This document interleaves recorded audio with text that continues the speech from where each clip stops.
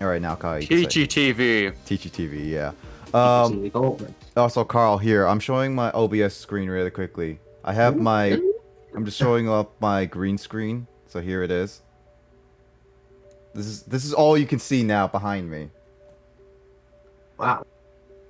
Yeah. Only problem is that light is That where. light, yeah. That's where my only room light is. So that's definitely something I have to work on. But I think this is fine for now. I mean, I'm not gonna use it for a lot of things as of right now without a proper setup. But we're going into Metroid Prime. Continuing with that whole thing. And then now I'll switch it over for you guys, the OBS. As long as that works. It doesn't seem like it's working. Gosh darn it. It's frozen again. Give me a second.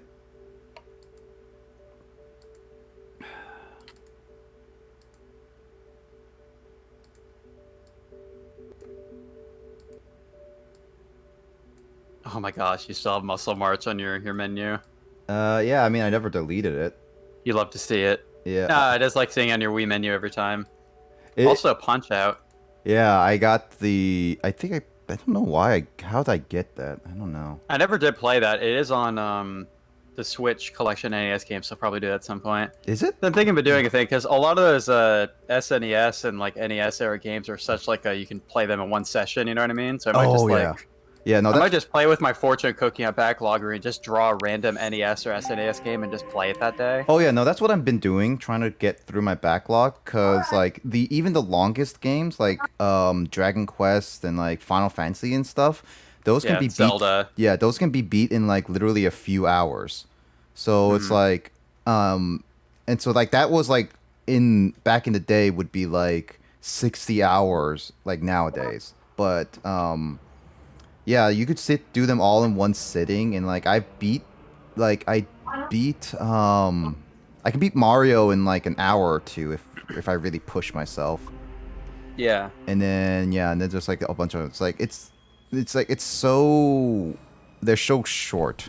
I mean, I definitely got to try some of those games for the Yeeting Controllers podcast because some of the ones included in the Switch bundle or on my Famicom as well. They got games like Ninja Gaiden. Oh, and God. Super Ghouls and Ghosts, like those really difficult NES era games. Oh my god, I want to try beat Ghouls and Ghosts, but that's gonna be annoying. I don't think I've ever even seen that one played before. I've seen gameplay of Ninja Gaiden before, like years ago. Like I remember watching like Proton John is actually like super good at the Ninja Gaiden games because he like grew up on them. Yeah, I played it a little bit, but not a whole bunch. I think Nintendo Capri Sun is pretty good at them too, but I'm not sure. He's just good at NES games in general because he's like way older than the rest of that group. So yeah. You like the music, knows Carl? those games better. Yeah, I love Ninja Gaiden's music okay. on the NES. Like specifically the first one. Like, it's so good. I mean, it's in the Switch bundle, as Kyle said. So, whoops, wrong button. I need to remember what buttons are buttons. But I know that let's see, what was let's see. I played a little bit of Ninja Gaiden. What was the other game you mentioned, Kyle? Super Ghouls and Ghosts. Oh yeah, on Super Nintendo. Yeah, I saw AVGN beat that, and he had some tips on how to beat it. Get the knife. Get the knife. Get the knife. Yeah, he basically just keeps repeating "get the knife" for any newcomers because. I mean, it's so good. It's such a good weapon. It is, but it's just like it's one of those things. Like if you ever were, like. How would I like if you were like playing that for the first time? How would you know that? Trial and error. It's one thing that's unfortunate is that among those bundle games, Battletoads isn't included in there. I mean, the thing about that game is that like I've seen gameplay of Battletoads. I've never actually played it myself. The way I feel about that game, just my impressions from watching it, is I feel like if that game wasn't so infuriatingly difficult, it would actually like it's like a solid looking platformer. Like oh yeah. It's got a pretty good variety of gameplay mechanics for a game made in like 1990. Like it's got like racing levels, beat 'em up style levels, platformer levels. Like if the difficulty of that kind of game was toned down, like it would be an enjoyable game to play. Battletoads. Battletoads. I mean, there's a new Battletoads coming out. Is that actually a thing, or is Yep. that like a meme? No, Yeah, it's Okay. it's brand new. Oh, It's just that Battletoads has been the meme since like the mid 2000s or something. Yeah, it About has making a new been. Battletoads game. Yeah, Maybe GN. yeah, but yeah, but let's see, what was it? I mean, what you can do is get infinite lives. So like no matter what, like you die, you can still beat it without like, I guess in a sense, fully going backwards to the beginning. But even then, that's like not the true Battletoads experience. But then Yeah, I again, think there's checkpoints and stuff, but the checkpoints get less generous in the later levels. well, it's still like if you get a game over though, you still would need to start from the very beginning. It's that brutal. And it's just like, yeah, I get it. Back in the day for NES games and some SNES games, it played with the idea of arcade styles. So basically, you only have limited amount of lives, and if you get a game over, you have to start all the way over again. Yeah, Continues. You'll be hearing at least 1 or 2 games on my Yeet Games list that kind of fall under that category. Yep. I mean, that's basically almost any NES games you can think of, like all Yeah, NES that's kind of games. what games were like at the time, because back in the earlier days of home consoles, they basically were just like kind of meant to be like ports of arcade style games. Yeah, and only very few in the NES or Famicom era had batteries. Yeah, they did have the hardware to save games back then, so really only like Zelda and stuff could pull that off. I don't know if Final Fantasy has a battery. Maybe And it does. the original Final Fantasy, I'm actually not sure. Well, I mean, well then there's a first Final Fantasy in America at least. On the original Zelda, they definitely had to compromise on hardware because that game could only like. It was known for having spelling issues and character issues and stuff because they could only fit capital letters, and I think the original Japanese game was only in katakana Really? for the writing, which is a pretty unusual way to write things in Japanese. No, actually, I think it is. I think it did include hiragana. It's just that in the Japanese version, it wasn't on a standard cartridge. It was on the Famicom disk system Oh, exclusively for the longest time, because they used it for the extra, for the extra memory, and for the extra sound channels. Because if you listen to the Famicom version of Zelda 1 compared to the NES version, it's really different. Zelda 1 to the NES to the SNES, right? Yeah. No, NES and Famicom. Yeah, I don't remember this entirely, but I have read about it before because Legends of Localization put out like a book about like the localization process of the first Zelda game, and just like the hardware and language challenges, and that was also back in the era when they didn't have like professional translators for like localizing games. That's why a lot of goofy typos and weird inconsistencies exist. I mean, there's also that. Like, as for well example, as... that instruction manual thing about that one anime that you're supposed to yell into the controller. Like, they translated that in the instruction manual, even though that mechanic didn't exist in the Western release. That's for the Poe. No, not Poe. Poe's voice, right? Something like that. Something something like that. Yeah, because the second controller on the Famicom, instead of having a start and select button, it had a microphone. Which they took out in the American. I mean, there's also the fact that they also didn't have professional English voice actors back in the day for like N64 era stuff. So it's like a lot of those, like, they just use like localizers. Like something like Phoenix Wright, they just use localizers to voice act the little sound bits for the objections and stuff. And it's like even with like Mario Party as well, they did that with Mario, Luigi, Wario. I mean, Wario, like, apparently Wario being German was a lost in translation thing with Nintendo because that was a thing that was originally intended, but Charles Martinet, when he got the role, was never told to make it a German sound. He was just assumed that it would be Italian. It was a little interesting in that regard. Yeah, like 80s and 90s stuff with like localizing games is a pretty interesting thing to get into. There was unfortunately it was a limited release of like a Legends of Localization paperback book, so I never got to get a copy of it. But he put out a limited edition book called This Book Be Bad Translation Video Games. And it's just like a paperback of like basically a collection of like some of the worst mishaps of like game translation in the 80s and 90s, and just kind of like analyzing how those sorts of mistakes came about, and like having like a bad translations hall of fame and stuff like that. That's funny. So that would include games like Zero Wing, like all your base are belong to us kind of stuff. Oh, your base. How about belong to us? I am error as well. Well, technically that's not a That's not a translation. Oh, It's yeah. not a translation error. It's not translation error, but everyone thought it was for a longest time. Until you read the other guy that says, "I am Bagu." Yeah, but they never properly translated that, unfortunately. Which is actually hilarious. That's kind of ironic. It's Because like that's they supposed to be bug. yeah, they decided to translate I am error but never buggeru, but I think like they thought it was like a Bagu. bugu. Bagu. Is this just called Bagu. bugu? Yeah, it's just called Bagu, which So- means bug. Yeah, because that's what the word would be in Japanese. They literally say computer bagu for a computer like Ah. glitch or virus.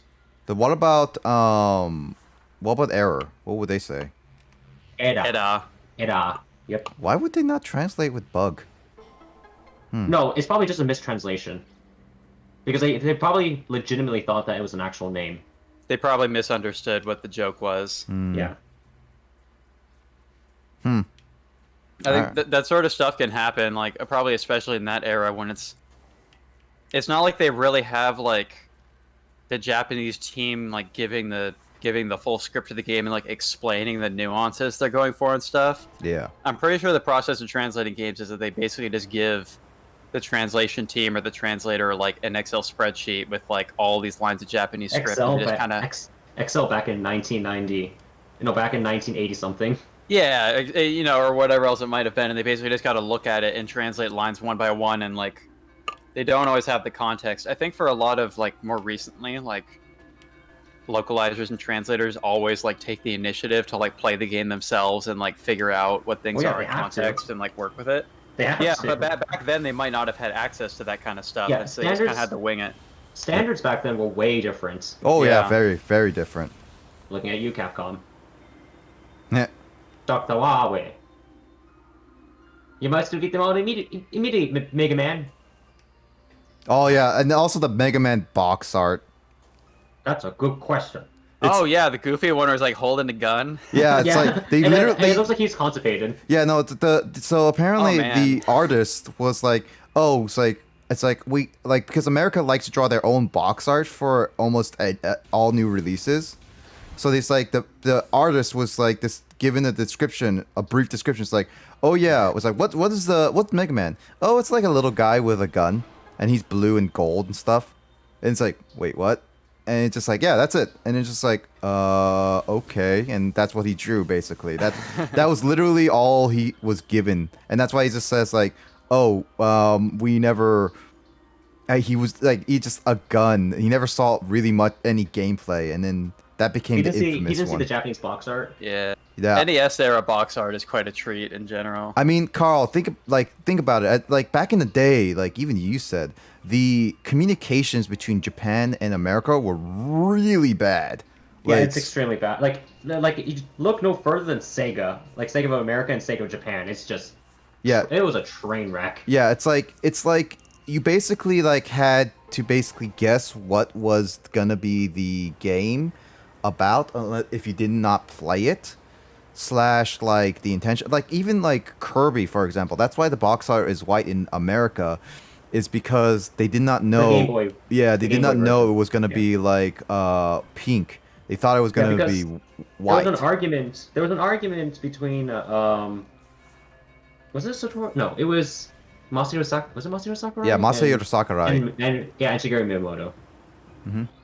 Because Miyamoto wanted it to be yellow, but Sakurai wanted pink, and then the localizer said, "You know what? Screw it. It's gonna be white." Well, that's because Because it's just a that's Game Boy. I mean, and yeah, because it looks like that in the Game Boy version. You're talking Okay. about what game? The GBA, the- the original release. No, not the GBA. The original. No. The original game was the first Kirby game on Game Boy. Yeah, it's Oh, the Game Boy. Kirby's Dream Land. Okay, yeah. Kirby's Dream Land, which is in the American box art, it's just white. White. Yep, I've seen it. Just straight up white.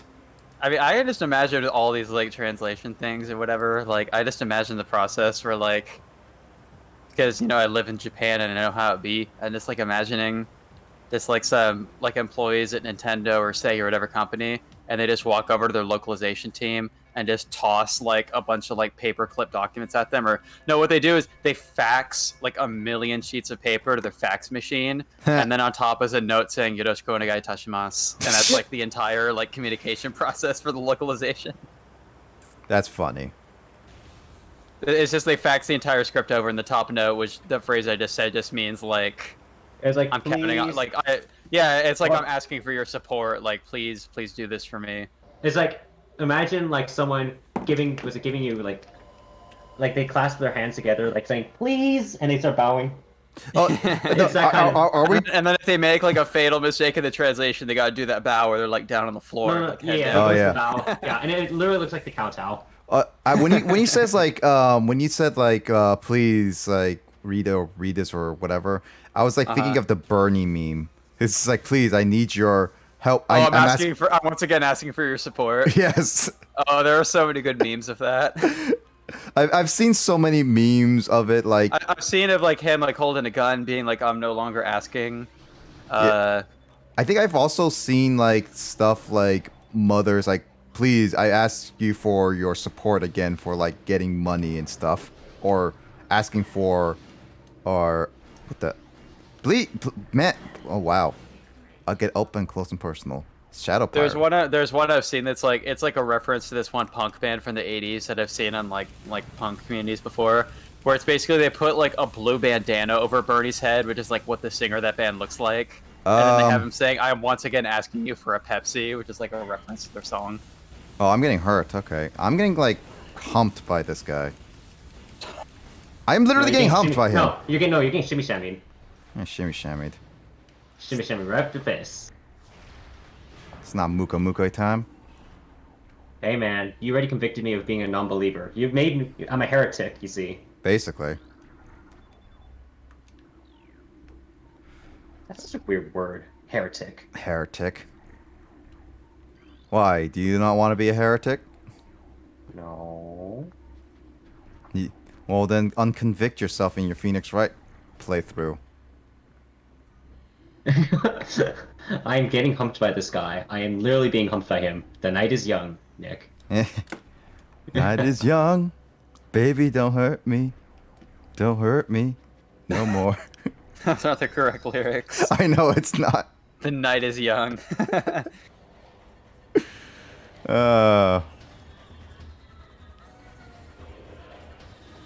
That sounds funny too, though. The night is young, baby, don't hurt me. The night is young, baby, don't hurt me. It was a dark and stormy night.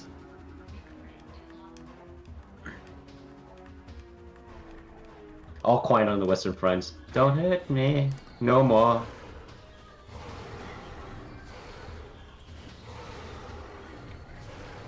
I'm spamming my missiles at them now.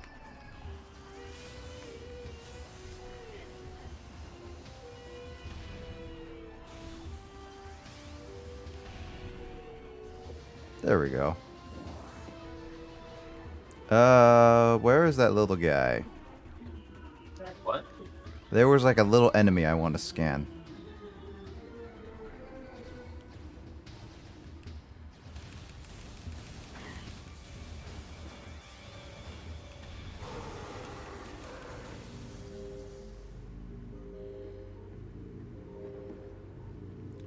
Oh man.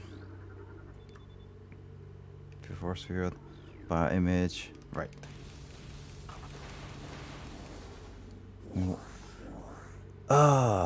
Speaking of like old NES games, there's also a bunch of SNES games I still want to play on my SNES Classic and the other ones. Like, I still need to play like Chrono Trigger. It's still on my list of games I want to play. That's one that you have a physical copy of, right? That's Yep. not on the Western Super NES or the SNES Classic, is it? No, it actually Chrono Trigger was Okay. never re-released other than on the DS. Like that was probably its last re-release. Well, I mean, like there's the Steam It got version. a Wii Virtual Console as well. Was it on the Wii Virtual Console? Yeah, but it did. Yeah, because I've played it on there. I have it on my Wii, but it came out after the DS port, which is kind of a weird release timing. Yeah. Well, I mean, the DS port is supposedly the definitive edition, but you said it's not really. Which is a little weird. There are some weird scripting changes and stuff. Wait, Which game? People don't like Chrono Trigger. Huh.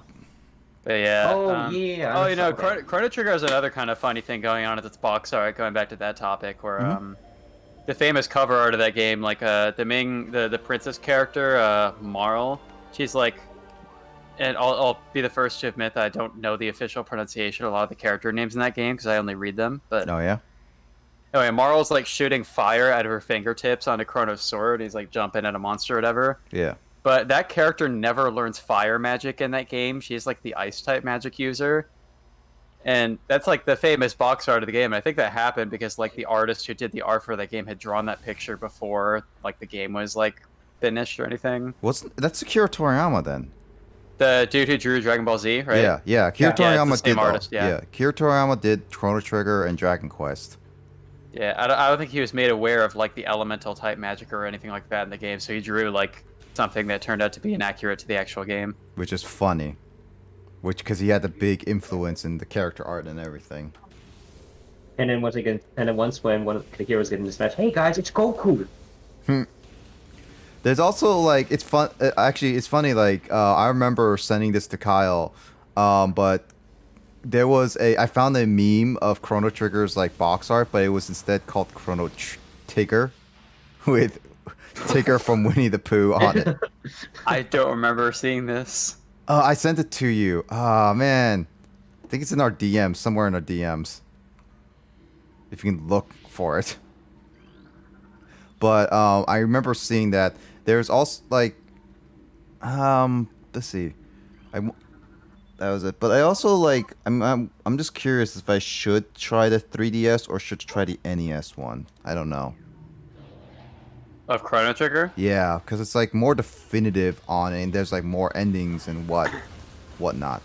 I think that you really can't go wrong just playing the original game in that NES though. They acted like you might be under the impression that the DS one is the more definitive because it like supposedly added new endings and stuff. But, yeah, like, that's what I'm assuming.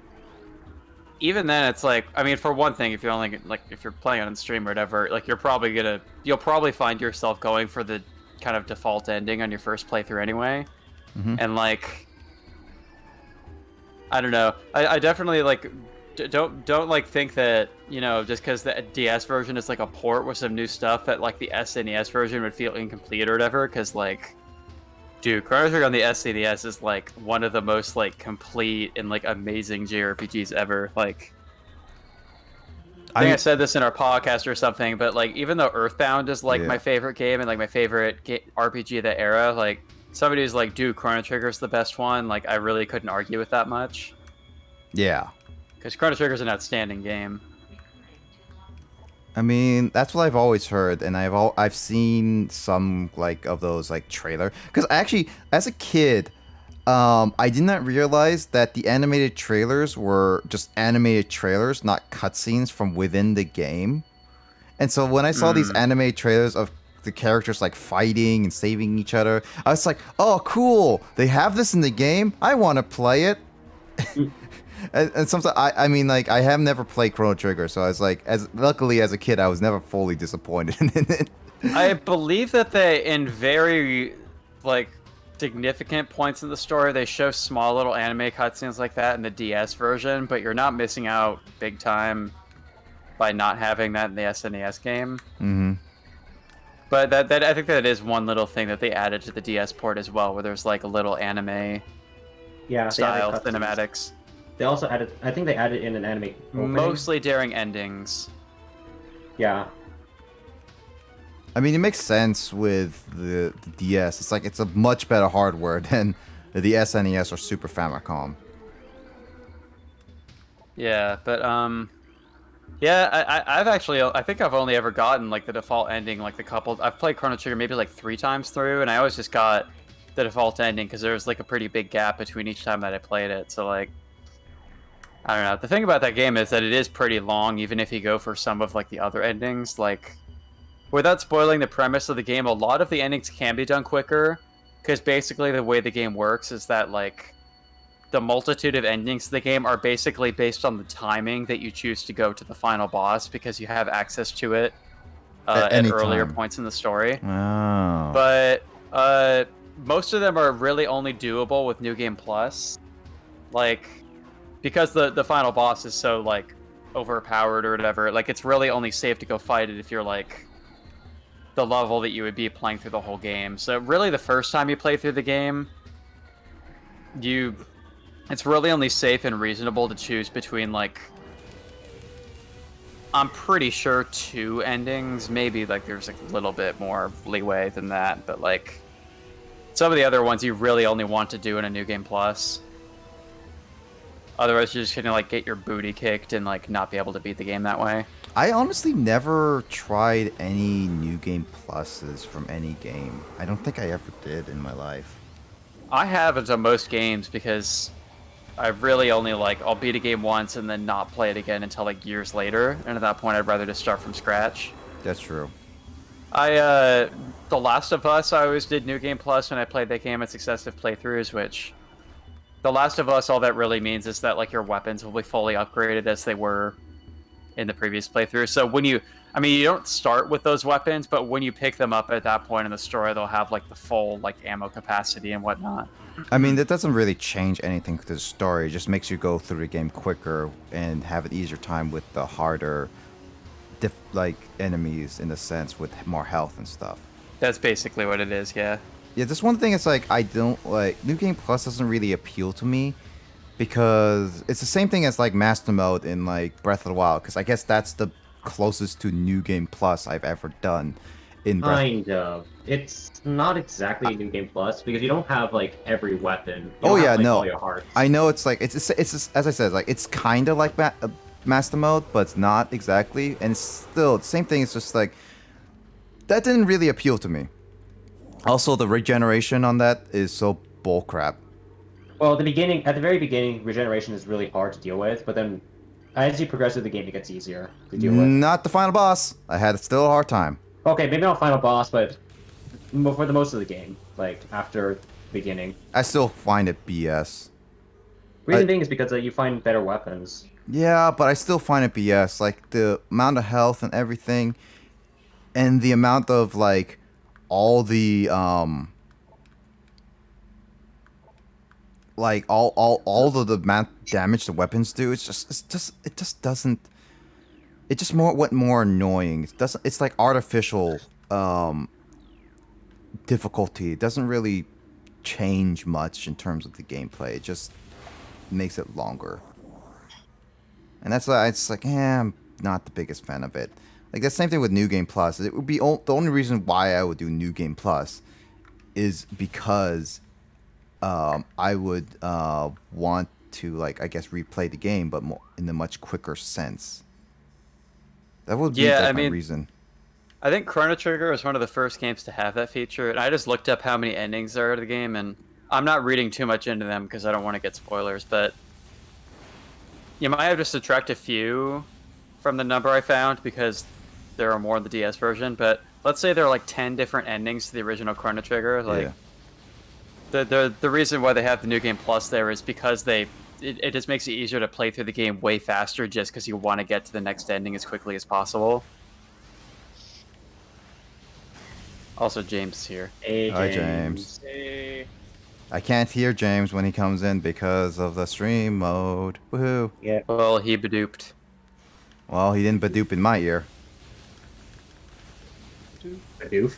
Bidoof. Badoof. Badoop. When you join the call, he's like, badoop. No, I know. Who's better, Bidoof or Dunsparce?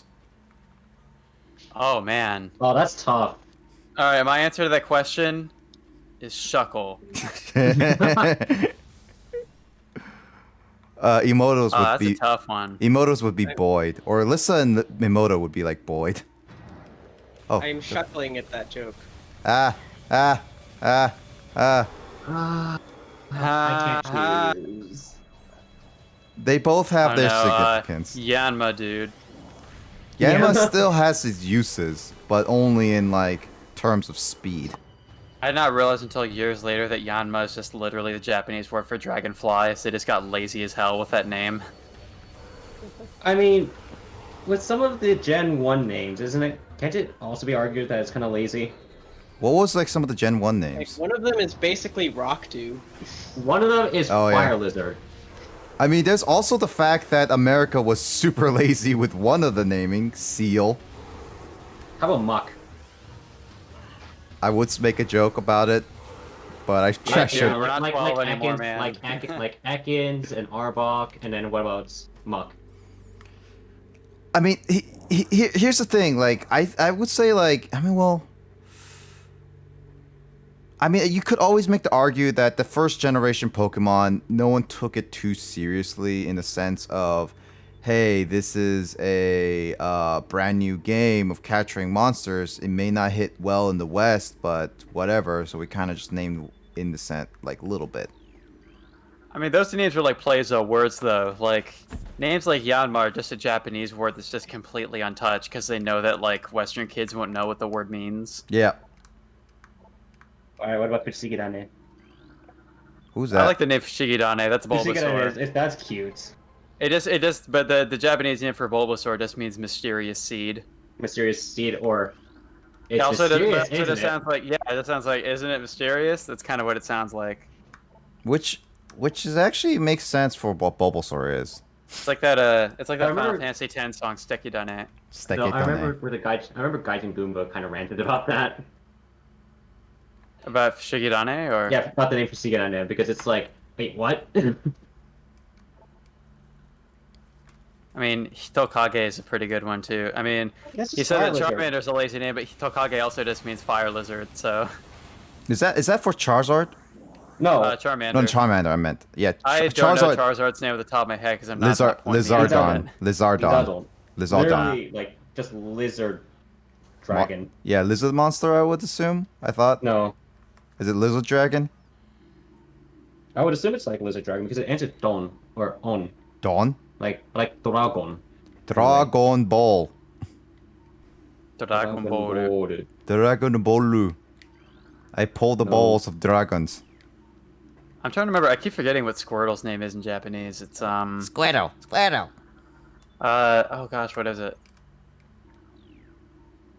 Yeah, and I want to say Anzengame as like a play on the name Kame, which means Zenigame. turtle. Is this Zenigame or? Yeah, that's correct. Yeah. for a Yeah, second I thought he Zenigame, said and Shinigami. It was like, wait, No, Carl, no, wait. no.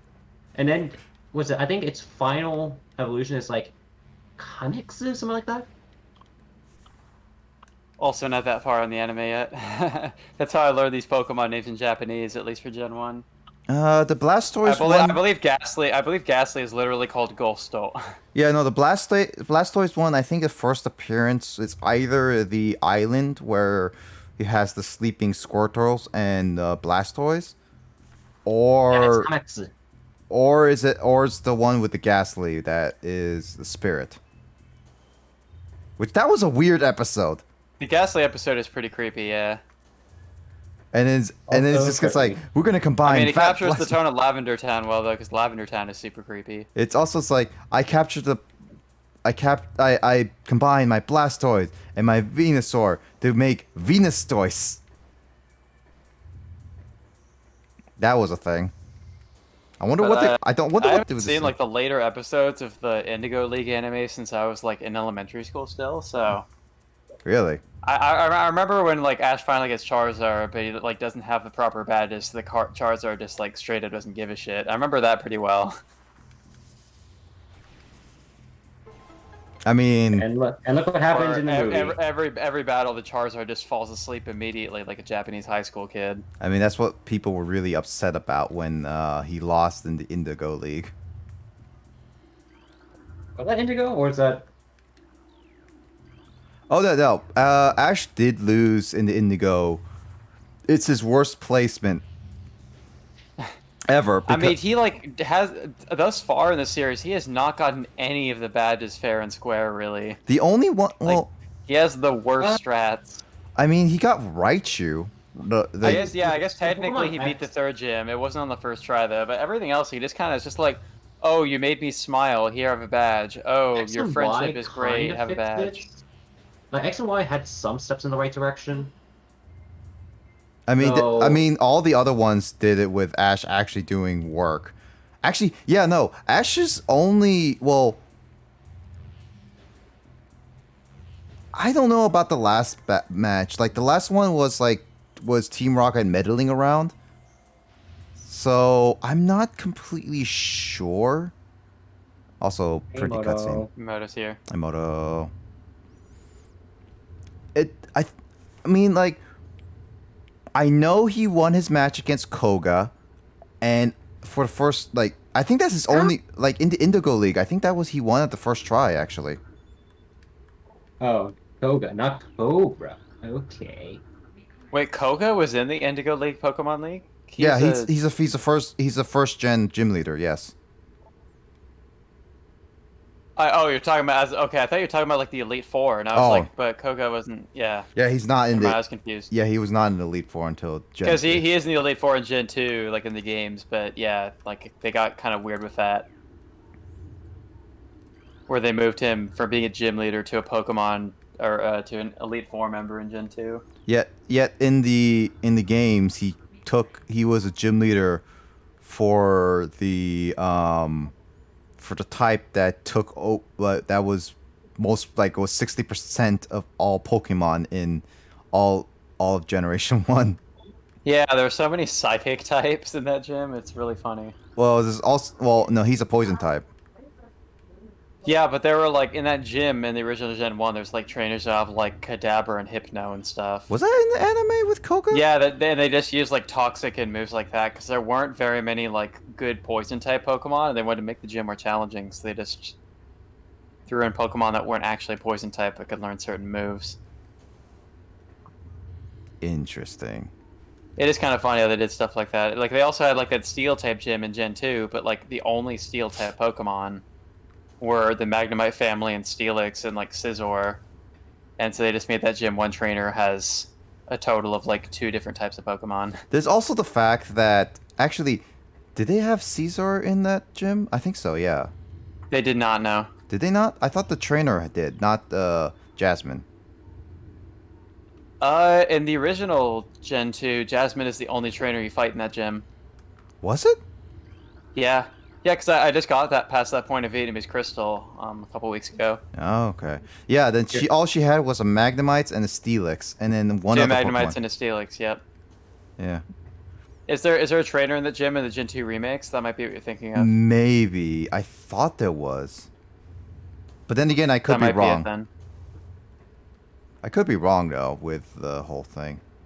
They also introduced Dark types in Gen 2, which was kind of weird because the only Dark type Pokemon that existed were the Houndour family and Murkrow. Wait, what about... no, not Espeon. And wait, is there like one? Oh, Umbreon as well. Umbreon, yeah. Umbreon, yeah. But there's very few. Like they brought in those new types, but like hardly had any Pokemon for them. I mean, isn't it like the fairy type then? Yeah, Fairy type really tripped me up when I played the Gen 3 remake because I was like, I got like hit by a move and like my Ralts got knocked out, and I was like, wait, what? And I was like, oh, they made this mofo Fairy type. That's not fair, man. I don't know what this is weak against. You know, why... I never okay, played Gen 6, so I was never familiar with what Fairy types are. You know what I don't understand? So Celebi kind of looks like a fairy, but it's not fairy type. It's grass psychic. Yeah. Yeah, no, yeah. I mean... Like, why? Yeah. Wait. There was also... wait, I want to look up. What are the fairy type Pokemon? Because there's one that I'm not, like, completely on. Fairy type Pokemon. Oh, Mawile is a fairy type. That's right. Yeah, Mawile. Yeah. Wait. Oh, Galarian Rapidash. Oh, that's right. I forgot they did that. Man, I like Mawile a lot. Mawile was like one of my favorite like meme Pokemon from Gen 3 because it's got like that giant jaw. All right. Yeah, not counting any of the new forms or not not counting Galarian ones. There's like the Ninetale ones for Alolan, but there's Clefairy, Jigglypuff family, Togepi, Meryl family, Snubbull, Ralts, Mawile, Altaria, which is Mega Altaria. It's just such a bizarre like list of Pokemon to give Fairy type to. Mime Junior, Flabebe, Swirlix, Carbink, Klefki. The key Pokemon, really? I did not really think that was a... Alright, well... Zacian, Wait. Oh, yeah, it's sword form. Yes, Zeshion, Milcree, Grimmins, right? Impidimp, Attorney. What?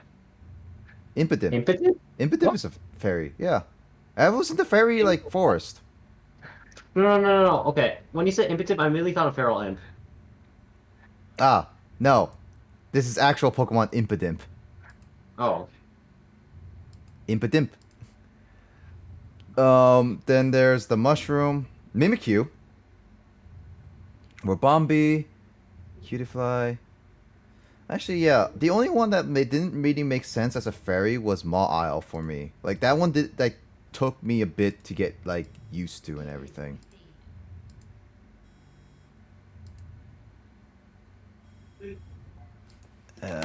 Oh, I was headed there.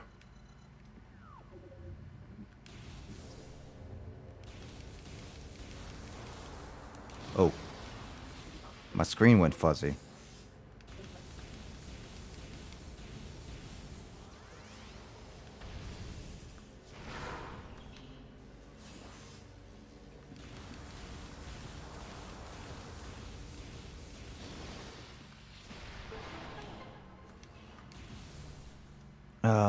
Let's see what we got here. Tower control.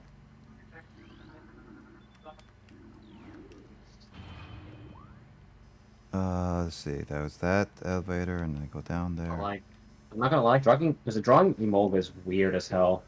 Mocha was Like, one of the simple Pokemon, though, I would consider. it is simple, but the thing is that what's driving me nuts is the wings. Because it's like a cape, but not at the same time. Yeah? Yeah, like, it's like a Batman cape. Fat Man Cape, really? Yeah, because okay, so here's the thing. It's not really wings. It's more like a parachute than anything. So, I don't know. It's interesting. Also, I think I got the proportions right this time. Probably would be draw it with a cleaner. Was it with cleaner line art? Just to double check.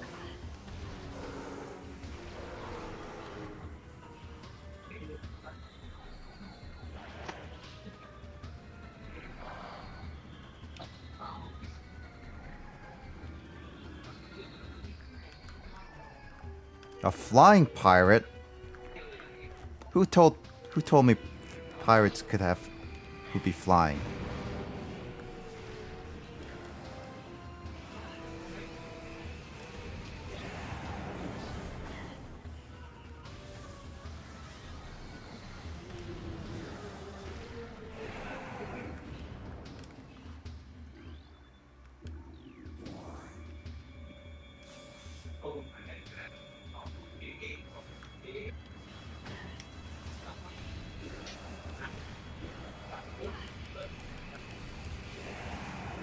Whoa, explosions. I didn't ask for explosions.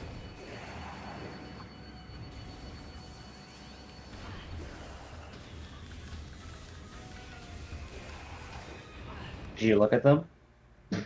Yes, I did. Damn it, you're not cool. I never said I was cool.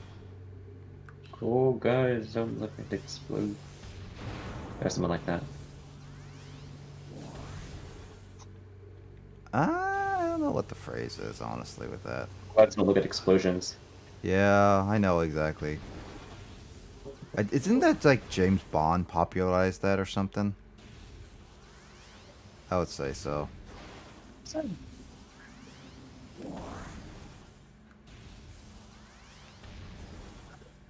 Do.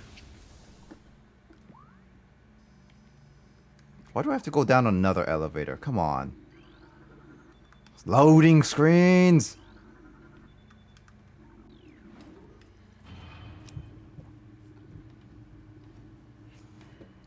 You know, it's like talking about Gen 1 Pokemon reminded me of like how of a mess a game it is. And it's like, I actually watched a video about Halo 2. And apparently the Halo 2 engine was a miracle in itself because apparently Bungie put that together half-heartedly. E3. Yeah, for E3. E3 and the whole game itself. Yeah, because if I recall correctly, didn't they restart development? They were rushed. Yeah. And it's like apparently the first original Halo demo actually made a computer go catch a fire. What? Apparently, yeah.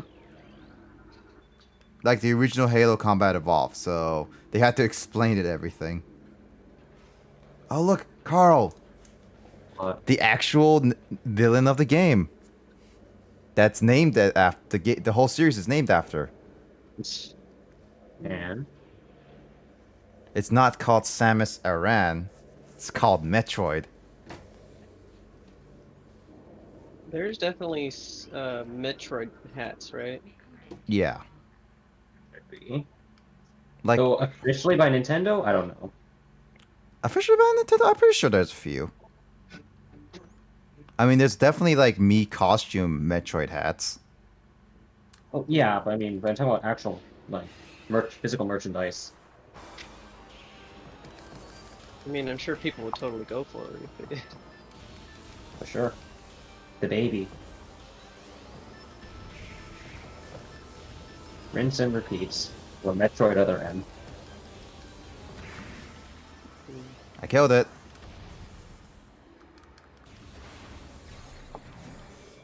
Apparently there's this from MetroidHat.com, and it hasn't been sued out of existence.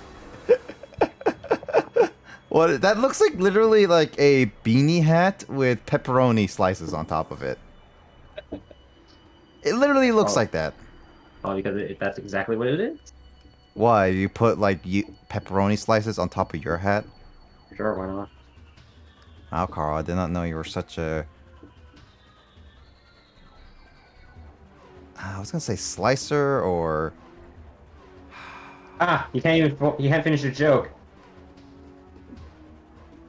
Pepperoni face, man. What? Pepperoni face. Pepperoni face. Do you not know that term? No, actually I don't. Pepperoni face is kind of a crude, like, term for, yeah, exactly what Okay, Emoto cool. says. It's basically like someone's Oh, okay, I get it. Okay. yeah, someone's I see. face is covered in it. So that's a no face.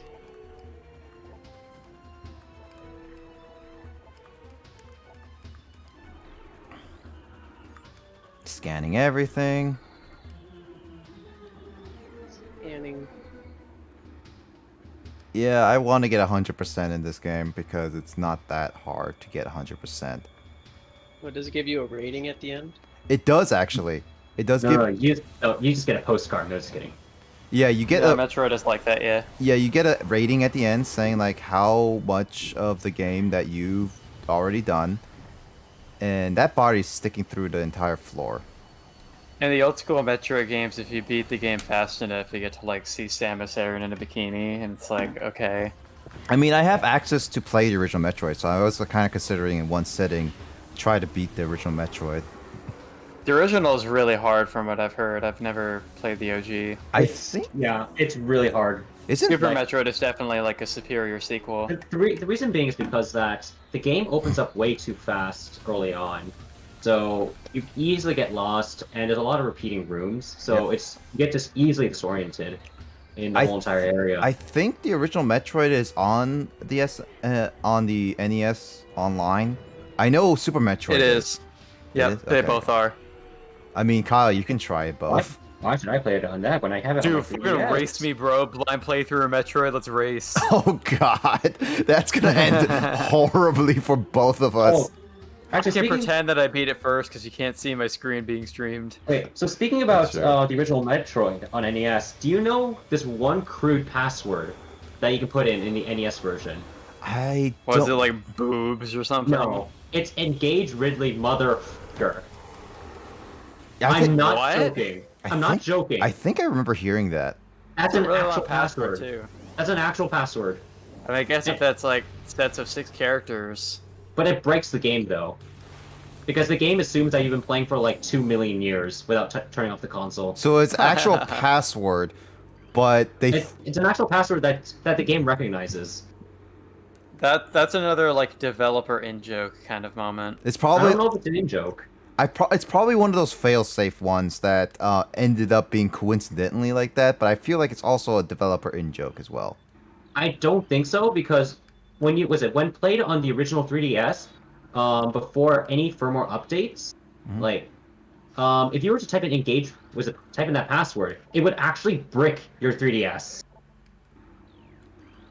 So no, I don't think it was intentional. Hmm. It is most likely just pure coincidence. Hmm.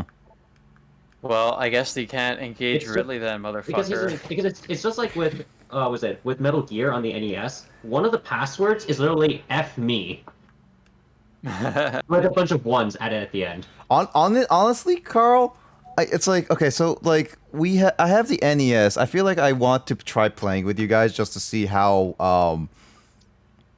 utterly badly translated it is because I do have a copy of it.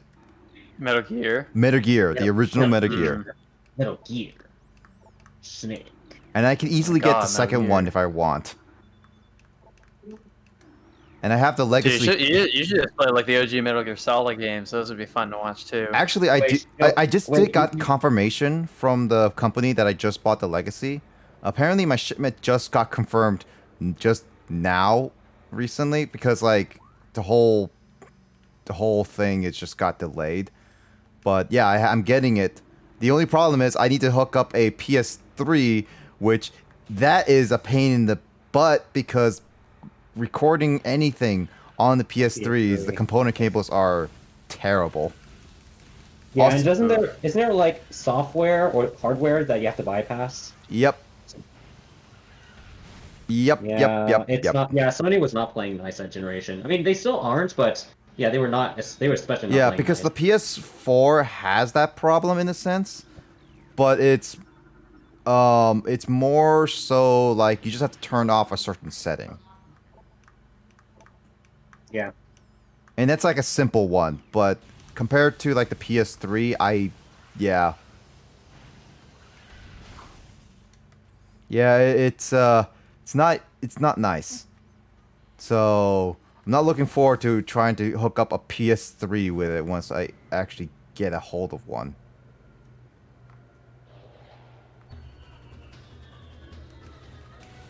Mommy.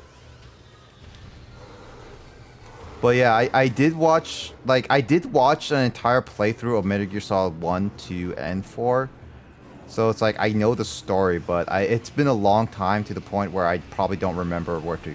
Oh, you can see Samus's eyes. I forgot that you can do that. Getting to experience the gameplay yourself would be like an interesting thing too. I mean, I'm okay at stealth. I mean, when I really try it, I can actually do well. I've wouldn't watched worry speed about runs it. of the first 3 games, and they're pretty fun to watch as speed games. Dude, Because like you people should are super good at them. It's like not even a speed. It's not even a stealth game. They can just breeze through everything because they know Dude. exactly where everything is. You should see the first game, like with Metal Gear Solid 1 on PC, because that game is just absolutely Oh, it's broken. glitchy as hell. Yeah, It's glitchy as hell because there's the game's not designed for What it. was it actually on PC? there's a GDQ Yeah. speedrun of it where they show off how broken the Because PC they version did this is. at the PC. So the programmers decided to add some more features by adding macro keys or hotkeys for certain actions. But the thing is that the game isn't designed to handle certain actions when pressed at the same time. So as a result, you get glitchy movement. So you're able to like clip through walls. You're able to do weird stuff. It's so a train wreck, but it's beautiful. So you're what you're saying is to get the best time in Metal Gear Solid ever, on PC, just play on PC. Well, I mean that's its own category, I believe. I mean, I'm pretty is, sure. yeah. I'm pretty sure Yeah. that's its own. There's- game. There's so many differences to the point where it can be categorized as its own separate game. In general, the first game is pretty weird with how certain things work. Like a stealth trick they do during certain sections, even on the PlayStation, is like whenever you like rapidly equip and unequip an item, it Oh, like you go cancels faster. out the sound of like running on tiles. Doesn't that also So make you go faster? instead of having to walk or slow down, like when they're like running on loud tiles behind an enemy, they just like rapidly equip and unequip a grenade to just run up to the guard and like knock him out. Yeah.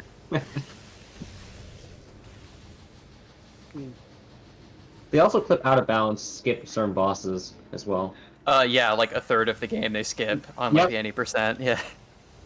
I'm actually curious, is the Legacy Collection using the actual PS1 graphics, or would it be the updated one? Will be a It most little likely is updated. emulating. It most likely is just emulating the game. Yeah, probably. Does the Legacy Collection include the first game? It includes all the games, I think. Yeah, including 4, and as well as a That's couple interesting. handhelds. I think one of the other collections in the PS3 only included 2, 3, and 4 or something like that. Yeah, no, that was like on the PS3. That's only like 1 and 2, I believe. Yes. Yeah.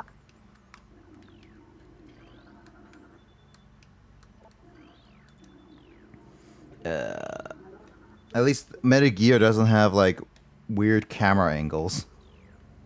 It's more cinematic than anything. Oh, Oh, that's with the first two.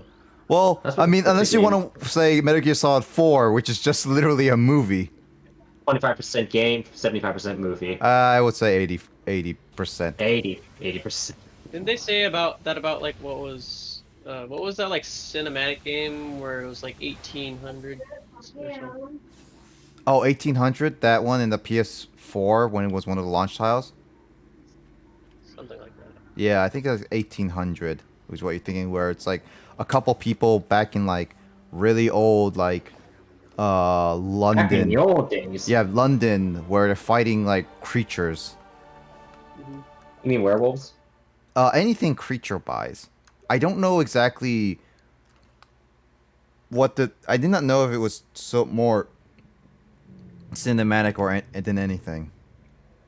Yeah, apparently there was so much cutscene that a guy who on YouTube was like, "Press X to not give a shit." That's basically his commentary. Honestly, like a lot of these games, like a lot of like modern games, I feel are creating the story first, and then they work backwards to try and fit the game in, which just looks jarring as hell. Yeah, no, a lot of games do that. Like actually, Like that's in my honest opinion, I don't like that design philosophy. well, no, not many people do actually. Because it's like, are you trying to create a movie or are you trying to make a game? Yes. And then you look at David Cage. David Cage. David Cage, yeah, like Heavy Rain, Beyond Two Souls, and Detroit Become Human. It's like literally a movie. I think it might be the result of a lot of games getting shit because sometimes like the end, like the finale of a story is kind of slapped on like as an afterthought, and so it might be an attempt to avoid that. It's also the fact that some people complain that games are not really like great at not telling great stories, or like it rots your brain kind of thing. It's nothing more than just but the thing is useless that buttons. but games shouldn't default to copying other mediums. It should be able to tell stories through uniquely through its own by itself. Well, the problem is, Carl, is also that we live in a day and age where a lot of people, like, if you don't go with a certain trend, it's really hard for you to even make any money or a living off of it. So that's why a lot of people tend to just go with simple trends, because that's what it is. And once they... Even though designing the game is harder? Yes. Oh my god. That's generally what people go for, because that's what they... That's why they can guarantee at least some money.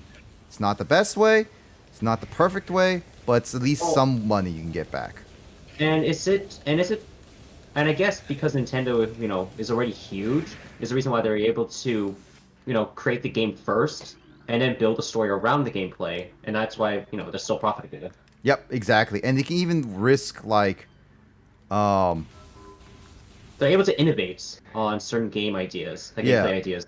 They can actually like risk having what the heck?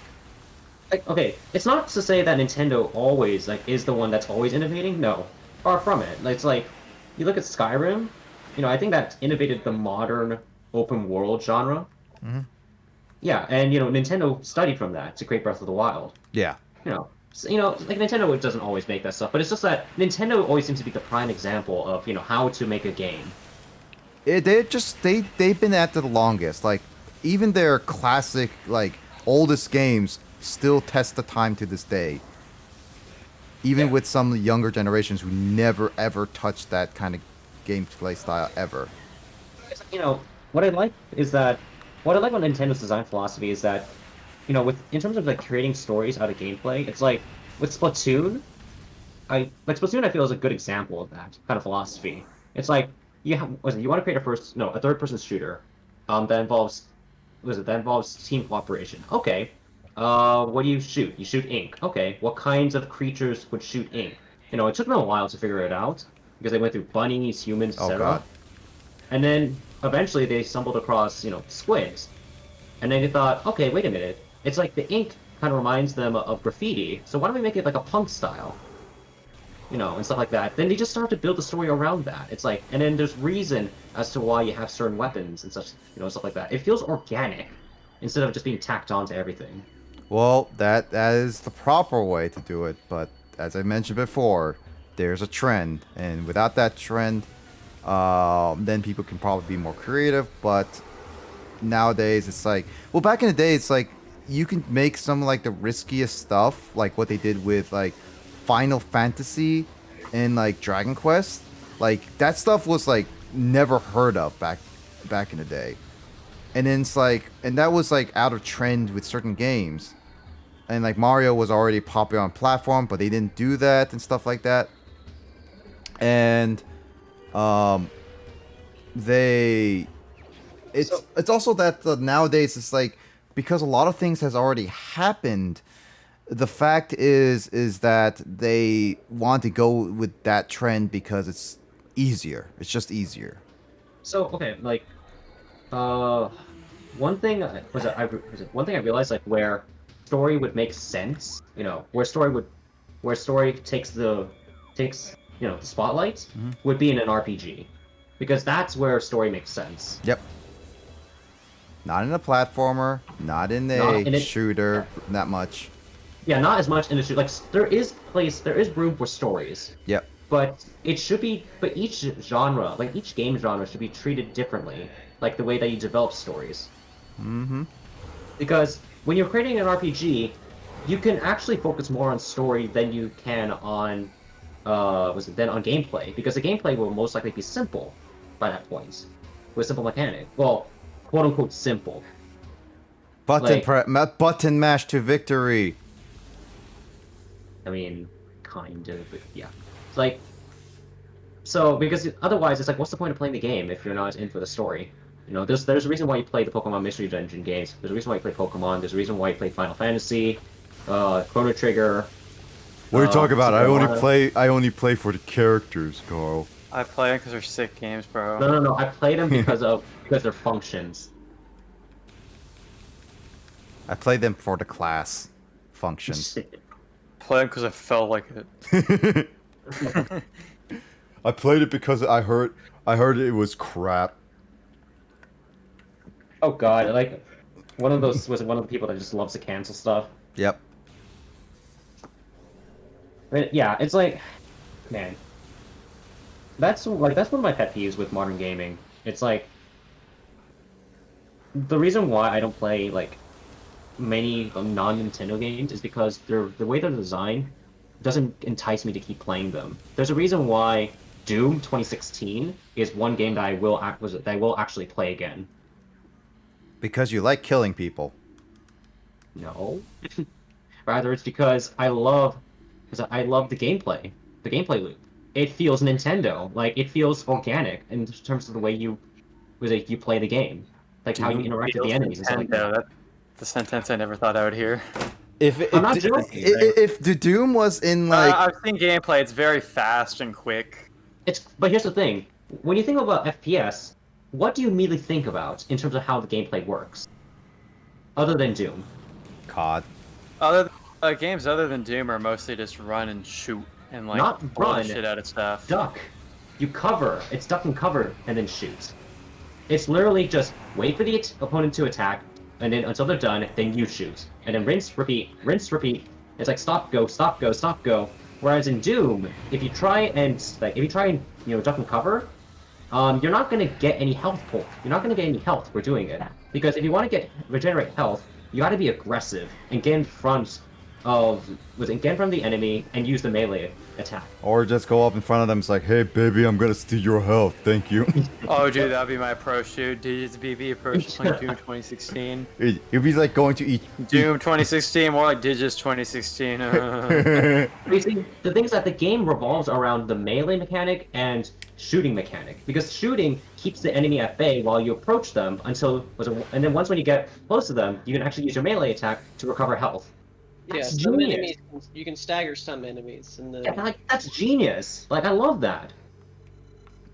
Like I love that design, because there's two gameplay mechanics that just complement each other instead of just being two separate systems just for the sake of adding quote unquote variety.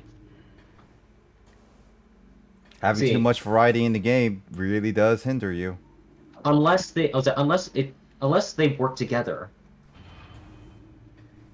You see, like in Metroid, you have multiple weapons, because you have a variety of weapons, but they all work together in the end. When you start solving more complicated puzzles. That's true. Yeah.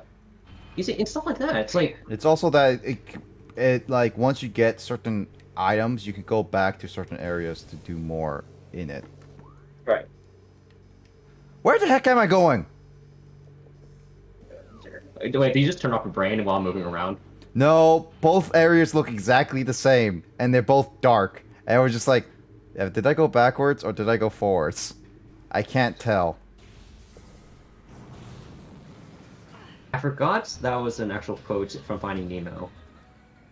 Oh, you guys made me angry. That could be taken out in many different directions. Yeah. Oh, was it over the abyss area? Like, No, nope, I mean the deep water area? nope. Well, no, actually, yes, that actually is the area. Never mind. Yeah, like it was on a field trip, if I recall. Yep. Well, they went to a part where they said, no, you should not go there. And it's like, but wait, mister, I want to go there. But you shouldn't go there. But I want to go to the abyss. I want to touch the butt. Wait, was that an actual line? Like, I'm not joking. Like, that Yeah, sounds touch familiar. the butt, dude. Yeah. Touch the butt. That sounds familiar. Yeah, the boat. Yeah, it's in Finding Nemo. Touch the butt, dude. That made all the kids giggle in the theater. Talking about touching the butt.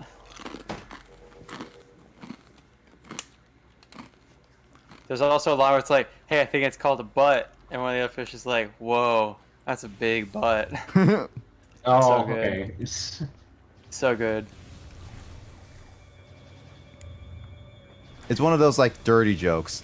Actually, I didn't realize I mean, like when I got older and I started learning about the inside jokes and dirty adult jokes, it was like one of those things. It's just like, as a kid, it's like, wow, I kind of wish I understood these. And it's like, this is mainly for adults who are forced to watch these movies at with their kids. I learned that like you guys watched the Cars movie, right? Yes. At the time it regrettably. came out, I haven't seen it since then. I watched the first one, which is fine. Second one, regretted, just full of regret. The third one I heard was good. I mean, I enjoyed the second one for Meh. what it is. Third one's meh. Yeah. Anyways, yeah, go ahead. So the scene where in the the beginning where Lightning McQueen's like getting like congratulations on his like tie at the beginning, and then like his two fangirls flash him with their headlights. Oh. Yeah, it's in the card universe. That's something else. Oh wait, didn't they get dragged away by security? Yes. Oh my god. Okay. And it was just like when the video was explaining that, I was just like, huh. Okay. I did not realize that was a thing. And it's like now that I, as an adult, it's like, yeah, no, now I can see it now. Does kind of ruin it though. But that was what happened. Yeah, I'm not gonna lie though, the second movie just sucks. Like I remember watching it in theater and I was just groaning I mean, internally. I enjoyed it. I mean, it's not great, that's for sure. But I would say I enjoyed it.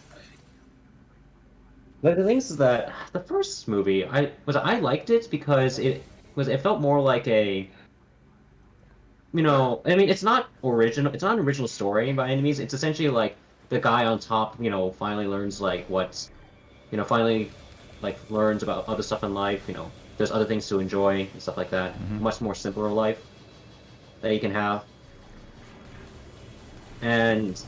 But I think it's wholesome. But the second movie, it's like they're trying to be wholesome, but at the same time, it's just riddled with James Bond related plot devices, and it's like, what? That's when they try to add too much, and There's just so much bloat that I don't think any kid is gonna understand. Is gonna follow. Like, it all was those plot really convoluted for even to me. Yeah. Like there wasn't focus. Like they didn't. There wasn't exactly like a main focus in terms of story. I would say. Like okay, sure. Like they have to find was the main bad guy that's falsely advertising this oil that's apparently like what is it, environmentally friendly or something like that. Yet it's not. Yeah. Like they kind of. I don't know. It just didn't hit. It just didn't hit the right notes. It didn't hit the right notes, but it's also, I think it's like, I don't know. I don't know how much freedom Pixar has with their movie decisions, but at the same time, it definitely just it seems like more of a, we wanted to add so much things, like going around the world and stuff, that they focused on more of the visuals rather than the plot. Yeah, like the movie itself does actually look really nice. I can't move. I can't see. Yeah, like that. I mean, like, Toy Story 3 was definitely the best looking Pixar film at the time, and I was so impressed by the visuals. Yeah. Actually, I think I watched it on my birthday. Now that I think about it, Toy Story 3. I watched it before.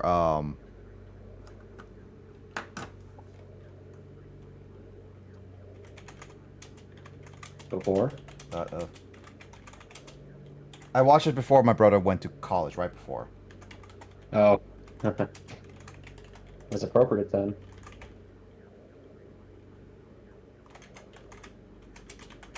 Yeah. Yeah, I watched it at like I watched I don't remember watching Toy Story 1 2 other than on VHSs, because Toy Story 1 came out literally when a year I was born, and Toy Story 2 came out like in 1999. Something like that. Yeah, and I don't think I ever watched it in the theater. I think my brother said we did, but I don't remember it because 4 years old me, it's like, Yeah.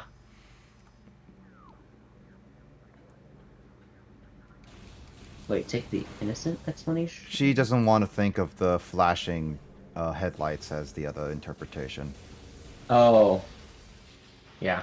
It's not. It's really hard to compare that as innocent at all. Unless you're a kid.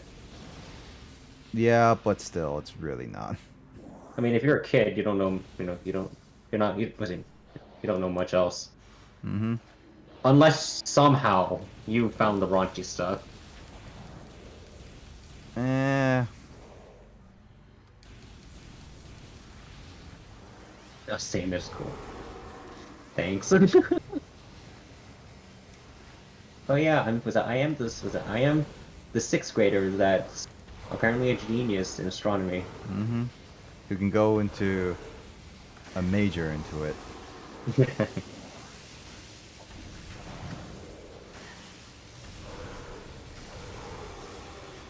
Got that.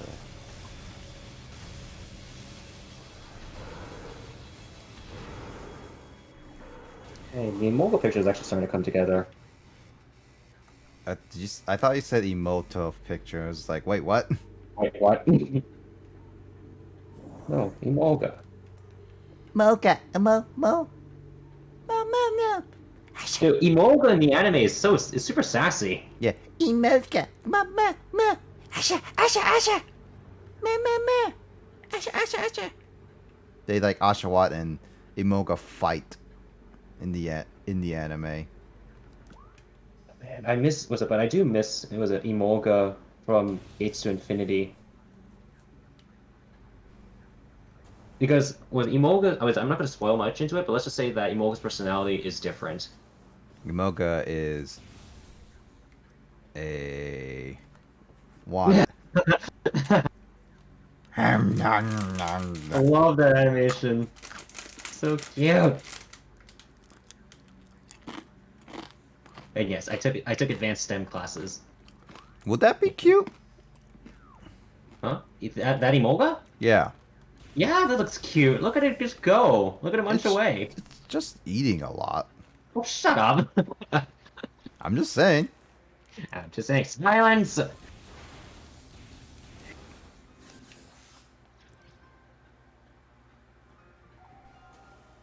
Alright.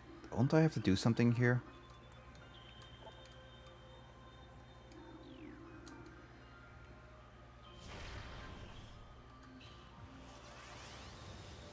Oh, that's adorable.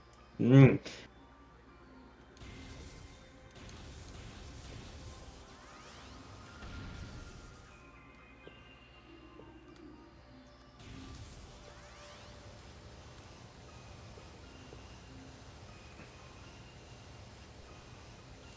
How do I do this again?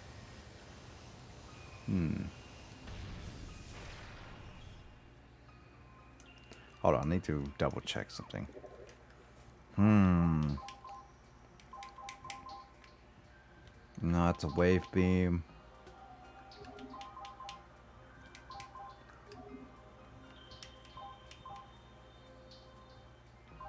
Oh, that was a missile expansion, right? I don't have the super missile. Dang it. Alright, how do I get that one again?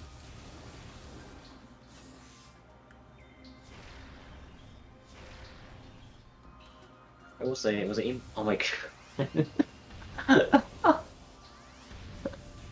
What? Dude, okay. Yeah, Imoga flirts a lot in the anime for some reason. I mean, that's its charm. Ha ha ha. Derp. Herpaturbatur.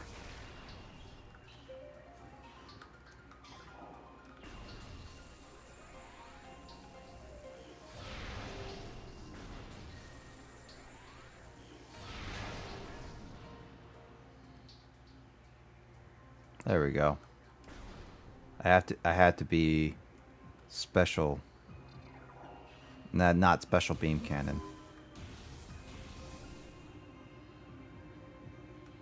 Special beam cannon.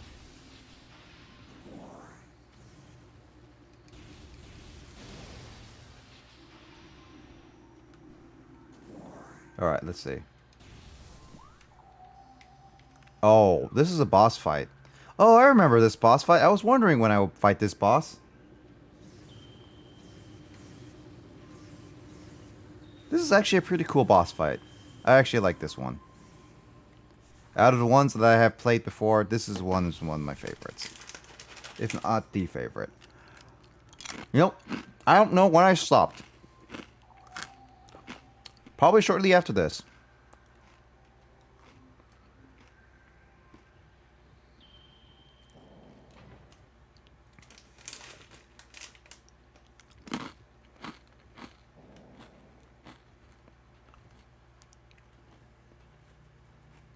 It's a giant pile of rock stones.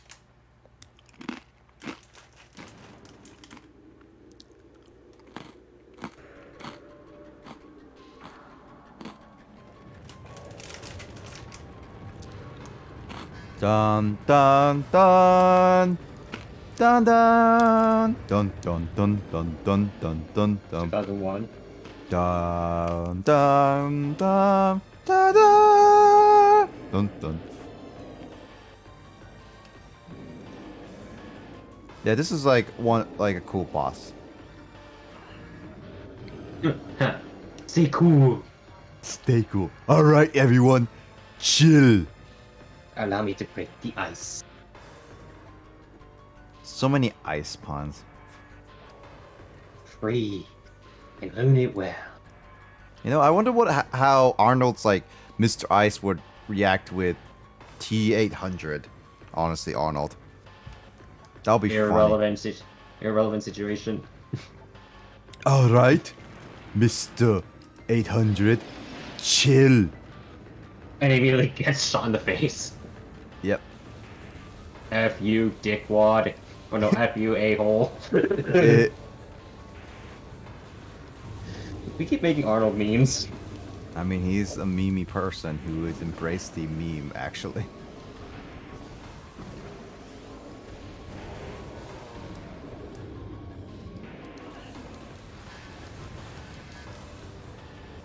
You know, just with so Oh, lately God. I've also been on a Transformers like high lately. Mhm. So I actually saw was Optimus Prime's death scene to see how impactful it was. Which one? That's the question. Like the 1986 one, Oh, okay. That's the what. best one. Oh, well, technically there are two in the original 1986. Yeah. But I mean, I'm talking about the one where all the kids cried. So you're talking about the one in the second one, The right? No, the one that's the one where he first died.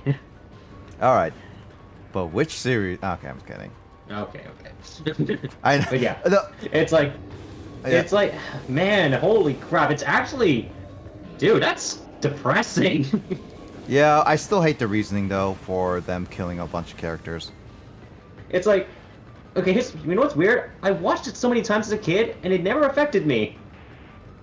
Probably because I didn't know much better about death. It's also that, I mean, the thing about the Optimus Prime ones, because I never, let's see, which one would be my first, Death Optimus? It's not animated. It's not the live action one, is it? No, I was too old to even care to get really impacted by that, because for one thing, at that point, I knew stories, and I knew that Optimus Prime died almost every single time so far. I think it's Yeah. the Armada one. Armada. Okay, that's interesting. Is it? Wait, is it an Armada? I don't remember because I know it's in the Armada, Energon, and Cybertron series.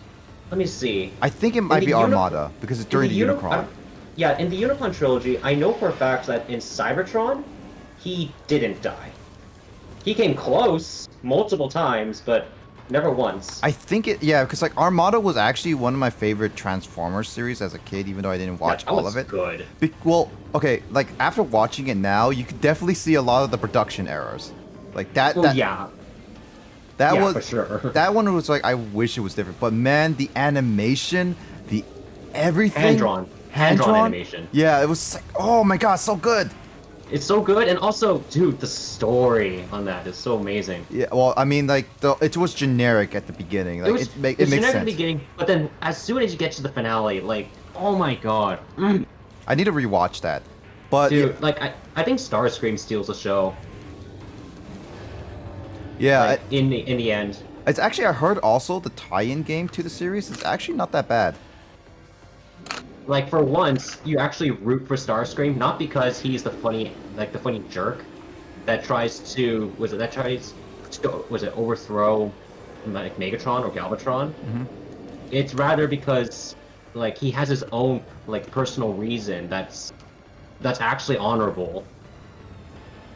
Like it feels nice for a change for a Decepticon to have such a motive. Yeah. And then they screw it up in freaking Energon. Well, Energon, yeah, Energon. What? Well, was it? No, Starscream gets Cybertron was the one that was not supposed to be with the others, but he did anyway. I mean, it's the furthest away. Okay, Cybertron's the furthest away from it to the point where it literally can stand on its own. Yep.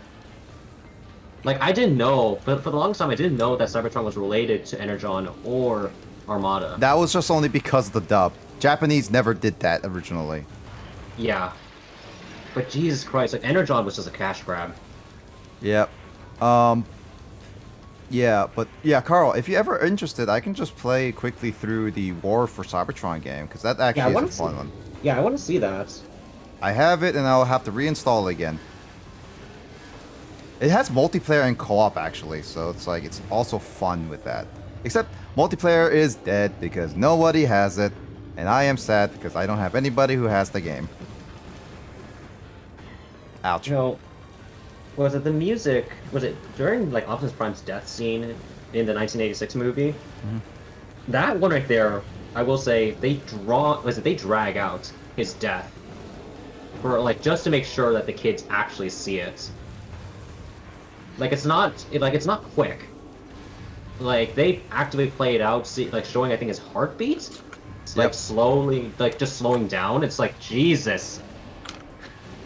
It's also that one of the things is that I got so used to Optimus Prime's death. This is why I say like Optimus Prime's death at this point don't really affect me at all because it's basically at this point a common staple. It's like when you have a Transformers, like when you know any Transformers like lore, it's basically like one of those things just that any new series of Transformers that's more mature based, that's not kid based, will not just kid based, but will have Optimus die.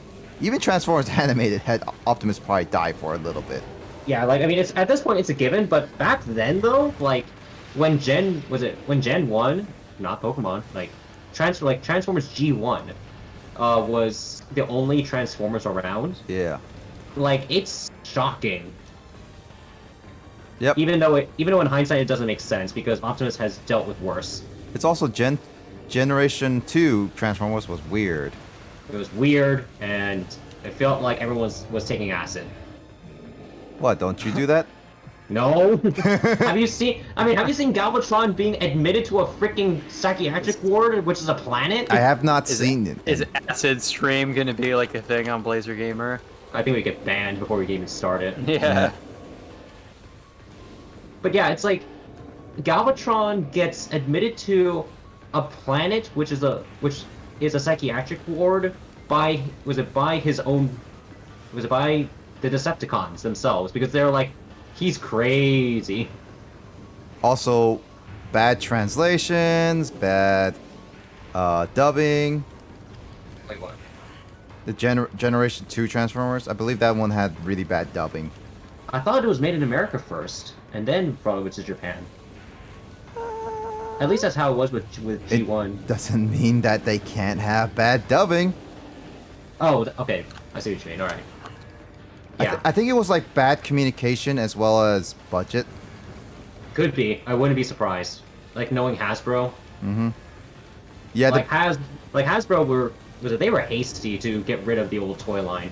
yeah, because I think the best the series that's most memorable to a lot of Transformers fans is Generation 1, though. Generation 1 is still... It's the okay boomer one. Yeah, it's okay. It's more of like it. If you really look at it objectively, it's pretty messy in certain cases. Oh yeah, for sure. Because it's like, it's a toy line first, and then a cartoon. Yeah, and it's like I get that certain characters have to look the same, and limitations and all that stuff, but it's like looking at the story itself, it is a hodgepodge of whatever they added together. Yeah. Though, at least the Transformers looked more distinct than the freaking live-action ones, except for Bumblebee. That's the only exception, because you can actually tell who's who. I mean, the live action was fun. Like, and then it's like there's also the live action first Transformers that was good. Like That was good, yeah. And then there is for animations. Yeah. Then there's like Beast Wars, which is always a fan favorite because it's so mature. What else was there other than there's animated, there's Prime. That was good. Oh my god, what the heck? What's that? What's that actually? I don't know what that is. I don't know, it looks like a stripper club. It is a stripper club. I looked up nightclubs in Mapongi. Oh my god! And then photoshopped Yakuza Carl into that picture. God damn it. Wait, is Yakuza Kara in there? Because I can't see it in current my setup. Oh yeah, there he is. You gotta look at the lower right where it's Carl with a bunch of tattoos photoshopped onto him. Just for the record, I was playing Mario Kart 8 Deluxe with someone. That's what you're doing in that picture. Yeah, because I was holding I was funny. holding two Joy-Cons. You can't see it because I have my arms crossed, or arms folded, but yeah. Across me was a friend that I played against. So yeah. I don't know. The funny thing is that this is just this meme of Carl with I couldn't Photoshop full sleeves on him, so I just took a bunch of small American style tattoos and Photoshopped them on him. But I remember one time I was in Tokyo with some friends. I think we met up with another friend at some bar that was in Shibuya somewhere, I think. And there was like a Japanese bartender who actually had that kind of look, where he just had like what looked like just a bunch of random things tattooed onto his arms. Oh yeah. Like I think one of his tattoos was like the aliens from Toy Story, like photoshopped onto like his biceps. That's hilarious. Like the look of a guy who like didn't necessarily know what he wanted to get tattooed on him. He just wanted to get as many tattoos as quickly as possible.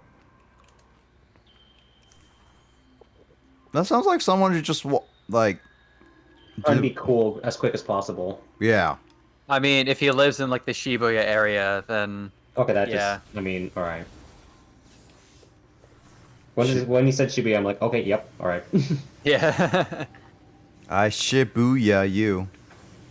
There are some Alright, characters in Shibuya, some odd-looking people. I've never actually been to Roppongi, so I can't really comment on that. But nor do I necessarily want to be out there. I don't know. Like one of my friends has commented before because he studied abroad in Tokyo for a time, so he kind of went like everywhere, and he was like, Roppongi was like the only area of Japan where I totally did not feel safe. Yeah, because that's kind of odd, because it's like, you go to Japan, and it actually feels extremely safe. I mean, Well, I mean, okay, at least from where I went, like, I didn't exactly feel in any also particular it's danger. notable that you can say that as a dude. Yeah. Okay, alright.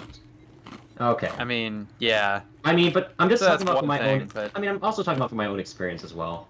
Yeah, I mean, I feel safe personally. Like, I walk around at night in my Inaka town, like, all the time, but, like, even I at my actually think both. prefecture, like, I have at least one friend who's been, like, sexually assaulted in the time that she lived here, so... Oh really? Oof. That's And, a pretty oof. I don't know, like, actually the same friend who said he didn't feel safe going in Roppongi because of how weird it is there, like, he's black, and there was one time that he was in Tokyo where it wasn't even in that, it was, like, in probably around Shibuya or something, like, during the daytime, where, like, it was during a time where, like, Trump was visiting Tokyo or something, so, like, the police were just, like, everywhere at the time. And so he was just walking around with some shopping bags, and he just got, like, basically profiled and stopped by the cops. Hmm. And they, like, searched his shopping bags and stuff, and he was like, dude, just leave me alone. But, I mean, the cops in Tokyo are known for being, like, sketchy and stuff, too, so... Really? That's for a whole another podcast. Yeah. Just to the podcast, But, just be Kyle. I don't know, Grant. Yep. well, should I Photoshop Carl into? Maid Cafe. No, Oh, well, I you already did it that. yesterday. Yeah. I did, Oh, I did oh, it yeah. outside of a Maid Cafe. Oh yeah, I forgot about that.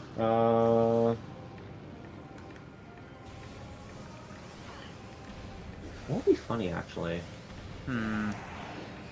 I think I might have an idea.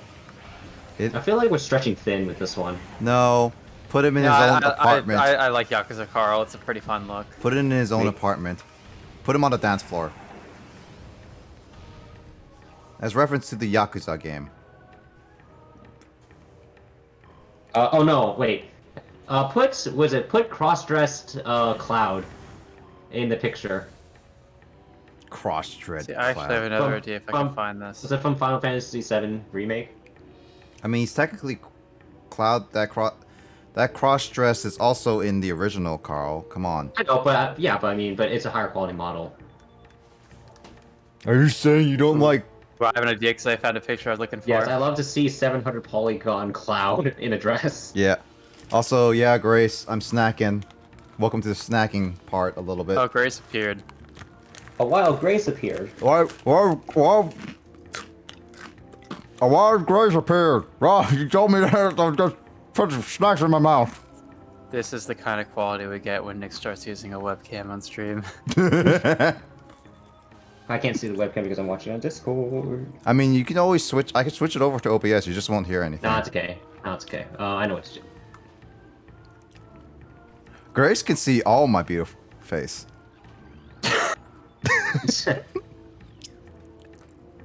There we go. Okay, I have it open. I just have the stream muted. Oh, you better, unless you want to hear double your voice. No, I don't want to hear double me. It's just that would just sound awkward. Oh yeah, right. I need to turn up the volume. Yeah, I yeah. turn it up all the time, just the tutorial. Oh wait, I Right. probably should do this too. There we go. Oh, Carl, you weren't following me? I didn't realize that. Wait, Carl! Carl was not following Nick's channel this entire time? No, he wasn't! Like all these years that he's been streaming? Okay, when you say all these years, Nick's been streaming for like a year? No! No? He's been streaming, dude, he's been consistently streaming for like over 2 years now. Yeah, 3 years! In my In my defense, for the first year, I was actually pretty busy. Okay. But you can still follow me! But hey, do you want me not to? Okay, do you want me to unfollow you now? I'll unfollow you. Wait, do I follow freaking Fantoyoshi VR? Let me check. Let me remove him from my follow list. Well, Carl, are you also following the official Grace as well? Oh, well, it's a good thing I don't have Carl add as a friend on Twitch, because he clearly isn't one. Did Grace post a link to her schedule? Oh, she's not. She has not gotten the link to our schedule. Okay, again, in my defense, I didn't bring up that following or the calendar thing. But yeah, because I didn't know. Like, I actually don't know Grace's. I suppose we could like manage that stuff soon enough, because Grace is like planning on making like a separate Discord server for her like streaming stuff and for like Twitch subscribers and that kind of thing. So we can use that server to like connect the calendars and stuff too. That's true. Okay. All right. As long as there's a way for me to access like a schedule. It's just that first she needs to like decide a super creative and satisfying name for her server, and I'm like thinking to myself the entire time. I'm like, dude, my server, I'm like my server is called Digits BB Streams. Like there was like no effort that came into naming my Discord server. There's also like she could just call it the official Grace's Twitch. Yeah, Discord. I mean like it doesn't have to be exact like fancy. No. Oh man, if she had a if she added the I'm picky, she says. I'm picky. I'm picky. I was gonna say if it was like something like it was like it would have been like official Grace. It would be like OOG in acronym. Wait, what? OOG, like OG, dude. OG. The OGs. The OGs. Or like Doog. Discord official Grace. That would be dog. Dog. Actually, yeah, if you take out the other official.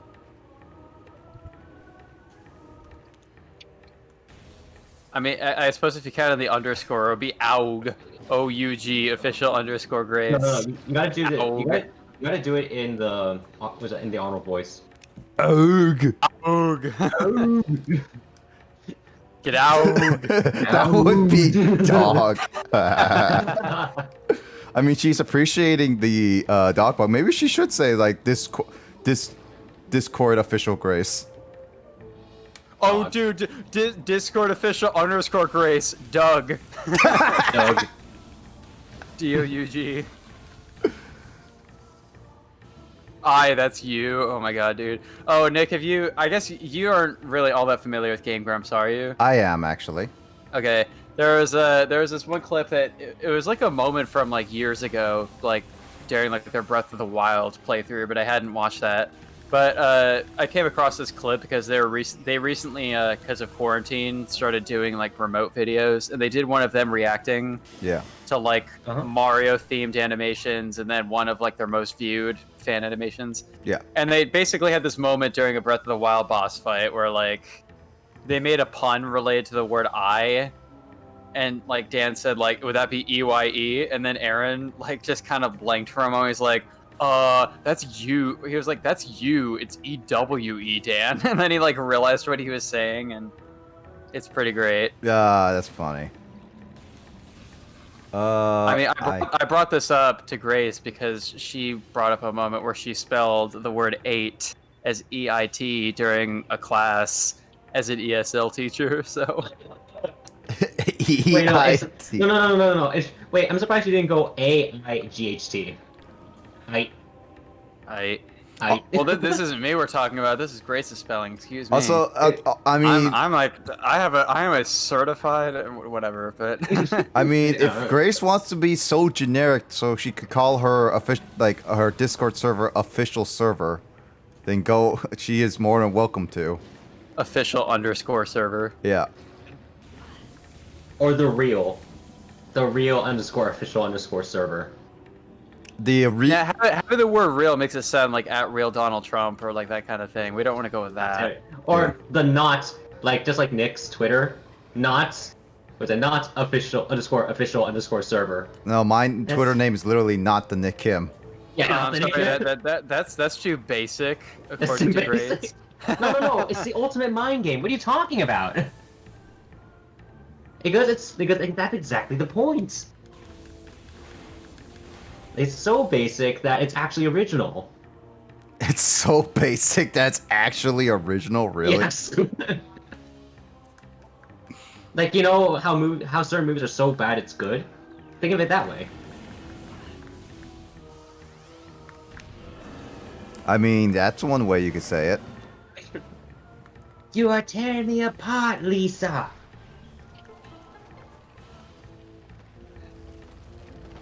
I'm assuming no one here has seen The Room. What? I've seen clips of it. Oh, hi, Ma. It's a terrible movie. It's terrible, but it's hilarious. The original basic. Yes, the original basic. There we go.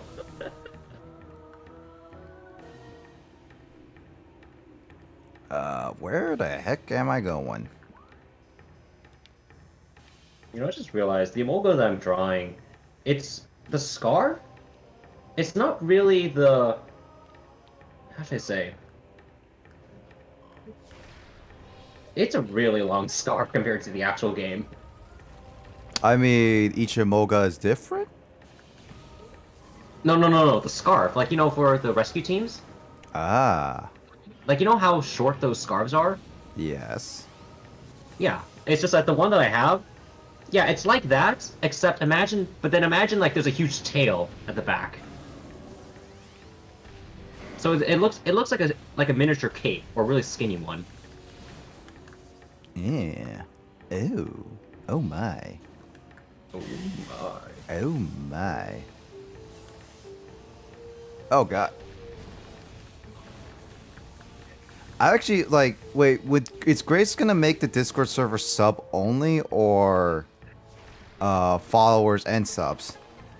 Is there a way to display two Twitch I chats? assume that she would let anybody who's like it's basically a way to move over people from like the Animal Crossing related server that we have done most stream stuff with so far. So I assume that everybody from that would be able to move over to that server. Yep.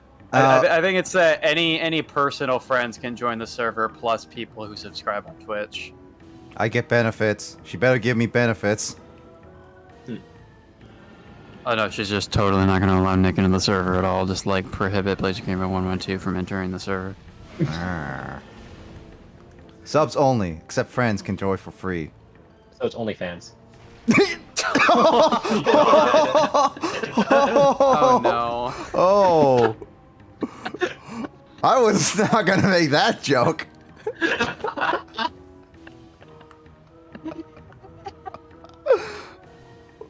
Kara, are you sure you're in 6th grade? Maybe. So, did you know about... I think Andrew is channeling Kakara right now. So, do you know about the supermassive black hole? And you said Grace. I will end you.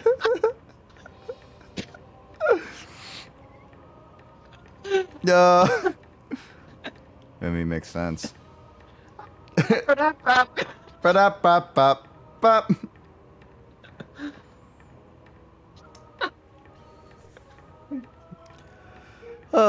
Well. I've never seen those emotes actually. What the heck? Those are, I think, Twitch Prime emotes, I believe. Oh, okay. Yeah, because you need a Twitch Prime account in order to access certain things. And she has Twitch Prime, so she can subscribe to anybody for free for, and it's what like, so, yeah. I can subscribe to her and anybody else who has a subscriber button. Nice.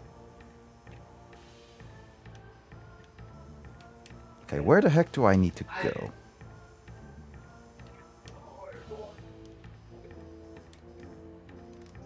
You know, I actually kind of wonder, like, what if there's a Metroid game that has a day and night cycle?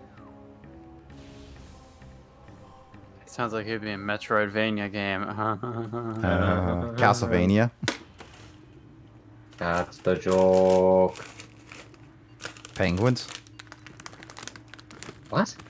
Where'd you get penguins from? I have no idea. I thought you were doing a voice for a sec, but then I looked up and I saw you eating.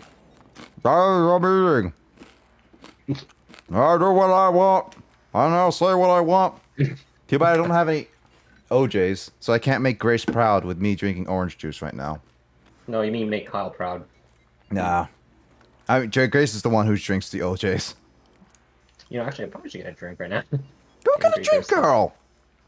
What? Go get a drink, Carl. I'm drawing. No. Stop. Dad never taught us to drink. Dad taught us to drink. Which dad? He started that in Japan.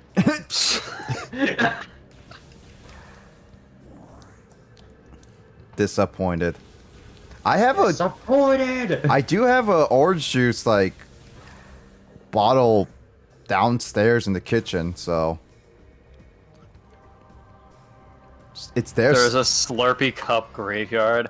Oh, dude, I remember back when we were filming the Slurpee run video for that film class, and like part of the props for that involved me just having to stockpile several Slurpee cups and just kind of keep empty Slurpee cups on my desk in my room for like 2 weeks or so. Like just every time we went to like a 7-Eleven on a Friday night, I would just like keep all the empty cups myself, and like I felt like I was like probably totally getting judged by my roommate at the time, who was like, "Why does Kyle have like 4 empty Slurpee cups on his desk?" Also, you reminded me I need to buy OJ for tomorrow. Okay, well, Grace is getting ready for her OJ stream. Why, is this just her drinking OJ? Nah, 7-Eleven Orange Juice is the unofficial sponsor of our Final Fantasy VII streams. I thought it would be like any So is it like Matt Finish Pat and his freaking Diet Coke? I guess so, if you want to say it like that. Because like I remember one time, at one point in time, Matt Pat constantly talked about Diet Coke, or at least like referenced Diet Coke in his videos. Because he likes Diet Coke. Yeah.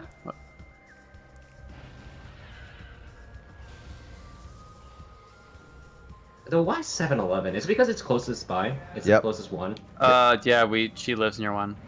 Actually, to be fair, I think near my host family, like my host family's house, there was a 7-Eleven. I mean, dude, if you lived in Japan, you were probably near a 7-Eleven. Okay, it's either 7-Eleven, Family Mart, or Lawson. Exactly. And then you got the more obscure ones like what was it, like Circle K or whatever. I've never heard of that one. I've only ever seen those in the bigger cities. What's Circle K? It's another convenience store chain. Really? There's so many convenience stores in Japan, Nick. But the big 3 are 7-Eleven, Lawson, and Family Mart. Yep. I love the Family Mart's jingle. Oh, what? Wait, why is my... Like the do do do do do do do do do do that one. That's actually the doorbell tone at my apartment.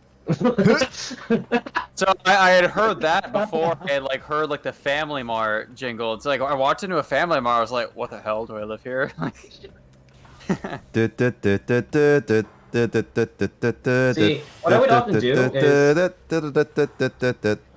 like what I would often do like during a break after like during the middle of class like on a break is I would go down to the first floor and then go to the Family Mart that was literally on the same building, and I would just I'll go in, probably get maybe oolong-cha or Oompa Loompa?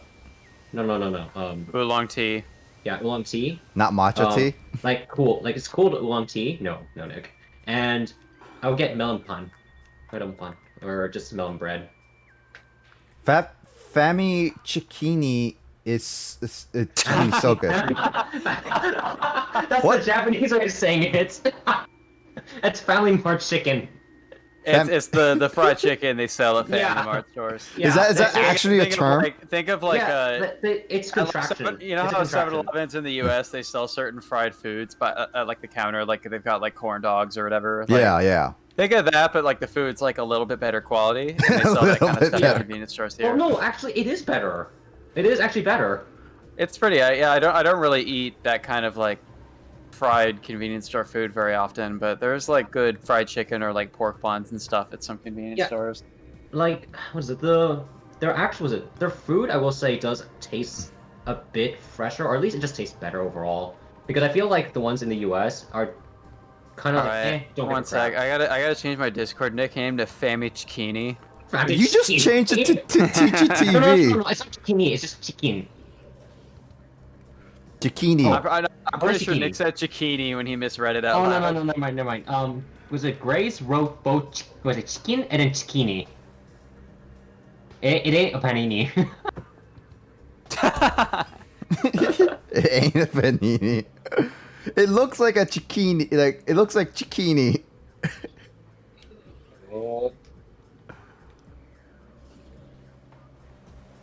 Why aren't you doing the zucchini dance? I mean, chicken. Family zucchini. Sup, guys? Honk. Honk.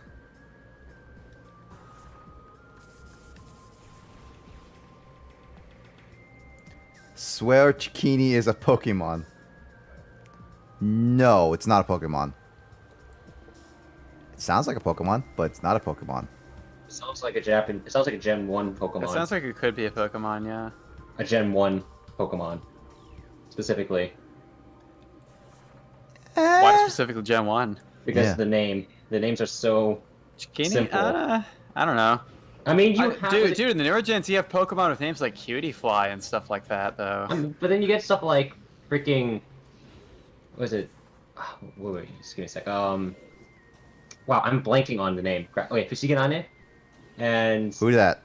Oh, so you think that Chikini would be a Japanese Pokemon name? Yeah. Okay. No, not the English one. What would heck be a zucchini? A chicken Pokemon. That's all. Just chicken Pokemon. You're a chicken Pokemon. You're a chicken Pokemon. No, turkey. I'm not a chicken. You're a turkey. Also, Nick, I saw you do that. I can't hear it through Discord. Oh yeah, because Discord is like I have the noise filter on and it doesn't do like constant sound of that. Yeah. I mean, Grace can hear it, and I think Justin can hear it because I know Justin's online right now. He's probably thinking, "Oh God, damn it." He doesn't. He never heard of the turkey noises. Only you and Sean, I abused it. Yeah, Sean and I would definitely go, "God damn it, Nick." I mean, when did I start that actually? High school. I know in high school, but why? I don't know. You're probably just. You're probably just really silly. I know, but there was a reason why. I just don't know why. We hear the battle cry of the Turks. The Turks. The Turk.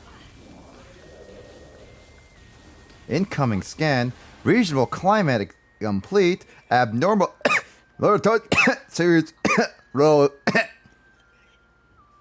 What? What? What? What? What? What? What? What? Nani? Nani? What? An end of the match.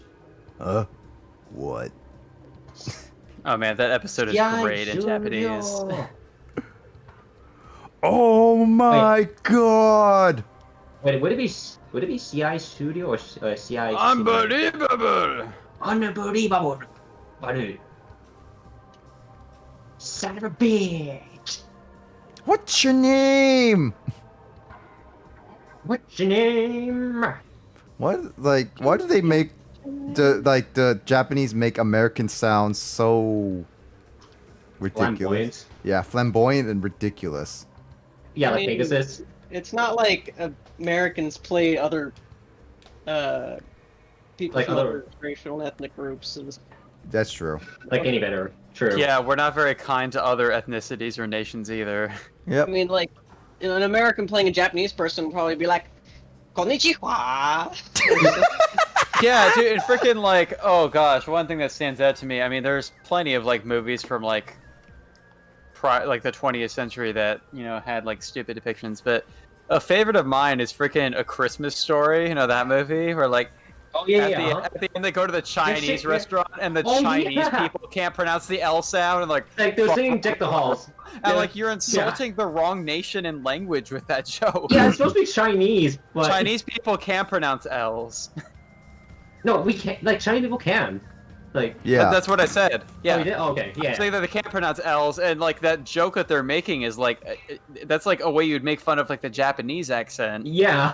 but it's supposed to be Chinese people in that movie, and it's like, what are you doing? Oh yeah, and also it's like duck. I think instead of the roast, a roast chicken. I think was it, and supposedly. It's like Instead- they ruin the dinner because like the dog, or was it the dog gets in the house, right? Was that? It's like some sort of animal that just sacks the house, and so I they have think to go it out was, to eat. oh, that's right. It was a group of dogs that got into the house and ate the entire dinner, Well, isn't it breakfast? or something like that. Yeah, But it was breakfast. It was either breakfast or lunch, but I'm just trying to remember like what was the main dish. I think it was chicken, or was it turkey? It was no, probably it was turkey. turkey. It was turkey. Yeah, it was turkey. And then but they can't eat the turkey now, so they have to substitute it with a duck. Sound. Where the heck? I mean, honestly, I would eat the duck. Barbecue duck just sounds pretty good. Barbecue duck? Yeah, dude, have you not tried it? No, I have never tried a single Dude, duck. it's so good. Like, it's really good. Okay, the next time that you and Sean come over, I'm gonna ask my parents to buy some, like, roast, like, barbecue duck. It's You know what's actually gonna God. happen? Sean's gonna go running to the bathroom. No, that's not what's gonna happen, Nick. That is not what's gonna happen. He is going to like it. He's gonna go have a bladder problem. No, he won't. Bladder problem from eating. Chinese food, like Chinese Duck? takeout. Yeah, Because no. the last time Nick, the next time, the last That time would be Sean a ate, bowel problem, not a bladder problem. Bowel problem. he went to the bathroom. Bowel problem? Yeah, we had like pho one time during like a recording Oh. session. It wasn't pho. I think it was I- Chinese takeout. Was it Chinese? I thought it was It pho. was Chinese takeout. You haven't had my mom's pho. Yeah. Because because if you did, Sean would actually like it. I'm not gonna. Yeah, and but you he, would like like, it too. but he still would not want to eat any Asian food because he will always be like, "Okay, guys, you better be ready. I'm gonna have to go take a big shit." I went to a spa place once. Wait, is Wait, that what? actually from Stack 8? Is that Stack 8? No, that's It's no. from the Fairhaven Yeah, Commons. it's from the Fairhaven I Commons. found a picture of it. What the Wonder heck? Turd? Please tell me you didn't post a picture of the Wonder Turd. No. Uh, I don't No, have it's just a picture of the Wonder Turd, dude. I never saw it. Only one the other Thankfully, person. Donkey was showing his picture of the Wonder Turd to everyone, but I averted my eyes. my eyes. Anyway, yes, I looked up a picture of Fairhaven Commons, and I was saying like, what would be funny for like Carl with his like Yakuza tattoos, and I was like, yeah. open mic night. Is that like karaoke? Karaoke? Huh? What? Like actually, okay, I've never been to Stack 8 during, like. Or Oh, Fairhaven? no. Open mic night isn't karaoke. Open mic night is like, it's a thing they do. They did it in the Fairhaven Commons from time to time, but also in the underground coffee house on campus, which that was on North Campus, so I like never went to that event because Okay, well. it was like a walk across campus. But open mic is like when like basically anybody can perform any kind of anything. It's just kind of a chill event. So like there might be some people doing stand up or whatever, Okay. or like a band can do their thing. But most of the time it'll be like douches with acoustic guitars because Fairhaven. So it'll just be like one dude with a guitar after another lining up to perform at open mic. Honestly, that just sounds like at my community college where there's a. I don't think I went to any at Fairhaven, but I remember like somebody, I won't name them here, but like basically like somebody among that group in our dorm like mentioned he was like, yeah, I actually walked past one of those open mic nights as it was happening, and there were like 6 people lined up tuning their guitars. Really? Okay, that kind of reminds me of the community college I went to. Like for some reason, like every freaking single lunch, like during lunch hours, this one guy would constantly play the piano, like, and he would just play it extremely loud instead of playing it normally. And it's like, That can happen, yeah. And also, in the like- Fairhaven Commons, there's a piano, and sometimes people play stuff like to Xanarkand on it, which is cool. Like this was the guy played he played Hyrule Field from Ocarina of Time, but he played it way too fast. Uh-oh. No, Ocarina of Time. Ocarina of Time. Dun dun dun dun dun dun dun dun dun dun dun dun dun dun dun dun. It's like Jesus Christ, slow down. What does that sound like? That's not like. Hyrule No, Field, I know, but it's like when you were singing it super fast, it sounded like a different game for a second. kind of did, but Maybe Majora's Mask. No, it's a different game. Oh man, I can't remember. oh well, Majora's Mask is. I mean, Terminal Field. I mean, Terminal Field though. It kind of sounds similar to Hyrule Field, except for the beginning. I mean, dude, the best jam from Majora's Mask, it was on my Retroband list. It's the Stone Tower Temple from that game. Because What a you were jam. very stoned by it. Dude, Speaking of Fairhaven. the song of healing is actually really easy to play on the piano. You know what else is very easy to play on the piano? What? C major. God damn it. Okay. I think there was a point where I kind of learned some of the Ocarina songs from Ocarina of Time on the trumpet. Once you like know what notes correspond to the buttons in game. I remember playing. I could probably play if I had my trumpet and had like my ability back. Like I could probably play by ear the Lost Woods theme. Your ability back. That just sounds like you're in like a video game you lost. Like it almost like you're trying to get your Well, you know what I mean? It sounds like Symphony of the chops, Night. It sounds like Symphony of the Night, where you just lose all your weapons from the beginning of the game. or Metroid. That's what I was, play trumpet for a while. Just like all your stat buffs are gone, dude. I remembered But- in high school, like, I remembered like, Sean, Nick, and I were all in the same class, and I remember at one point I played Galaxy 2's what's it called? It's the second mission in the first level of Galaxy 2. It's like Stargate. No, not Stargate Galaxy. It's like Sky Station Galaxy. That's what it is. And it goes like da da ba bum ba ba da dum bum bum bum ba ba ba. That song, like the trumpet, is actually I think the correct not correct, the appropriate instrument to use because I believe that's what they actually use for the main theme, in the song. So, it was actually fairly simple to replicate. Except for the very high notes. I mean, if you're a trumpet player in high school band, you got to learn some of the classic trolling songs. So, like, I learned how to play the Jeopardy theme on trumpet. Sean played the saxophone one. I would just start playing it like on trumpet whenever we had like time to kill. Like, there was one time when we were warming up to practice a little bit of a marching routine before the football game, which was not on my own campus. But anyway, we had to like practice marching and stuff. And I just like started warming up. I just started playing the Jeopardy theme, like going do do do do do do do as like we were waiting. And our band teacher just looks at me, he's like, "Kyle, will you knock that off?" Wait, So didn't Sean do that too? I think so, a little bit. Yeah, he did. Except I don't think our teacher minded. Our teacher was a little more carefree, but really strict when it comes to actual practicing. Dude, yeah, like Mine could be like that crap. too. Yeah. We like our band teacher was so funny and perfectionist. infamous. Like we, as a band, like it started like in sophomore year for Carl and I, literally, and it's still going on to this day. A whole quote board for our band teacher. Basically, whatever I forgot about that. Yeah. I forgot about the quote board. Yeah, whatever he says, we found funny, we will put it on there, and then at the very end, like I think was about the time when we were graduating, or like junior year, he would be like given the book. It's like here's a book of all your quotes, and he would just like open it up during. It's like I don't remember saying this, and all this stuff. Like it was hilarious how much we kind of like quoted him so much on. Oh, my battery's red. I remember telling him, like telling the teacher that I had perfect hearing, like perfect pitch hearing, and he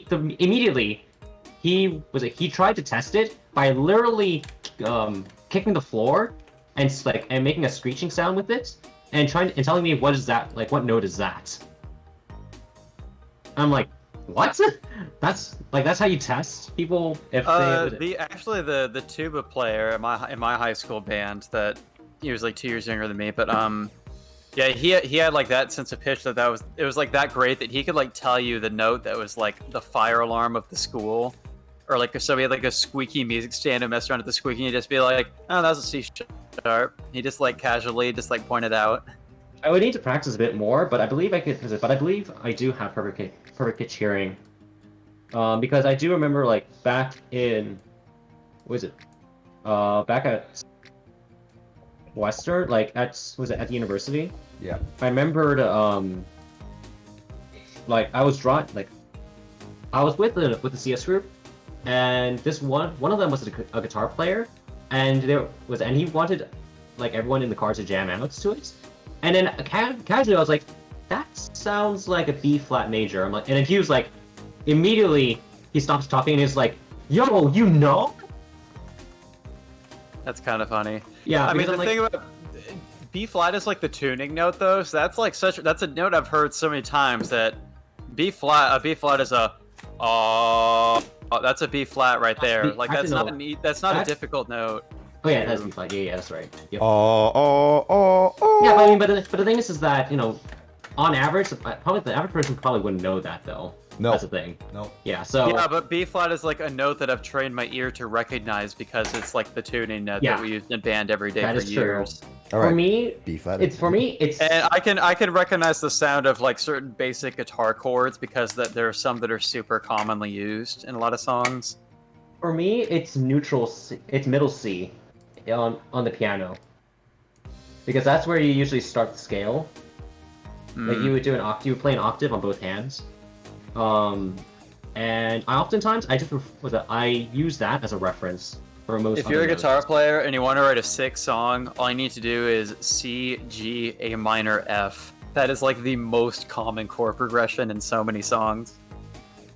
Or ones that are very similar to that, like a G, D, A minor, C, I think. Like that's like Wish You Were Here by Pink Floyd is that chord progression. And a lot of songs use a similar one. Yeah, that one's... See, like...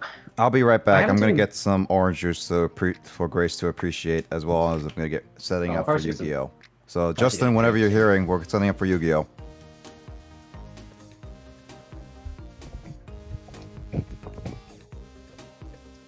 Dude, another common thing that was like a troll song that people play in high school band was Careless Whisper, also known as the Sexy Sax Man song.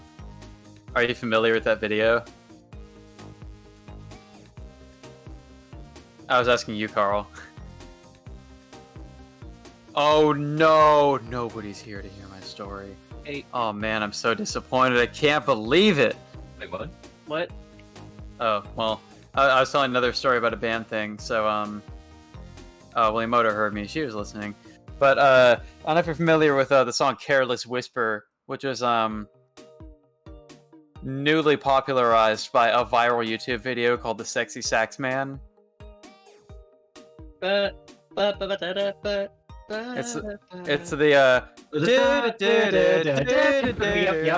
That one, you know Sean that? Okay. played that. Sean played that way too many times.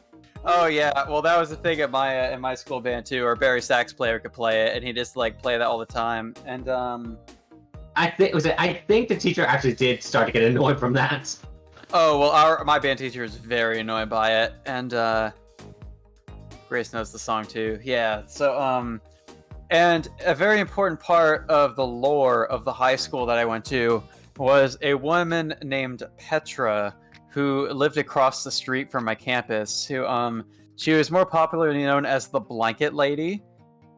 She was like this elderly, like mentally ill woman who always wore like a blanket, like, I mean she wore like actual clothes too, but always had like a blanket wrapped around her body. And she would always be standing like on like the sidewalk, like by her house, just like staring at people and at cars as they were like driving by the school. And she was right across the street from the school, and like, so she was pretty famous. Most people knew her as the Blanket Lady, but we who knew her name, which was Petra, because our band teacher actually had to talk to like the cops a couple times because like the cops at my school, because she wasn't allowed to be on school grounds because she had like a restraining order put on her because she left like love notes and love letters on a teacher's windshield before. Okay. That's disturbing. Yeah, so yeah, and this actually started as like a thing because Petra is especially popular among jazz band because we had 0-hour jazz band and we'd be there very early in the morning. Yeah. As we were warming up one time, our guitar player walks in and he was like a really quiet dude. He didn't really talk all that much, but he was just like I guess I won't say my band teacher's name. He'll be like, hey band teacher, like, just so you know, like Petra is stealthing outside your car outside. And he was like, what? And he like looked out the back door of like the band room and just saw her like kind of near his car or something. And she was just like straight up in the parking lot of the school and she shouldn't be there. So he just like walked up to her and was like, you are not supposed to be here. Please go back to your house. And like, it was just like a recurring thing of like, she would get like very, very close to like the school grounds. Like there would be a time where we'd like prop the back door of the band room open just so we could like see where she was if she was getting too close to the parking lot. And yeah, it was quite a thing. But what I was getting out with the Sexy Sax Man song is that there was one time where we always had to be at school like very early before concerts. Yeah. Just to like get like set up and stuff, and it's kind of annoying. And sometimes it's just like you've done all the setup you need to do in the auditorium, and then there's like nothing to do for a while. So, so our Barry sax player and also our tuba player, who had previously not known how to play Careless Whisper, but he's got perfect pitch, so he figured it out. The two of them just walk outside. And they stand, like, Petra is standing in the usual spot on the sidewalk across from the school parking lot. So, our Barry sax player and our tuba player just stand on the sidewalk, staring directly at her across the street from her, and start playing Careless Whisper at her. Just, like, messing around. And, wow, that just sounds dickish at that point. And, I don't know, they were just being, like, a bunch of immature teenagers, you know? And, like, our band teacher is gone, like he's doing his own setup thing because he's the teacher, and so he comes back and walks into the room, and I guess I'll go ahead and say like the first names of these two people. It's like whatever. And he's just like, "Where are Zach and Nick?" And we were just like, "Oh, they're just playing Careless Whisper for Petra." And he's like, "What?" And he just like ran outside, and he just basically like drags the two of them back in the room. He's like, "Guys, please do not taunt her. Don't provoke her." You know, it just sounds like your band teacher just cannot get a break from you guys.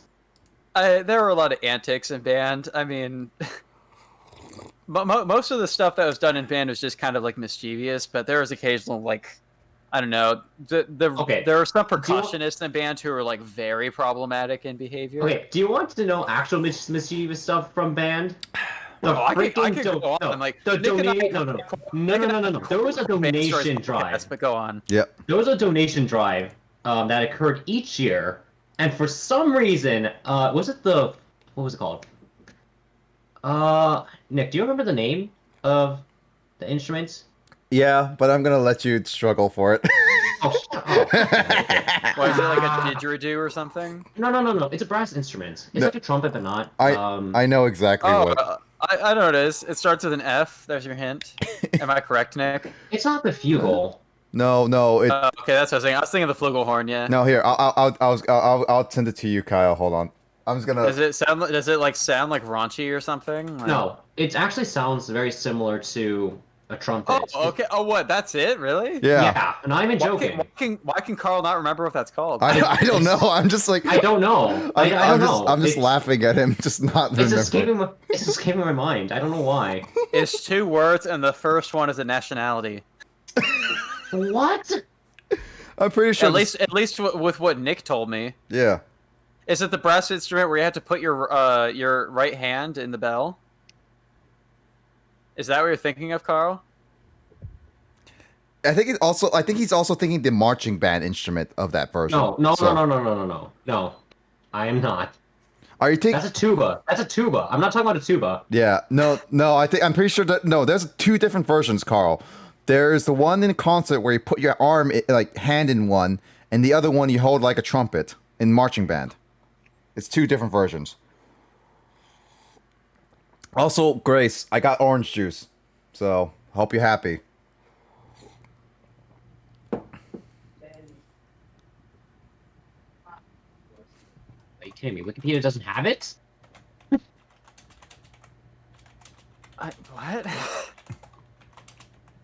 Can you just, like, tell me? Cornet. It starts with a C, That's not what an he was. F. Okay, no, Nick was thinking of French horn, and that's what he led me to No, believe. not the French horn. Okay. I was like, why would Carl not know what that's called? Okay. The cornet. Okay. Anyway, Yeah, continue. okay, anyways. I thought it that was the group- French horns. It might have been the French horns too, but it was also the cornets, I believe. No, we had a rivalry with the French horns. Yeah, okay. Yeah. The French horns, they French horn cheated. stories too. Dude, they cheated during each drive. Like, they would actually... So, the donation drive involves, like, each faction of the contraband to go to a certain neighborhood, and certain parts of the neighborhood are designated to only certain, like factions, so that we can collect, the donated food. The French horns decided to break that rule and went everywhere else. Oh, we didn't add Justin. No, I knew he was on. I just didn't want to be rude at him and attack him again. Because I knew he was on. And we can jump on and join in our high school band stories podcast. I mean, here's the thing. Justin is a clarinet player. He is from high school, so he could join us in this talk. Wait, so let me see if you can corroborate on this. Corroborate? Did you just say corroborate? Yeah, yes I did. Also, Carl, the French horns are exactly what you're talking about, because those are the people you're talking. So I am right, but the cornets are what the French horns played during marching band. So they're still the same people. Okay. That I couldn't remember the exact name. I was thinking for some reason bugles for some reason. bugle's a different thing though. Yeah, but I knew that was wrong. Yeah, bugle's just a trumpet without valves. Oh right, I forgot to add audio for a quick second. There we go. It's a bit loud for me. Oh wait, no, he's actually grabbing foods. I thought he was referring to the donation drive. He's like, "Yep, just gonna grab the foods from the place I'm not supposed to grab it from." Yeah, Carl, you're so salty about that. Let me turn down the volume. Okay, here's the thing. My mom brought, I think 50 pounds of rice for the donation drive? And we still lost, and it's like, yeah, that would make me salty still. Oh, yeah. You guys had such, an elite school for your band, though. It sounds pretty funny when Nick talks about it. My school is just, I don't know, my school had nothing. Our band was, we struggled so much against the GP of the school to be respected. See, the thing is with our here's the thing. Funny thing to go on the salt. The tuba is also bought 10 pounds of salt, and we made a joke of that saying salt is not food. People were pissed about that because they're like, that doesn't count because it's salt. Yeah, but here's the thing about our school. Our school was taking a lot of activities, extracurricular activities, really seriously. As I mentioned before to Kyle, our school literally and you can name any sport that any high school sport that and our high school would have played, and we would get pretty much a state to nationals with our team. We usually get first place. Only football was the only one that we never got to even we only got to the playoffs once during our time, but that's a different story. And extracurricular activities, our band went through so many events, and traveled. We even got our own band, new band room. Even we got our own coats. We got our own shirts, coats, and everything. Even simple clubs that were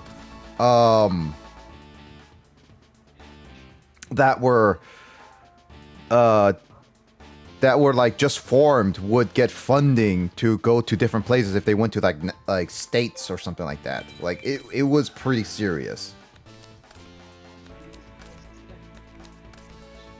And also, man, my first year there, though, I was not used to marching band. Mhm. Holy crap, I did not like the form when you had to hold the trumpet, what is it, vertically, and just stand still. Like, Jesus Christ, that hurt my arms.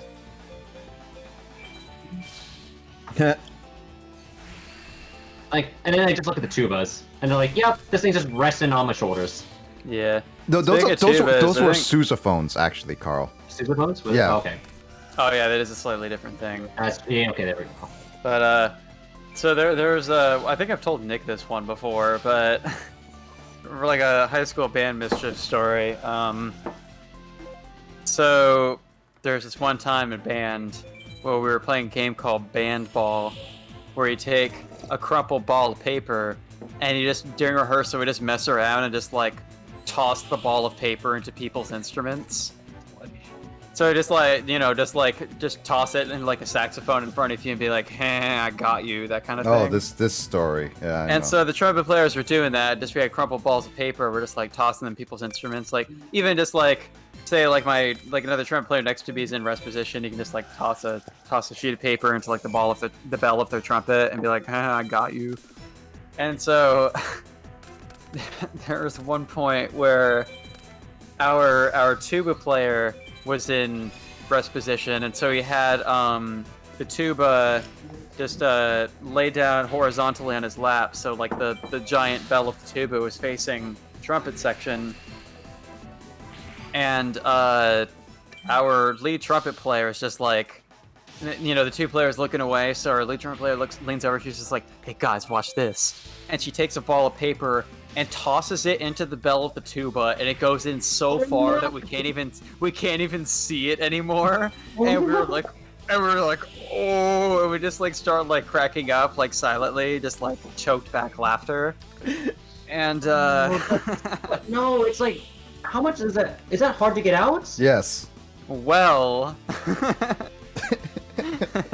Oh no! Like, if it's hard to get out, that's So- like money. and so the trumpet player who threw that ball of paper in, she just like didn't say anything. Just we go on with rehearsal as usual. We're just like playing whatever, and then so that tuba was a school tuba. It was not the personal property of the band member who was playing it. It was owned by the school. And so 2 months pass. Oh no. And it's like we're like past like winter break, right? Like winter break goes by, and we're like back from winter break on like the first day or whatever. And our band teacher is just I'll just like call the two player by his name because I did earlier. I'll call him Nicholas so you don't get him mixed up with Nick. And so our band teacher is just like, hey Nicholas, how's like the tuba playing? He just like says this after we like tune and warm up and stuff. And Nicholas is like, oh, it sounded good. It's pretty nice. And then like our band teacher was just like, not even like passive aggressively, but just matter of factly says, he's just like, yeah, that thing is sounding great now that we took it to the shop and got that ball of paper taken out of it. And the trumpet player, we just had to hold back so much laughter because we were like, we know it's a dead giveaway that was done like on purpose if we start cracking up about it. Like, Jesus Christ, But like, it was just assumed that it was some accident that like a wad of paper got into the tuba, but no, that was something that was thrown into the tuba and went unnoticed for like over 2 months. it's actual money that the school had to pay. Yep. Oh well, it wasn't. Wow. Well, okay, but that repair it wasn't taken into the shop solely because it sounded bad. They knew something. It was just you know a routine repair to just take in the instrument to the shop and get it touched up or whatever, because Okay. it wasn't personally owned by anybody in band. So like every semester break, we're gonna take the tuba to the shop and have them clean it out and whatnot. So no, it wasn't like damages caused by the tuba that made it required to be taken to the shop. It was just taken in for a routine repair and And you cleaning, just so happened and to they find found a it. wad of paper inside it. Okay, it's just, man. Still though, it's like, Jesus Christ, imagine if you actually wasted the school's money on a prank. No man, it's just a prank, dude. Man. Also, one thing that I also want to mention is like why the whole trumpets had a rivalry with the French horns is oh, there goes my DD assailant, of course. It's because that it's also another thing is it's like in senior year actually some of the a couple actual trumpet players defected to the French horns. It was like, dude, you're traitors. Defected. That happened in my school too. No, it was so funny. Like we were like, it was like we had rivalry for the longest time. We had rivalry with the clarinets because we had, and then it was like we had for the biggest section of the band, and then it would be like, it's like, and then we had like a band trip where we performed like a little dance routine with both the trumpets and the clarinets, and then our section leaders called us the Clumpets. And so we had like a little bit of a friendly rivalry, and then we started slowly going with the French horns, which were the troublemakers, and the tubas, which were like the tubas. Yeah, like I think one of the French horns legitimately pissed off one of our friends, like on a band trip. Like I remember we were playing. I remember that there was a brawl tournament in one of the hotel rooms. Yeah. Yeah, and one of our friends. Actually, wait, I can just say his name, right, Nick? Try to just say something else, or it's like I think give a different name that starts with the same letter. Part of his username is Mew. Oh, I got him. Just say Mew. Yeah. So yeah, Mew. Like he got pissed at one of the band members because I forgot for what reason though. But yeah, like he was visibly angry about something. Like there's some sort of disagreement. I don't remember. But yeah. Like, but I believe it was someone that was from the that would be part of the French horn. Oh yeah. Yeah. It would make sense. There was a lot with the French horns that. Yeah, like for some reason, French horns were actual dicks. Like, I mean, not all of them, but parts of them. I mean, my school wasn't like super elite about band, so most people in general in band got along for the most part. I mean, there was stupid high school drama here and there, but like, I mean, we didn't have like an actual thing between the trumpets and the French horns at my school. We only had 2 French horn players. One was a trumpet player, and the other was a saxophone player who learned to play trumpet. And I just remember one funny thing about French horns is that, you know, especially in marching, like the low brass and the French horn have like a call and response kind of thing in marches, where it's like a downbeat, offbeat, or it's like a do-da kind of thing in marches, right?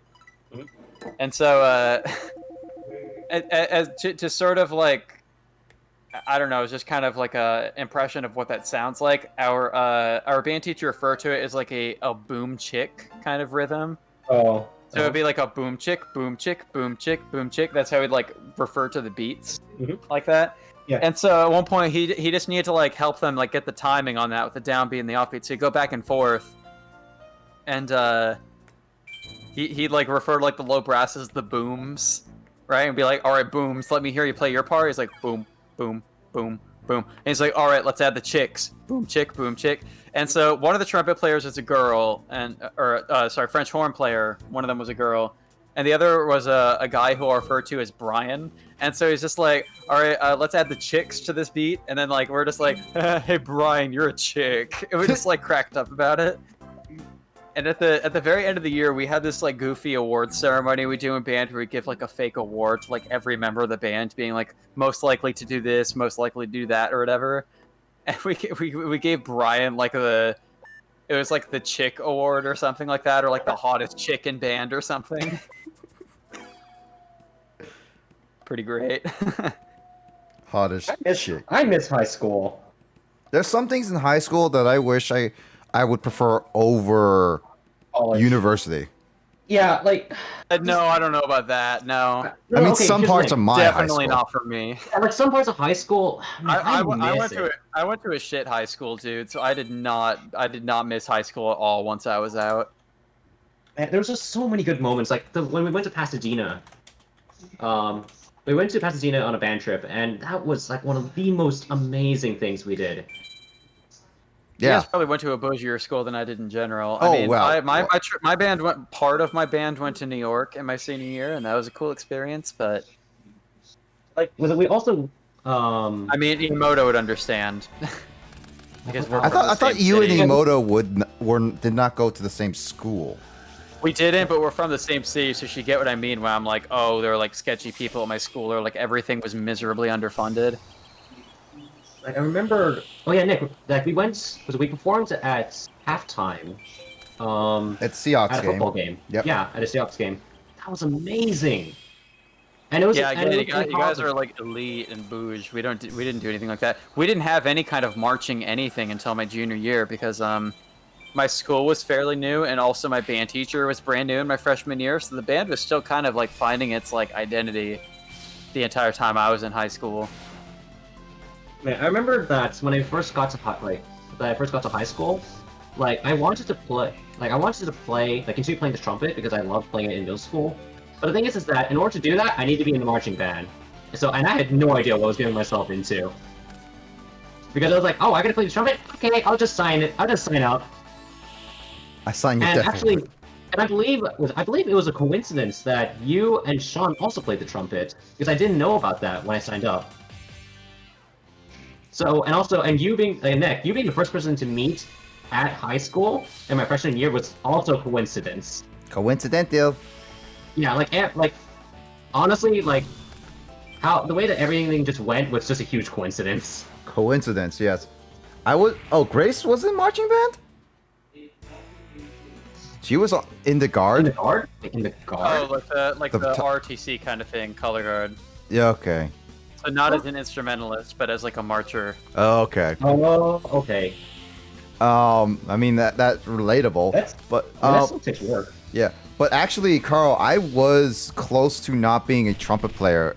I was actually considering doing violin until I decided to like not do violin and wanted to do trumpet. I literally, when my mom was about to pick between violin and trumpet for me at like the band teachers, the music teachers, I literally called her and says like, I want to switch to trumpet. It's like, okay, let's switch to trumpet. And that was like literally my last moment before I switched to I switched to trumpet. So I was not in marching band, which I would have regretted a little bit.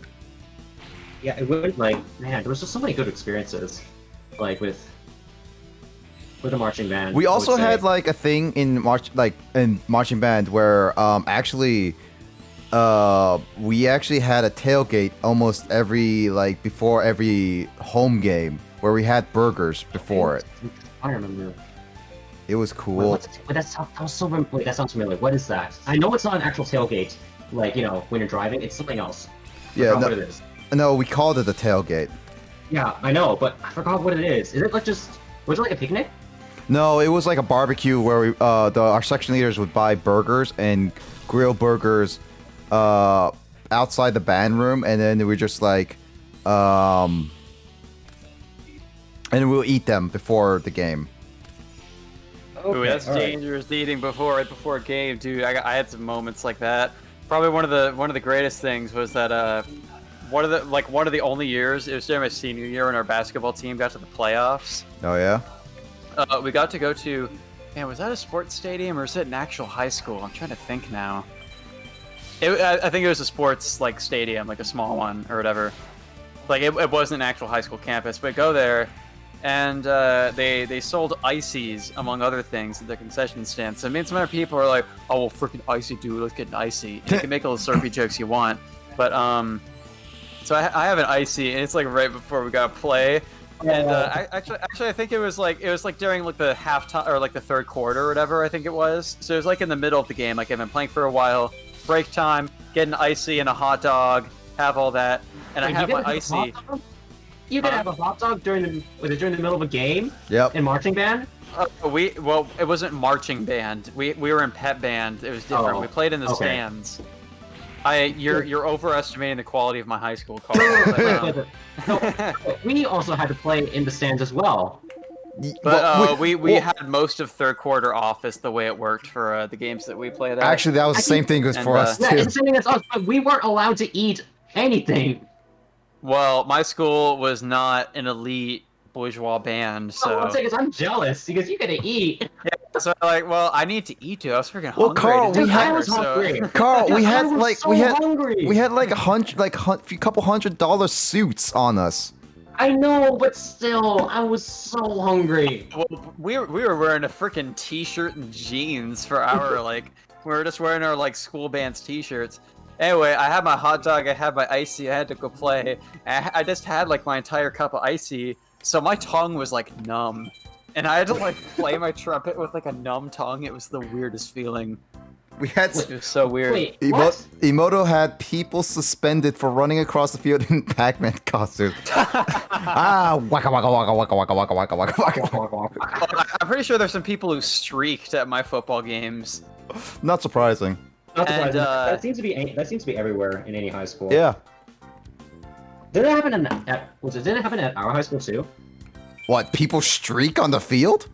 No, Yeah. no one was that crazy. I thought there was one incident. No, Yeah, we had people. No, not really. No, oh, no. I was thinking of something else. Yeah. I think it was during a graduation event. Yeah, I think that's what happened. I don't remember that. It was like, it wasn't our graduation. It was a different graduation. Possibly. I just Yeah. remember. I just also Carl. To interrupt this whole high school back in the day marching band experience and comparing our bourgeois high school to Is it Kyle's. test time? Yeah. Dude, I had a school of the proles, dude. I was a working class high school. I'm kidding. But... All right, we have test time, Carl. I need you because Justin said just don't look at don't pick the monster sticking its butt out. Basically,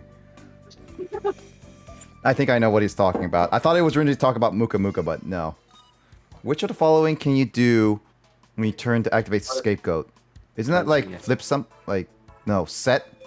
No wait, normal summon, right? I think that's normal summon. I think so. Nope, set. No? It was set. Oh, I can't see the whole screen. Like, Oh shoot. how many level stars are required to ritual summon Zero the Man? I don't know what Zero the Man is. That would be 9 or 6. It's 8. Got it. I knew it was long. The limited removal's effect doubles the attack of what monster card? Isn't that? No, isn't that warrior? It's not machine. No, I thought it was. Oh wait, It's not? no. Crowler does have it. It is machine. Yeah, I was about to say, like, that should be a machine. And then what is the effect of Gigantus is destroyed in battle? Oh, I don't know. Oh. This is why I need Justin.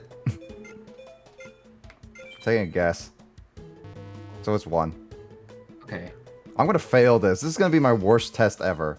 Which is the incorrect activation of the requirement of Torrential Tribute? I think when a monster is set. Yeah, when the monster is set. Everything else is... Yeah. Yeah. Yeah. Which card can only be equipped on a monster on your opponent's field? Not Magical Labyrinth. Is it Nitro Unit? Is that a equip card? I think. Sure, why not? Yeah. Okay. That sounded like a equip card. What animal is on Rush recklessly? What? Wait. I don't know what that is. Wait, is it Hippo? I'm taking your guess. It's a boar. Damn it! Ah, okay. Okay. Oh, now. Yeah, Justin wants help now. Steam Healer? What the heck is Steam Healer? I don't want to know that. I don't know. I don't play Elemental Monster Hero. sends to the graveyard. How much LP do you gain? Is it? Yeah, okay. Yeah, that makes sense. Which of the following cards allows you to destroy a spell or trap card? Not Hero Flash. I don't know Heated Heart. I don't think it's R. No, it must be Heated Heart, right? I don't know. I don't play Elemental Hero. Oh, it's Righteous Justice. Now. Which one of these is Premature Burial? Oh, what kind of spell is Premature Burial? That's an equip spell. Is that a quick spell or quick play? It's an equip spell. I know that one for a fact. Dude, if it's a quick spell, if it's a quick play, that'd be broken. It's always a quick play, Carl. Good job, you failed. Hey, I didn't get the worst possible score.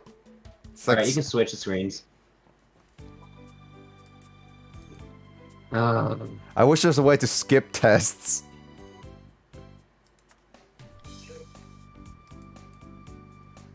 Alright, going back in our bourgeois... That didn't happen. bourgeois rant.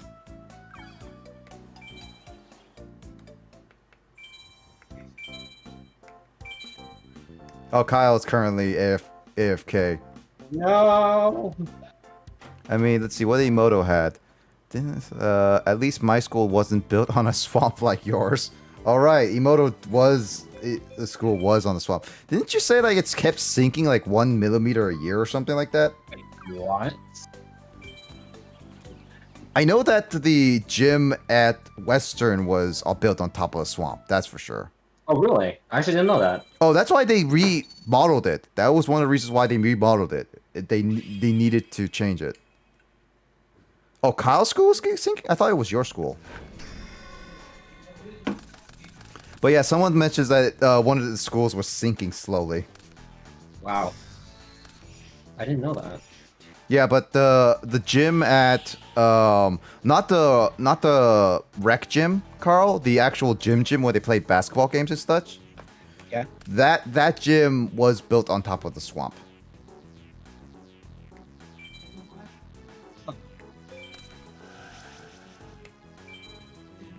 Yeah, so that happens when you put on cheap land on swamp. Wait. Oh, is the testing over now? Yeah. What's rare metamorph?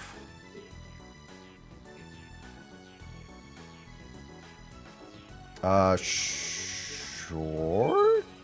I don't remember water coming up out of the floor at my high school, but unless it was from people being dumb in freaking chemistry class and setting off the sprinklers in the classroom.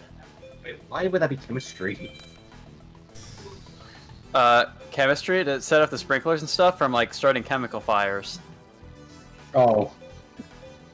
Oh, so I have another high school thing. I don't know, because we like all went to high school roughly at the same time. Are you guys familiar with a prank, like a high school prank known as turtling?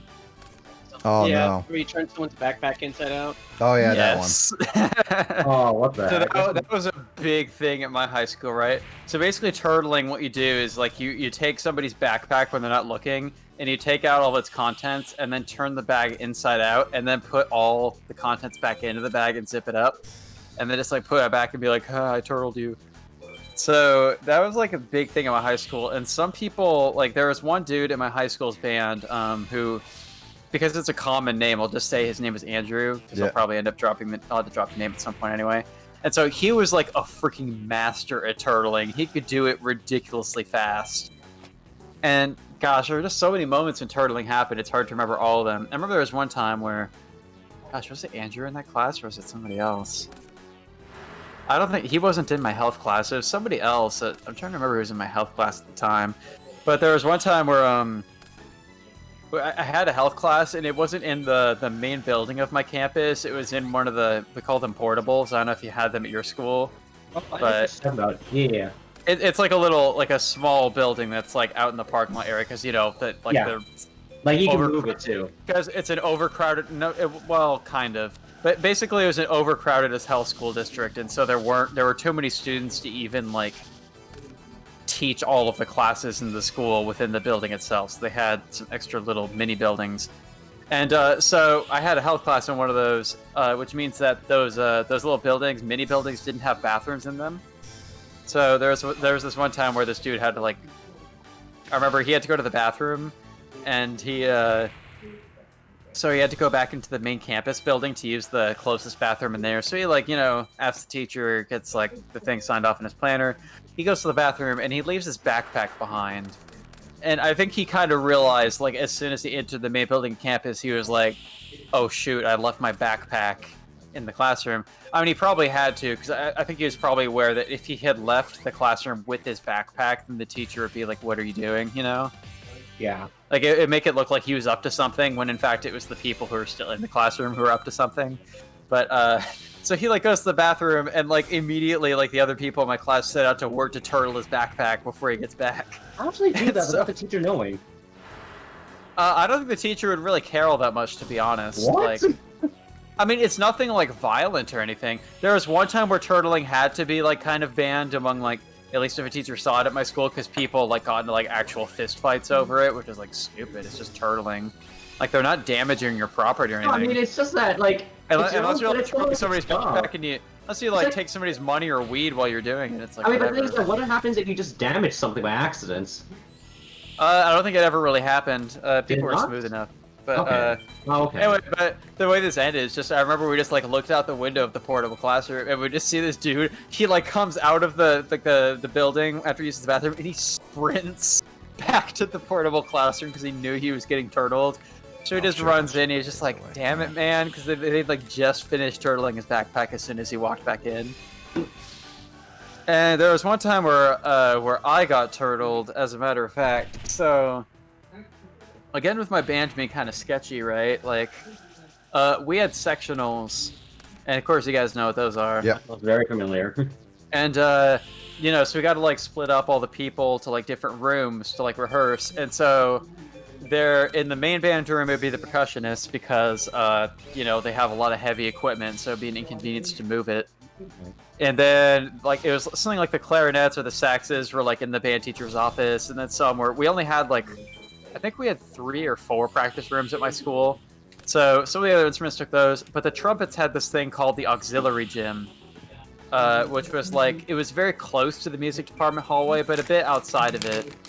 And it was basically a little mini gym that, like, PE classes would use from time to time to, like, play certain games or whatever. And so we used that during the band period because the PE classes weren't using it. But it also meant that we were the section farthest away from, like, everything in the music hallway. And so we got away with so much crap that school year. It was insane. I think the following school years we were able to actually use one of the main practice rooms, so we didn't use the auxiliary gym anymore. But this was my sophomore year, and technically I was the section leader at the time, but, like, I don't know, like, the other trumpet players didn't really care about practicing or rehearsing, and I wasn't going to, like, make them. Even though, like, I would have done it if they wanted to rehearse, I would have been cool doing that, but they didn't care, so I was just like, alright. And the legendary Turtle Master, Andrew, was a trumpet player that school year. And there are so many other stories I could tell about sectionals, because we got away with so much stuff, and we, like, never got caught. In fact, this story is, like, one of the only times that we did. And it didn't make me look bad, because I was the one getting turtled.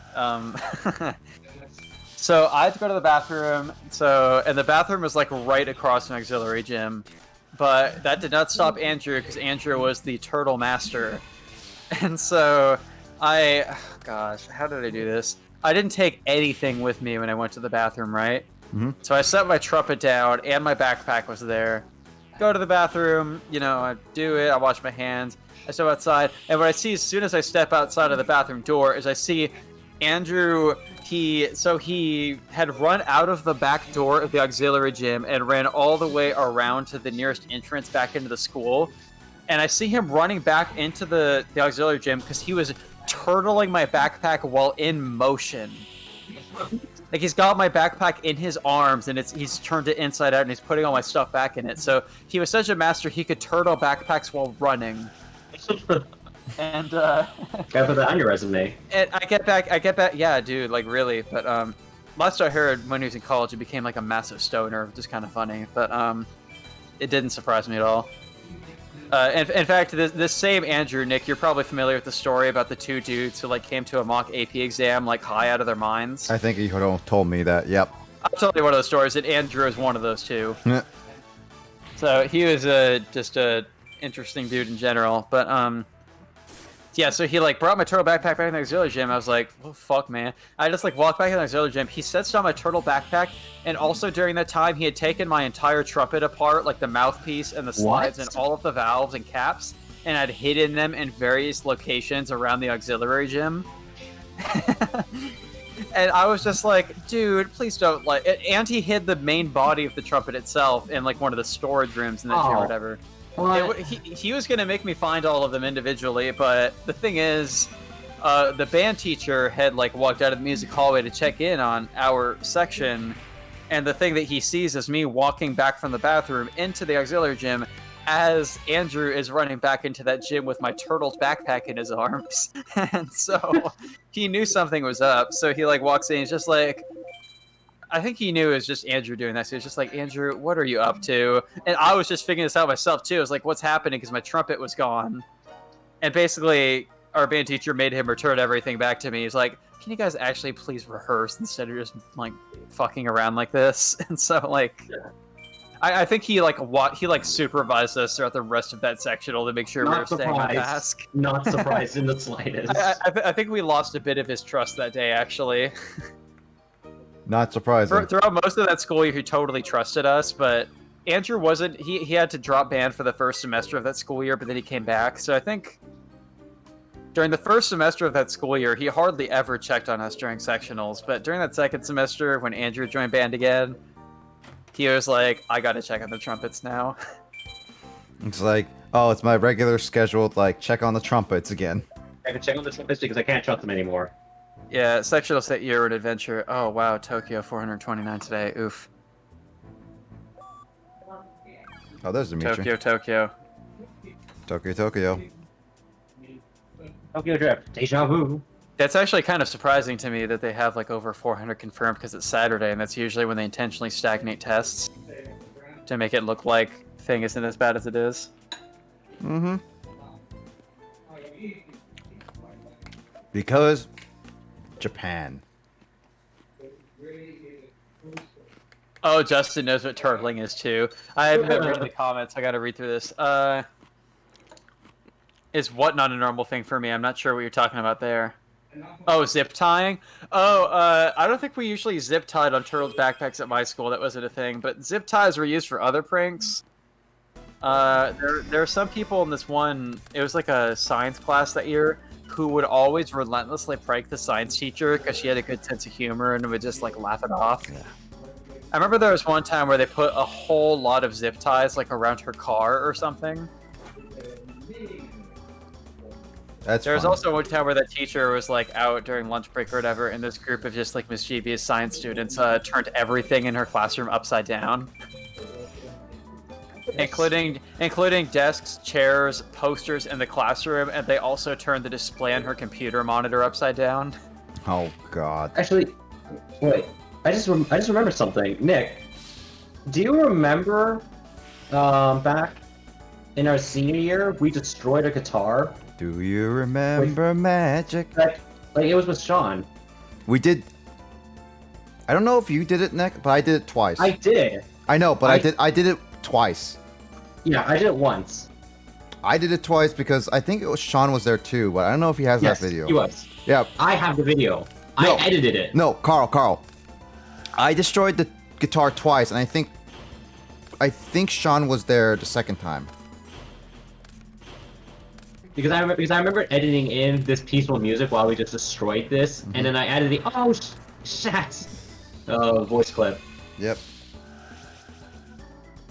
Well, that was a bit of a dickish move, Dimitri. Over. Good. But yeah, we destroyed a guitar. I destroyed two guitars. I know I destroyed two guitars. Yeah, I remember only destroying one. Yep. I think the first time it's like I legit saw a broken guitar, and it was just like, I was like tempted to just like go out and just destroy it, and it's just like, and then I asked the owner of it, which was the choir teacher, saying that, hey, can I destroy your guitar?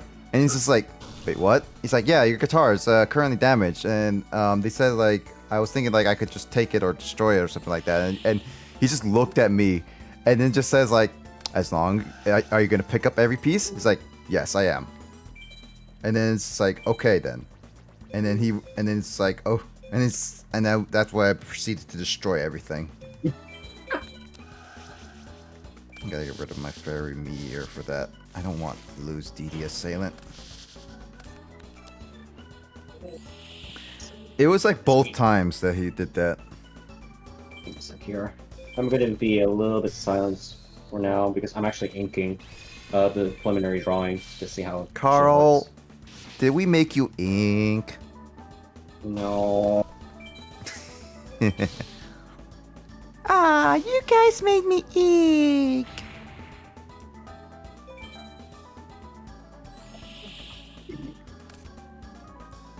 And also the dad inks too, as well. I forgot about that. That's at the end of the movie, right? Huh? That's at the end of the movie.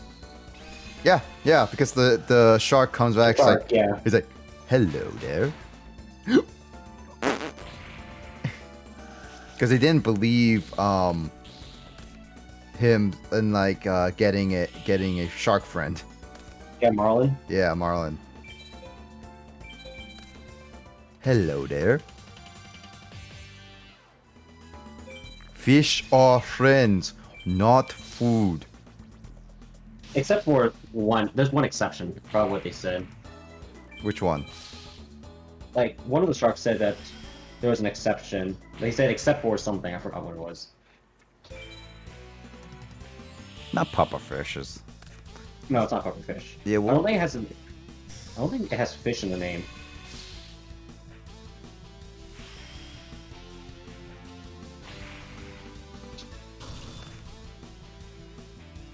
I'll find it later. oh hey, perfect. Just what I needed. Oh, whoops. No, I wanted to use that. Good thing if I say no, I don't. I get to still use my monster card. I literally have only one monster on the field. Oh, that says Nemo. I thought they said Namo. And I was just saying, what the heck is a Namo? Oh yeah, they say except dolphins. That's what Grace says. Ah, that's right. Yeah, there we go. Wait, why except dolphins? Actually, that makes sense because they're mammals. They're not fish. Yeah. That would make sense. Fish are friends, not food, except for dolphins. Yeah. Dolphins. It's like, oh, that smells good. Well, there's one time in marching band, Carl with all his tattoos. He got tatted during marching band trips. And then they slept in a freaking bathroom. Did you see my art, Carl? Yes, I did. The freaking Shaco and everything. Dude, the And bathroom. you're still wearing like the image I have with you, the tattoos, like I saved it with the beanie on your head, so I just had to Photoshop the marching band hat over the beanie, so you're wearing two hats. Oh, the reason why is because they don't eat the dolphin. Like they eat the dolphins is because they dance around clapping. Apparently, that's what they say in the movie. I haven't seen Nemo in a long time, so it's been a long time. Yeah, it's been years for me too. Same.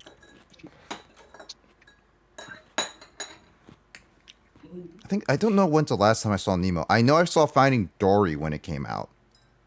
I haven't seen that one. Okay. It was alright. I enjoyed it for what it was, but it was definitely like really, really rushed. Like, woo, woo, woo, woo, woo. Woo, woo, woo, woo, woo, woo, woo, woo.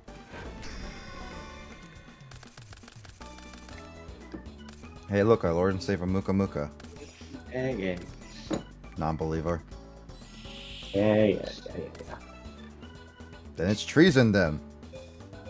Heretic.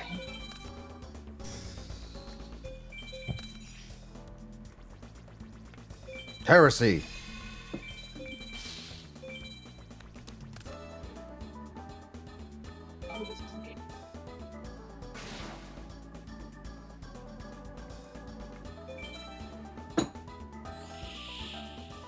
I watched Nemo way too much.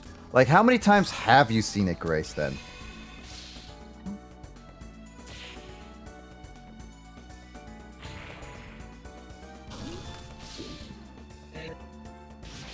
I should have put in now all done.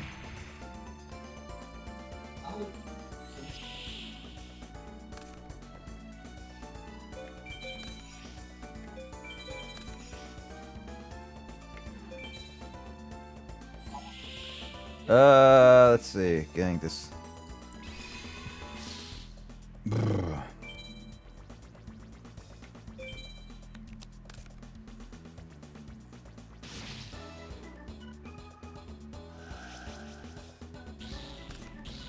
That's not what I wanted to do, but okay.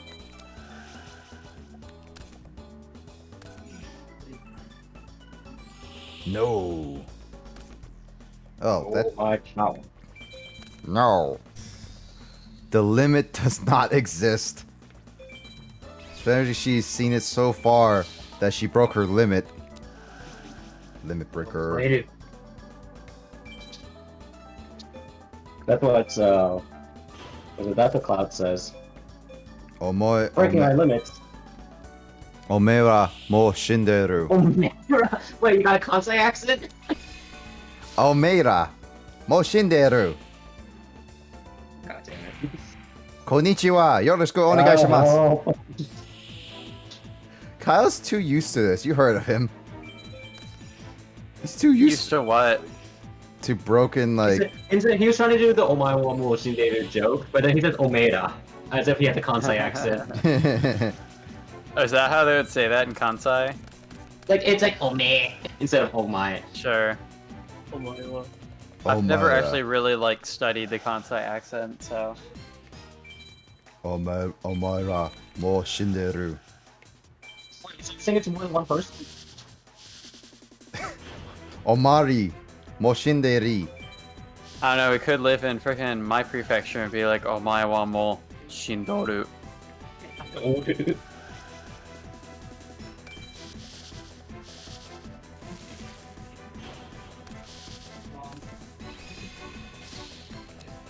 Or what if he's just like super polite about it?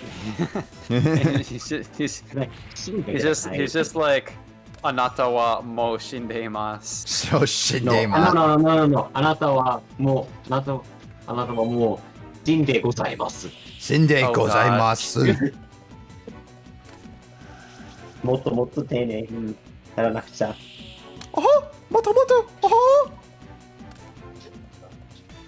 I got Mickey Mouse in here. You know, I don't even know why I'm doing this, but okay.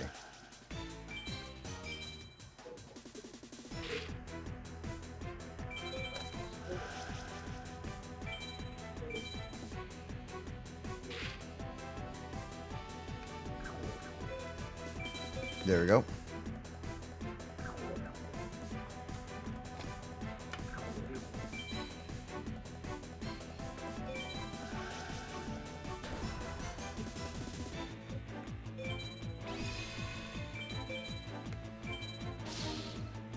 Directly attack the player with 2,000. Dun, dun, dun, dun, dun, dun, dun, dun.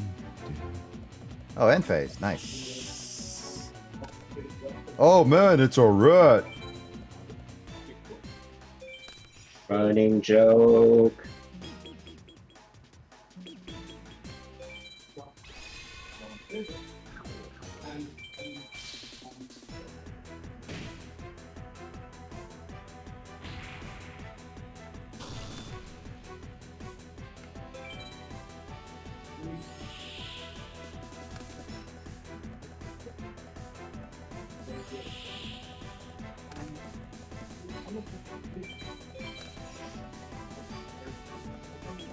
Alright, I need to move. And what? Let's see. Do this. Yes.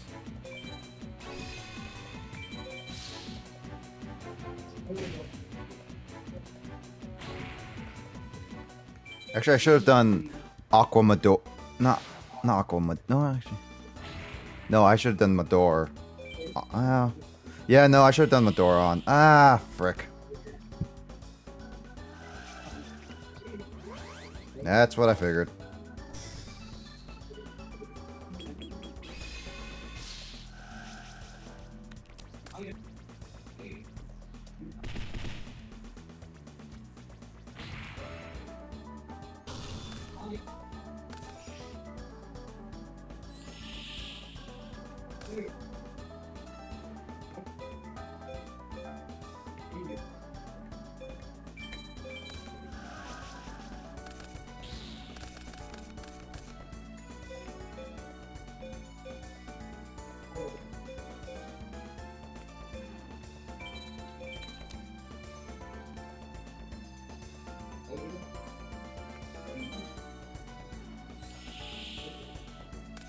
I should have done Giant Trune, dang it.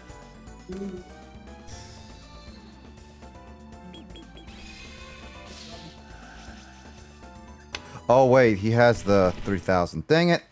He killed me. I was so close, and I made a mistake with Aquamador. Ah!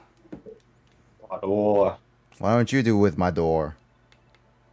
My boy. My boy. boy. Is what all true war strike for. Leveling up is such a grind in this game, though. It's like there's only certain individuals that will give you like a good chunk, and then the rest doesn't even give you. Or give you enough. Who's this guy you're memeing, Kyle? That's what Emoto asks. Oh, that's funny. Does she not recognize Maybe it Carl? doesn't know. I guess with like the weird hat over his head, it's harder to tell it's him.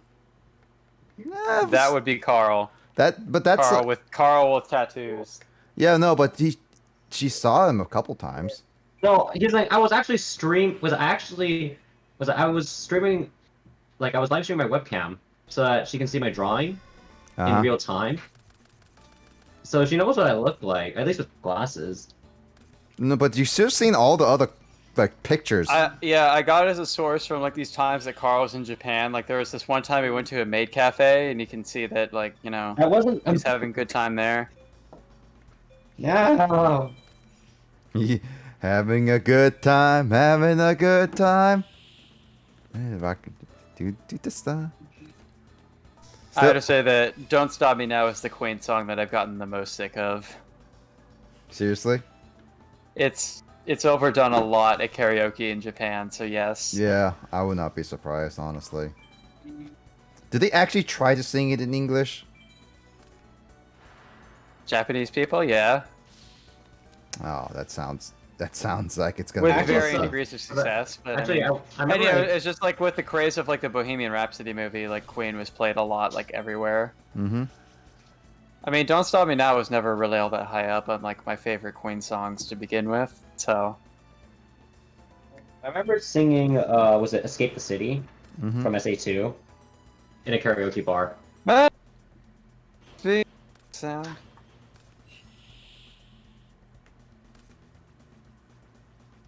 And I should Photoshop Carl into Sanic. oh god. Cyanic.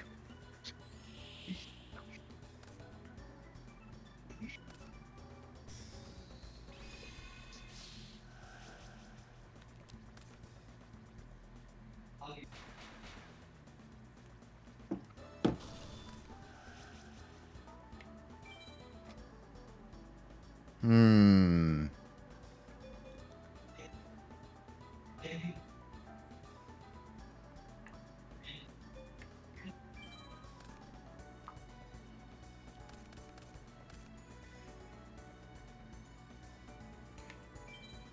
No. Oh, hey, Graceful Charity. That I'm not gonna play. I'll get rid of it.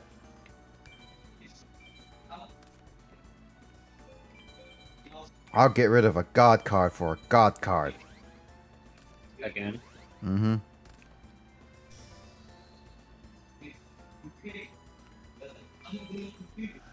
No to Gaia Power. No to Graceful Dice. There we go. You said no to Graceful Dice. I've been getting rid of it a lot, Carl.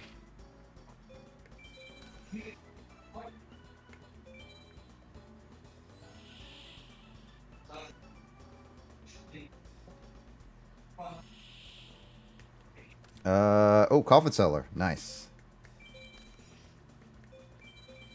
I need to turn up my fan. It's getting really hot in here. Getting steamy. It's getting to a point where it's like a sauna. Can't use a trap on me. Such a good card.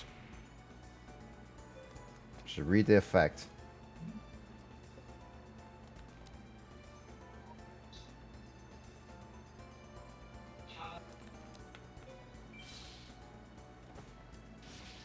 Really should read the effects, Dimitri. Says the guy who doesn't read as well.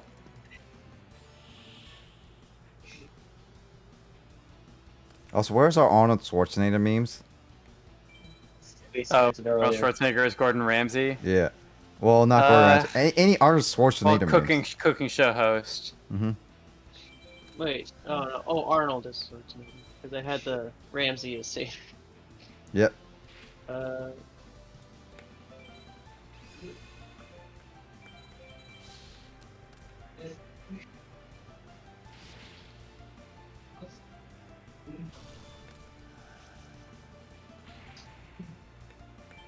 There we go. I win, Dimitri.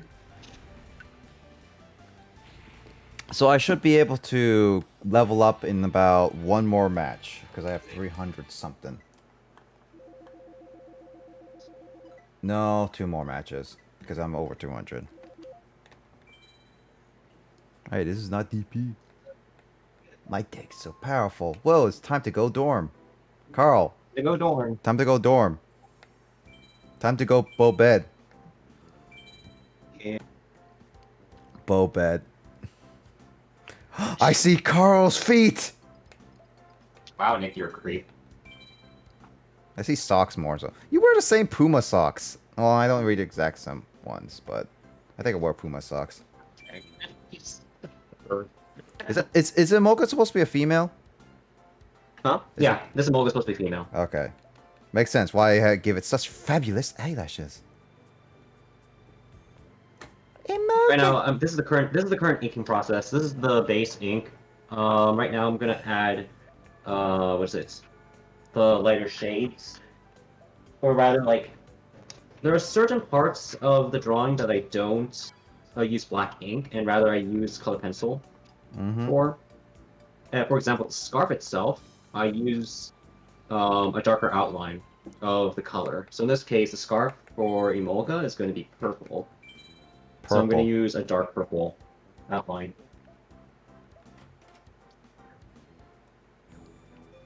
So why didn't you just start with dark purple instead of black?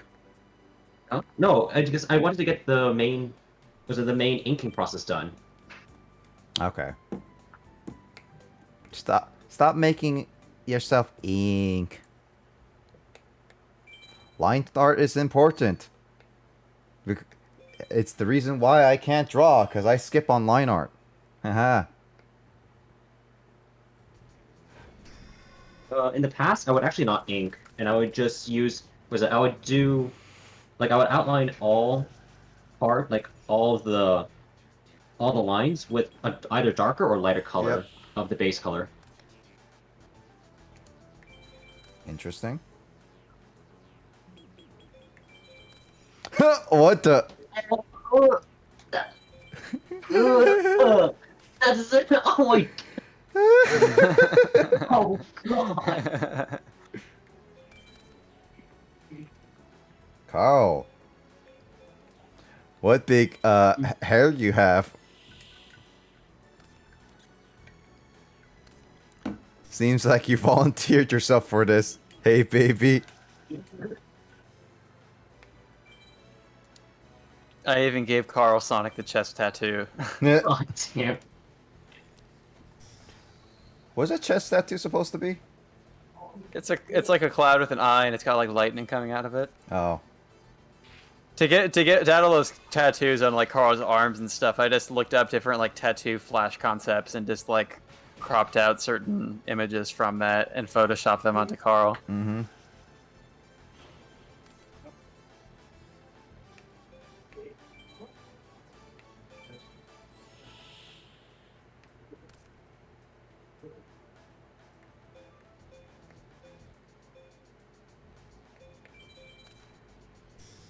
Here, I need to some. Goes up to my bones too low. Yeah, it is. Okay.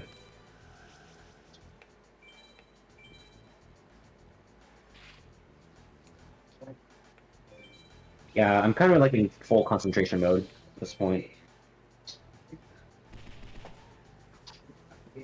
Ah! Probably, if you were actually to see my eyes right now, like when I'm doing this line art, it would probably be bugging out.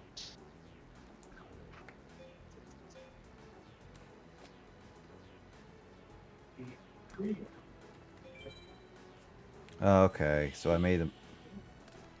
I should have done the exile then. Dang it.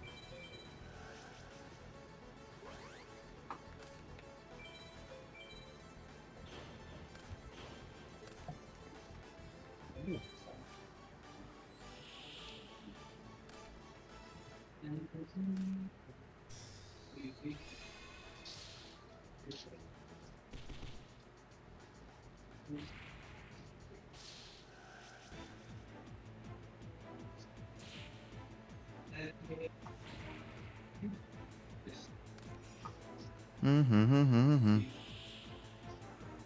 Alright. There's Coffin Cellar, but I'm gonna do Muka Muka.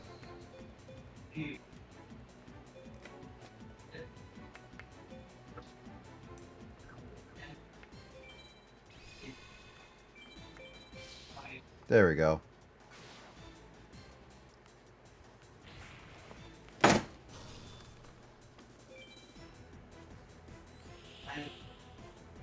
New cell doing Coffin Cellar would be a bad idea. Oh, come on, really? What's with all these one draws and you can attack each time? It's bullcrap.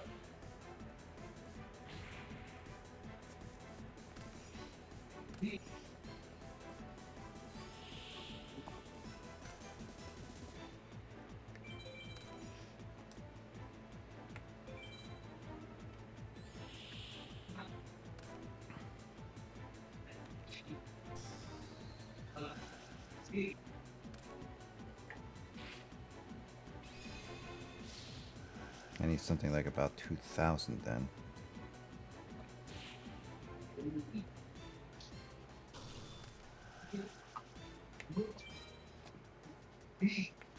Well, luckily I have something that's 2,000.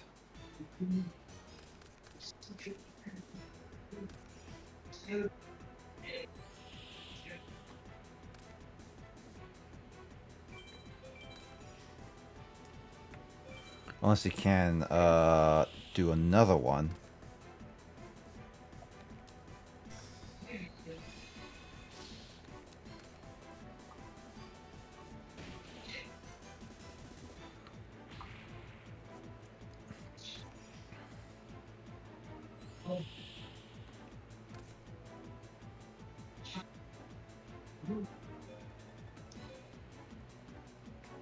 Can't use anything as a sacrifice!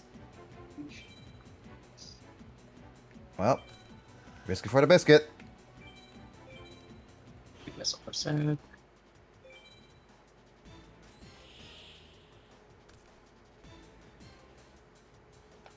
Give me a monster. Scrub, thank you. Giant fat rat.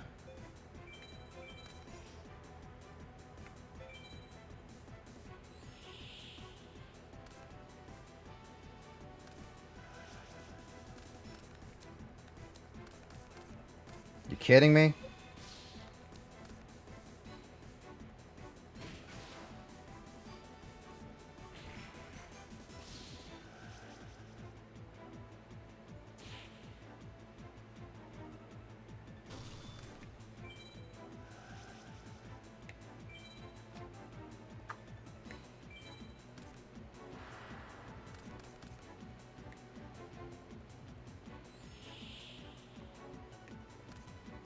Oh, there's DD Assailant.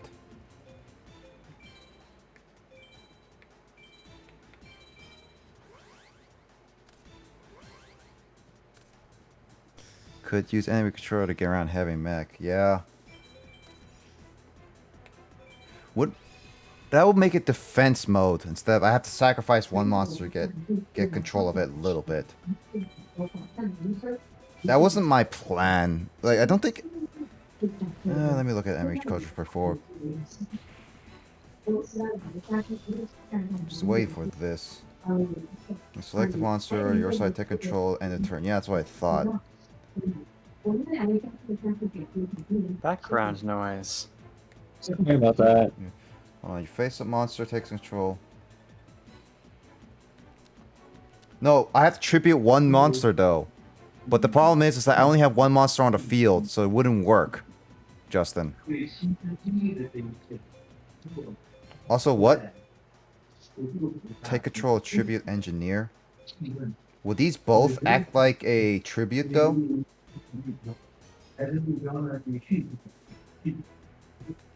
Unless both of these act like...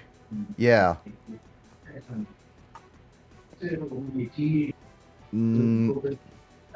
Yeah, I had two before that, technically, yeah. But I also wanted to use this as opportunity to get damage into Crowler. If I did that way, I wouldn't be able to damage Crowler right away.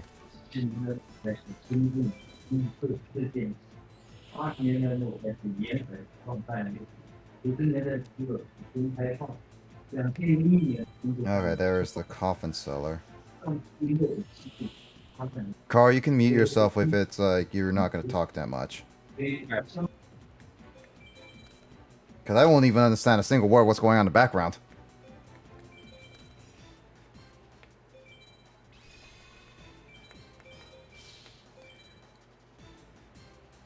There's that. Why don't you use your Mystical Space Typhoon to get rid of my Coffin Seller? That's for sure. That's what I thought that was going to be. He had me on the ropes. But now I have him on the ropes. Because I know one of yours is MST. I don't know the other.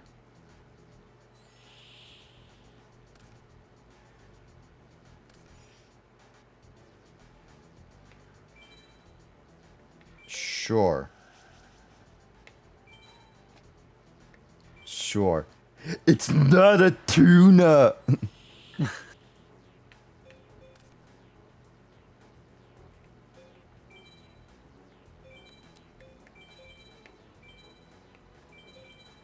Isn't... Oh, that's... Proud of that one. Isn't that salmon?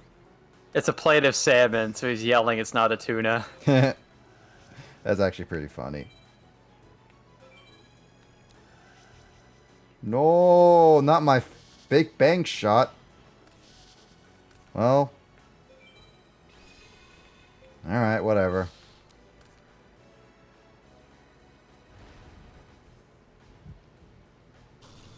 It's not like it's gonna save him.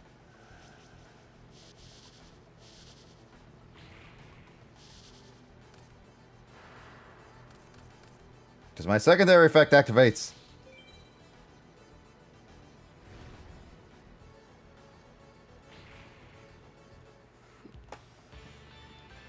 Alright, so one more battle and Justin can keep on in here, finally.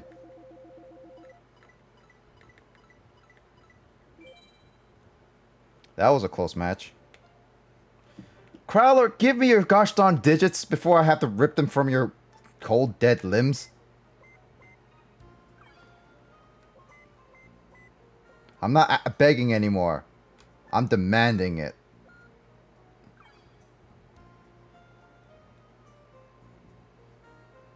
Justin's Quagsire face.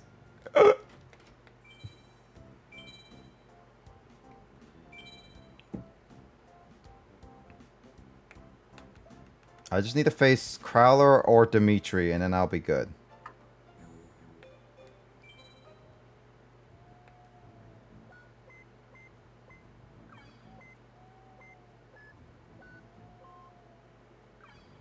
That's Boulder Guard.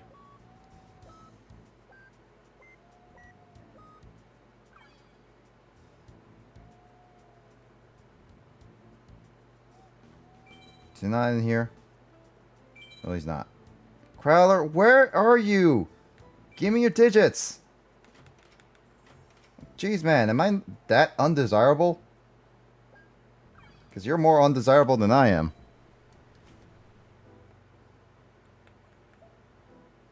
Heck, even Dimitri gave me his digits earlier than you did. He's like a carbon copy of you.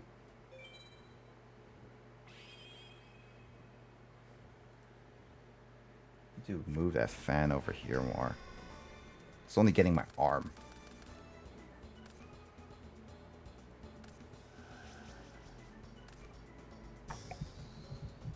Oh man, it's a rat. Rehash. Don't you already know? Always know? I always rehash jokes.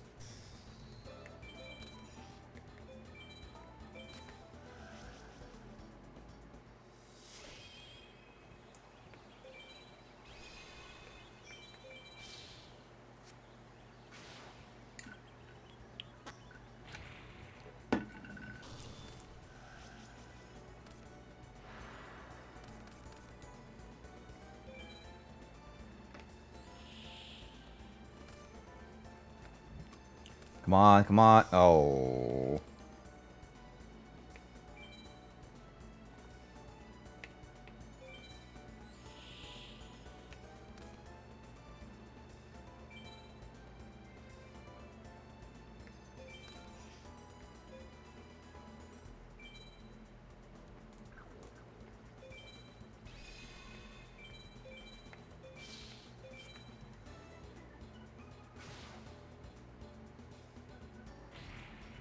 Okay.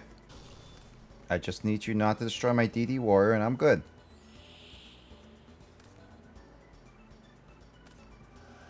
Oh, you're gonna destroy my rat. Rat. Rat. Baby shark do do do do do do. Baby shark do do do do do do. Baby shark do do do do do. I actually- Baby shark. Actually, I saw. Mama shark. I actually saw a video that had a drill sergeant sing that for everyone while they march. It's like, Daddy Shark, do do do do do do. Daddy Shark, do do do do do do. Daddy Shark, do do. I know that was a song we did in like Boy Scout camps. Oh really? Was that? Is that something Yeah. you used to do? I don't know if it was invented for Boy Scouts, but we used it. I mean, there are a lot of camping songs that we did. I just only heard of that. Some that I've heard many variations of, some that I've only heard at like 1 or 2 camps. I never heard of that until like a couple, until recently, where I was shown that video. Like I didn't never even heard know of it was a video. I only heard it from like daycares and Boy Scout camps. I never even knew it was used at Boy Scout camps. But then again, I never was part of Boy Scout. Only Sean was in our like little hangout group. Yeah. He's an Eagle Scout. So am I. Honestly, there's nothing else you could do in Boy Scouts after you become an Eagle Scout, right? That's what my understanding is. Well, there are Eagle Palms, which are basically just additional, like, sort of flares that you get for, getting more accomplishments beyond Eagle, which is, like, more volunteer service, more merit badges, and so on. But, I don't know, hardly anybody in my troop, I think the entire time I was in my troop, there was only, like, one person who even got any palms, because, most of us got our Eagle, like, right before we turned 18, and so there was no more time for, like, additional rank advancement after that. Oh, yeah? I got my paperwork for my Eagle Scout application turned in a week before my 18th birthday, so... That's fun. That's nice.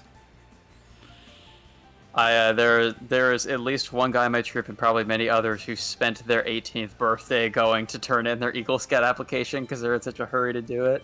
Yeah. It is a long and frustrating process. Didn't camp back in 4th grade. Yeah, I'm pretty sure I heard, well, I don't know where I first heard the Baby Shark song, but it could have been either scout camps or like summer camp, like daycare, like YMCA type stuff that I was in, like elementary or middle school. Elementary, my dear Watson.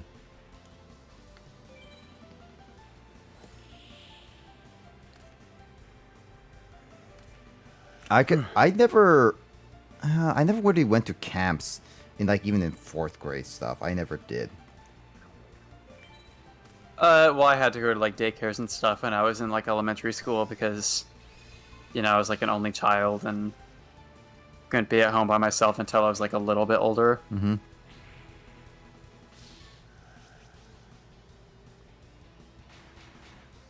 Did that? I was at daycares where we would do stuff like we get a limited like time, like an hour in the day or whatever, play Pokemon. To take like, gameplays and play a Pokemon Sapphire, Pokemon Ruby. There's one time we were in a really intense battle against a Reggie Pokemon, and I think the person playing it forgot to save before the battle started. Oh yeah. And he ran out of power points for the move that he needed to use to weaken the Reggie Pokemon. And there was like that one kid who was like oblivious, who said quite loudly, where all of our like daycare counselors could hear, and he's like, "You can't use that move because you ran out of PP for your best move." And the counselors did not approve of him using the phrase PP, so we had to turn the game off. When he did not save and lost like an hour worth of gameplay or whatever. So he just got screwed over. We were not happy with that dude that day. That's like one of those. We tried to explain, man. We were like, PP means PowerPoint. We're not talking about PP, and they were like, we don't care. Turn the game off. That seems a little bit like strict, honestly, because like there's a lot of like acronyms like just PP as well that are not like exactly as what one person would immediately think. But hey, what you can do? They try to protect the innocent, even though protecting the innocent nowadays is almost impossible. Try to protect the baby shark. Do baby shark. Baby shark do do do do. Baby shark do do do do. Daddy shark do do do do. Oh, I love that Yu-Gi-Oh monster with the drill nose. Drilloid? What the? Is that from the Baby Shark video you're talking about? No, that's from the one. Okay. That's the costume for Katy Perry's like halftime that became so popular. Oh, that is quite something.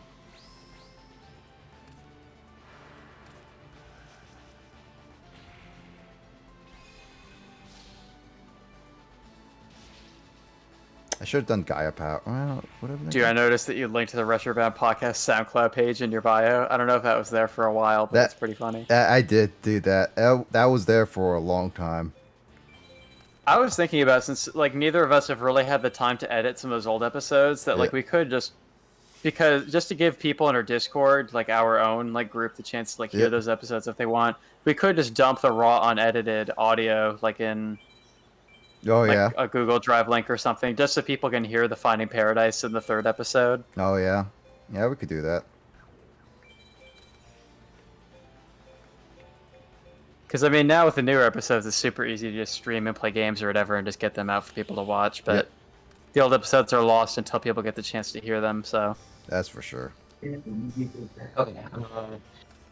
Alright, I can stop concentrating as hard now. Line art. Was the basic line art is done. Now I'm just starting to shade basic. Was it the base color? Mm-hmm. Base color.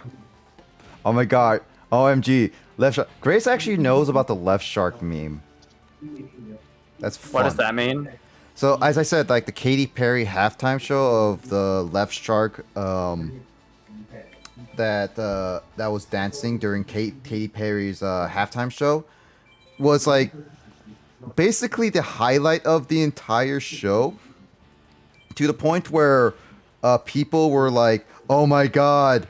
Like the shark was dancing so well. It's like, oh, it's a highlight. It's like the best part of the entire show. Oh, so just one of the sharks in the choreography got more attention than anything else? They got more attention than Katy Perry singing Oh, anything. that's pretty great. It was just like, and it became a huge meme on the internet. It was hilarious for a bit. That was the only thing that was like great about that whole entire like show, I guess you can say. Guess DD Warrior.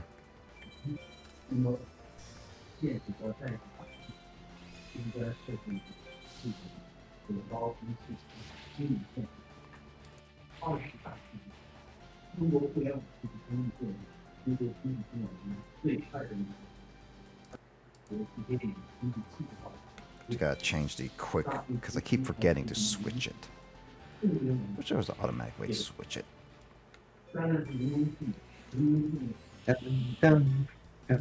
What?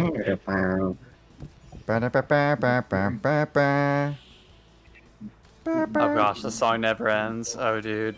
It's the Oof. It's the song that never ends.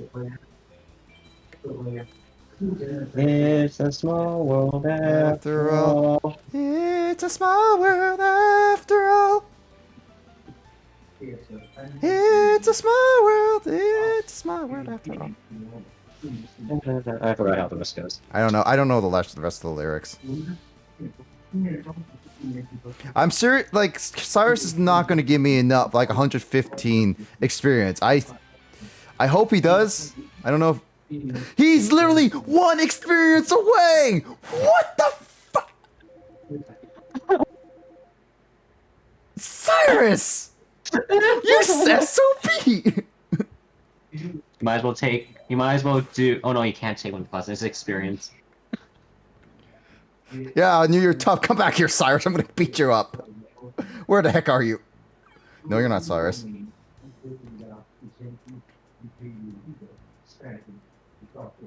Where the heck is Cyrus? That's Dimitri. I don't want to fight Dimitri. Where the heck is Cyrus? Let me beat up Cyrus. No, Cyrus ran away. Dang it. Now I'm just gonna beat up the bug guy. That's not the bug guy. Is he the bug guy? No, the bug guy is different. It's the bug guy. It's the less. Wait, is this guy more generic than the other guy, or the other guy is more generic than the other guy?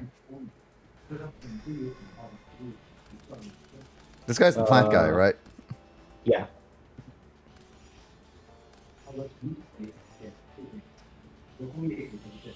I swear, when I meet Cyrus, I'm gonna kill him.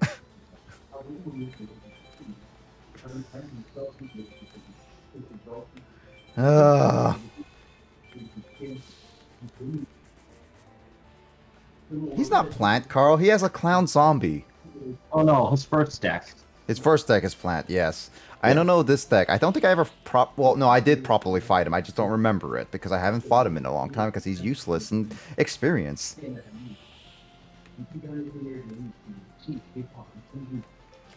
Oh, man. Gosh darn it. I don't have anything great. Don't use that much.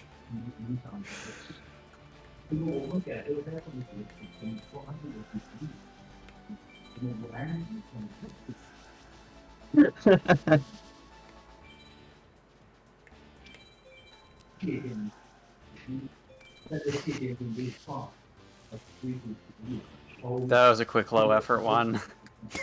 Oh my I was god. like, man, Bob Ross has so much hair, he can't really Photoshop Carl's head over him.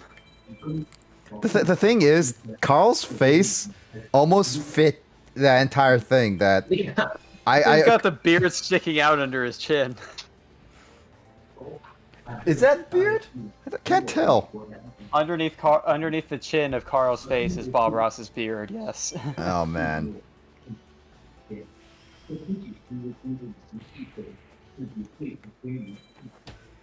I did not even see that beard. Also, Justin has a Gordon Ramsay emote. What? Apparently has a Gordon Ramsay emote. Yes.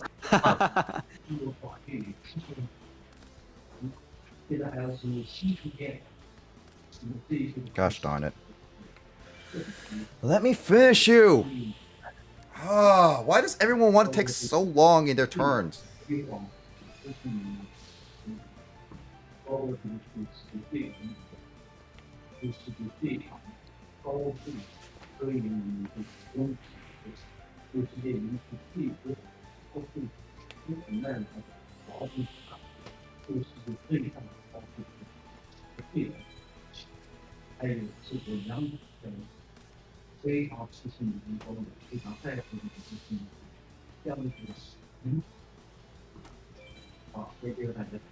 I don't want give me a monster! God, stop bricking!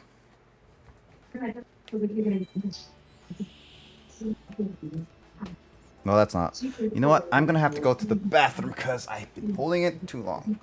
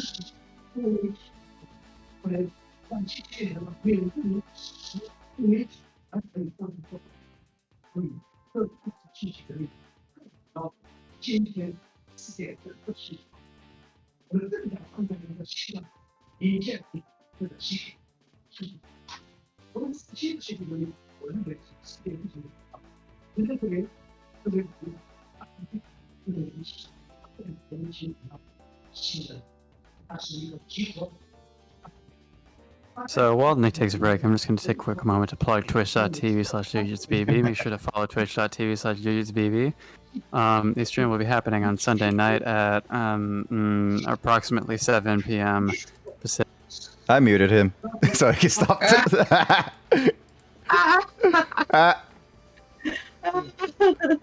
unmuted him. What? Did you mute me throughout most of that? I just muted you literally at the very end. Okay, I was like, what? Hello. Hello. Wait, did Nick even notice that he got muted too? No. Oh. Because I'm trying to think of a weird solution, and I think I have one, but this is going to be weird.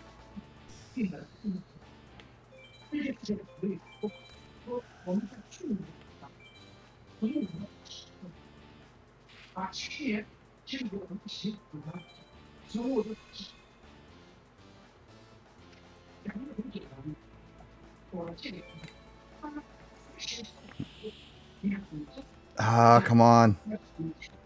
Yeah, that's what At least Grace has a laugh out of that.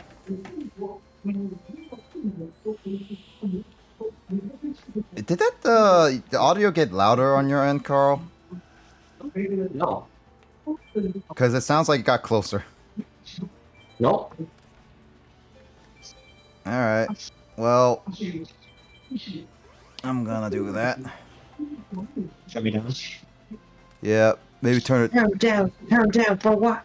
Turn down for what? Gosh darn it, Carl. He's nearly headless.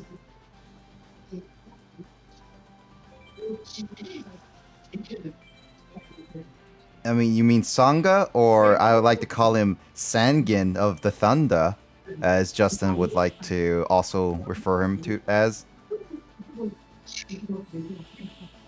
Also, Carl, don't forget to mute yourself. Yeah. Here.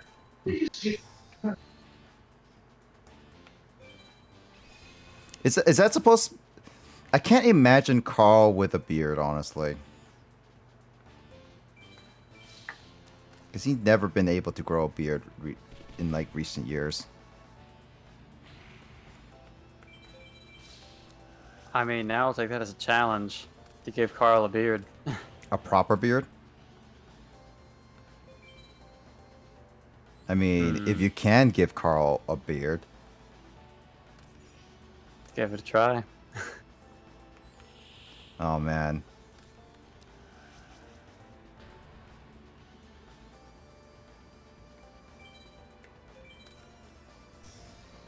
No.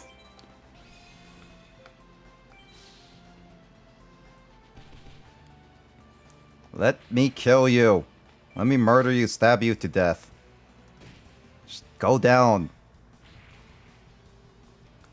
This Yu-Gi-Oh! Is supposed to be a card game for children? No, Yu-Gi-Oh! Is a card game for murderous adults. Like myself. Oh, hey. Humor me. What is that thing?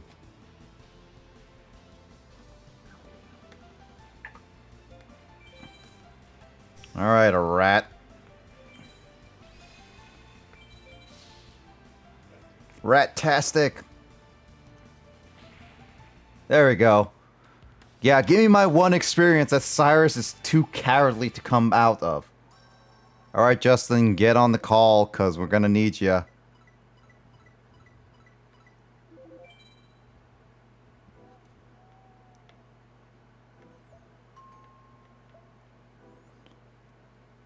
I swear, we're gonna get to a point where we're gonna take the test again.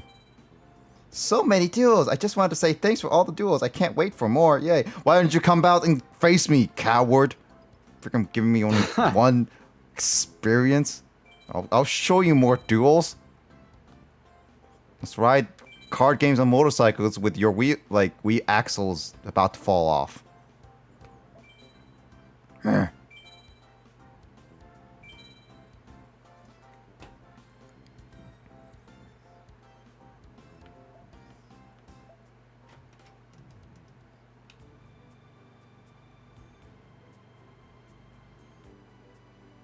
I'm waiting for Justin to get in so he can tell me what cards I should look for.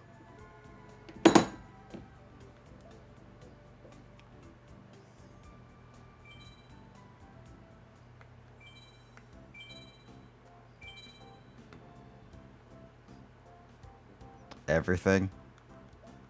It's not very specific, Justin.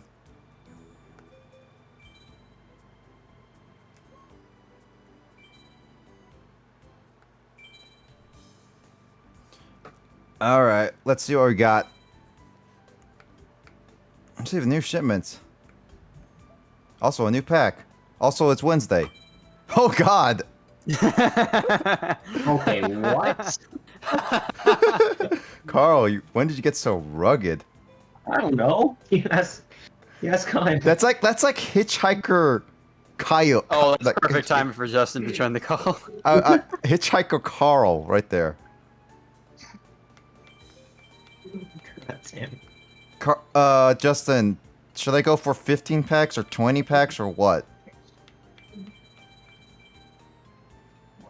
Because I don't know exactly what I'm looking for or how many cards I'm looking for. Maybe like 20 cards should be fine. Like 20 card packs. 20 pack of cards. Otherwise, Emoto would complain again for grammar error. He says, do it. Do it. Do it now. Do it now. Should I do the glitch now? I'm just kidding. Do the glitch. Do the glitch. Kind of loud in the background, Carl. Oh, that's him. Okay. Hey, Mimoto, did you watch that whole clip, that 35-minute clip of me just opening and stealing packs? Oh, hey. Yeah. That was a nice restrict. Yeah, no, that, as I said, that whole clip of that stream is really what you need to pay attention to. That's all you really need. Grandmark, the Rock Monarch. When this card is tribute summoned, destroy one face down card on the field. Any face down card. Nice.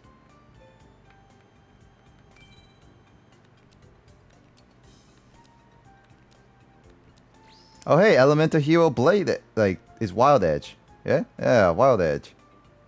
And they even got the name right, but they can't get Mudball right. Why is Wild Edge here? Shouldn't it be in a hero card? Wild Edge is gonna make grinding a lot easier. But I need Wild Heart and Blade Edge, which I don't have though.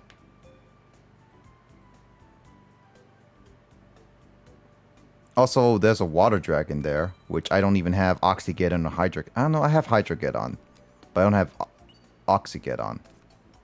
No. Is Oxygeddon the dragon? It's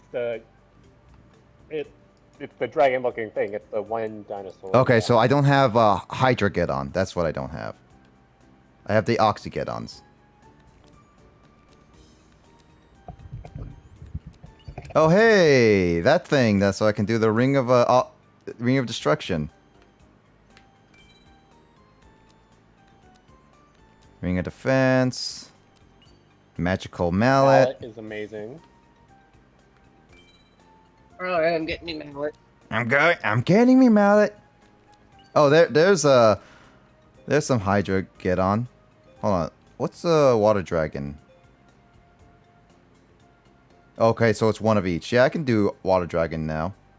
No, it's literally chemistry. It's 2 in 1. Oh, 2 in 1. Right. I need 2 more. Oh, there's a Blade Edge. Is Wild Heart in this pack, I'm guessing? Yes. That's weird. Why is some of the cards mixed up in this pack? Welcome to Yu-Gi-Oh! Packs. That's weird. Yu-Gi-Oh's weird. Justin, why is Yu-Gi-Oh! Weird? Ooh, too bad. Not 5Ds era, but yeah, Scapegoat's nice. Dude, ba ba ba ba ba.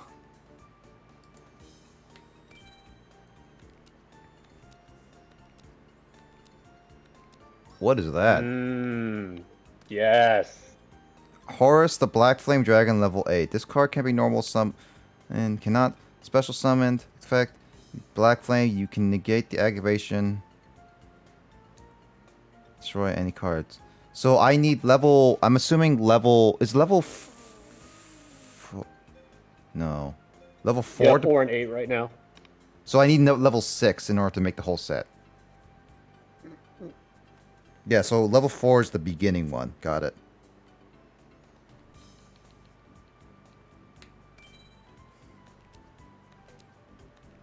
There's Blade Edge again. Grandmark.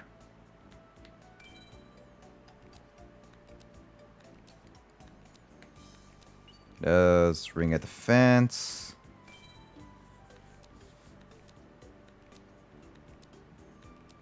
What is that? Hey. Is that level 6? That is level 6. So I got the whole set now.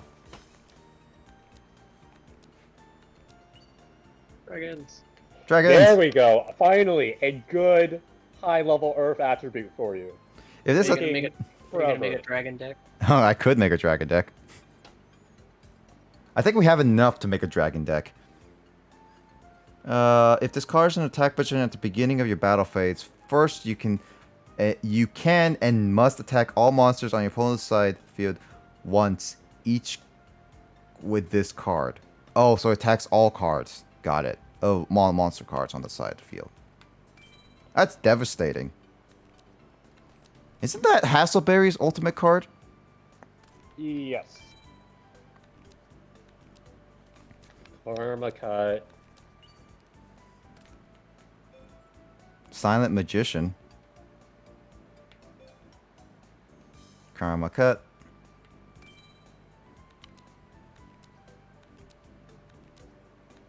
I got another whale, orca whale.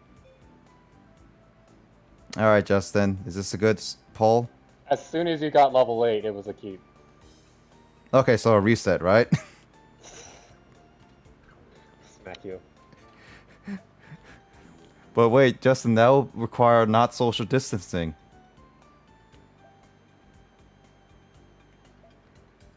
I have my methods. Transcendent wings? Lady, I have transcendent wings, and it's currently sitting in my back pocket. All crumpled, because I don't use it. And I forgot that it's in my back pocket.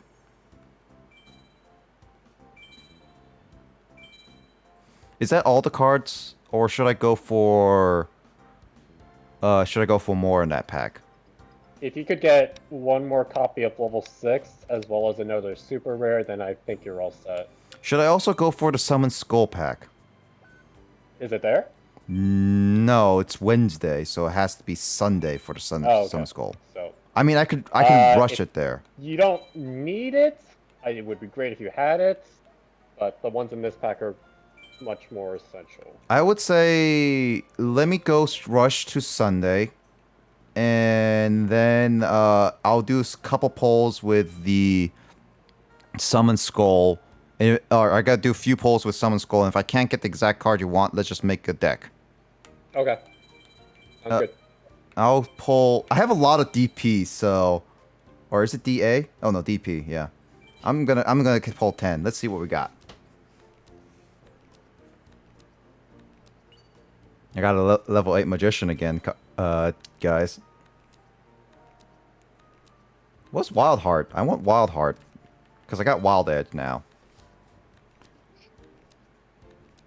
Oh, there's Oxygeddon. But I need another Hydrogeddon. Oh wait, I didn't have Oxygeddon? I thought I had Oxygeddon. Weird. Oh, I got another level 8, Justin. That's okay. I got another Wild Edge.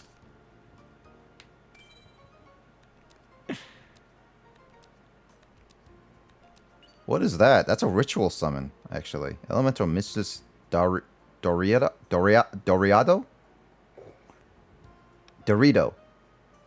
Dorito, yes. Just scan and forward smash. Just scan and forward smash. It's pulling cards eerily so he can have me for RNG purposes. Sneaky. No, I mean, I can lock you in the closet so you can never leave.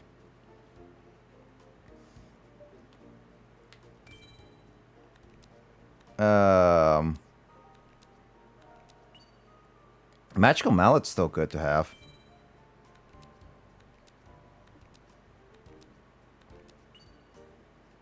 Another Orca. I mean, we were really close to leveling up Emoto. It was like a few hundred left, so that's why we are polling now. Also, there's no reason to level up at this point. So Justin, this is not a good poll, right? The only ones is like it was not. No. Yeah, Magical Mal and that stuff. So, save's coming. See, I wish there was like a button for this game where you could just go end of the day immediately once you're done doing everything you want. But you have to walk around and waste time in order to and it has to be at nighttime in order to say oh yeah, I can sleep now, instead of it's 2 p.m. Let me sleep to the next day because I'm bored. It's yeah, saving the world is right outside the harbor, but you know me, I officially made this as I don't care about saving the world. It's all about me. If I don't get the right cards, I don't care about saving the world. I mean, the world can wait.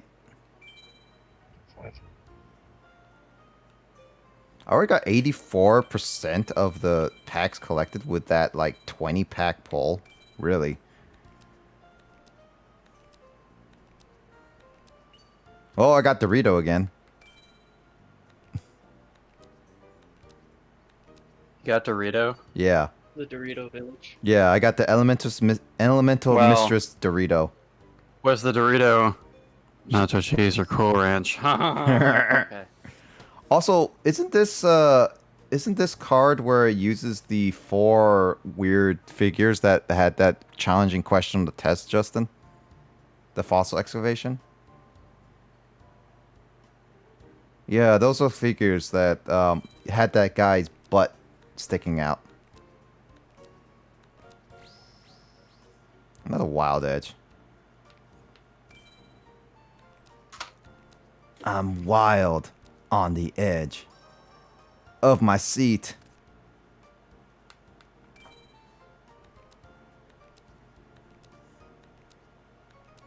Why do I have 2 wild edges?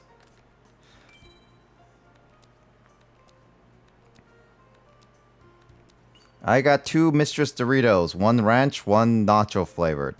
Personally, I like the nacho flavored more than the ranch. Even though it's like... What? I agree. Yeah, wouldn't the nacho flavor be more messy than the ranch, though? What do you mean by messy? Like the Like getting the on powder on it? Yeah, like getting all the stuff on your fingers, so you have to wipe it before you touch anything else. Otherwise, those get like the flakes on them. I guess so, yeah. It's been a long time since I've had Doritos, but yeah. I like Doritos, but they're just so messy. Okay, this one was another bust.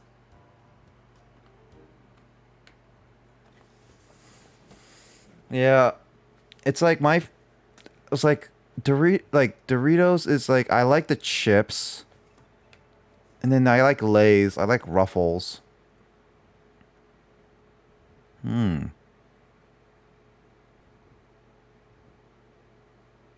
mean, I like Cheetos too, but Cheetos should be counted as chips, right? Yeah. Yeah. Sun chips are another jam. Oh man, those are good. Sun chips. Yeah, those are always great. You know what?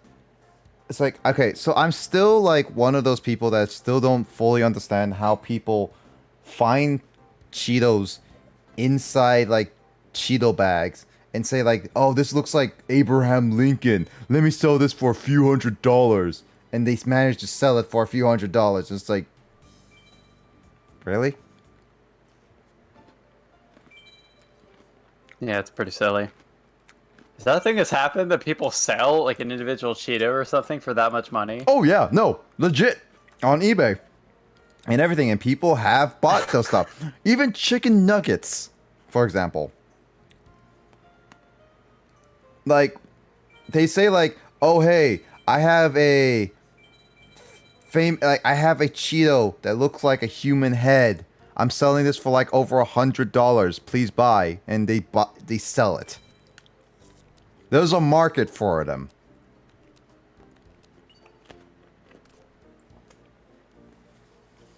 I don't know, like, I can understand things like that going viral if somebody posts like an Instagram image or something of a chip that looks like a face, but selling it for money is pretty ridiculous. It is. But hey, if it gets popular enough, I guess like anybody could like get it, I guess. Like, could sell anything. What is that? Blue Eye Shining Dragon? That's in this game? Wait, you got Shining? Huh. Huh. It's on the cover of the pack, guys. Just pointing that out there. Oh, yeah. Ah, Exodia! It's not possible! Oh, I did not realize that was Shining Dragon. I thought that was some kind of two-headed beast.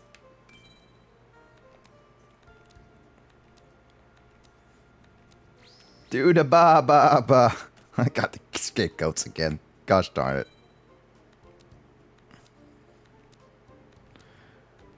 Ah, why do I have Mistress Dorito? I don't want any Doritos anymore.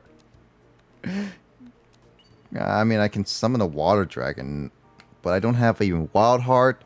I don't have the super rare. I don't even have a level 6. Never mind, I got another level 6.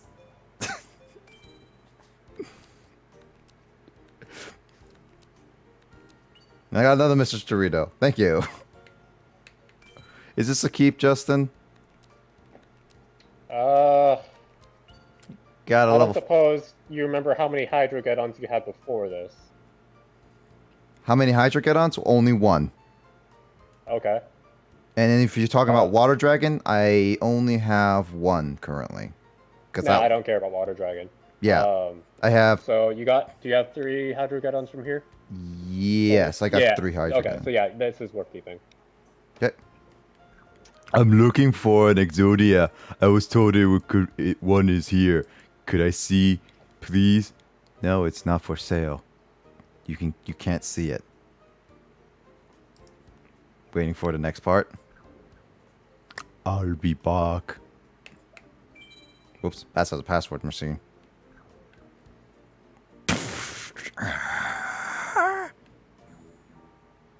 I'll be back. I'll be back. So you still want me to get that super rare? Cause I got the level 6 copy as well. It'd still be really nice. Between the card from the Summon Skull pack, they're about equal level, I'd say, of importance. Alright. Well, I'm gonna have to save...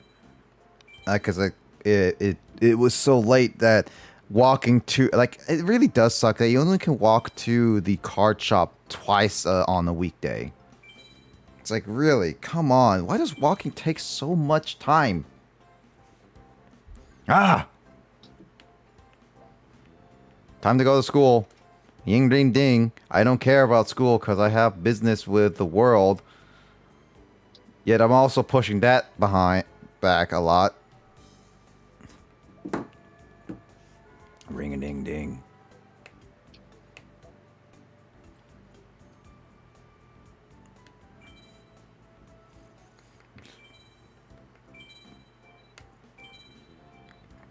All right, let's go.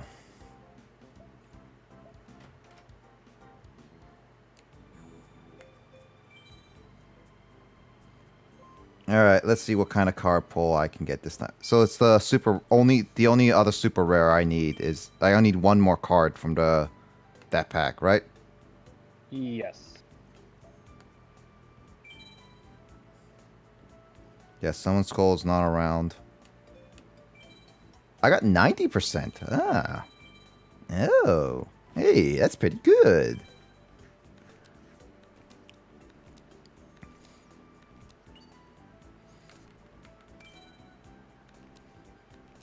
Card packs. Why do I still get so many blade edges? It's so shiny, but if I can't melt it down for gold, I can't do anything with it. Also, stop coming, Mrs. Dorito. I don't have any ranch flavors, so please leave me alone. I got another blue-eye shining dragon. How the heck do I even summon this card anyway? That should be ultimate. I have to sacrifice ultimate dragon? Are you kidding me? And we all know getting Ultimate Dragon out is very easy. Yes. Well, I mean, if we're playing current meta, kinda. Why this? Like, with current meta, it's pretty easy to do it, but GX era, no way in hell. Well, like... In the movie, it was just like a normal sacrifice tribute summon dragon, right? It wasn't anything special. Nope. They followed the exact same rules. He didn't tribute summon, like, he didn't Yes, he tribute did. Ultimate Dragon? He used Monster Reborn. He used Monster Reborn to revive Ultimate Dragon, and then he sacrificed. Then he sacrificed it to do special. Well, not special, just tribute It is summon. special, but Is it special? Okay, just special summon Shining. because anything that's not a normal or flip summon is a special summon. Even though you tribute it. Yeah, Flip off summon. plenty of special summons involve tributing, so it's weird. Yeah. That's weird. So what? So is there any use for this card? Oh, I mean, like, I guess in the current meta, Justin, does this, like, is that blue-eye shining Of course dragon? not. It's not. Yeah, that's what I figure. It's like, it's so hard to summon anyway. Like, Ultimate Dragon was hard enough because you need you need 3 blue eyes, and that's still hard in itself to get. I don't know. What's that? Mobius the Frost Monarch. Hey, there we go.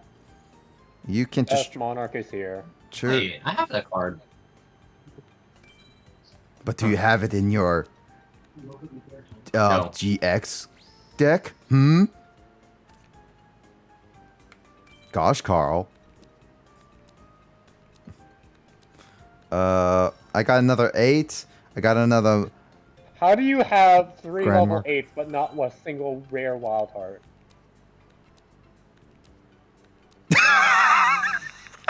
Oh.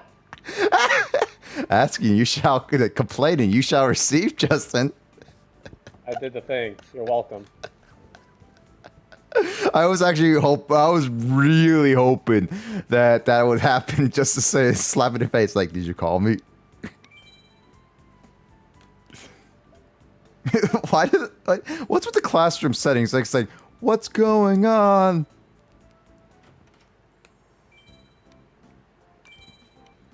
You're welcome. Hey, what's going on? And I said, oh, it's not sleepy time Oh yet. no. Nah, I'm not gonna say it. Alright, time to run around the island, guys. Cause I'm gonna waste my time to go to Sunday. Like, this is also one... You're playing Ring Fit now.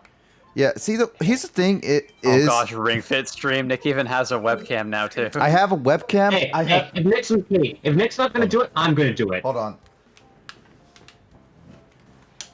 Kyle. I'll just Workout say, stream. I'll just say that right now. Kyle, I have it right here, right next to me. I have a Ring Fit. I have a green screen. I have all the setup to do a Ring Fit, like, stream.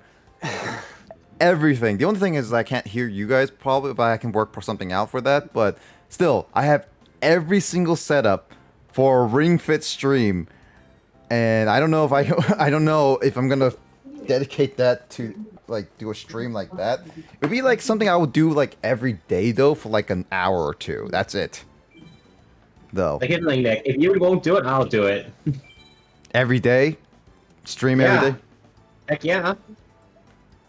Even during classes though? No. I mean, like, well, I mean, like, if you dedicate like an hour doing Ring Fit and you just dedicate that time as both streaming it as well as like exercising, I guess that works for you. Yeah. And then that way you can get hours really fast. Yep. Just gotta get those views, baby. I mean, if you do it for 2 hours, that's probably about the right time for any regular stream. That's about like 130 calories right there if you play adventure mode. 130 calories for 2 hours? Yeah. Or 1 hour? That's for about 2 hours. Oh, About okay. 130 to 170, I would say, depending on how hard you work. For 2 hours? Yeah, because the I game. guess that's like no, the walking reason, pace-ish. no, the reason being is because you're not always you're not always in motion. Like, you're not always working out. Because sometimes you're in the menu just trying to figure out which move to play next. So that's why. Okay. The game keeps track of time, like the amount of time you spend exercising and not idling around. So Yeah. what may seem like about an hour of work is actually 20 minutes of work. Which makes sense. Yep.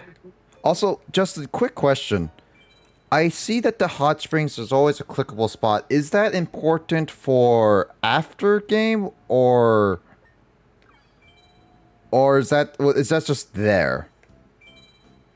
I remember it being a thing, but I don't remember how.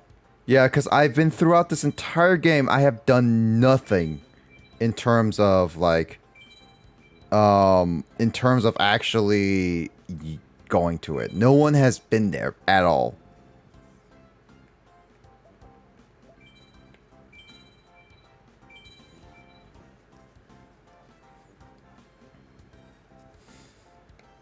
Man, Ring Fit's gonna be so weird. Well, I acquired a new title. Why do I acquire a new title? Yu-Gi-Oh! Game Expert? That's I'm me. guessing that's from quizzes. Clearly, that's the title for you. Yes, Yu-Gi-Oh! Game Expert. I had no help in anything else. Oh, You also never lost. I never lost as well, yes.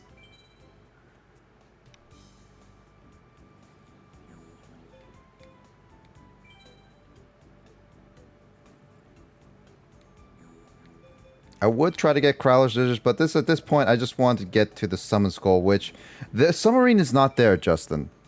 So is it what I'm wondering? Is the submarine and the boat are exactly the same in terms of they will come together if they're both at the port on the weekend, or is just my imagination? Should be. I don't know. Man, running around the island is tough work. Also, is the Sunday set already, or is it like, can I just save and reset each time for each Sunday to potentially get a new one? That's also one I want to know too. Boat's not here. Should I try one more week? Up to you. Well, I'll just run around a little bit. Do. So, Carl, how would you do Ring Fit like stream? Honestly, How would I do it? yeah, like with your current setup, you don't have a lot of room. Actually, yes, I do. I actually exercise in the same area that I'm talking in right now. I thought you exercise where your dad watches TV. No, because my dad hogs TV. Not rude. Yep. I mean, it is technically his TV, so. Yeah, it's the family's TV. Come on. I mean, yeah. I mean, family TV or not, it's still. All right, wait, Justin, Carl, Yeah. test time. God damn, no. I forgot. What are you talking about? You're a Yu-Gi-Oh expert. You'll be fine. Kyle. Yu-Gi-Oh game expert. You took the title, now earn it. Oh, dude, Kyle. Now take the That's like test from me. King of Games. You gotta. Dude, I do not claim to be a Wait, Yu-Gi-Oh game expert. I don't cannot claim to be be. an expert in anything related to Yu-Gi-Oh. Shrink? Oh, it's Book of Moon? Really? I thought it was that could do during battle phase. Which monster is on the top right of a monster card? What is the top right of the Konami logo? Attack level. That's funny. I think it's the. That would be the atomic number. Yeah, that'll be attribute. Did they actually have a Konami logo in this game? I don't know where it is. So what kind of spell is Sword Revealing Light? That's a normal. Yes, they do. Huh? They do. They do have it in this game? Yep. Where is it? Like bottom left or something? The Yu-Gi-Oh logo is on the bottom left, I believe. What? To normal summon Victory D. What cards must you tribute?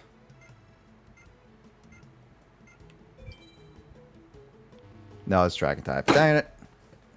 I can't do dragons. If you use Graceful Charity's effect, how many cards can you draw? 0 cards, right, guys? It's negative charity. You give 3 cards into your deck. Which card does not activate unless Black Magician's on the field? Dark Magician's Tomb of Dark Black Magic. Oh, it's Thousand Knives. Huh. Don't know what Thousand Knives is. Which of the following cannot destroy a spell or trap card? I don't. Oh. Tank Cannon? It is. Oh no, Tank Dragon actually. When Apprentice Magician is destroyed in battle, which monster can you set? Time Wizard. So I guess Time Wizard is no, it's not Apprentice. In Harpy's hunting ground, what monsters are the Harpy hunt? What? Stray Lamb? Ojama Trio. The Jama Trio? Because Ojamas are constantly getting bullied in the card art. Oh, really?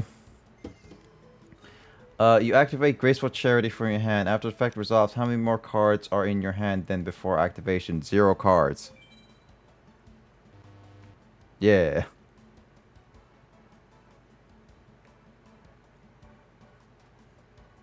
Hey, still got 50%. Still did not get below 50. Oh, before the effect resolves. I was like, what does that mean? Oh, yeah. Before the effect resolves or after? Oh, you said before, right? I think it said before. Okay, so that would make sense because if before I would not gain any cards, but after the effect resolves, I'll gain 1 card. Or Right? resolves means at the very end of the effect. So at the very end before you discard. That one was pretty tricky. Wait, but it's like before I discard, then wouldn't I have 3 extra cards? Yeah. But it said Wasn't the answer 0. It said 0 would Oh. be it. Oh, unless it means. So. Or maybe it meant. Maybe. No. Before the effect resolves maybe means before the whole thing. So before you draw anything? But that's such a weird. That's like such a question. backhanded way to say like before this card restarts, how many cards do you have currently? No, but it is important to know the difference between effect resolving and. Yeah. That's just I don't like that wording because that's just No, such the a weird wording one. in this game is questionable at best. Would it be because of the localizing or would it be the actual game text? Could be both, because Konami has their fair share of not being able to word things great. As Carl complained for a while that water looks like wood. Not related, but yes. And I just Wait. So Kyle's here right now. Nick, can you show Kyle what I mean? That water looks like wood. you want me The to show him? kanji for water looks like wood. You want me to show him my wood? Shut up. Alright, I think I've had enough for tonight's stream. Alright, good night, everybody. Oh wait, that's the wrong screen. There you are, Kyle. There, okay. So okay. Yeah, wait. So wait till Nick switches the screens. It's already on. You're just seeing. It's like at the bottom left. That's the best you can see. Oh yeah. Okay. Yeah. That looks a bit too fuzzy for me to. Oh, the bottom left. Oh yeah, that's true. That does look like a different kanji. You see what I mean? Like it looks like wood, It's right? kind of sloppily written, yeah. Yeah, but here's the thing. In the actual games, like the actual game art, like in real life, it's missing the tick at the bottom. Right. It looks more like the character Water. But- Basically, the issue there is that that kanji and that card kind of looks like the kanji for tree, because in the kanji for water, it would look more like a straight line with the 2 side pieces kind of disconnected from the middle. Yeah. Grace actually also commented that when it's like I showed her, it's like, hey, Carl complained about this. It's like here's water, and he said he complained like wood, and he's just like, oh yeah, that does look like wood. Ha ha ha, kind of thing. Yeah, and it literally pissed me off for the longest time. It's like, what the hell? She even posted the kanji for proper wood and water in chat, so it's like I saw that. It's like, oh yeah, now I can see properly. It's like, yeah, that does look like Yeah, different- let's get some water in chat. water. Is there any thirsty No, emotes? we just need more salt. Wait, what is this? Feels amazing, man? What is this emote? Oh, that's the water emote.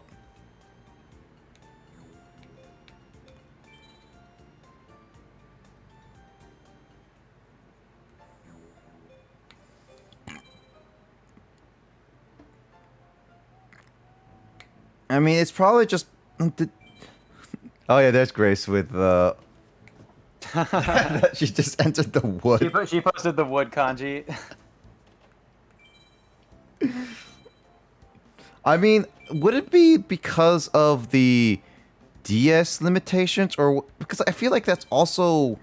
Here's the thing. I think it's both an issue with how with which kind of font that Konami use for the kanji, Yeah.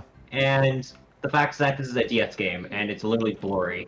Well, it's also that's like, even in like a high res texture, Carl, it won't look like it's using the actual water symbol. So they Here, intentionally made it like that. Here, let me go ahead and find it. Even on like official card arts, I believe it has that, Carl.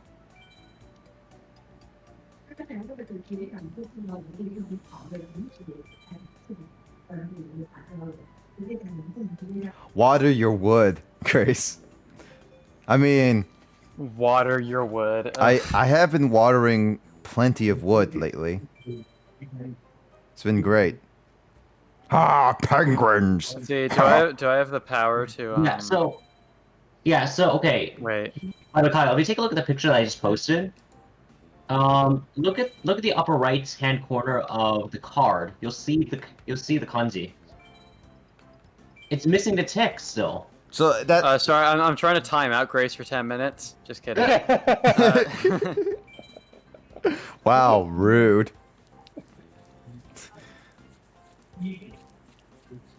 Also, yeah, so that Yeah, I see what you mean. so the yeah. kanji was intentional. Like no matter Also, what. I like It's the Nightmare font. Penguin. That's pretty great. It's the fonts. That's the issue.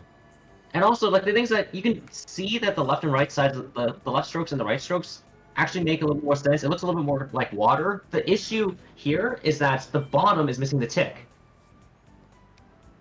and that's actually what makes it stand out. Yeah. Well, that is definitely a intentional Konami thing at that point, because I feel like they use that same icon in like any other game. It's just like it's, as you said, low quality, so it's like it's not gonna be that noticeable. I don't know. It's a pet peeve.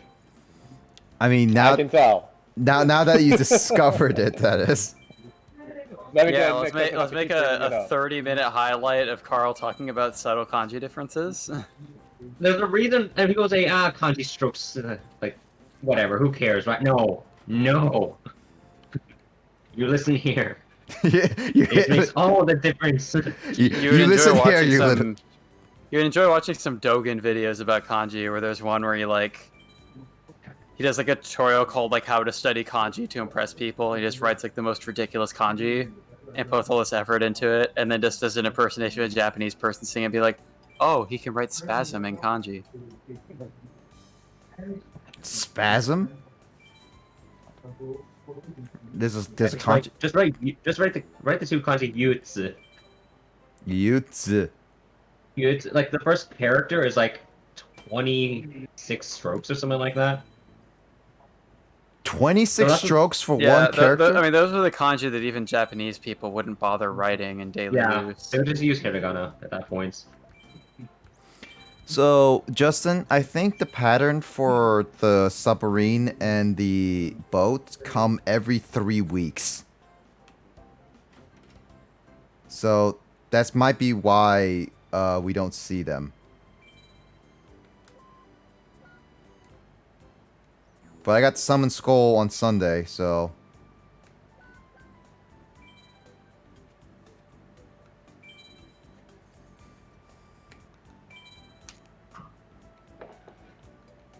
let's see what we got. Commemorative event.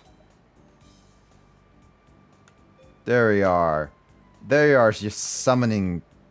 Oh, right. I need to click on packs. Alright. Let's see what we got. Polls. Ah, my eye itches. So we are definitely not going to get a trap of the continuous variety. That's definitely not a super rare. Is that a super rare? Yeah, you said a super rare. We're looking for an ultra rare. Oh, we're definitely not getting any ultra rares. You say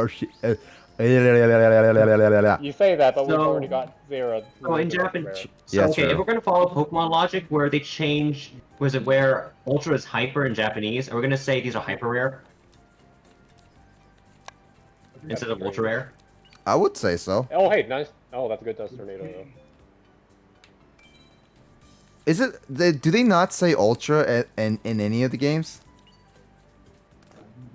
Carl? I have no idea, actually. I don't know.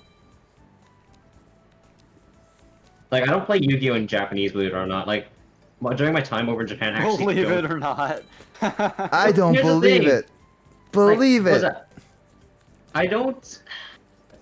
Like, I Man, don't... why is my eye? I can't really use the cards if I buy them. Because I have to use it... Because I have to use... Like, the deck has to be the same language. That's true. Yeah, Oh, man. so other than just for collector's purposes, I guess, there's no point into buying it. That's true. That's what I do with Pokemon. Should I reset, Justin, even if I have a Dust Tornado? That Dust Tornado's really nice, but depends on if you, well, you're kind of lowish on DP. Yep. And we should save for some post-game stuff. Or I could just do the glitch again. But nah, I'm not Now doing just reset. Glitch. Carl, you Someone's are excited. so into the glitch. I do. I love exploits. So also, Carl, here's the thing with the exploit. I was wondering, will it change if I do it twice in a row? That's the question. Want my personal opinion? Probably not. Yeah, I would say so not. Because it's been consistent with each poll. So I feel like it's gonna search through the same through the same card polls. I mean...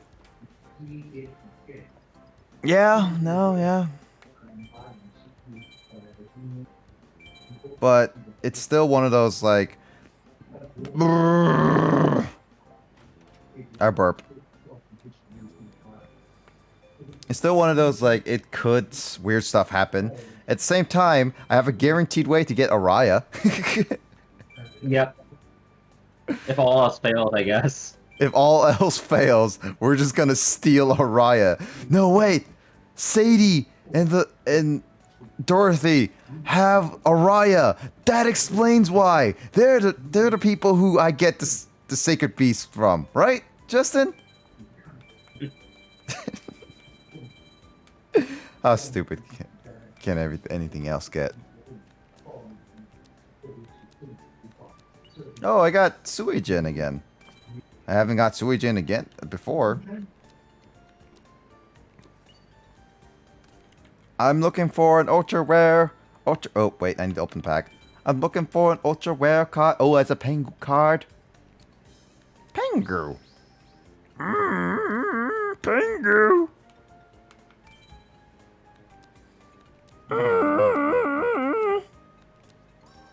Well, that's an ultra rare card, but it's not exactly the card I'm looking for.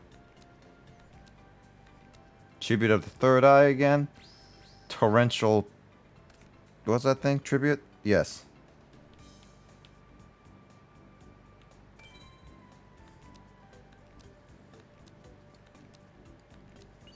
Gravekeeper. Come on. Pull. Pull. Pull. If I said the other word, the opposite word of pull, then that's what playing tug of war. No, if I was thinking like if I said the opposite of pull, that would also be weird.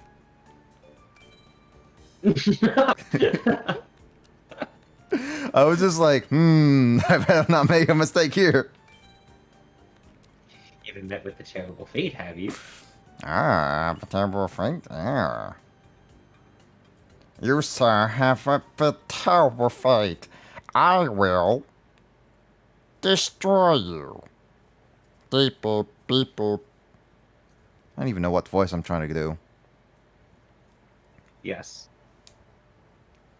Yes, you see, sir. Sounds like someone is getting it on.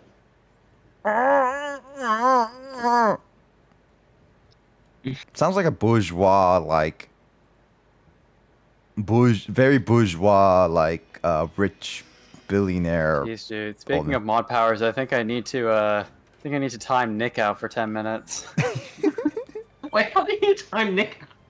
I can't.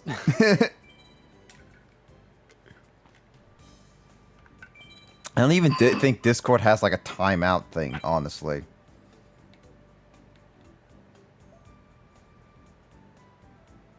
Smeagol?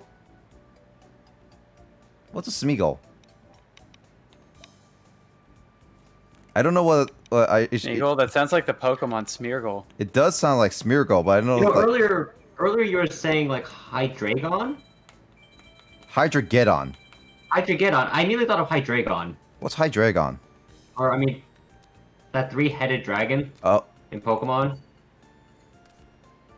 Pokemon. Pokemon. Three-headed dragon and Pokemon. Pokemon. Gen 5, I think. Gen 5. Oh, well, then I wouldn't Oh, know that it. one. Yes. Oh, Smeagol from Lord. Oh wait, is it the? Precious, my precious. That's Gollum, right? What's that? No, that's Golem. Yeah, who's Smeagol? Golem, Smeagol.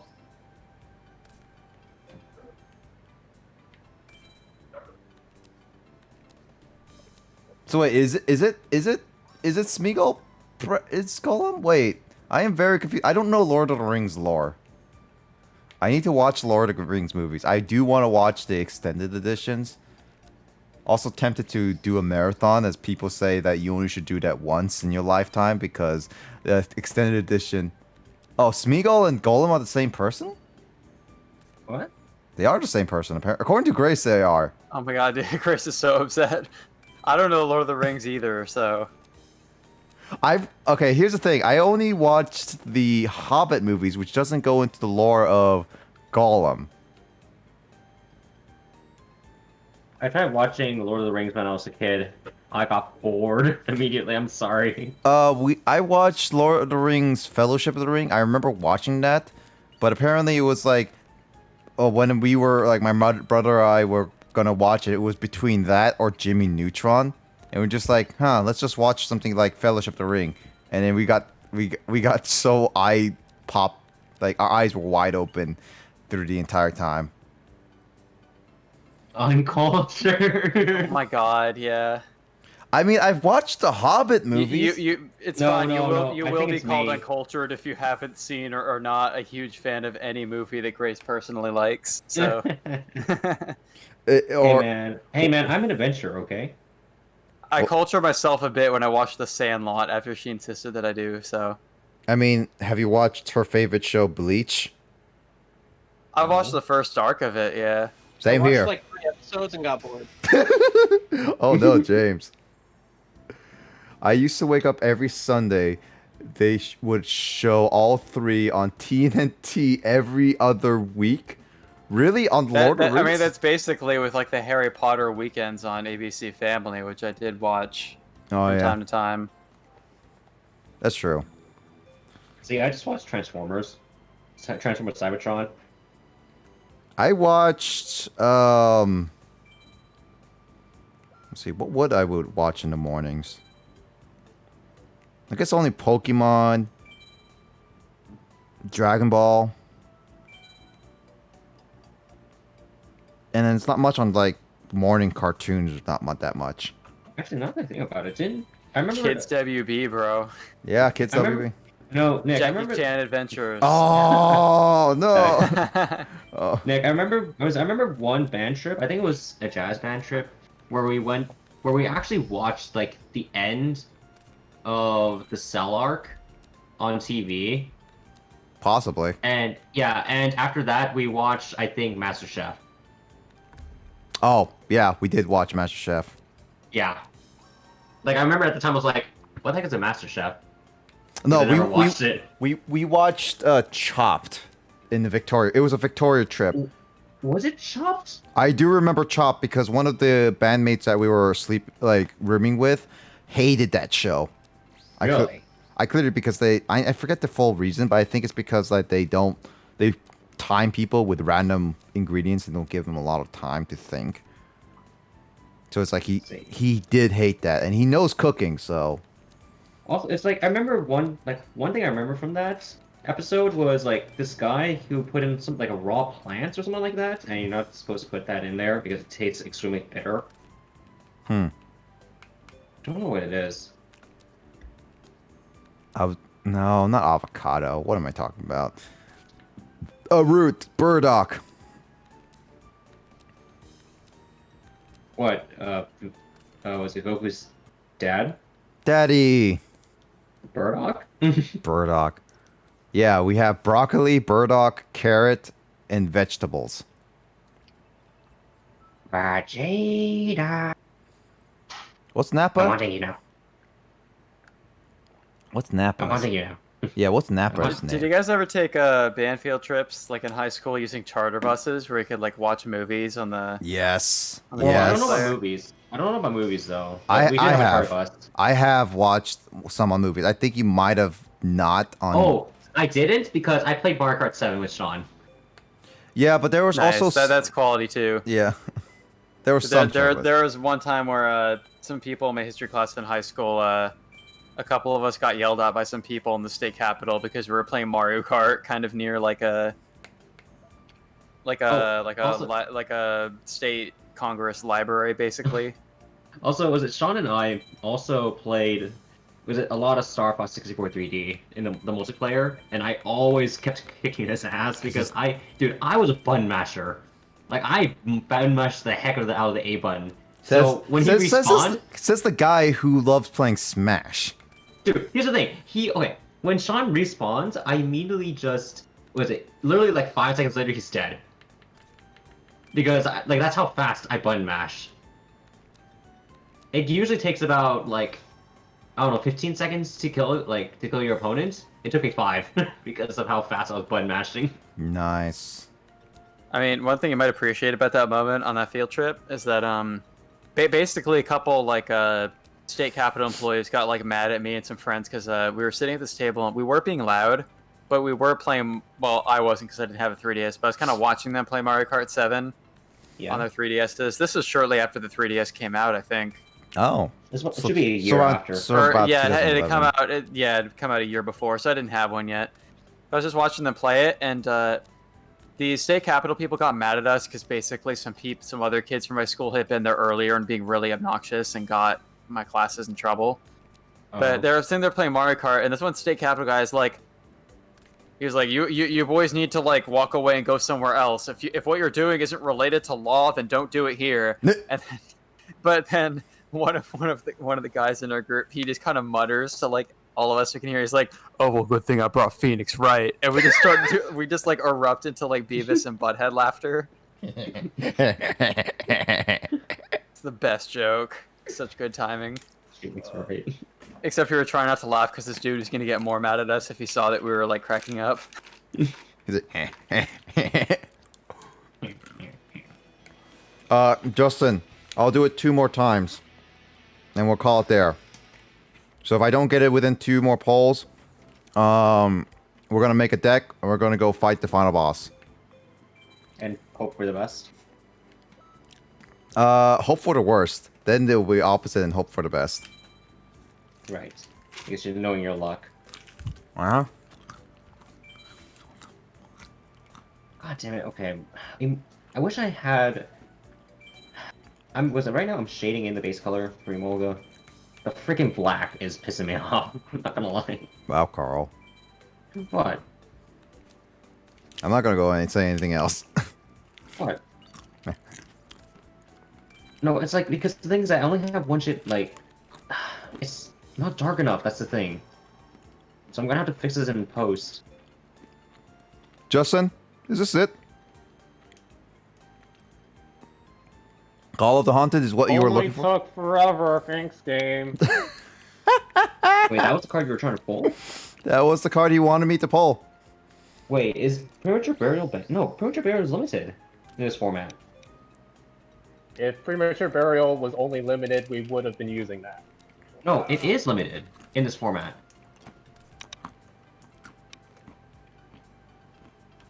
I could have sworn that Premature Burial is allowed in this game. It is.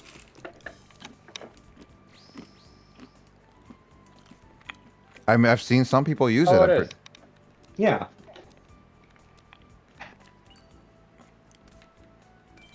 And regardless, I think Call of the Haunted is more applicable.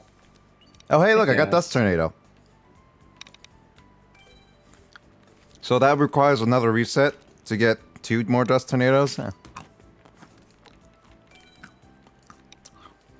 If Justin could time you out, he would. I mean, he will say he will slap me for any stupid, like, resets.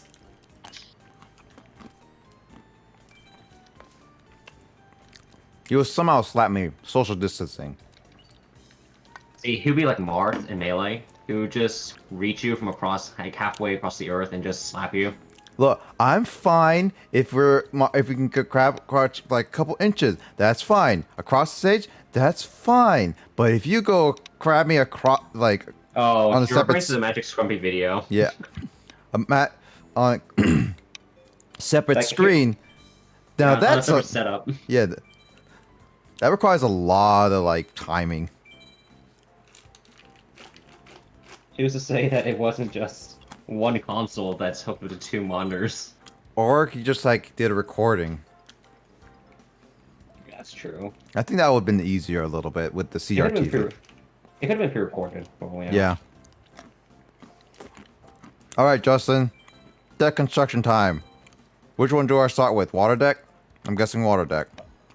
Whatever you want to start with, my dude. Actually, I remember Magic Scrumpy was it? No, it wasn't Magic Scrumpy. It was Dylan Stedge, who is a Smash tasser, and he made when Smash 4 was still new and Sheik was top tier. Literally, he created a video that's called Sheik Simulator, and it's just Sheik forward airing, just firing Snake into oblivion. Oh, okay.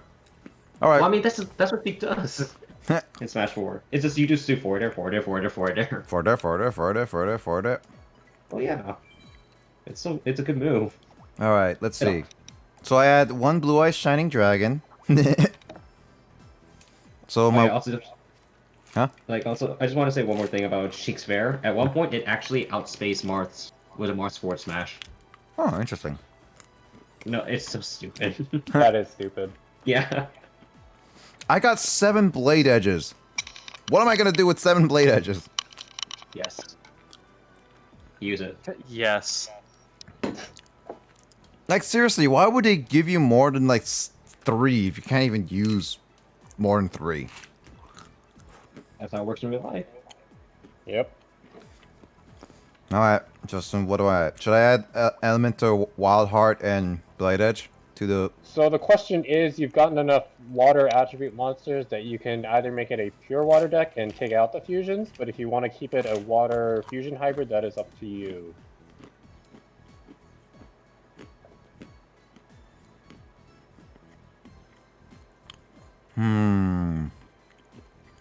Can we make a pure fusion deck? Not a good idea. What did we get from? Because if we can't make a pure fusion deck, I kind of want to keep this as both a water and a fusion deck at the same time. Because the only fusion monster you got, or elemental hero fusion, was Wild Edge. Yep. So you'd only be expanding it by like 5 or so more main deck cards, so it's not even. Yeah, no, I don't think that's Yeah. viable yet. Let's try with water fusion. Combine them both. Okay.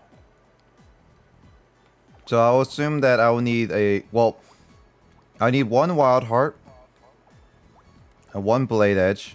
Should I have 2 Blade Edges though?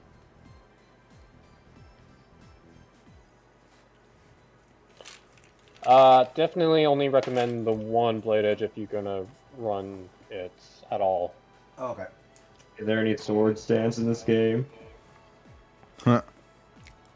Can I get 2 turns? Is it? Can I do 2 turns? Yeah. No. That's how it works, right? No, Carl. Oh. Wow, you still only got the 1 Wild Heart, which is only because I said. Maybe you should have complained much earlier, Justin. I don't know. I didn't. Well, I wasn't concerned about making more elemental heroes in this semi-fusion water deck.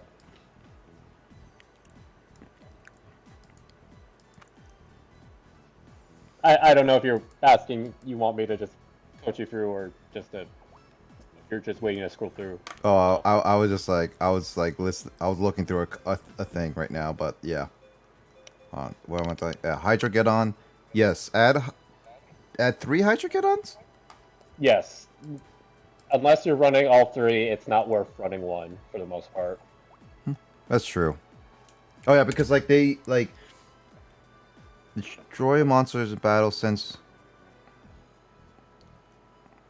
Oh, They hi. literally swarm Oh. the field. Nice, okay. Why am I trying to drink peanuts? I did it again! You're trying to drink peanuts? Yeah, okay, look at this container. This looks like a water bottle. For Christ's sake, I'm thirsty. These peanuts are salty. I literally just try to pick it up and try to drink it. It's just like... That does look like a water bottle container, to be fair. Yeah. With design fail 101. Emoto saw that first time I tried to do it. That's funny. That's Razik. Mobius Frost Monarch? It's not necessary because it's level 6, however, just the fact that its effect is so good, plus it can benefit from Legendary Ocean, I'd say yes. Yeah, it's true, actually. It's really good.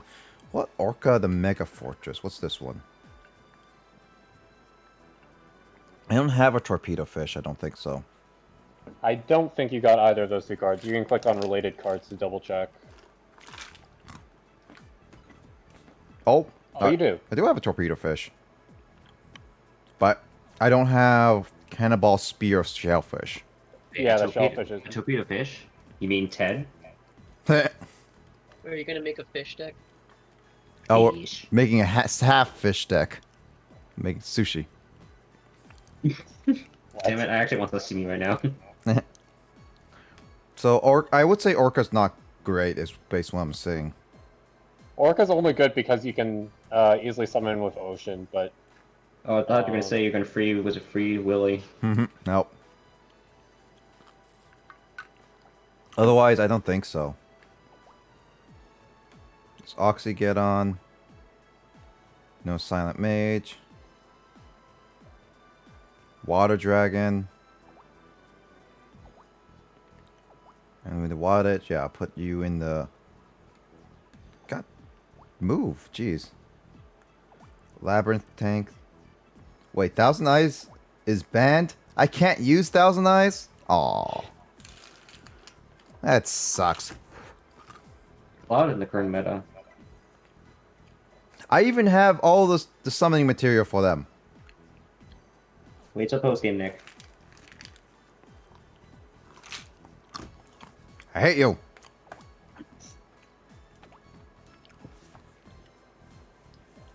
So, Ooh, Nicky boy. bonding H2O is not it. Can you imagine just Pegasus? Just say Nicky boy. No. Should I get a magical mallet? Mallet you can use in place of a capsule if you want to switch between those two. I'd say. Wait, really? I wouldn't recommend. I'd rather stick with Capsule than use Mallet. Why? Because Capsule, like, we're talking about, like, the one where you banish a card for, like, 2 turns. 2 standby phases, right? Mm-hmm. Yeah, Yeah, like, that one, you know which card you want. right. But you Whereas also the other one- are at risk of not getting it at all. That is true.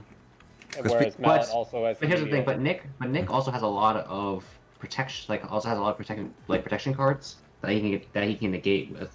That depends if I can draw them. Nick, you have a lot. Still depends if I draw them. Which is why Nice. I'm saying it's up to him. Yeah, it is up to him. I'll put it in I- my side deck for now. What about Ring of Defense?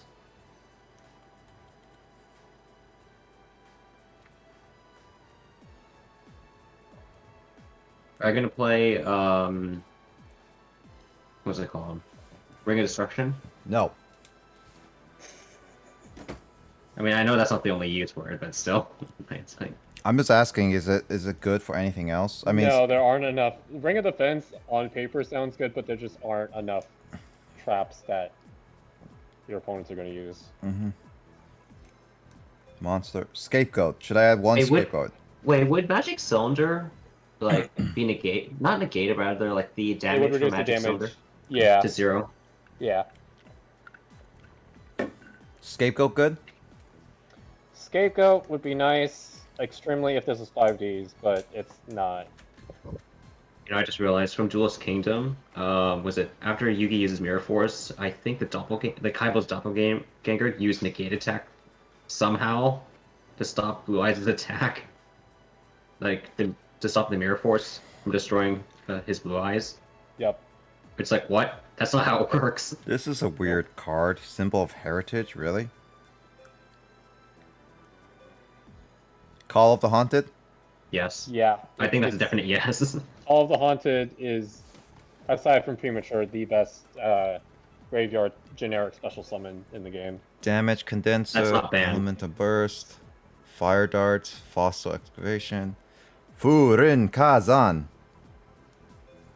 goblin at the Good. frying pan, grave robber, hero spirit, karma cut. You said this was interesting. One card from your hand, remove that from play. One face-up monster on your opponent's side field. If there's a card in your opponent's graveyard with the same name, it's Would this be good for the future battles, though? That's the question. I think it would be for the future battles, but not for generic. So what about the next battle, the final boss? Mm,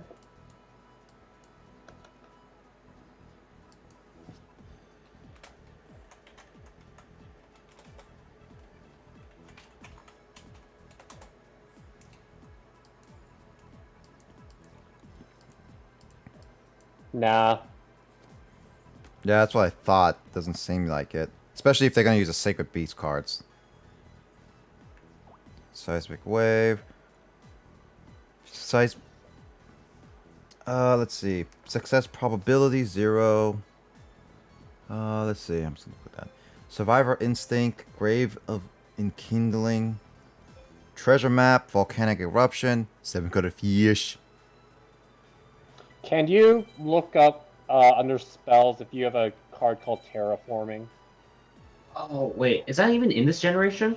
How do you It look up is very specific much this names? generation. Oh, I guess you can't look at.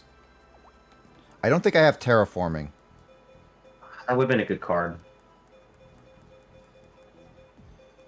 Nope, I don't. Oh, okay. Uh, That's fine.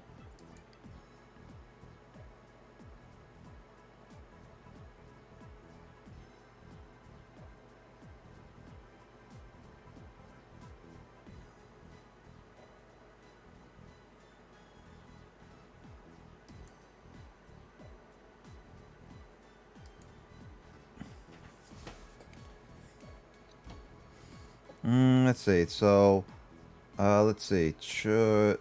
Let's see. Do I have? What about the other cards I drew last time?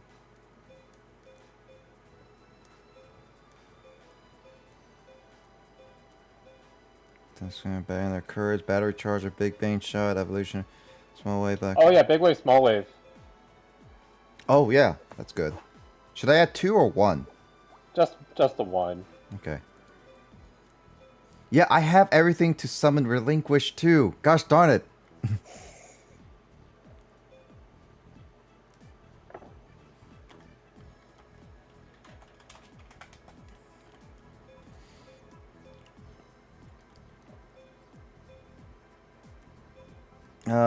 Book of Life, no.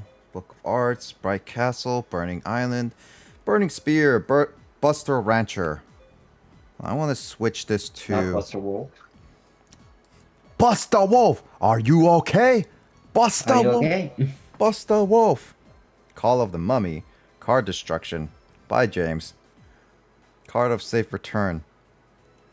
Card of Sanctity. Card Sanctity sucks.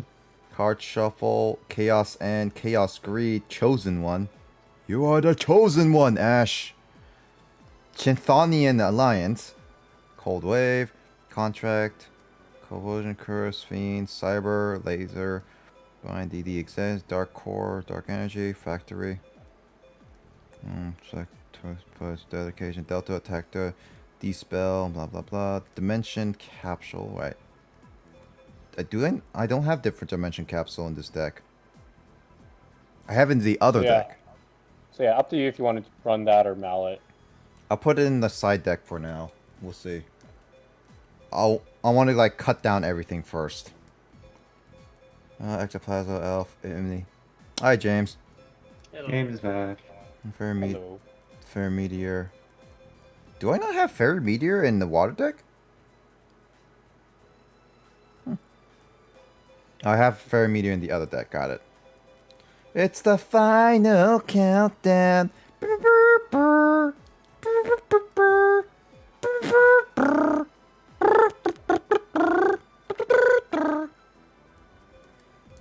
Fisher. Follow in Forest. Let's see. Got Fusion Sage there already.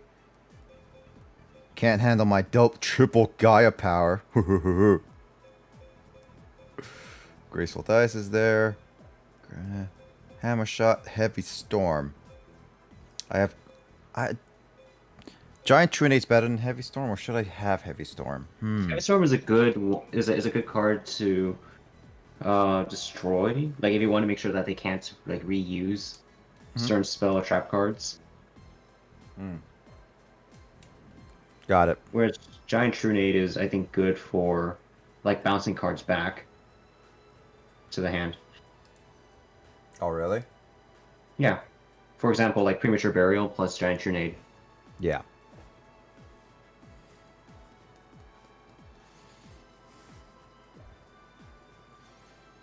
I'll put that in the side deck for now. Oops. Hinotama, put that in the side deck for now. God damn it. Second Inspection. Invigoration, Jade, Jurassic World. Wait, they had Jurassic World already? I just realized. Funny, they made a reference to the movie. Messenger of Peace, no. Moki Moki Smackdown. It's Moki Moki Smackdown. I'm so high, dude. It's like a little balance, man. Looks like Reinforced Army. I don't think there's any other one that I really need. I don't have Scapegoat because I like that. Smashing Ground, Soul, Spirits, Final. Do I have Final? I don't have. No, wait. That's Destiny board is final. Yeah. I forgot the F is trap card. I have Thunder Crash. Destroy all monsters on your side. Oh wait, yeah. It's bad. What are you talking about? It's a great card. Oh man, Yujo Friendship. Do I have any Shake good? my hand. Side deck. I mean, I could put in the side deck as a meme card.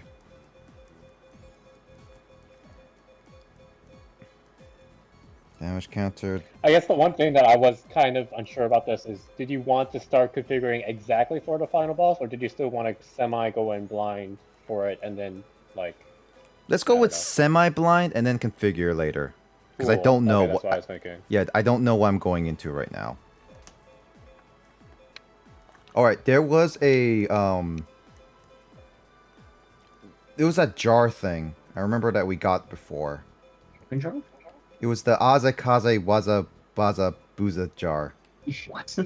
I have no idea what you're... The Chinese symbol word jars, Oh, 3 Wuzu. left. Oh! Magic Sindler, side deck. Shingen Hu, yes. Thinking who? Yes. Ching Chang Chang. Shut up. Mirror Force. So I'm gonna put that in side deck. Only 15 cards in side deck? Really? Well, the side deck is meant to just be a swap stuff out, so yeah. Fine, I'll take away Hinotama. Gosh. Wow, he did it. Now add Yujo Friendship. I mean, I could just favorite it, honestly. I should start favoring some of the cards I want to see. Yeah. Oh yeah, there is a favorite feature. I never forgot about that. Oh, Royal Decree, Justin. This is the one that you also wanted me to get a little bit. Mm-hmm.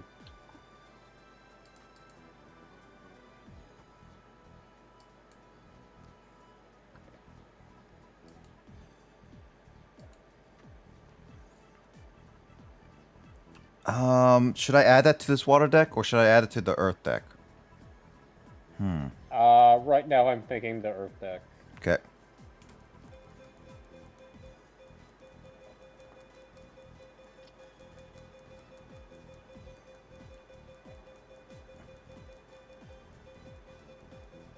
Oh, there it is. Xinjiang 2. That would be No like comment. one of these cards, right? Yeah. I say, so any monsters that should be added? I think not. I think you got all the water ones that we already. Let's see.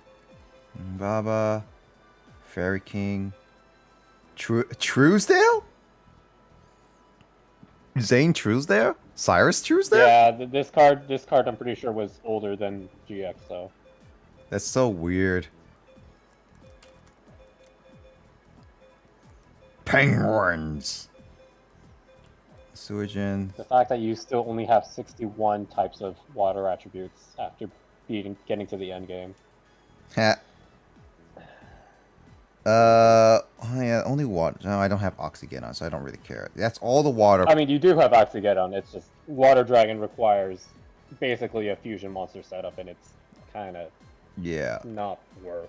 So yeah, so I think I got all the water ones I want. I got all the trap and spell cards. Side deck You already wise. added Wild Edge? Yes, I added Wild Edge to the fusion side. Okay. So I got that. I didn't even get another Thunder Giant, is what we also discussed before, but whatever.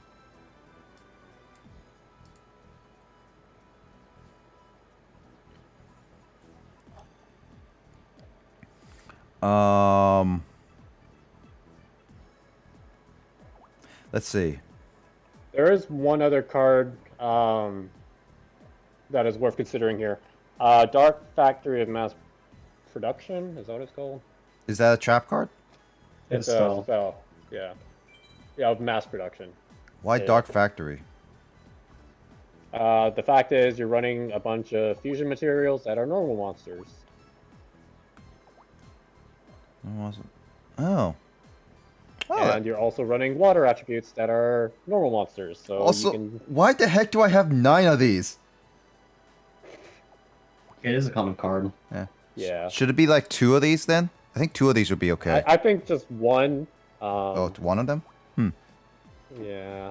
Alright, that's fine. So 8 out of your 24 monster lineup, 26. Yeah. So basically a third is semi-decent.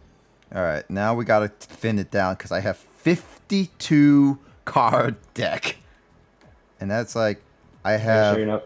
Are you playing 52 card pickup? Yeah, I have 2 Yeah. Cuttlefish, 1 Beast King, Third Eye, Maiden, Fisherman, Legendary Ocean, Different Dimension Capsule, Fusion Sage here, Heavy Stone, Magic Mallet, Scapegoat, or Umiruka, Magic Cylinder, Mirror Force, and Tornado Wall, just in case. In the case of this one, I would say Capsule would make more sense because you're Looking for a specific you're one. constantly trying to search for specific Yeah. materials for fusion. Yeah. Yeah, I'll agree with that, yeah. Man, this is going to be a hard one.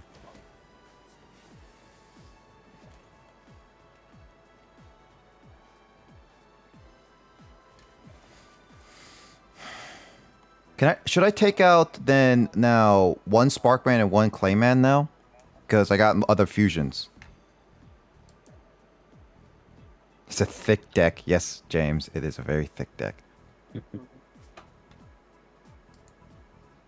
That would make sense. However, that would instantly hamper the Dark Factory. But that does make sense. Because I feel like with Dark Factory, as well as other fusion materials I got, like with the Swamp King, I could find Thunder Giant now. Easily. Or more easy, I should say. Mm-hmm.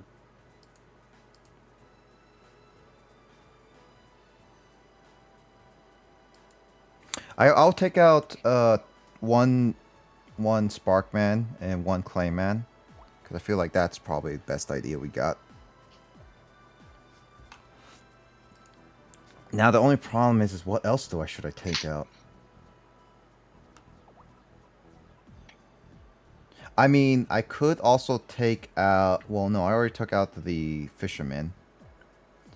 I think you can probably put away one of the King of the Swamps.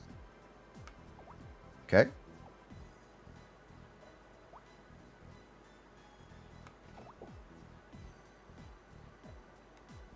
I want to favorite him just in case.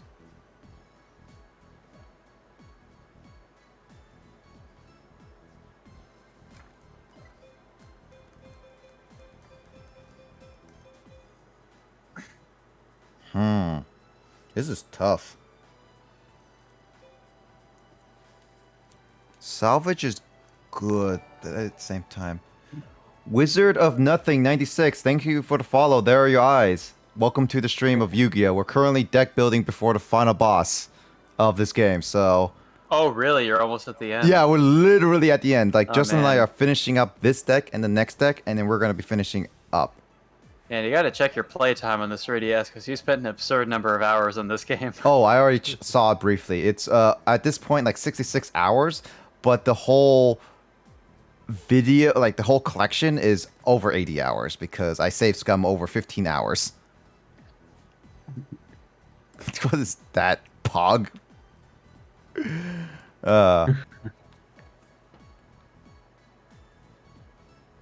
Should I get rid of Soul Resurrection? Now that you have Call of the Haunted, I think that's kind of safe choice. Yeah. Spiritual Water Art hasn't been... I didn't even use that much, that's the problem. I kind of wanted you to use it before this point, but that just didn't happen. Yeah. I still think it's a really good card, especially when, hey, if your opponent has a Sacred Beast and you just want to instantly stop them from using it, easy way to do it. Let me just see. I have one water monster on my field. I have to, and look at opponent's hand, send that to graveyard. Like, it's the perfect counter for a Sacred Beast deck. That's in my true. opinion. When they have, like, the whole deck in... Like, when they have it in the hands, that's a possibility, yes.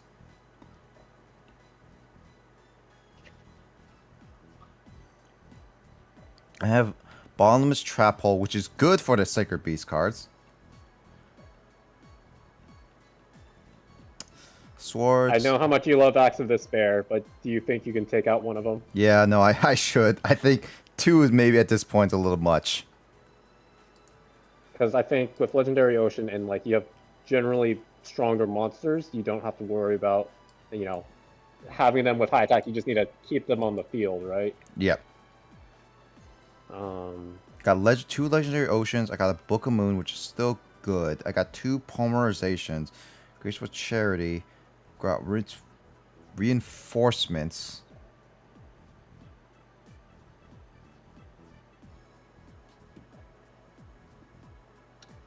And then part of me is going to disclaimer this. Fusion decks are naturally going to have a lot more main deck cards just because you need the fusion materials, you need cards to search out the fusion materials, you need polymerization, and that's why it's hard to want to, you know, that's why we're having a hard time right now. Yeah. Like, there's so, like, fusion decks, just by definition, just are not easy to make. Which is why I suggested, hey, if you want to make this a pure water deck, that would actually make things semi-easier, in quotation marks, on building it. So that we're not like, I want this, I think that's good, but I want that, but that's also good. That's what we're doing right now. So at this moment, I kind of feel like 48 is good. That's what I'm trying to say. Yeah. Okay, so let's just save this as a semi-water. Then we can also make a pure water deck as well. So we can get rid of all all these fusion material. Let's get rid of Blade Edge, Wild Heart. No No. King of the Swamps. No King of the Swamps? Okay.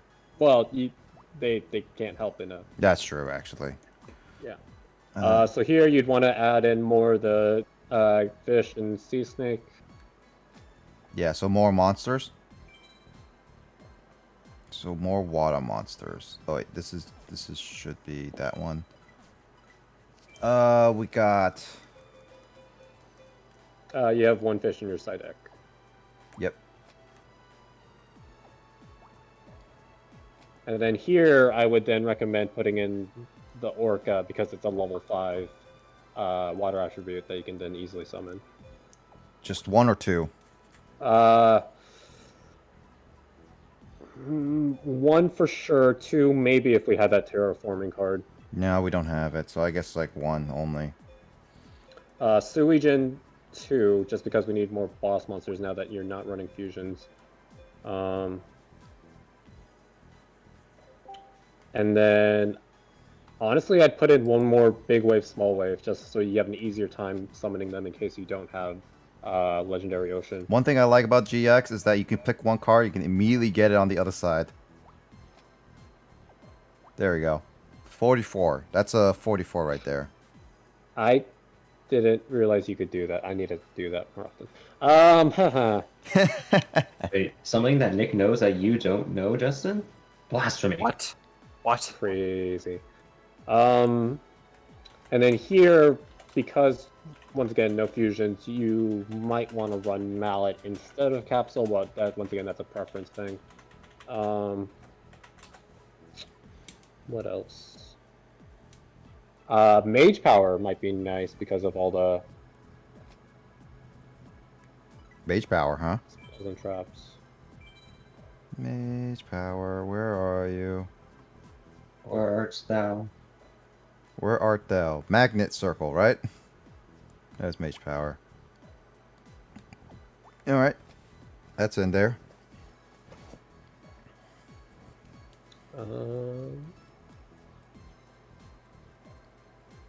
And I guess like another Magic Jammer, just because Lightning Vortex sucks to deal with. Oh, he has Lightning Vortex. God darn it. Who doesn't have People that are reasonable and not dickheads. So, clearly not the developers. Yep. I could have Tornado Wall too. Yeah, I was considering that, or Mirror Force. I have Magic Mirror Force Cylinder, is a Mirror given. Force, or Tornado Wall. One of those three. Because all of them are good that can protect me from, like, hits. If he has Heavy Storm or any, like, Dust Tornado or anything, he can get rid of that automatically. But that helps me.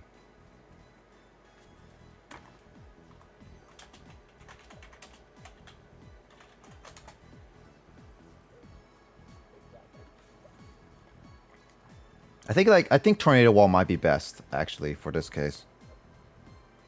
I feel like Tornado Wall. Yep. Yeah. So I got 47 now. Oops.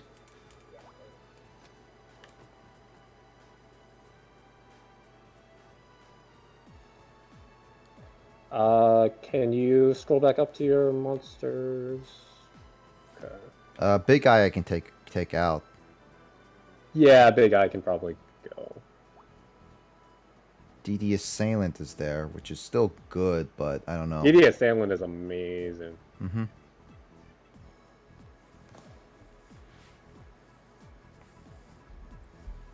$46 is not bad, though. It's better. It's better, yeah. Yep, so Discord stopped listening to you guys. I wondered why you guys were so quiet for so. So Nick, does this mean you don't have it? If Nick does Lightning has... I don't have Lightning Vortex, no. Emoto, I can't even get Lightning Vortex until literally after game.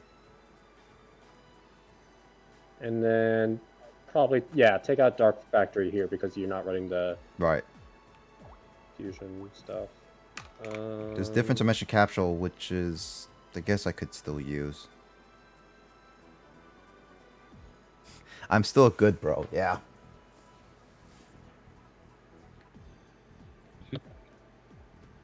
I think I'm good, Justin, for this deck. Yeah, I'm just being nitpicky at this point. I have a lot of limited cards.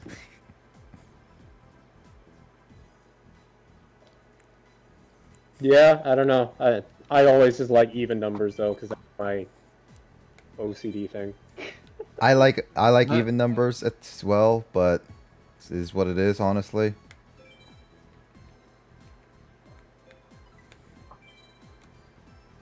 Alright, rename that card.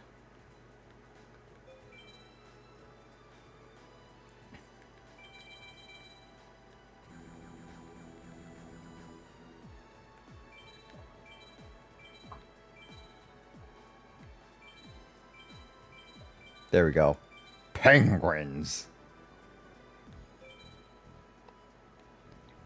Alright, last one is the Earth deck. We got that.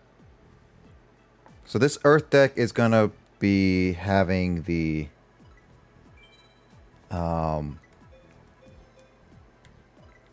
Yeah, that one's gonna... Not the big black stego. Would Blade Edge be good for it? Because it's Earth. Either Blade Edge or Tyranno. I'd say my preference is on Tyranno. Okay. Yeah, I was gonna Because take the only thing Tyranno. Blade Edge has going for it is piercing, which is not like it. It's great for the grinding, but not for, you know. Oh yeah, makes sense. Grand Mark, is that good? I like Grand Mark. That has to be tribute summoned. Yeah. What are high level monsters currently in the main deck? Tyrant and Cybertech Yep, that's all the only. and Sangha. So. Yeah, honestly, unless you're not running anything normal monster here. So yeah, Grand Mark can replace Cybertech. Okay. Cybertech. I'm sorry, Cybertech. You've been there. I love Cybertech, but it's Where the heck is Cybertech? Oh, right over there. And then we've got. You want me to add 2 level 4s, level 6s, and 1 level 8? Did you just say? Oh wait, no, yeah, yes, I heard you wrong. I thought you said 4 level 2s, and it was like 4. Yeah. I mean, if I you could. said it right. If I could, Justin, I might consider it. Hydrogeddon, no. Juragumo. Which No. would actually be really strong with Gaia Power 2700, but that effect is. Yeah, the coin flip is like all joy. Do you? I think you reloaded when you got the Fairy Lily. Speaking of Fairy Lily. What's Fairy Lily? the injection. Pay 2,000 life points. Oh yeah, that to- one. Yeah. I think I don't have it. This one. Because that one would be nice. I got Fiery Princess. Yeah, I got Fairy King Truesdale, but that's it. Oh no, it's starts with an I. Injection. Oh, Injection? Injection Fairy Lily. There you go. I saw it. Oh, I do have it. It is limited. Oops, wrong.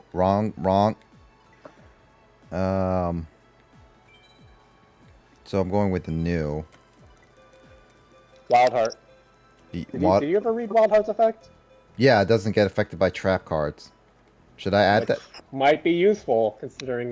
True. Oh, Mike man. will join the call. Hey, Mike, how you doing? Hello there. Hello there. Because it's fairly late, I was honestly wondering if it was Andrew. So I know this isn't the water deck, but Mobius. Mobius is Huh? gonna be. All right. Very Grand nice. God Mobius. Yeah.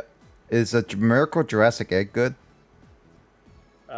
It's only good for dinos, but Hey, what's wrong with dinos? Oh, we're getting Ultimate Tyranno. We've got one What? Jump Rex in this game? I don't know. I know Ultimate Tyranno is in there now. That's it for the new monsters. Well, actually, wait. Not ultimate connecting Tyranno? I can't hear you. What? that is very scroochy. I hear a weird echo. Yeah, it was a weird echo. Big Evolution Pill. Dorito Inferno. Michael is joining the stream from a public bathroom. Eh, Oh, was it from McDonald's Wi-Fi? Yeah. Jurassic World. Magical Mallet. Because I'm not looking for a specific card. Magical Mallet would work better in this deck, right? I would think so. The only problem is, like, if you're really low on card advantage, then Magical Mallet is very much not great. Mm-hmm. I'll use it situationally. What's the guy in Courage the Cowardly Dog? Eustace? Eustace. And Muriel. Yeah, Muriel and Courage. Stupid dog. You made me You look made bad. me look bad. Booga booga booga booga! Ah! Ooh. Remind me to Photoshop Magical Mallet. Okay. Eustace. Oh, nice. Level 2, 2 level monsters from your grave to your deck. No. Call of Haunted, yes. Oh, yeah, Call of Haunted. Yep. Damage Condenser, Elemental Burst, Dark Dots, Goblin out, Grave Robber, Hero Spirit, Karma Cut, no. Seismic Shockwave, no. Survival, no. Grave of Enkindling, no. Volcanic, yeah, that's it. A new. We were looking at Yu-Gi-Oh! Friendship.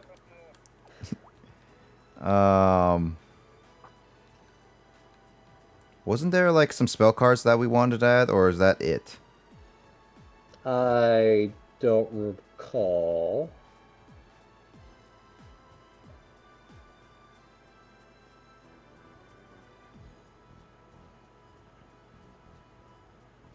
Alright. Yeah, I don't know what you're thinking of. I was thinking, what about Xing Zheng Hu? Xing Jian Hu. Xing Zheng Hu. Yes.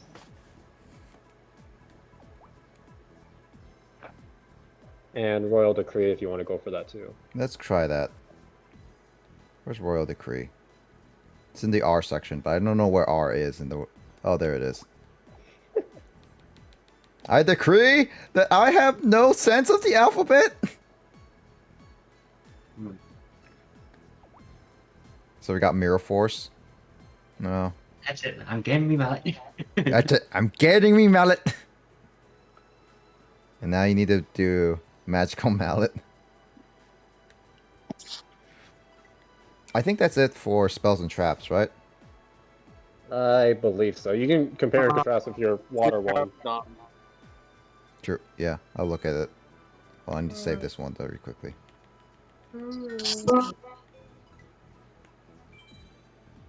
Alright, I think I'm gonna head off to bed. I need to get ready for tomorrow because I'm moving my stuff out Alright. of the apartment. Alright, well, good luck, Carl. Good luck. Best of luck. Safe travels, by the way, alright? Yeah. Alright, good night. Night.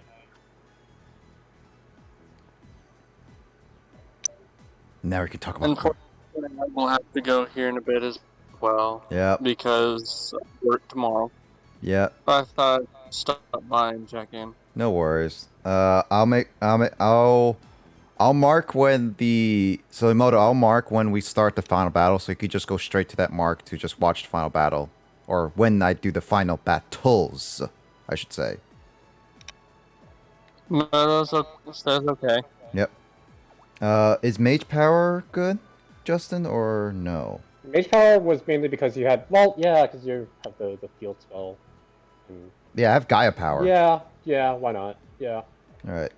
So I think that's the only thing in the water deck I don't have.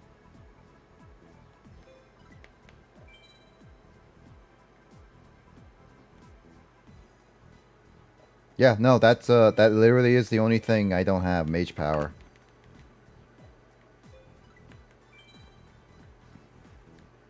Let's go Magey. Meiji. Magey. Like the chocolate brand. Oh man, I didn't realize I was making that reference. All right, Justin, let's see what we got. Aquamodor can leave, is what I'm thinking, because it's not Earth. But they just have It's good. not Earth, but it is. Yeah, no, that's fair. Yeah. Because I have like Moving Fortress, which is actually really good still too. But it won't be hindered by Gaia Power, that's for sure. Right. Well, let's just see what we got in here, is all. Because we have 58 cards. Jeez.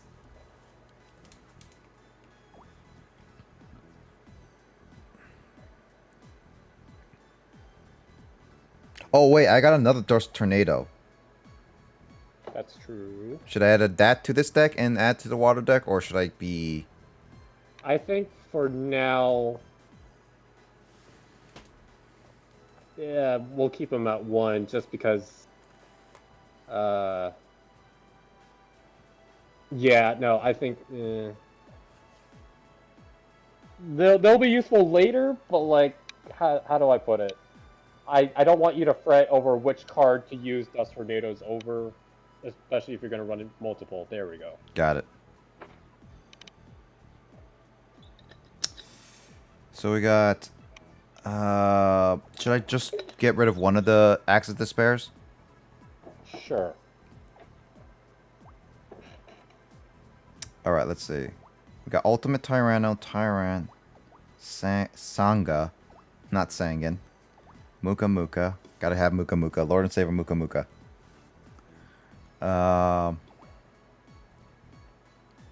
Valkyria is... I should probably take out because, unfortunately, Yeah. waifu.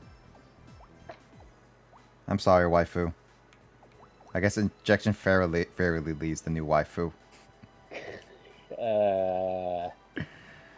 Let's see. Got 2 of those. Yeah, no, not gonna.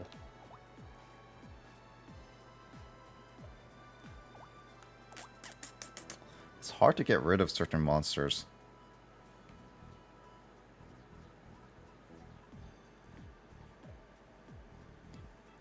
Should I have should I just have Big Bang Shot over Fairy Meteor, or should I still have Fairy Meteor in here?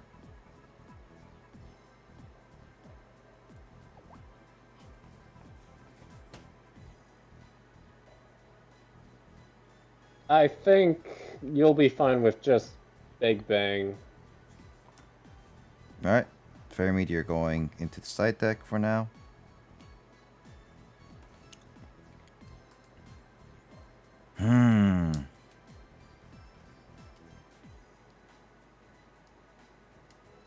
Still 55, that's the problem.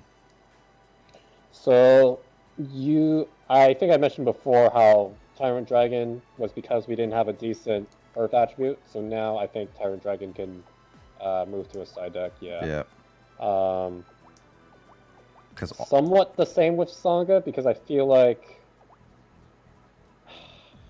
How often... I know it came in clutch that one time Dimitri or Crowler was being an idiot and attacked into it. Yeah. But I don't want to rely on that, them being dumb, you know what I mean? Yeah, I'll put it in the side deck. I mean, it's not Earth, unfortunately, so everything else is Earth. Well, not the Horus, unfortunately. Not Horus. Oh, okay, yeah, okay.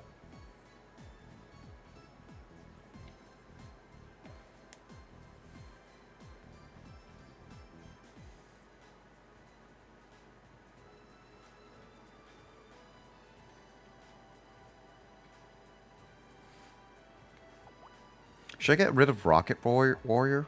Rocket Warrior can probably go, yeah.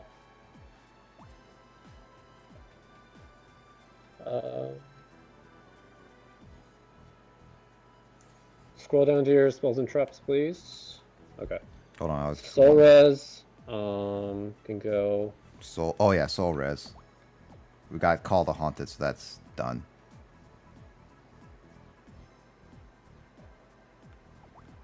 I'm thinking of 7 Tools Bandit or Metamorph for less traps, but then again, I think you're on the right idea. Yeah. I don't know which one would be good though. Seven Tails Bandit has helped me in some times. Metamorph has lost its but then again, could be good against battling really tough monsters. I don't know.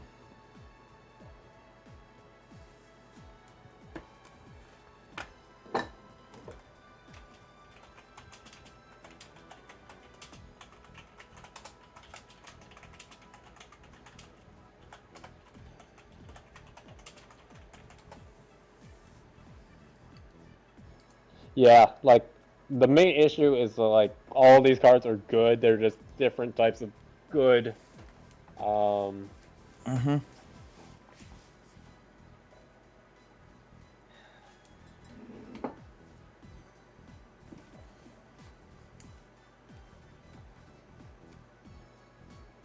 Because right now I'm looking at, in addition to those two, Royal Decree and Xingjian Hu are somewhat in that same category of dealing with other traps, right? Yeah. As well as Dust Tornado, but Dust Tornado is great because it's flexible.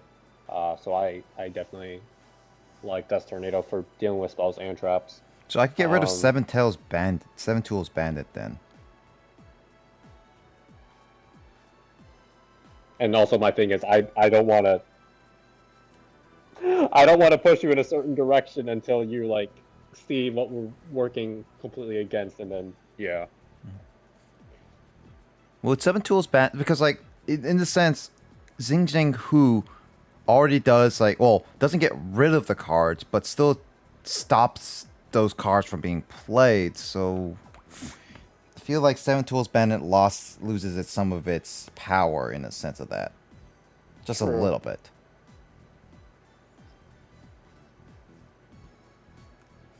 Seven Tools is great when you need to That's true. Yeah.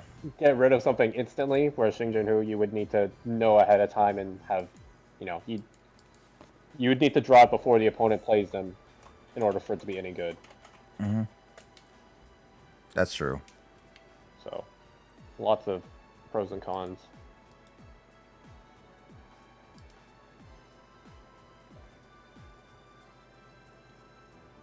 Just like how Giant Trunade versus Heavy Storm, and it's just like, which one do you want?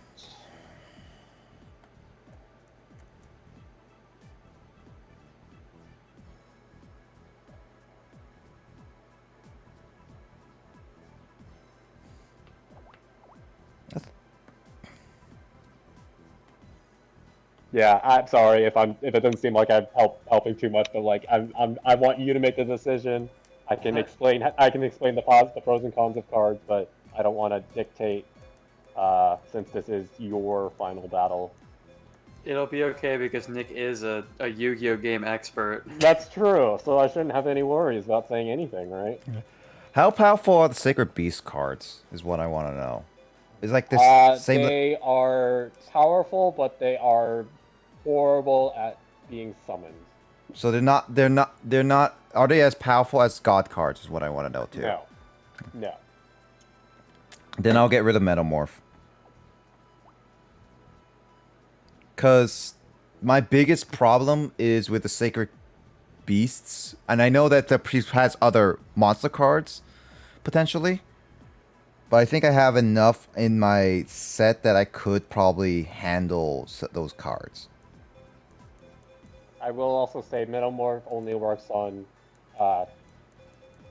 Actually, wait.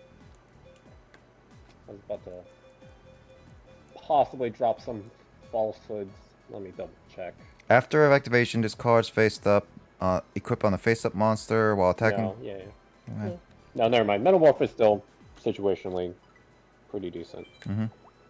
Oops. Put it back in. So I have 50 cards now. I want probably say like 2 more cards off and then we're okay? Yeah, I would focus on spells and traps because right now you have 27 out of the 50 there.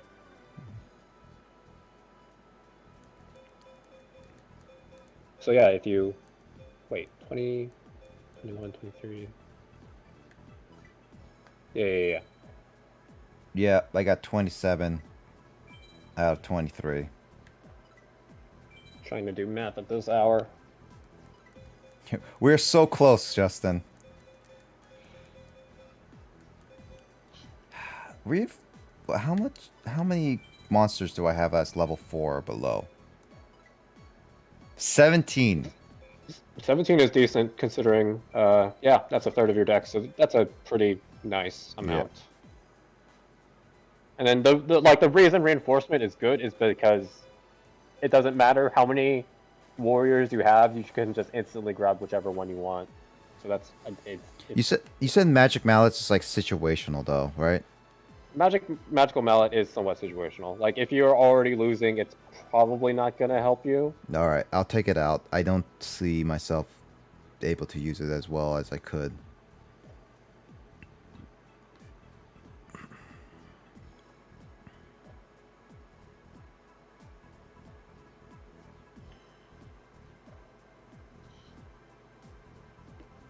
Would you say 48 cards is okay? I'd say 48 is fine, especially because we'll probably reduce the number again once you've seen what the opponents can do. All right. Well, I guess. Oh my gosh, you're actually betting. Carl's gonna be like, what?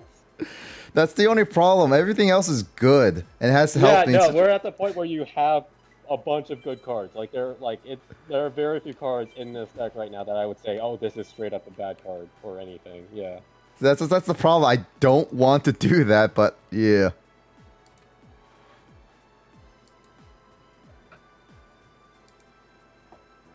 I very much know the feeling. Well, I had to get rid of. Yeah, save recipe.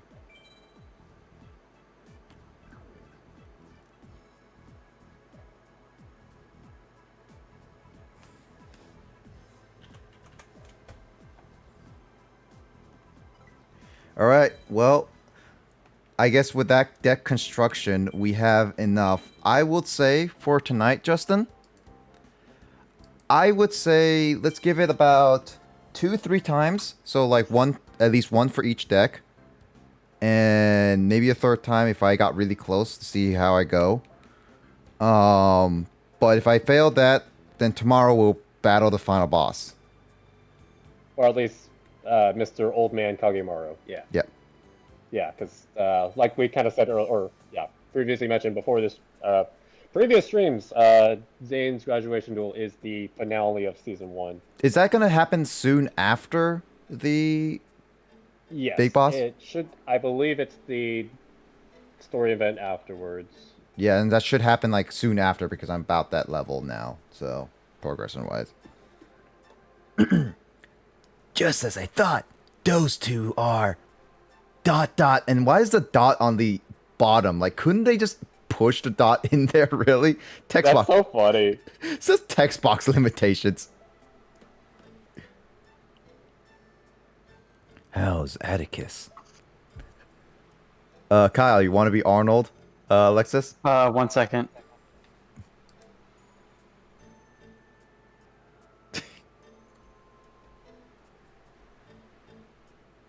He's fine. He's back to being the brother I know and love.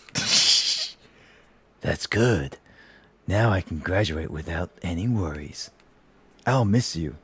And Atticus too. Thank you, Zane. You've been a big help. Take care of Atticus. I love you. Alexis. How long have you been there? Get out of here. Is this going to be one of those moments? Oh, okay, well. That happened. I'll just check mark that. So just in case that Emoto can see that little story progress, so move back by a little bit, Emoto. Let's see. Alright, so I saved there. Alright, so we got to go to...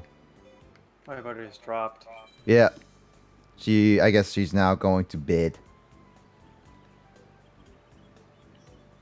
Do I have to wait for something to happen? Or what? You should be able to find an event marker. Oh, there it on is. The other, yeah. Sandy Beach. What a hunk! Atticus! Can I get autograph? Well, what can you ladies see? Like the ocean, the sky. Close. You. Oh my gosh, this is so GP. Bingo. So cool. This is so GP. Hey, Blazer. Hey, you're Blazer, right? I wanted to duel you again. You up for it? No. Wait, what? I did not approve of this.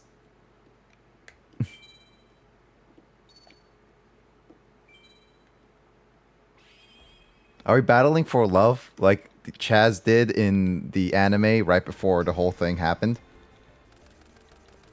I actually forgot you fight Atticus completely. Oh boy! Oh boy!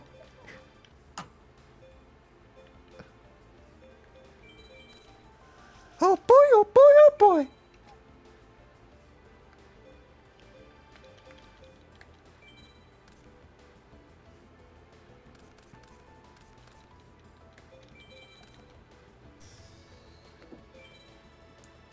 Oh, we're going to Mickey Mouse Land.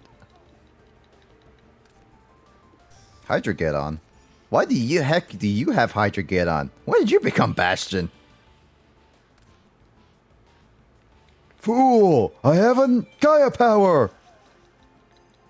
I don't have 3 Gaia powers, unfortunately. My deck became too fat for that. I can summon Horus, the Black Flame Dragon. I thought I need to... I thought I need to sacrifice to get, level 4. You do not. Some of the level monsters you are required to do that way only. Okay. That's another reason why I like the Horus family. Okay. So wait, can I do level 8 before I do level can I summon level 8 if I don't have level 6? No. Hmm. Because level 8 is kind of broken.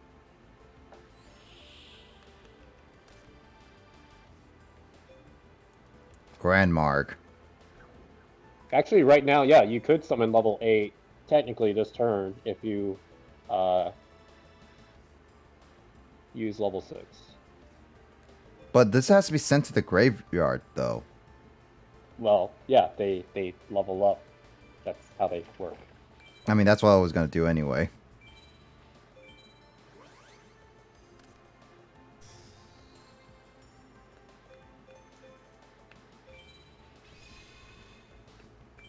And then I do want to let you know now before I constantly forget. So level 6 specifically states unaffected by all spell cards. So even if you were to equip it with Acts of Despair, it won't get an attack point boost. This is only for level 6, not level 8 though, right?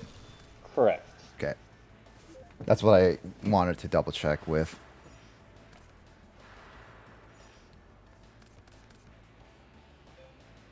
But it's only spell cards, not trap cards, so it can't be affected by spell cards.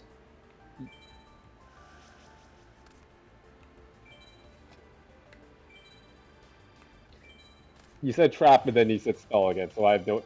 What? Yeah, no. So it can be affected by trap cards, is what I'm getting at, right?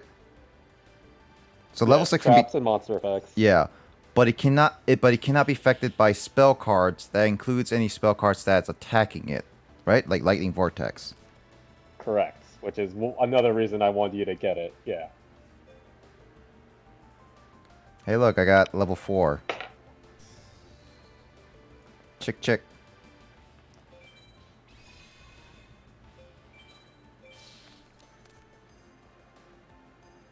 Chick, chick, what's the stick? And then, yeah, level 4 and level 6 need to destroy a monster in order to level them up. Oh my. Oh yeah, that's gonna hurt. So he saved Magic Cylinder just so I can use that.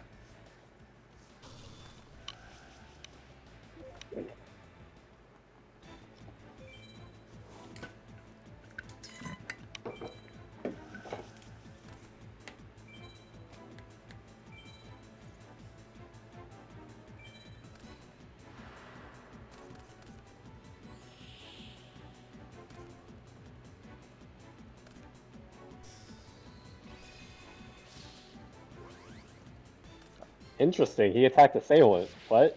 Wait, what? Oh yeah, he needs a tribute monster. Wait, why did he do that? That's what I'm wondering. Also, that was a virus card. The germ, yeah. Yeah.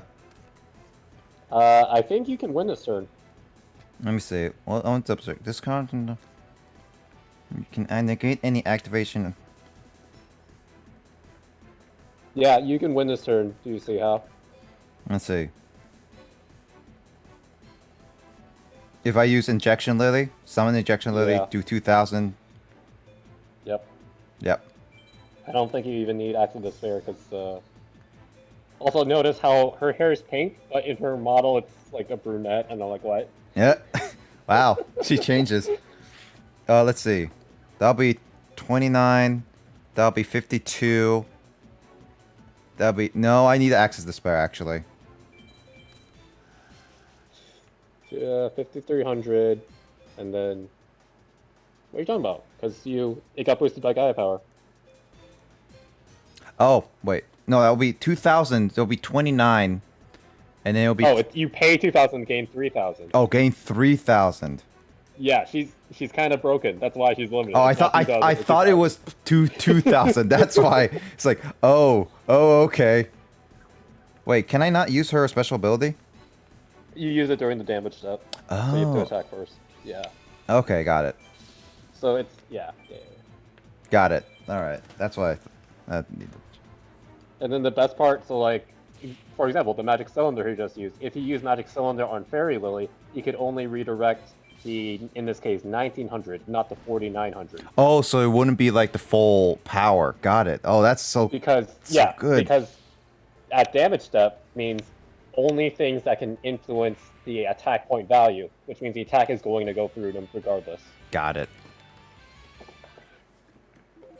Another reason I like Fairy Lily is like sometimes the enemy will be like, oh, I can use a trap on Fairy Lily, like Magic Cylinder, but it'll not do nearly as much damage. So, Justin, okay, for one thing, 4,000, really? There's a lot of leveling up, but I have a question. What's the Yes. cap for levels? It goes up to at least 26, so I'm assuming 30. Okay, so I thought it was going to be 99, and someone's just like, I'm going to train to level 99. It's like, well, are you crazy? I've done that before fighting the final boss of some games. Oh, yeah, true. Also, wow, Kaiba grew a mullet. And I knew this would happen. Hey, can you come back here in a little while for me? See you then. So a little while means literally like now, right? you probably want to Whoops. save. Sorry to keep you waiting. Oh boy. Oh no, this is gonna be bad, isn't it? I made a horrible mistake. Atticus wasn't the reason I wanted you to be careful of, because I forgot you fought him. Oh yeah. Yeah. Kyle.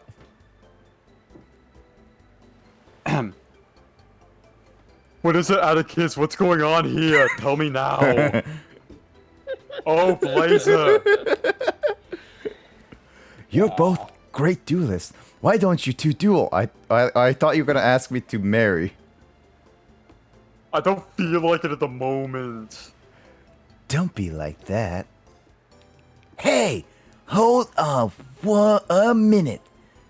Why are you all arguing? We're not arguing, Jazz. But I'm just trying to see if Alexis and Blazer are perfect for each other. Whoa. Whoa. Digits, BB. We have a shipper on deck, literally. What are you talking about, Atticus? I mean, literally in the anime, he tried shipping Alexis and Jaden a little bit, as well as helped Chaz to get his sister in the anime. So, Get off that ship, there's a bomb in there. what? No way! Not fair! Chaz, you want a duel too? Yeah, of course. Okay, whoever wins gets to go on a date with Alexis. Whoa. So we were totally about saving Atticus, the world. stop but, being you know. ridiculous. I agreed to the contest. Kyle. I never said yes. You don't want to go on a date with me. I'm telling you now. I won't be good company.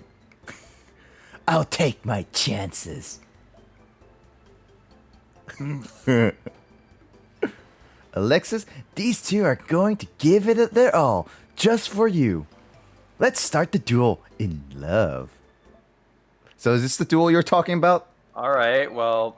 This is the one that it might even be worse than final boss material, depending on how lucky he gets.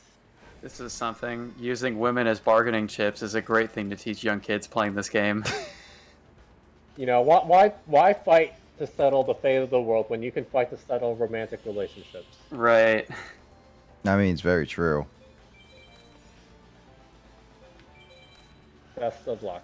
I was double checking to see what that. Carl would not be pleased to see you, or, you know, pleased to see this deck that he's using. Once per turn during your main phase, you could flip this card into face down position. Does that mean you flip the bird? It's a good thing I did Source of Light on that thing. That attack actually went through. That's actually kind of a miracle. Oh man, Chad's giving me the bird each time. Actually, that would make sense to his character, honestly.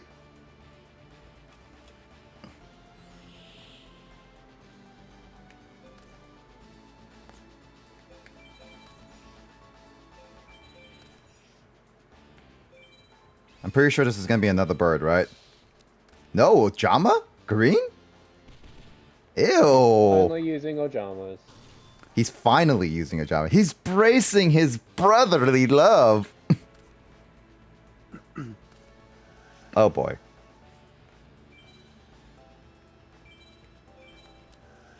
I kind of want to keep my cards, so... Unless I have Giant Trunade. That's a different story.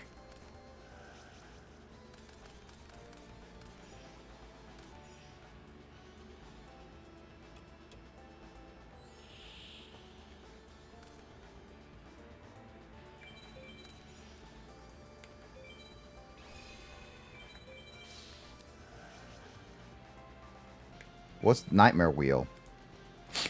Pain. One monster on your opponent's side of the field, as long as this card remains face up on a selected monster, cannot attack during his battle position during each of your standby phase. Inflict 500? Yep. Oh. Good thing I kept this, at least. I accidentally misclicked. That was awkward. I was trying to go to the general text chat, and Grace's new server accidentally clicked the general voice channel and switch cards. Been there, done that. Boarding. It made a weird noise in my ear, and I was like, "Oh God, what have I done?" Grace is gonna yell at you. It's like, Kyle, how could you? What is that?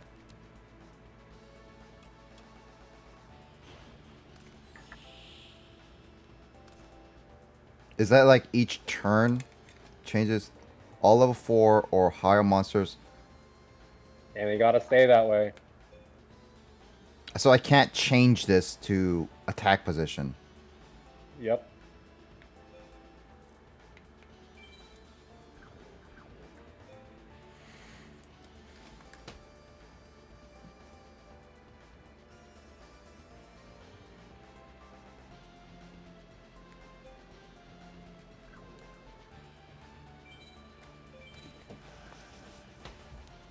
Hmm.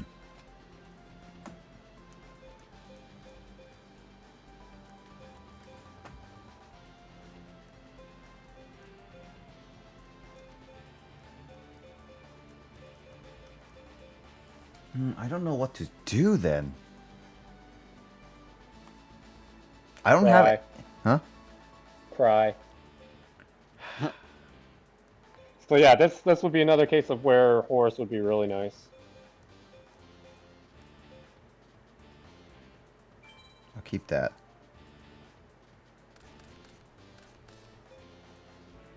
What are the other two monsters you have out besides Gemini? Sangan and Mador.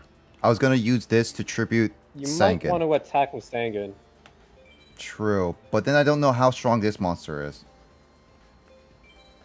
Well, then again, I should try at least. But yeah, Grandmar can be nice because you can either use it to destroy set. Oh yeah, you're fine. It's not anything threatening.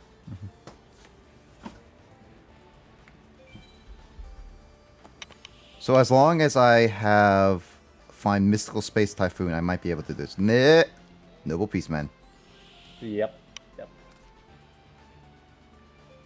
Chaz kind of decided to play a very not fun deck.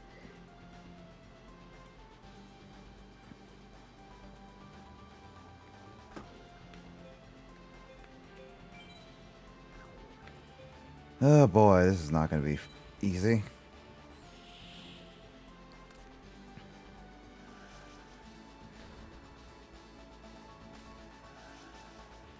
What is that? Oh, it stops me from having those in my field? Yep.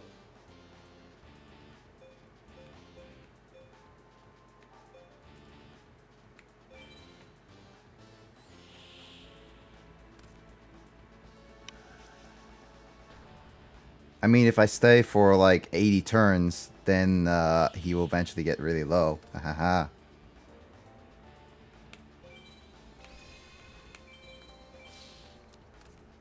King of the Swamp, really? If he gets the Ojama fusion out, you might be in big trouble. This is why I should have done Hangin, so that it would stop that.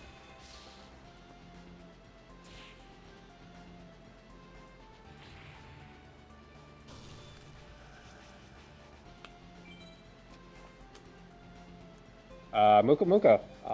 It is level 2, I believe. Yeah, it is. I'm just double He checking. does have Messenger of Peace out, so he can't attack unless you have it under 1500. Only problem is I don't think I will be able to with this current setup.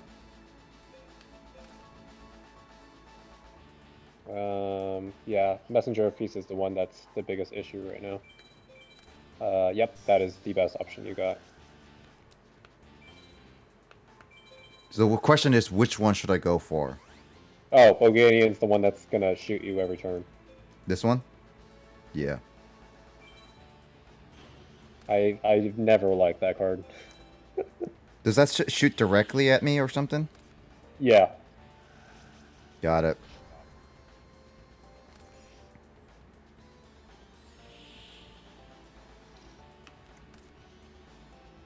Let's see.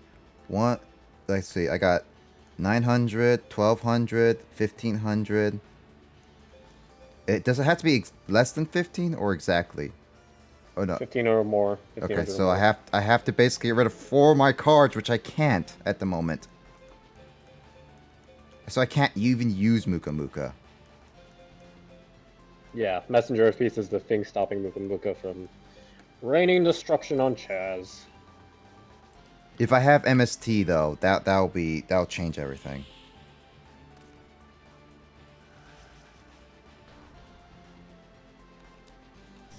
Oh, he might just win with the annoying Stealth Bird. No, actually, wait. I have an idea. Oh, yep. Oh, that's right. Good thinking. Yep.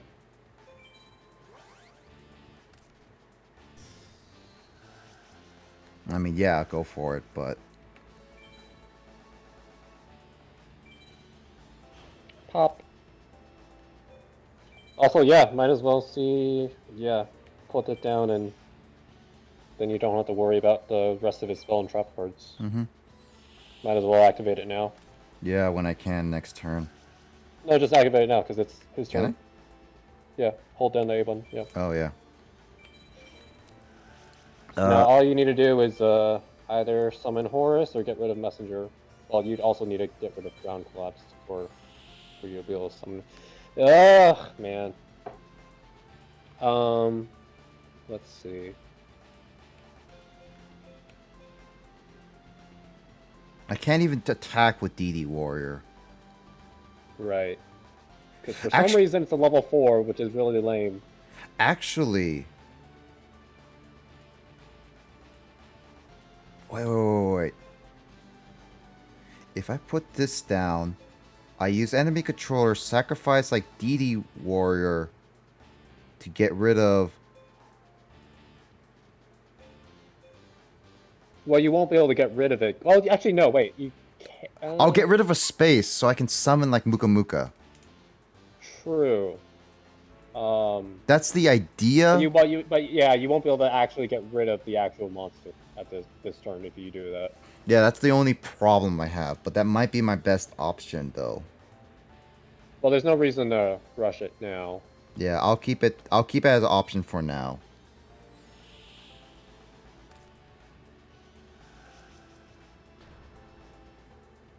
I wish Messenger of Peace did 1,000, not 100 each Yeah, time. I learned to also hate Messenger. Why did Magic Jammer have to come in so late? Yeah, well.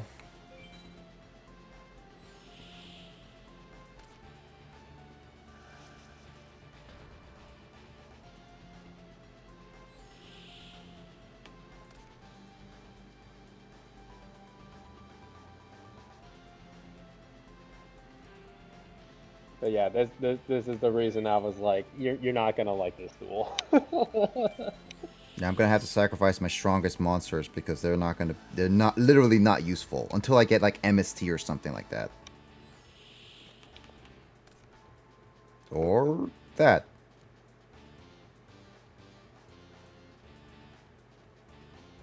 What do you think, Justin? Giant Trunate?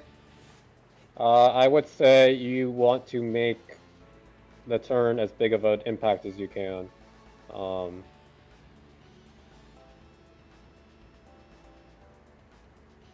You got DD Warrior, you can sacrifice.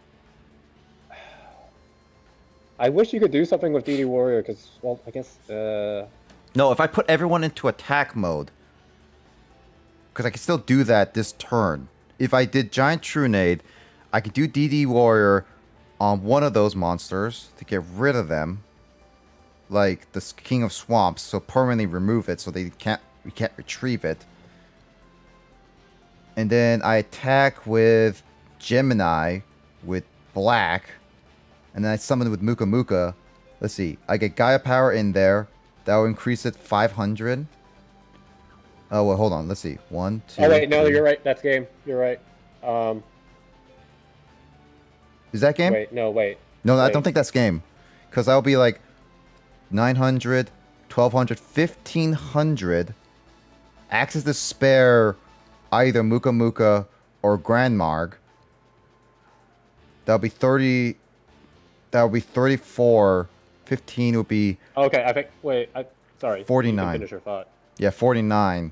That'll be 49 damage right now, straight up. So you have the board. You can summon a monster. You can bring out DD Warrior.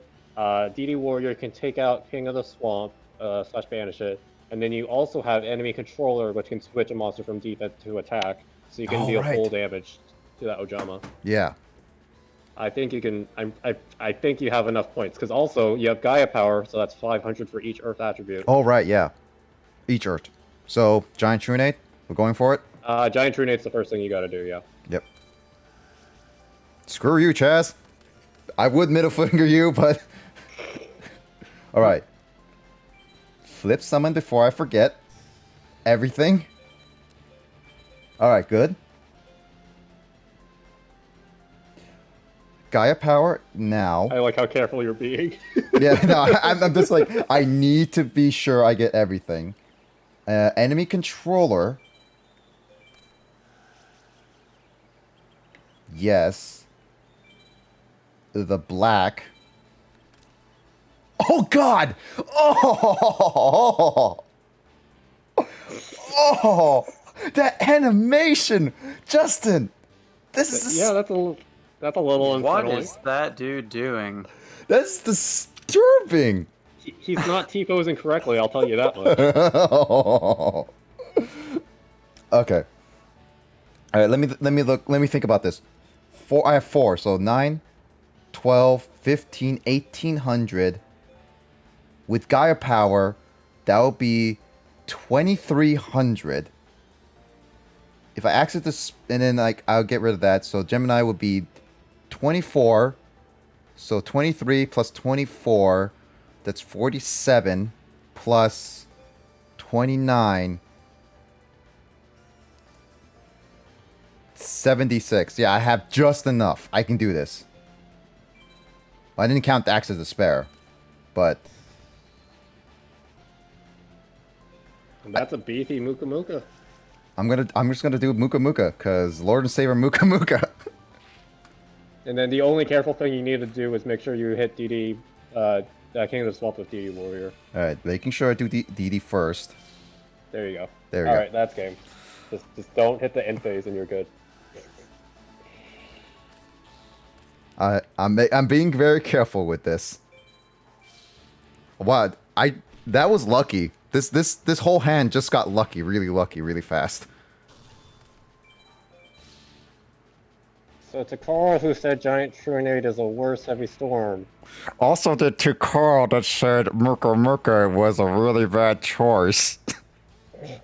No, literally, if I didn't get Giant Trunade, Justin, it would be up to Muka Muka. I would have maybe gotten that 15, but it's like literally would have been up to Muka Muka. So it's like, Carl, you talk down to Muka Muka, he comes back.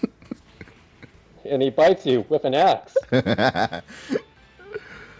Oh man, that was such clutch right there. Return to hand bonus. Oh, yeah. No, I can see why that deck was annoying. I'm just glad You got lucky for sure. I got really lucky. That exact setup. Yeah. It's over. I've lost the duel. My heart is shattered. The Chaz has lost his heart. What, is this Kingdom Hearts now? Is he a nobody? Yu-Gi-Oh is light. We got Alexis What's again. happening to this island? This is not good. Oh, the Spirit Gate key. My key too. So this is like literally, it's like after the love life with Chaz in a sense. All our keys are flying away. Atticus, you had 0 keys. What are you talking about? Let's go find out what's going on. Can I say first? Yes, you can, and I recommend you do so. Oh, so we go straight to the villain, right? All right. And yeah, if you didn't win that, you'd have to redo the Atticus fight. And I'm like, I don't know. He seemed kind of easy the first time, but I don't know. He may have had something annoying. Yep. For the sake of saving time. Yeah, sake of saving time. That was close. I'm kind of shocked by that. Also, this is different music, actually. Here, Justin, listen to this. Give me a second. Right there.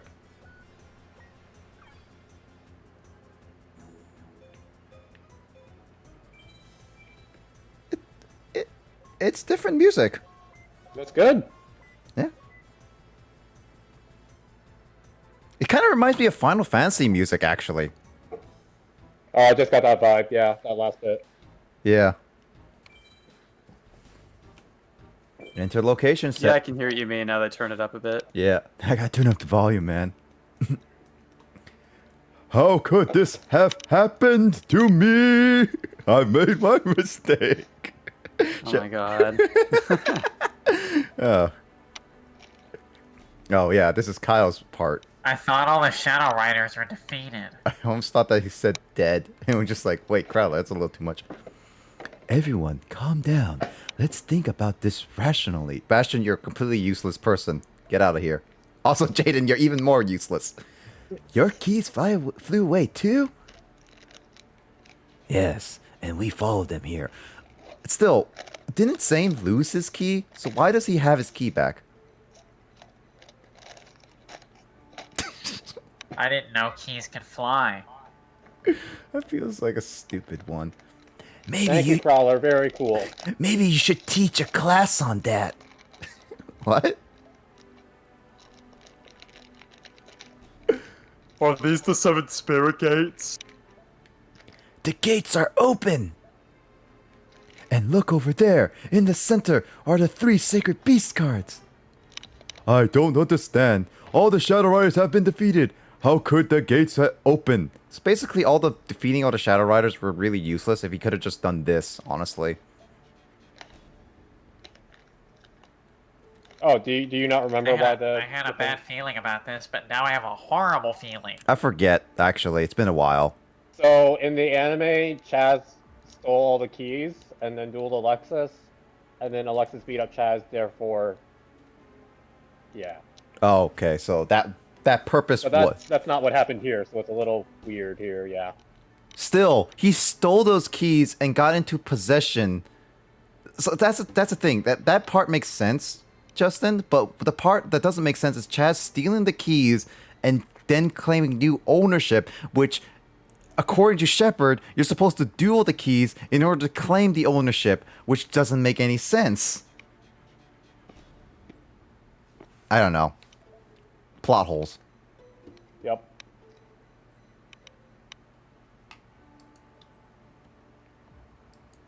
Greetings. Sorry. Our first priority is to get those secret base cards to safety. Alexis is right. Yes, let's get them. Justin, do you want to voice this guy? You want me to be the final boss? That's a little ironic. Yeah. Those cards do not belong to you. Who's that? Who's that Pokemon? Yeah. What's wrong, Shepard? Have you forgotten my very old voice, elderly voice? Who else could it be on this freaking island? Also very generic. I don't know who you are. You sound like my grandma. It can't be. Superintendent Kagemaru. The superintendent? Kagemaru. Kagemaru. It is Probably me, the guy you means- have never heard of. The name probably means like Shadow Circle or something. Really? Oh. The time Kagemaru, has yeah. come for me to resurrect the three sacred beasts. Resurrect them? How did the spirit gates open on their own? Because I built them. And plot holes. Many, many plot holes. I had to dig them very deep. I was the one who sealed them cards. I was the one who gave them to Mr. Shepard. Oh, whoops. It was all him. What? I didn't know what it said. They didn't even change the camera back to Shepard. What? In order to resurrect them sacred beasts, they need to feed on incredible dueling energies. That's why I had the Shadow Riders duel you, to flood the island with dual energy. Whatever that means. And after all those intense battles, you know, even the ones that weren't intense, Yep. the sacred beasts are ready to awaken, as will their hidden power. Look at me using complete sentences. Hidden power? You mean the Pokemon move? No, wrong game. The power of eternal life and world domination. What? Oh, there's Alexis. I can't believe you used us. You blew my cover. As if you could have stopped me, because nobody knew I even existed. I'll stop you. No, you edgy teen. No, leave this to me. Who are you? I've chosen my opponent. It is some random what's his name again? Blazer. Many of you have strong dueling spirits, but there's one that stands out, and no, it's not that Yuki Jaden fellow. Blazer, I choose you. No, it's not a Pokemon reference. Wait, I didn't agree to this. I told you, I don't care about saving the world. If you want more domination, go for it. All I want is digits. Once you're ready, obviously, we cannot duel until you are ready, so you better go dang save, unless I will crush you. Yeah. That was quite a monotonous cutscene, just all these text boxes of different characters, but just watching him blink for like 5 minutes. It's also like, I like how he's like, when you are ready, I will battle you and open his Sacred Beast cards.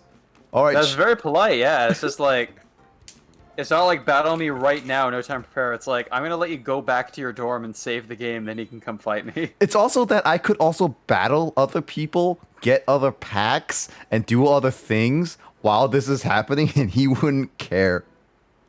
Alright, I'm gonna get some water, so hopefully I don't miss any character voices during that time. Pretty sure no. Don't miss my cues. Don't miss your cues. Oh. Here we go. Alright, person getting things, you are not ready. However, you, yes you, looking at me, looking at you, you are ready. Mr. Blazer, this is not like with the other Shadow Riders. You will not win. Probably. Eh. The three sacred beasts are too powerful to Seal away in a regular duel. It is called a boss battle. Oh wait, this is Shepard talking. Oh wait, Wait, what? Was it a text error? wait. I was not paying attention. Was this? Oh, okay. You must first make Kagamaru summon a sacred beast. You must deplete all his life points after he summons a sacred beast during a duel. So can I destroy the sacred beast, or does it have to be depleted? No, he's just saying you can't you can beat him in the duel, but the story won't progress unless you beat him in a sense. So he has to summon the thing, and then you can win. So I have to do this 3 times? Yeah. What? It's actually not that bad. You just gotta. Well, I mean, the condition isn't that bad. Like the duel can be that bad. You'll see. Oh, well. What is that card? He's also playing Optimal. So basically, it's different Dimension Capsule, except you can't destroy it. So Yeah. it's really freaking good. Well, I mean, what this card is. Is that the Sacred Beast card? Oh, that one's the Sacred Beast, yeah. Yep, Hamon. Looks like I'm going for Hamon. Oh, it's 4,000. Ugh. What does this do? And then, did you check its summoning requirement? Oh, I didn't check it. This card cannot be special summoned except by sending 3 face-up continuous spell cards? So these are completely accurate to the anime, which is nice. From the side of the field to the graveyard. So he has 1, 2, and then that's probably the 3rd one. If it, I don't think it's the 3rd one. Otherwise, he would have activated it, but I could be wrong. Once per turn, by discarding 1 spell card from your hand, destroy 1 spell you have on your opponent's side. So it doesn't do much on turn. Monster MST, yeah.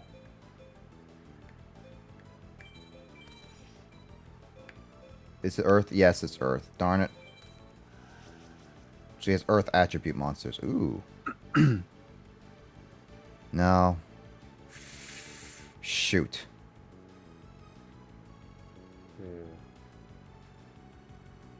Getting rid of Gaia power and one of these birds. I'm gonna bait him. It's best case scenario right now. I know he's gonna get rid of my Royal Decree because I thought I could destroy him, but I couldn't.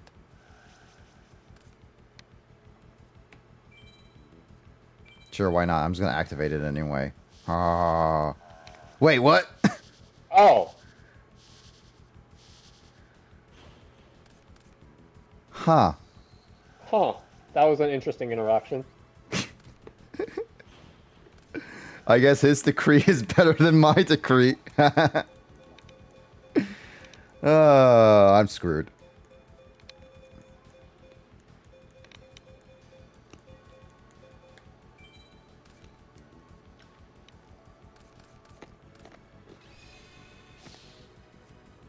So I can't use any trap cards.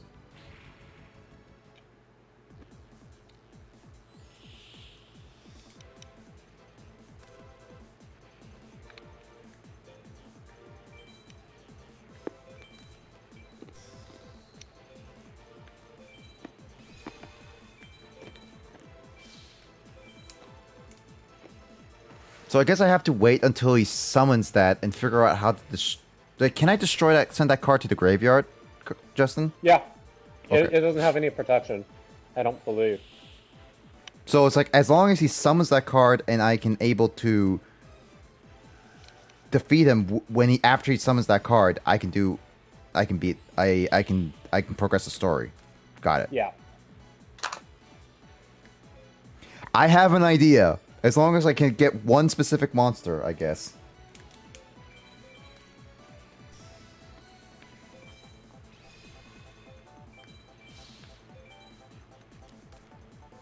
Oh, that sucks.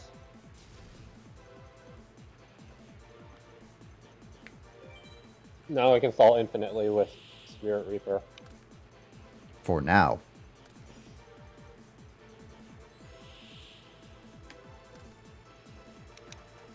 Because I have this. Oh, I thought you were going to save that for Roman. No, I have a better idea.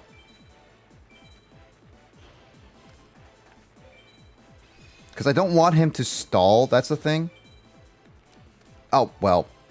Yeah. No, freaking Marshmallow. Okay.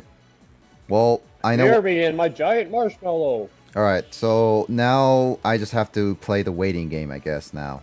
Until I get, like, Fairy Meteor or something. Because I know this deck has it. I just need to get it.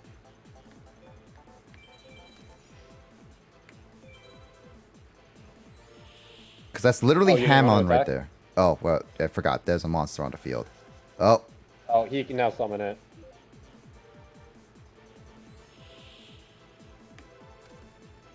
dang it. Wait, can he? Wait, what? Why did he summon it? Because he got it via cold copper. Huh. Because it's not in his graveyard, right? Nope, it's in his hand. That's it, right there. That is so weird.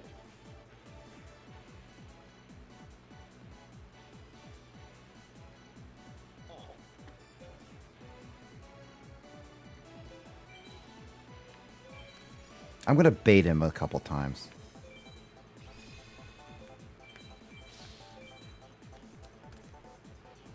Oh, that's fine.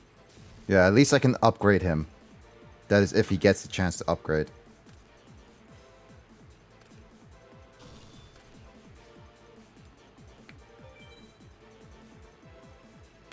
Yes. No.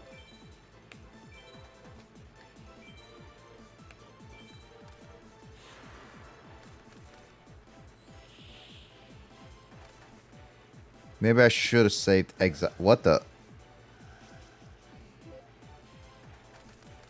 Oh, there it is. Whoa. That's pretty cool. He placed the card so preventing him from. Oh wait, no, he kept vengeful. Okay, that makes sense. Okay, I was gonna say. Is this all faced up monsters or on the field? Yeah, all faced up. You can literally destroy it this turn. Yeah, that's why I was making sure I can. You know what? Screw it. Let's do it. Cause I don't give a crap. Lord Saber Muka Muka. Wait, which one's better? No, because remember, Porous can't be powered up. Right. Okay, good. Good. Good thing you told me that. I was about to make that bad judgment. Haha. How much does Muka Muka have right now? 5300. Oh my gosh. Hey, if I could just beat him with that now, I can. If I beat him now, then I'm good. Yep. I just need Fairy Meteor.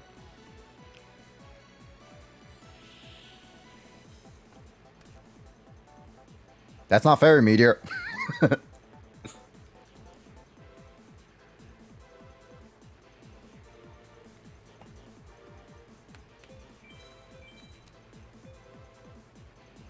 The question is that do I keep these cards or do I just put one down?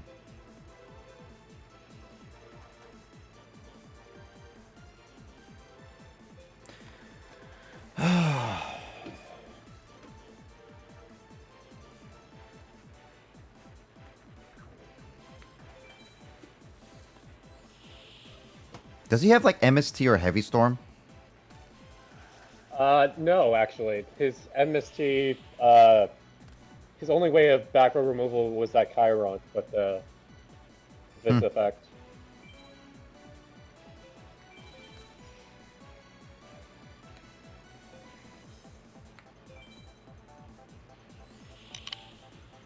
I mean, I also could make him like draw to his very. Oh, seriously?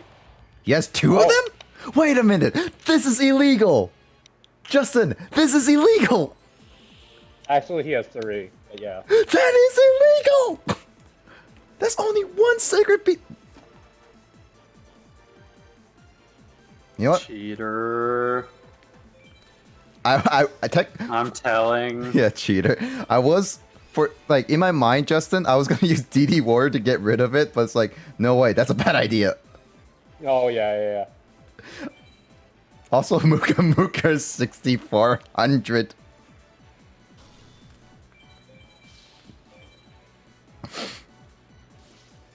Last DD Warrior.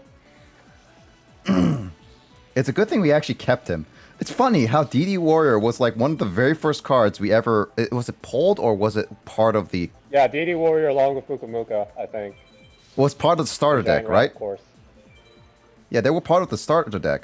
So it's like, jeez, they've been with us till the very end. And Carl says Muka Muka was not useful. I'll still give him crap. Oh hey, a bottomless trap hole. I think I'm set now, Justin. I think you're pretty good right now. Yeah.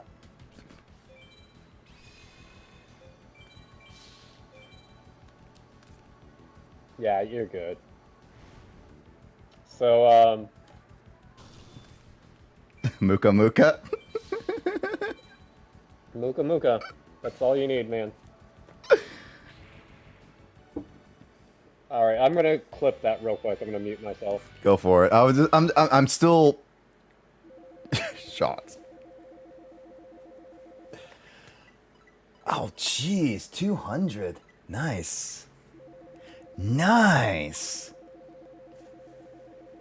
I wish I could fight you more often, man.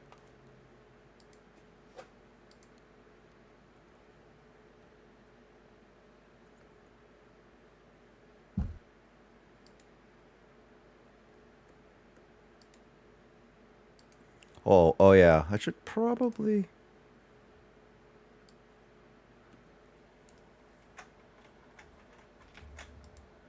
Hold on.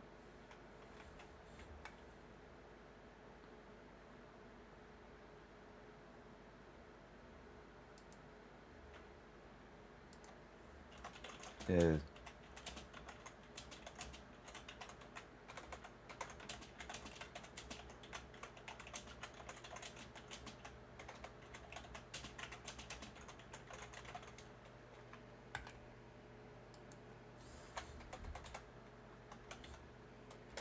Well, all right, let's see. Well, that was a match. Ugh. I should probably fix this really quickly.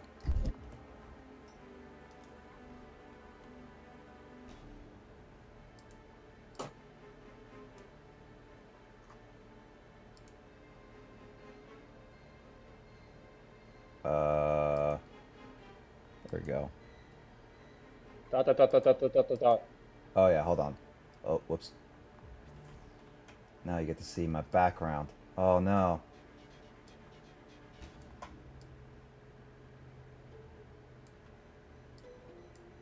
I gotta fix that green screen later, but oh well.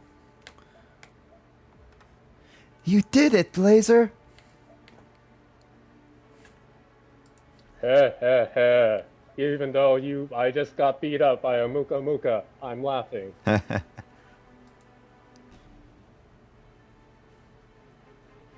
Not yet. The strength of other spirits still flow into my body. That sounds so wrong. Even though you defeated Haman twice, not just once, but twice, I still have 2 secret beasts left. I still call hacks on him. Like, hacks. Oh. Oh my! Whoa, what the... Dude. Well, to Holy find... crap, this is the guy who should have the Schwarzenegger voice. Jeez, dude. You want to take over? Go for it. Oh, there, oh gosh, it's like, I would give him like a Sylvester Stallone voice, but I haven't seen enough Stallone movies to remember exactly how he sounds. He'll be like, Here, give me like 30 seconds. I'm gonna straight up look up a clip of Sylvester Stallone right now. Well, in the meantime, I'll just fix a few things on my end.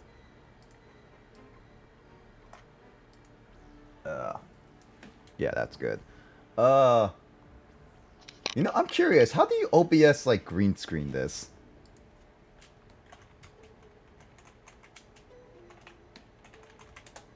I'm actually curious. How do you do this?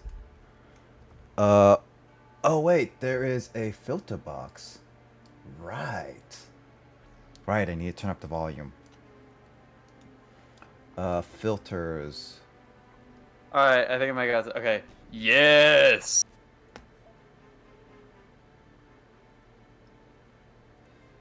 Oh, he's transforming! That sounds like so weird. How do you like me now? I am unstoppable. Secretly an Oh Autobot. god, I gotta watch more Stallone movies. Guys. Oh, that works, I guess. Oh man, that's so bad green screening. Because of the lighting. It's not great. Yeah.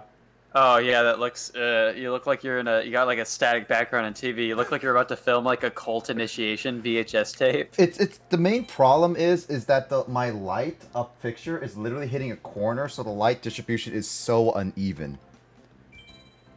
I mean, I did buy a key light, so I am gonna probably fix that soon, like the lighting issues. So, that Like recruit. You're about to like recruit people into Heaven's Gate or something.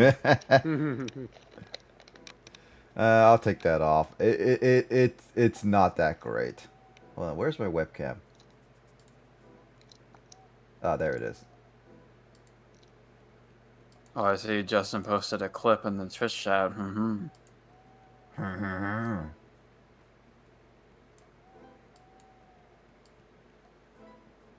Oh yeah. By the way, I actually, Kyle, last weekend I was showing Grace some of our pictures, some of the meme pictures.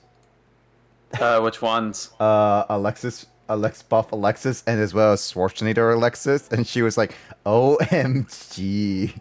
Yeah. Well, she also saw because James has like Discord Nitro now, so he's Yeah. like using the emote in my stream server. Yep.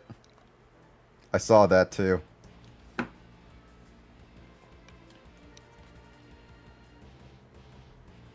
Kyle. Sorry, I was checking something. How do you like me now? I am unstoppable. I will crush you. I like how he's a benevolent, like, final boss to just, like, give me, like, a break in between each battle. That's like, that's what I find funny, Justin.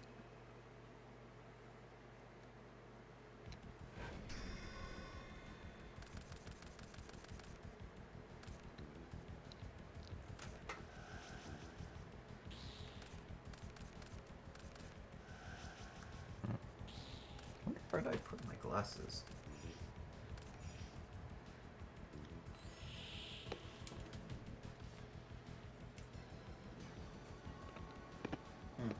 Guess I don't know where I put it right now. Wait, why did he take out a Sangan?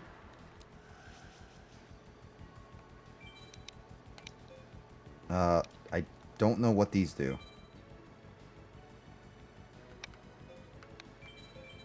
So, let's say, what's Oriya? Face up trap cards on your side of the and sent to the graveyard.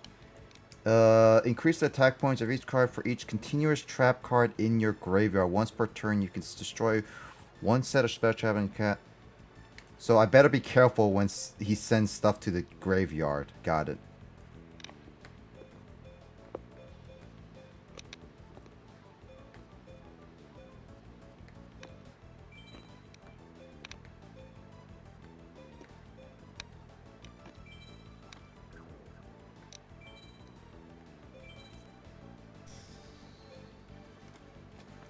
Spell card is activated.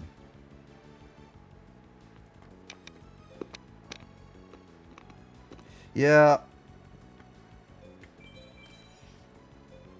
You know what? I'll take the damage.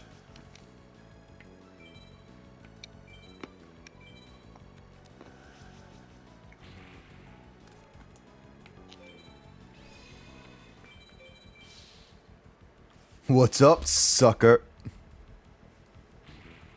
Wait, did you summon it in a... Oh wait, no. You used... I used the enemy controller. Oh, you used Econ. Okay.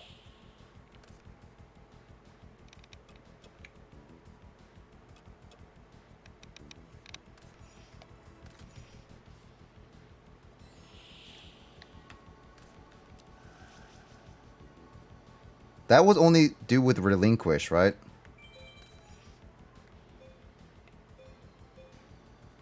up? This one, anti-frag or no? Oh, that's not the ritual one. No. Yeah. Must first set spell cards before you can't activate them until next turn. Got it.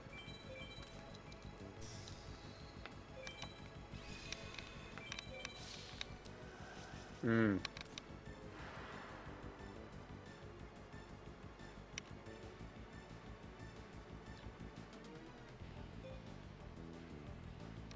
I guess a dust tornado couldn't destroy it. Ah.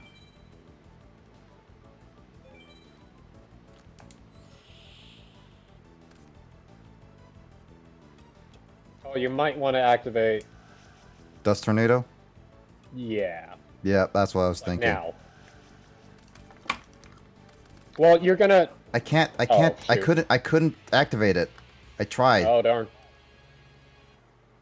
Not good. Nope.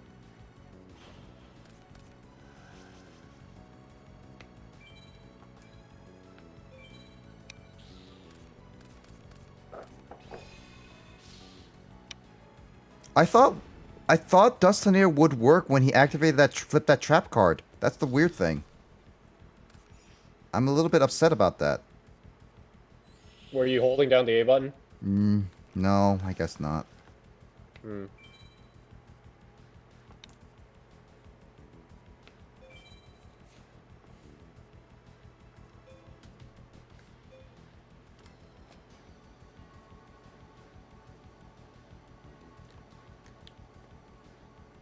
And the problem with Uriah is that it's for every is it every continuous or is it just every trap?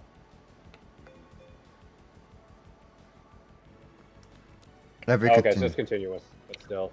Yeah. How do you have 4,000? Any of his traps you destroy that are continuous will only power Oh, up. those monsters are continuous too. That's why. That's why I only thought I had 2,000, but I forgot those are also a thing. I think you got bad RNG on this one. Yeah. I'm gonna see what I can do to protect myself. Wait, did you not hear what I just... What? You just powered it up by another 1,000. Whoopsie.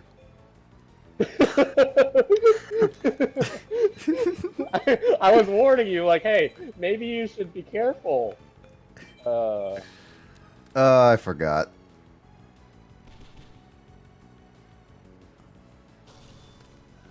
If I had only had exiled.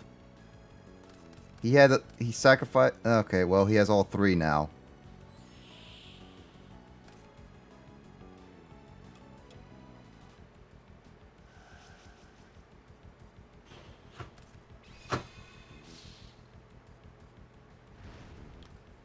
Well, I still had bad RNG nonetheless.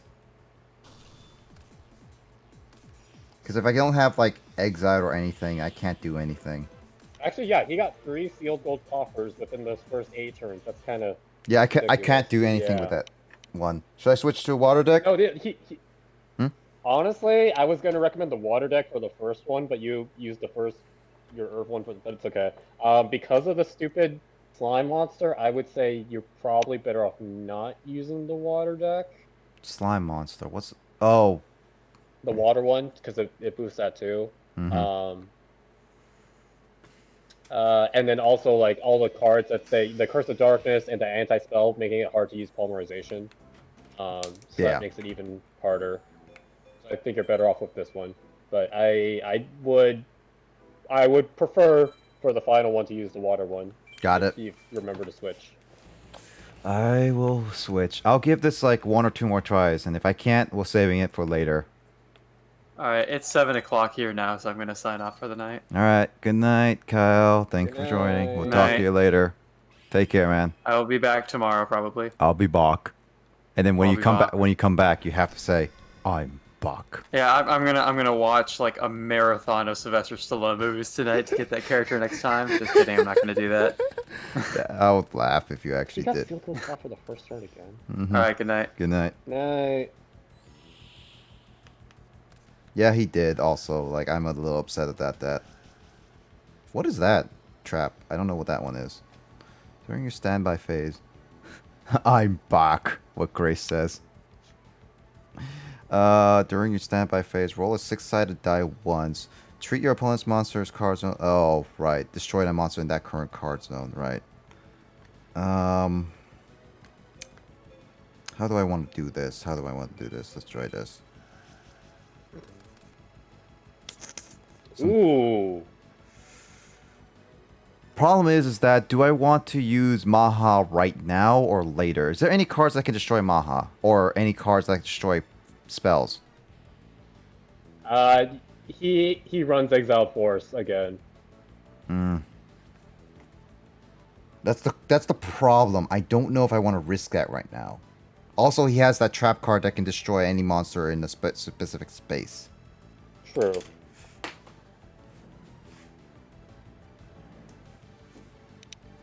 So should I get rid of Monarch, honestly? I feel like it's gonna screw me over.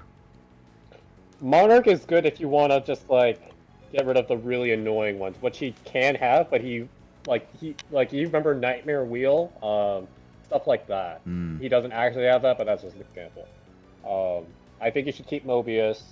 Amazoness might be really good against the slime monster. Mm-hmm.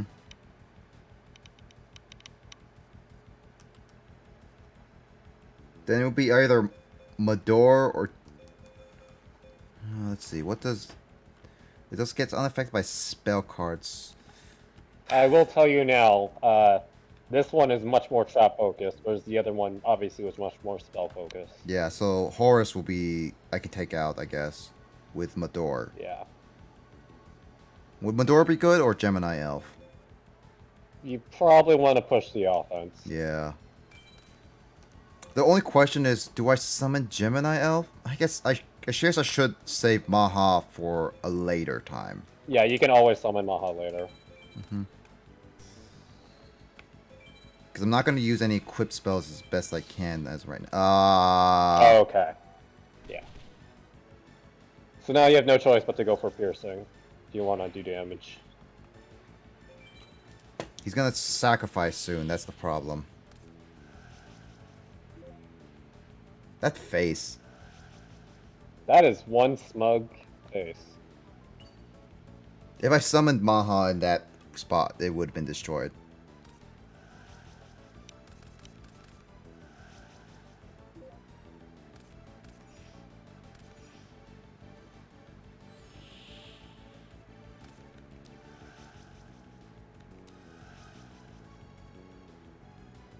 I was gonna activate Jingzhen Hu, but I guess that stopped me. Yeah, that's exactly the situation. Xing Hu would not be good. Can you humor me real quick? Can you press select? Does it do anything? Nope. No, okay, Does never mind. nothing. Each time one monster on your side field inflicts battle damage, so one card.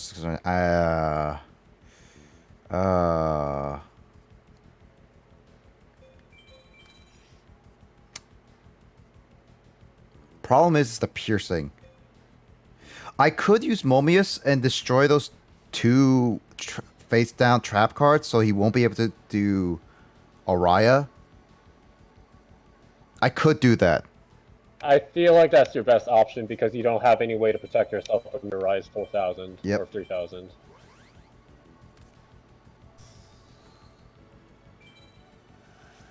Alright, the question is that... Wait. Tribute summon, you can destroy up to 2 spell or trap cards on the field. Right. So, I'm thinking of getting Curse of Darkness and Needle Wall. Those two seem to be worst. Yeah. Do you wish to destroy a spell? Yes.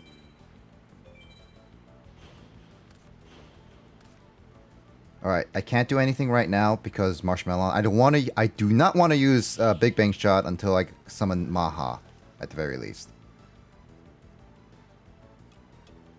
Alright, so he got Araya now, but he can't summon it as of right now.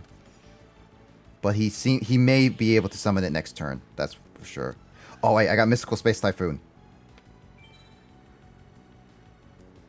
Which one's bad? Oh no, wait, they have to set... Oh wait, yeah, you'd have, if you want to activate MSC, you have to do it now. Yeah. Well... Which one? that or wait until the next turn, but I should try now. Yeah, no, I could do it now. Which one do I destroy though? No, I'll destroy this one.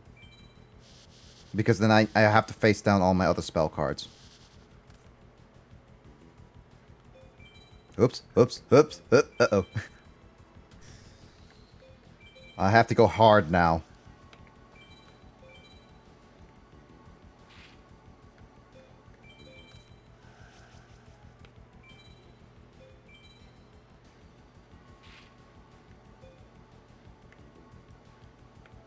now the only problem is how are you gonna bring him down but also let him summon Uriah? Is if I have exiled, or if I have a monster that I could sacrifice, like I could tribute summon with that and have soul exchange, then I could do it. That's my... I could do that.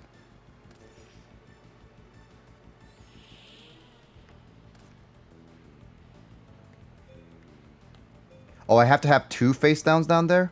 Okay. Should I just attack, Justin? Yeah, I should just I check. think you're fine on attacking, yeah. I'll just attack just now because I don't want to activate that in a sense. But yeah, I probably do anyway. But Now you can attack the metal slime so you can't summon. yeah, I'll do that because I do not want him to summon Uriah right now until I'm ready. I need exiled at the very, very least.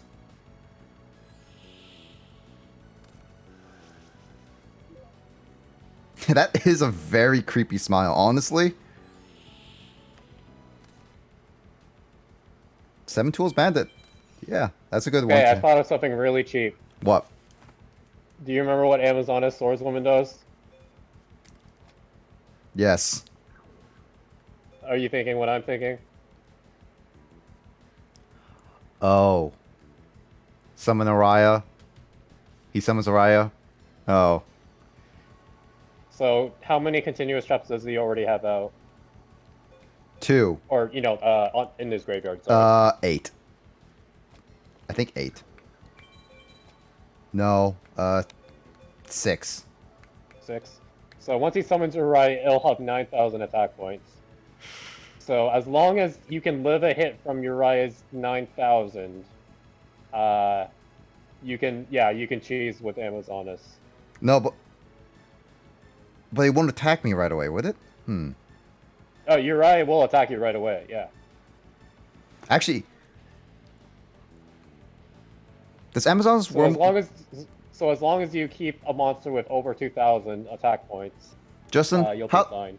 So this one only takes like, even if the Amazon's Womb is face down in defense mode, he will still. No. I have to It has attack to be in attack mode. So Amazons have to be summoned and attack Uriah. Got it. So you'll want to not summon Amazoness until you're going for the kill. Got it. You could have still attacked there, I think, because Yeah, I could have. yeah. And now he brings out Exile. Sucks.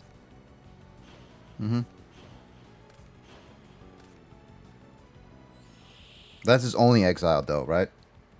I think he is too.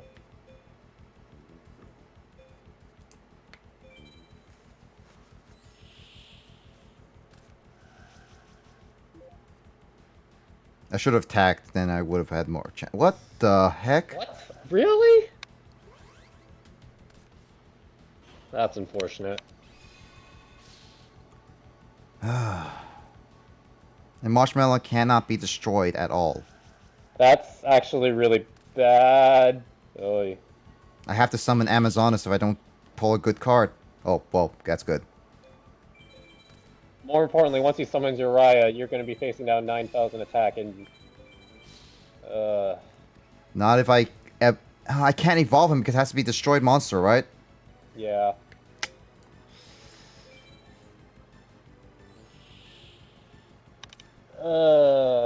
This is a predicament. Didn't have stupid exile. This will all be okay.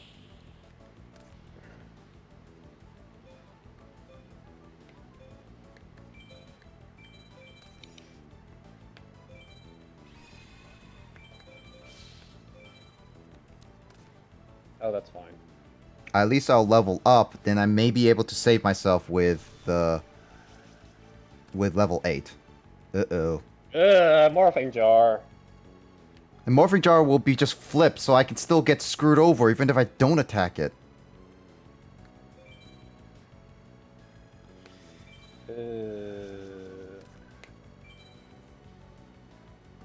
Wait, why? Oh, because I have two... Why here? No.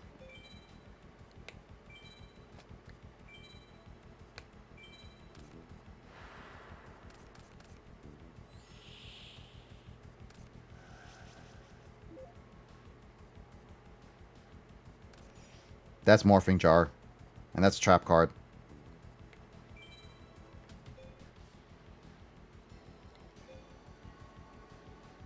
Should I let that trap card go? I mean, I have to summon Araya. He has to summon Araya, right? Right. As long as you can keep Horus out, then and keep Amazonas in your hand, you'll be okay. But if that's morphing jar, then you're kind of screwed. Well, no, he used both exiled, so I think it's safe for you to summon Amazonas and attack. That's true. But you don't have anything to stop him from attacking, though. This is my turn. If I summon if I attack with Horus, I summon Amazonas. Because it will be Morphing Jar. It will destroy the Morphing Jar. It will bring out that. I can... Oh yeah, but he'll also discard Uriah. So, gosh dang it, this is a lose-lose situation. You can't summon Uriah, then we can't progress the plot. But no, if I destroy Morphing Jar now, though. If I destroy Morphing... No, that's what I'm saying. If you attack Morphing Jar, he'll discard his whole hand, which includes Uriah.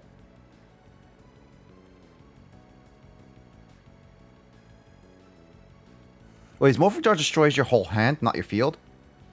Yeah, it's only both players' hands.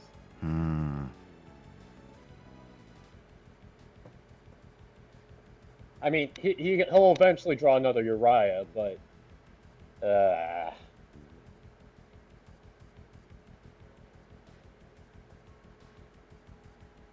I'm gonna risk it. The only problem is, so should I stop that? I should not stop that trap card, because I should let him try to summon Araya, right? I think so. Like, my only issue is, our current win condition is running Amazonas into Uriah. But if he draws another monster besides Uriah that takes out Amazonas, I don't know how you'll win besides, like, drawing Exile or something.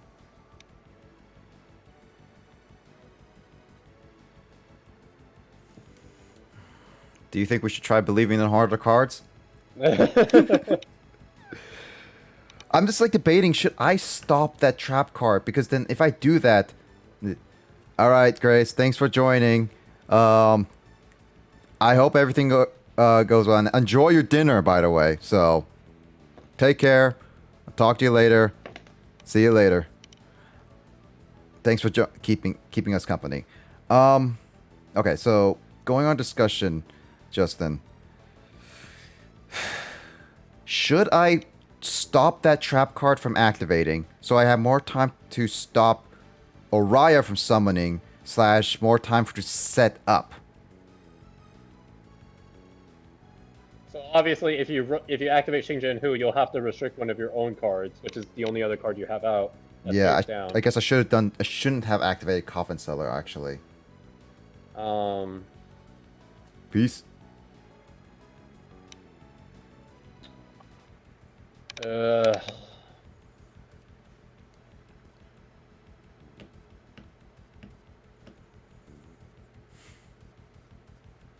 This is the thing. It's like, if I stop it now, I can have more time to potentially get exiled. And then we could potentially find a way to win. Kind of thing. I mean, if you just want to stall, you could also just attack Morphing Jar and then hope he doesn't draw another Uriah. That's the also thing that if they doesn't draw another Araya, or he does, I can stop it with my level 8, which he will attack me with 9,000, but I will survive with 700 at the very least. Mm-hmm. And I mean, even with Oh, the but like also Morphing Jar, if he discards a continuous trap in his hand, then Uriah will go up to 10,000. and that will kill me. Right. It sucks that Morphing Jar is actually the reason we might lose. I'm not gonna activate Xing Seng Hu. Let's see what we got. Okay, yeah. he summons that. Well, you can beat that up so that he can't summon it.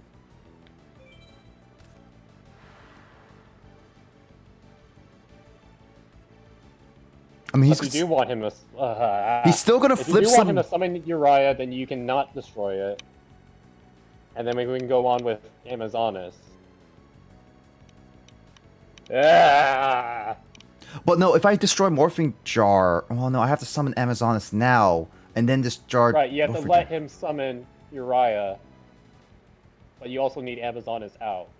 But if Araya attacks Amazonas, I thought that would stop it.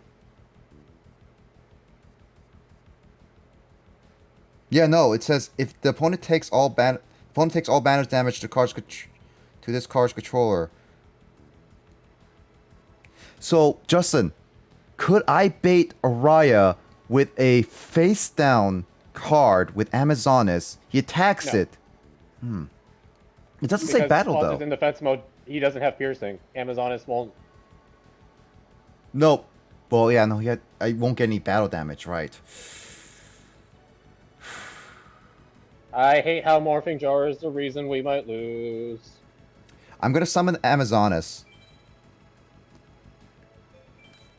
And I'm gonna attack Morphing Jar. Gonna see how this goes. This is basically, we're playing risky right now. We have to believe in the harder cards at this point. Yeah, that's Morphing Jar right there. I'm gonna see if I get him to summon Araya and attack Amazonas. And then you can also attack the Stronghold with Amazonas for another 500. Mm-hmm. And at least Amazonas won't be destroyed by then. So that's the good news about that. I got DD Warrior. If I did face down, I could have done more damage. Alright, is there any... Should I place Magic Jammer or anything else down here? I don't think so, right? No, I can't. Magic Jammer's the only one I can summon. Like, place down. DD Warrior if you want. Otherwise, I can't do no. DD Warrior. I just summoned the monster. Oh, right, no, you just summoned. Yeah. So it'll be Magic Jammer only. Magic Jammer, no need. Okay. Alright, I'm gonna level you up. Because Whoa. Oh, I'm out of it, level 8. Oh, yeah, because level 8 was enough. Whoops. I didn't realize it. Oh, dang it. Oh, this is what I didn't want.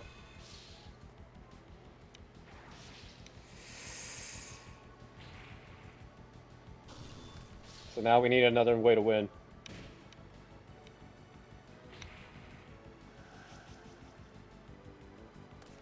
That was a good card. That's why I didn't want you to put down Magic Jammer, because it could have been the fodder.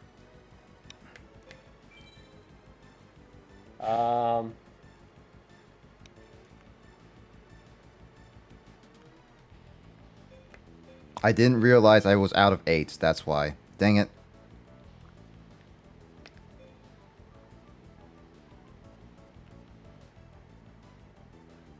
Because I only have 1 8. Ah.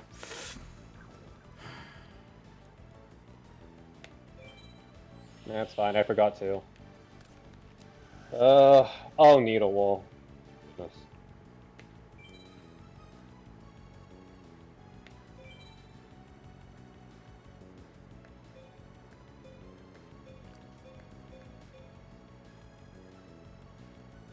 So yeah, I think it's safe to say that this deck is a lot more challenging than the last one. Oh, yeah.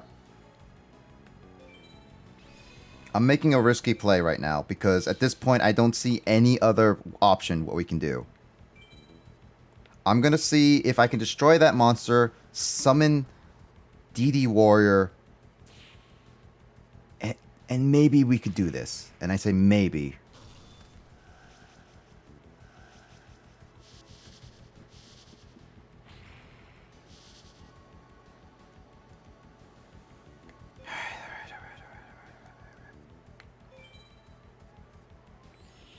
Come on, don't summon Araya.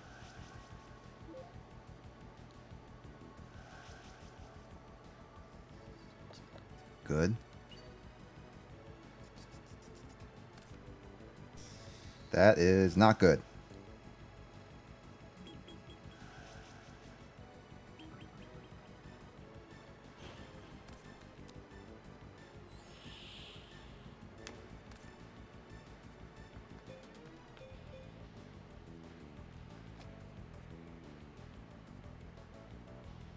I have 0, which means I need to pay another 2,000 in order to kill that monster. So Fairy Lily can go up to 2,900 now.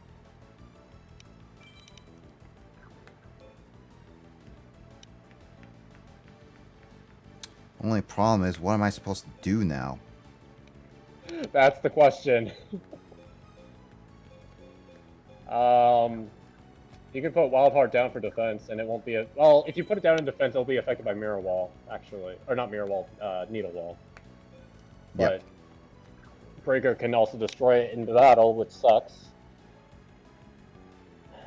I should have stopped Needle Wall. Dang it.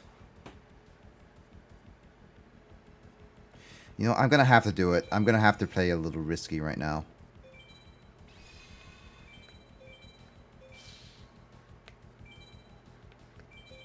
This is like literally my only options at this point. Oh, it still goes up to 3,000. Oh, weird. Huh. Interesting.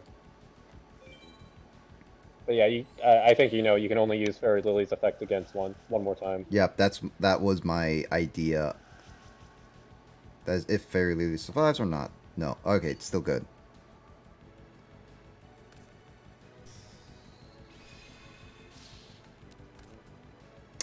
I was hoping you don't attack so I can summon Tyranno just in case. Of course.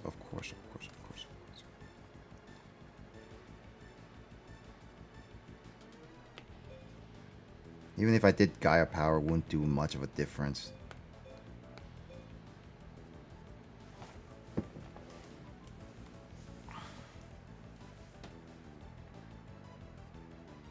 I don't want to use DD Warrior because of the...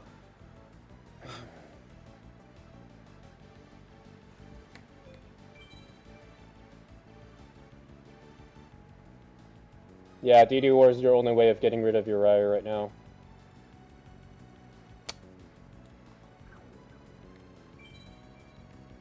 I'm just gonna. But he keeps summoning these other monsters that are an absolute pain.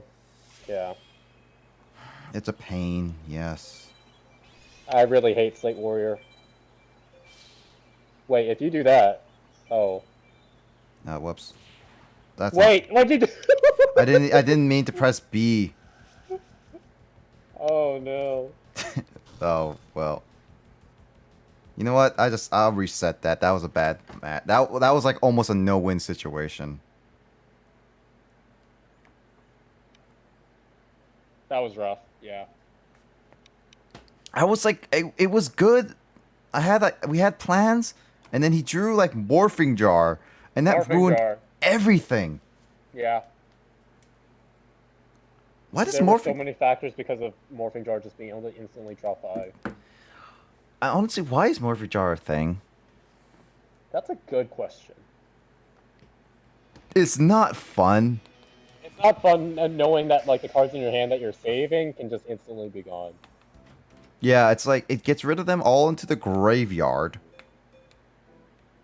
And it gets... Yeah, it gets rid of them all in the graveyard. It gets rid of them... Yeah, I just don't like it. The only things you could really do is add something like Nobleman or Shield Crush, so you can avoid attacking it. But I mean, there's also like Exile Force in a sense, but yeah, I believe he will have only one Morphing Jar, right? Pretty sure he would. Yes, I believe it's limited. That's why. There's Exile Force. I have Exile Force. I just hope he doesn't have Morphing Jar. Okay, I know he has 3 sealed gold copper, but how can he consistently start with them on turn 1? Like, come on. That's not cool. It's not. It's not. Oh gosh. Oh no. Okay. Okay, you do have Dust Tornado. Just in case. I can't do anything. I'm not using my Exile Force on that thing. Unless it's a You Morphing might Jar. wanna- Then that's a flip the table moment. Or do you want to let him summon your Rai so you can instantly... Actually, yeah, that's fine. You can take a hit. Yeah, I could take 3,000. Plus, no, all you need to do is win. Mhm. So it actually works out okay. Well, there goes my Dust Tornado. You dick. No. Should I?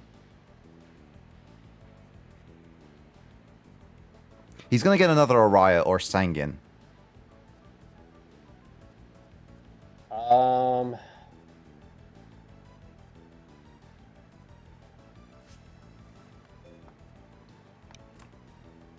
It might be worth... What does... So I can get rid of Mage Power or Axe of Despair. Or... Yeah. I would say one of those two. Alright. I just don't know which one would be better.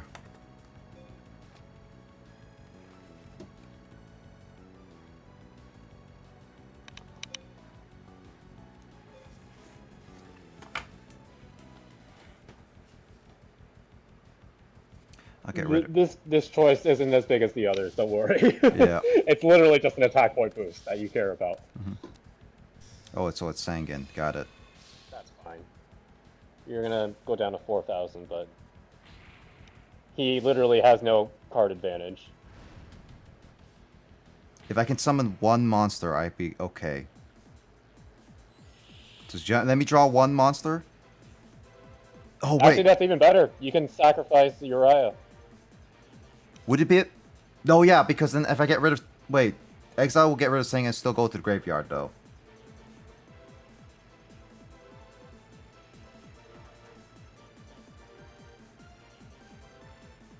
Alright. Well, the point is you want to avoid taking more damage, and you want to get rid of Uriah, right? Yeah, so Soul Exchange first on Araya is what I'm understanding? Yes, you want to summon Grandmark with... Yeah. Okay, so I'm just making sure we step-by-step this so I don't make another mistake. So, Araya, Soul Exchange on Uriah, yep. And then... Grandmark.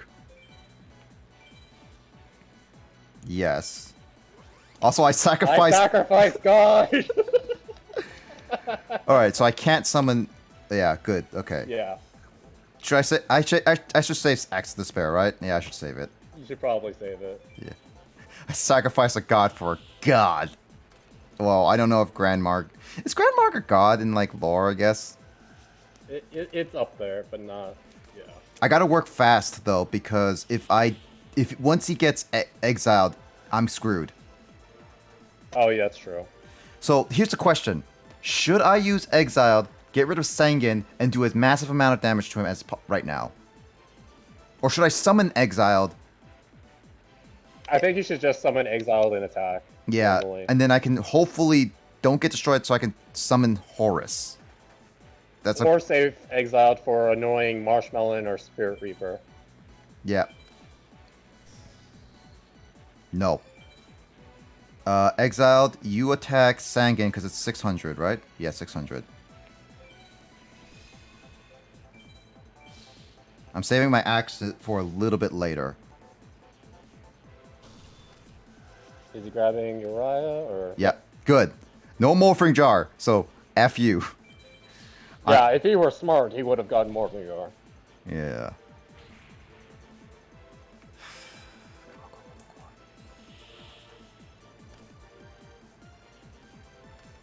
Okay, that's a trap card. Okay, that's fine. Alright, summon this. Axe of Despair right now. And you're only 100 short. Alright, because I can't flip it right now. Yeah, with anti-spell. That's fine. As long as the next monster isn't... Well, it's if he summons another... Well, no, I have... No, if he attacks Exiled, though.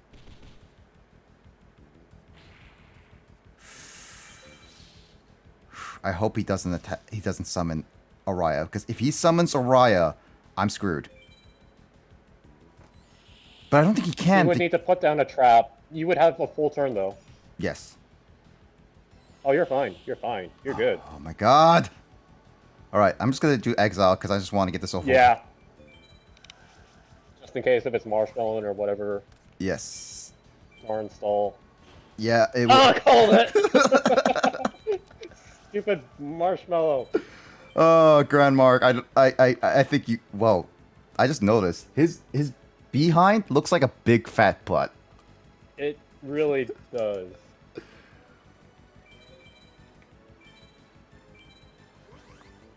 Chicky chick chick chick. All right, Grand Mark, I think you have the honor. Honestly, I think you got the honor. You actually helped. You were tribute summoned by a god. Big butt, alright. Oh my god. This took like 3 tries at least, so. The first one was lucky. This one took 3 tries. That was a 10-turn win, too. Yeah. Good job. Did he do it? The The power of the Sacred Beast is incredible. I'm still rejuvenating. Please don't yes, take- that is the word. Don't take off your pants. Please don't take off your pants. Hamna, hamna, hamna, ha. Jeez. What the? He became younger. He looks exactly the same. How do you like me now? I am unstoppable, even though you've already beaten me twice. Also, why does he keep saying unstoppable? Stoppable. You're unstoppable. Raw unstoppable. Also, I still like how he says, it's like, I could fight you now, but I'm gonna be nice and let you rest up and save before we fight. It's just like, you know you could just kill me right now, right then and then. You know, I don't know. Alright, switch deck before. Actually, I just remembered. Switch deck to the water deck you want me to. It's the pure water deck, right? Oh, yeah.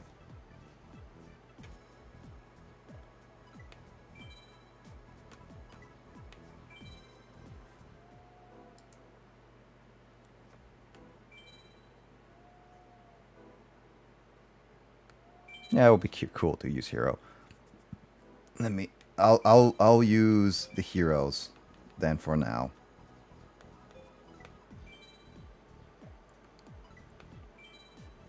Now we're gonna save, so I don't have to do that again.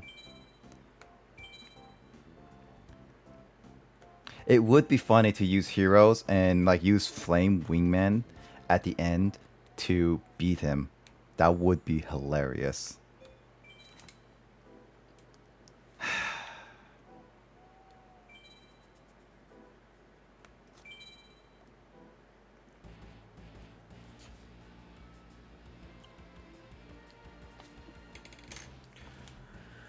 Oh, man. This is like an intense last bit of the battle. Man, I do want to fix that. It just got the green screen and it just... Come on.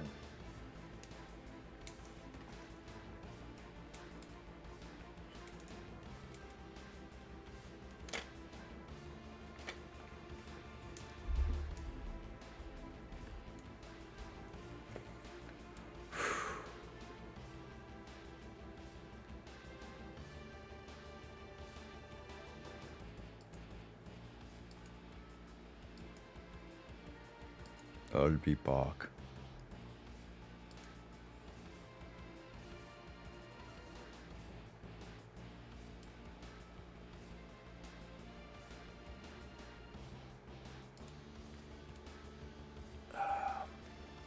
Okay, I'm back. Alright, cool. I was just waiting for you to get your line in. So far, it's been child's play. Losing to Muka Muka and then a darn spell card and a stupid monarch. I still have the most powerful Sacred Beast because it's based off of Obelisk in my hand. Is it actually the most powerful? No. Okay. That's a But you don't know that. I will finish this.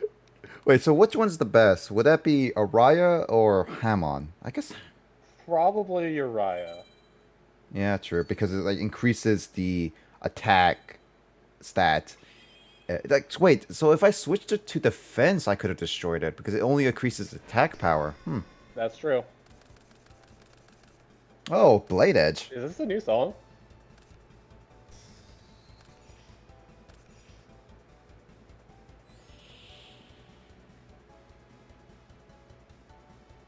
I feel like we might have heard this before, but I'm not too completely sure.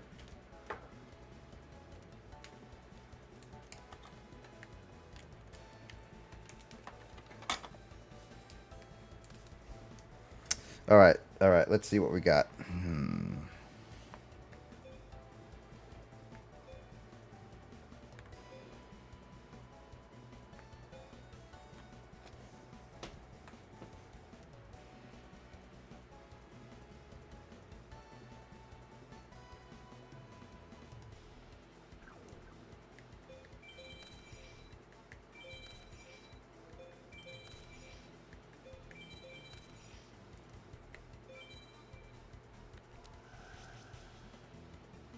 That was a card that I did not want you to destroy. Gosh darn it.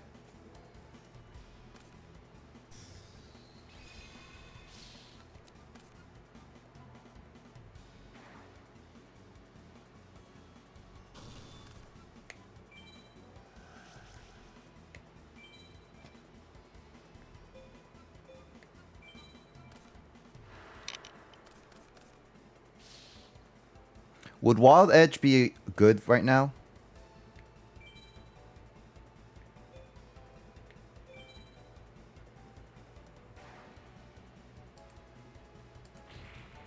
That's what I'm thinking. Because then I can summon another Swamp King. Yes, that's true. Has piercing... Wait.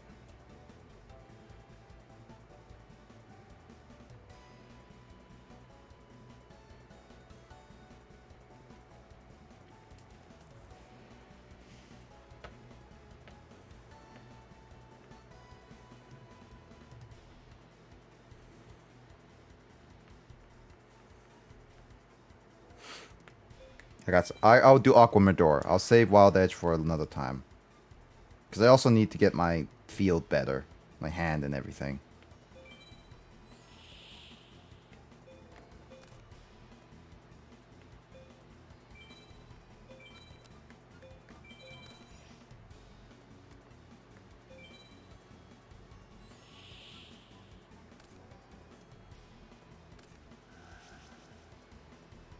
What's Fiend Sanctuary? Fiend Sanctuary, not friends. Magical summons one Meta Fiend token.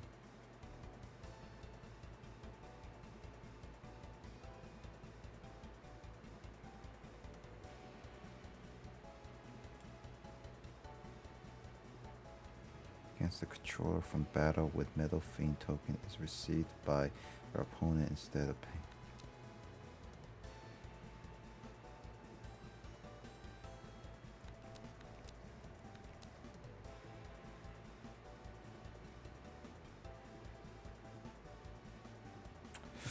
So, I wanted to get 2 clips out of that one. Yep. I mean, later you can, but he might like. Okay, let me guess. Sacrifice 3 monsters to summon the last one, right? 3 Fiend types, but yeah, exactly. Do you have a way to deal with it yet, or no? Technically, yes. Oh, you'd have to sacrifice Aquamador. But I also have Magic Jammer. But then I have to... Yeah, Magic Jammer would be the smarter play. But I have to get rid of, like, King of Swamp or something like that. Which I guess I have to.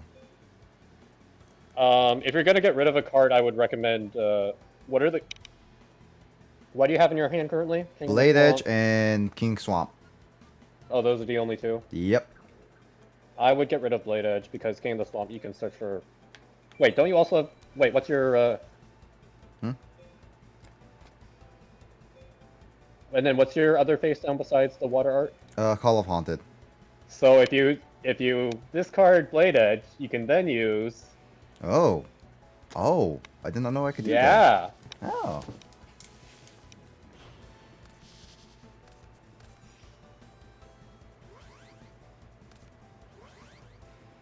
Yeah, I figured he had it. Couldn't get rid of it in Oh, time. he had another? Oh, he had Wall of Illusion. Okay. Well, this sucks. That's not great. Yeah. The only thing you could have done differently is... Spiritual. No, yeah. You would have had to use Water Art. Yeah. But, yeah. You would then have to wait for him to summon another Reviel. Does this thing have piercing? No, Reviel is extremely weak. Got it. I'll let It's actually the worst one out of all of them, in my opinion. He looks ugly, too. Yeah, Obelisk took the looks. That was Clayman. Thunder Giant only works on monsters with attack points that are less than it, right? Originally, yes. If Right, this that's the was thing. if this was Araya, then that would Yeah, work. if it was Uriah, then you could beat it. Or Hamon. Is Hamon increased? Like, how does it increase this? Hamon has base 4,000. for Okay, both. so Araya, it would have been effective. Yeah. You know what? This might just be a bad RNG match. I'm gonna hit Clayman with it. So at least, Yeah. I mean, I could do Call of the Haunted if I really need to. I'm trying to save it, is all. Oh, he has Warrior Lady. He can't beat my Clayman at least. Oh. Right. You know what? I'm gonna have to do it. I want to try to stall as long as I can. Or, well, you'd want to do Mother Grizzly so you can special summon another one. Both my Mother Grizzlies are in the graveyard, though. Oh. But still, you'd be able to summon, Wait. Do you have another target besides... Oh, you could pull out another King of the Swamp. Yep. That's still technically better because then you can put it in defense. All right, I'll go with. After it's destroyed. Yeah, I'll go with that. Whereas Blade Edge, you can only use it for one. Never mind. Oh, freaking. He really wants that revenge on you. Bad RNG. Oh, he's BMing you. He's hitting it. Oh my gosh. No, if he had got that one, that's why he was so in the like. He basically would have been like, He sacrificed a Sacred Beast card to just win. Sounds like what an evil person would do. Yep.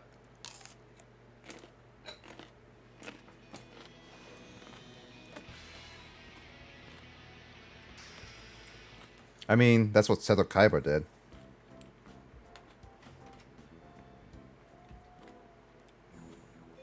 Though, Obelisk is an actual god. Sacred Beast cards are not actual gods. No. Are they gods? They're technically gods? In this GX universe, might as well be.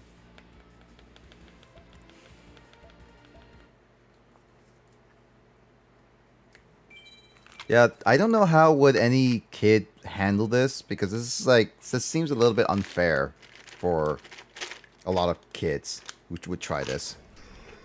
It's not easy. Plus, you'd have to pay attention because, like, not all kids would be able to be like, "Oh, wait, I can't just win." I'm pretty sure that when I was younger, I beat them. I was like, "Wait, why can't I progress the story?" Yeah.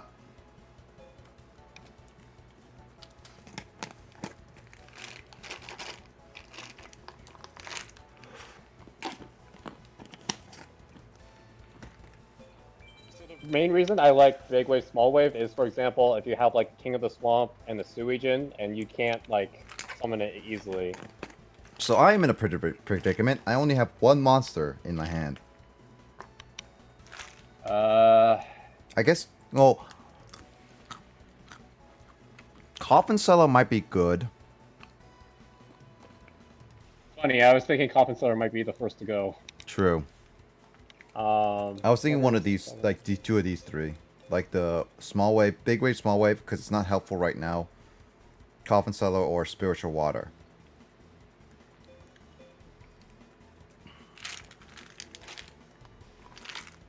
This might sound crazy, but I'm thinking MST. Really?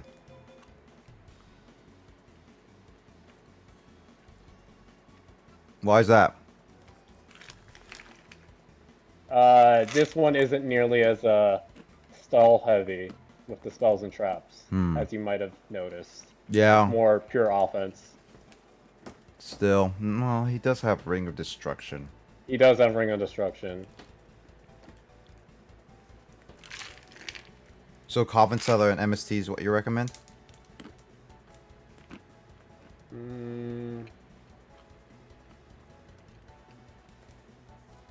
That or Axe, but once again, you're low on monsters, so you kind of need the extra protection, whatever you can take. Yep.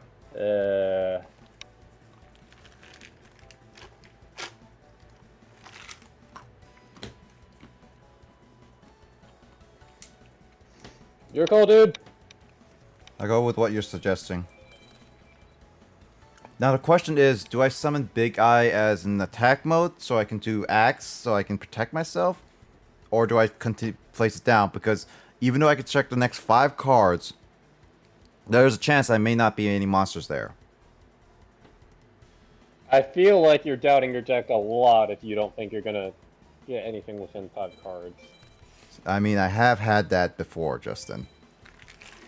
Considering you're once again starting off with like 1 monster out of 8 cards, I feel like What the heck is that? That's such a weird looking model. Yeah.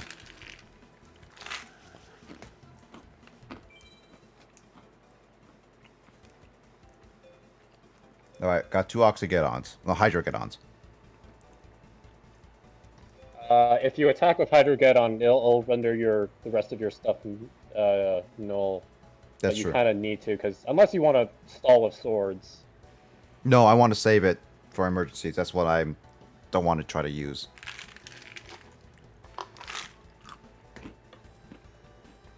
So, do you recommend me stalling?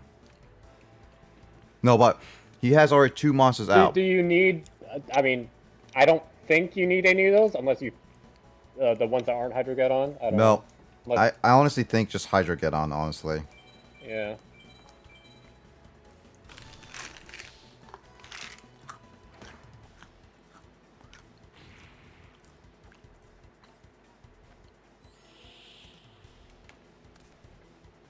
Question though, what does this thing do?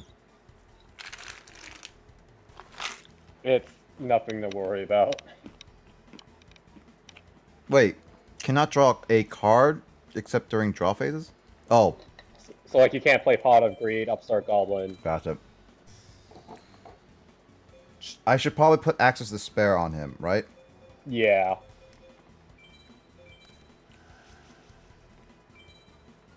The question is, oh. So yeah, here's the case where MST would have been nice so that you would have avoided that. Did you happen to put Hydrogeddon the other one on top? Nope.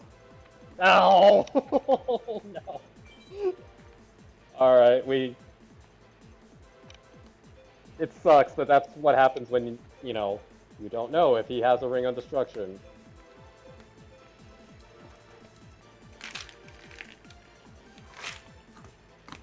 He can't summon the Sacred Beast unless he has he has 3 monsters out on the field already, right?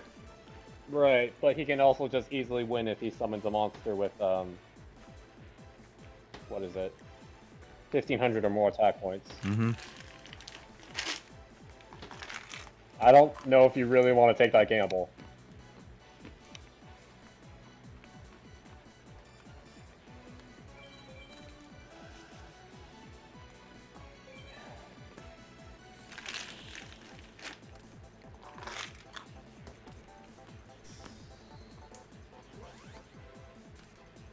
So he can sacrifice right away. What?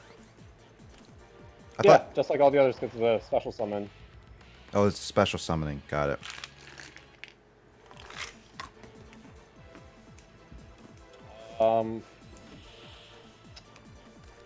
This is a problem. Now it really doesn't. What was it? United, Call the Haunted, Hydrogeddon. Mm-hmm.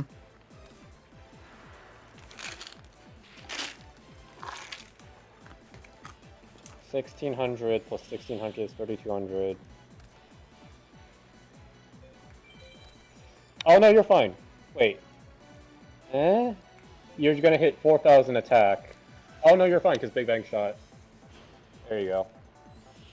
Wait. He just got rid of my swords. Oh, you're screwed. Never mind.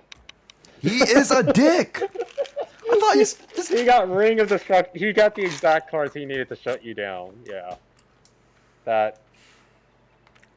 Yeah. That's bad. Like, this is really bad RNG, honestly. Like, I had bad draws at the beginning. I was slowly recovering, and then he just happened to get a one that just shuts me down.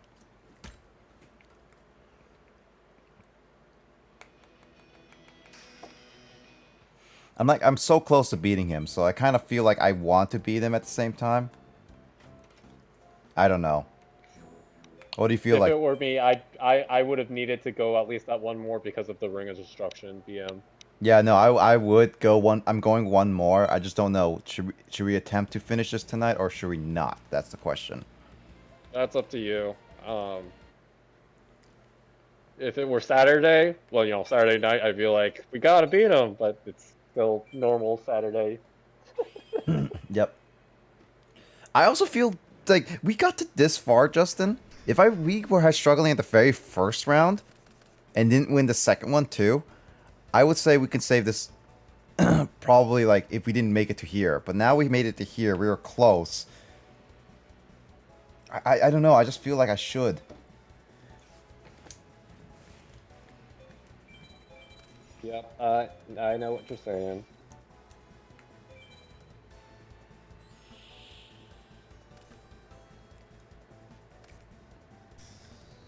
Go ahead, attack me. You won't. You jerk. Poopy head. Yeah, I don't have any words. Oh boy. Please tell me that's not Ring of Destruction.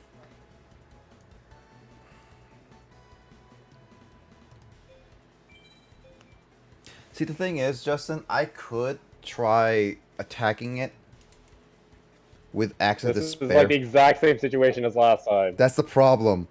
But I can't summon anything if I don't have, like, Mother Grizzly or anything. I can't destroy that thing. Well, I mean, DD Assailant could get rid of it. You could do the Assailant just for good security, put Axe of Despair, if you really wanted to. Oh, but no, Ring of Destruction would still... Never mind. But yeah, no, if he yeah. attacked DD Assailant, he would remove that card. Yeah. I mean, I also can use Sangan. Sometimes you just gotta risk it. Actually, I will use Sangan. Oh, okay. The way I can, like, summon a Mother Grizzly or anything like that, if I needed to. Then I can maybe summon Suijin.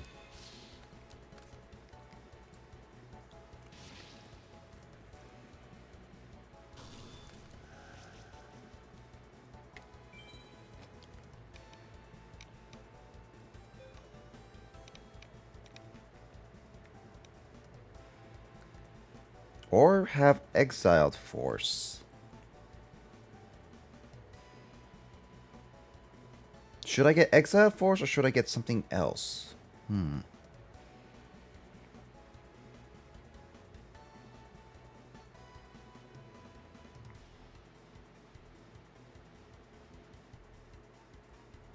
What do you think, Justin? I think you're kind of okay at not getting exiled because you have Assailant, but that's also... If that thing is Ring of Destruction, then Assailant will need to be used for attacking, not, you know, for... Yeah. The audio just cut out? Oh, and I switched it over to showing you all the cards I have. It also doesn't help that you don't have any fusions to go for yet, so it's... Should I go with Mother Grizzly then? Mother Grizzly, so you can... Maybe sacrifice for Suijin. So then I can have a guaranteed killer for any monster that he summons. Hmm.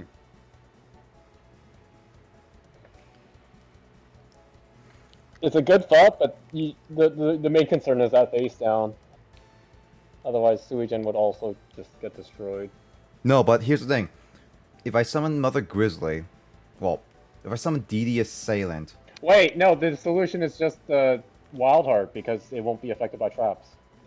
Oh. It's too late. I can't use logic. What is this logic you speak of, Justin? I don't know, man. I don't know what I've been told. Wild Heart is good as gold. Axis of Despair on Wild Heart, yeah.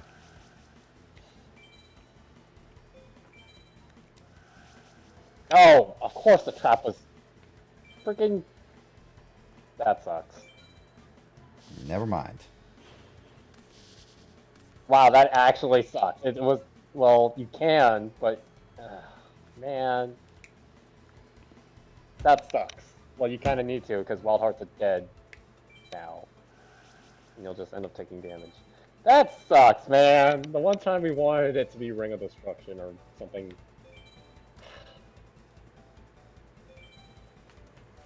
Now he's gonna summon it. I know he's gonna summon it.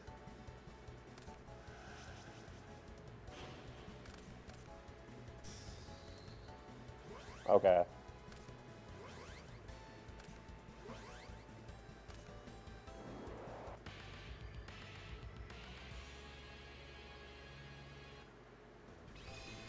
Good news is you still had 8,000 up before he attacked.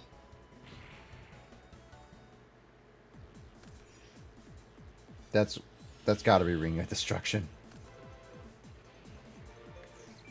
I'm paranoid now.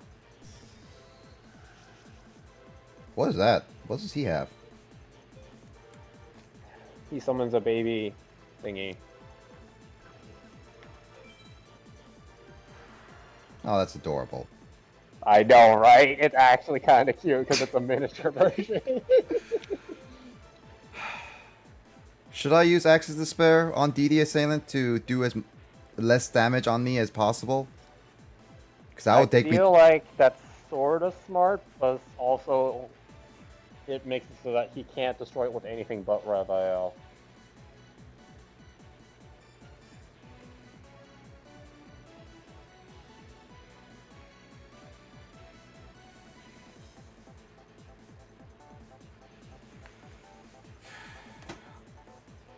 Or I can try to wait next turn and summon Hydrogeddon to destroy the little guy. And so I can summon more Hydrogeddons to destroy them. That could be an option, but that's only if he doesn't destroy my monster. Yeah, you need to hope he doesn't have something else that can take out Assailant. The thing is, Assailant is 17. I know he has a 1900. Yeah. If I put Axis of Despair, it guarantees me at least Raval attacks DD Assailant, at least. Rivali from Yeah. Breath of the Wild. Ravioli, I'll call him. Because I hate Ravioli. Yeah. So, what do you think? Should I put the... I think I should put the Axis of Despair, honestly. If that's what you think, go for it. Yeah, it makes sense. Another This is what I hate about everything he does. I mean, to be fair, we have our own several copies of Dust Tornado, but like we're not a total dick about it. Mm-hmm. That's funny though. We're like contemplating these moves that don't end up. Oh wait. Wait, what? Oh wait, we lose. I forgot he can do that. Yeah, he can boost his own attack. Ah! You played smart again. AI's actually being smart. This is like this is just all about bad RNG, honestly. I can't get good cards, and he keeps getting the best cards on like draw 1.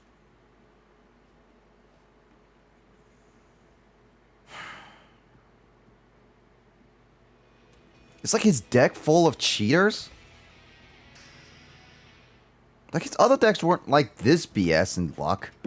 Well, I mean, Do you Araya. want to switch over to the other deck? I'll try this one more time with the water. Like with the fusion. And then we're going to try with pure water.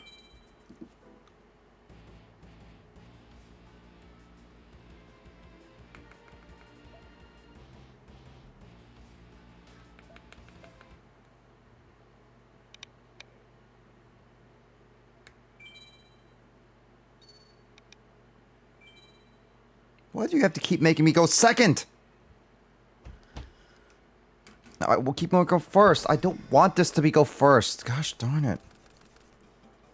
Yeah, especially with Hydro Get on. Bottomless trap hole. Just putting that out there. Should I use different dimension capture right now? That's the question. I don't see why. Well, I can see why not. If he has freaking Dust Tornado or MST on turn 1 again.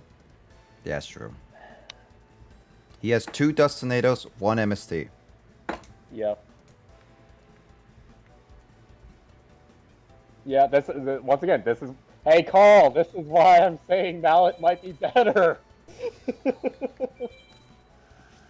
Well, you don't have to worry about Yeah. being destroyed and negated, essentially. Should I go with Exiled or DD? Honestly, I don't know. I like Assailant, but...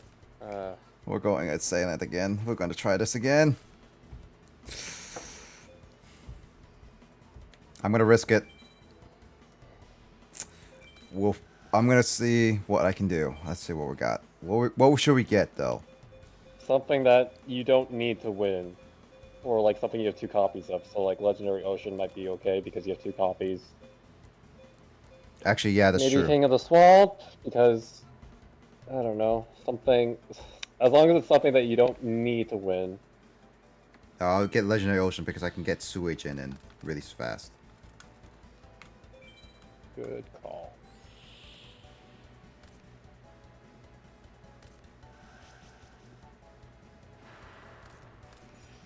Oh, interesting. He didn't start off with a really strong monster. Okay. For once in a lifetime.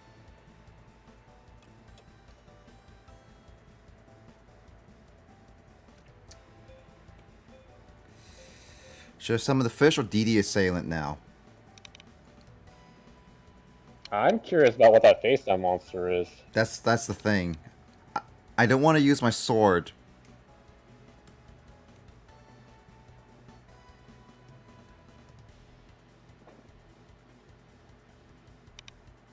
Also, if it's Dust Tornado, he's gonna get destroy my capsule next turn. I feel like if it was Dust Tornado, he would have used it by now. So I think you can cross that off. Should I use DD or should I save DD for later though? That's the one thing I'm trying to debate now. I think you should save DD. Should save? Should save. Alright, let's see what we got. So just try to destroy... Okay, which one should I... Hydro Get on, destroy the token. At least that guarantees me 2 extra ones, right? Check Hydro Get on. Does it destroy in battle or is it sent to the grave? When this So card... it won't work. So the token isn't sent to the graveyard, so you can't use Hydro Get on with it. So I have to destroy this face down, whatever it is. Yeah. I'll risk it. Nope. Okay. So even my fish can't destroy it. Right. 1850 is annoying. This is why Gemini Elf is amazing. Yeah. Well, at least I could get rid of the token. I mean, yeah, I'll take damage, but still. I want to get rid of the token. Because I don't want him to summon that thing! I mean, you do have Bottomless, but yeah. Well, yeah, true. But you could also use Bottomless on this. If you want. This is annoying as well. Yeah. Honestly, I really don't like Slate Warrior. I really don't want to battle him too.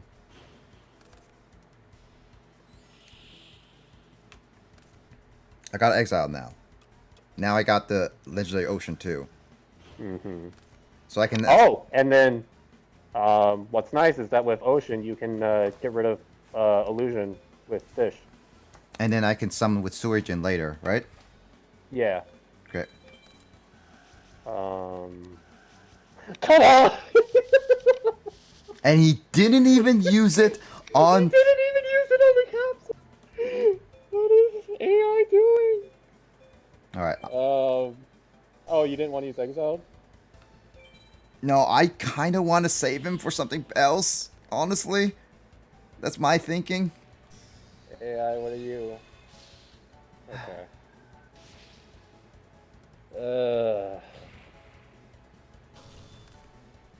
Well, now you're at a stalemate with both having 1800.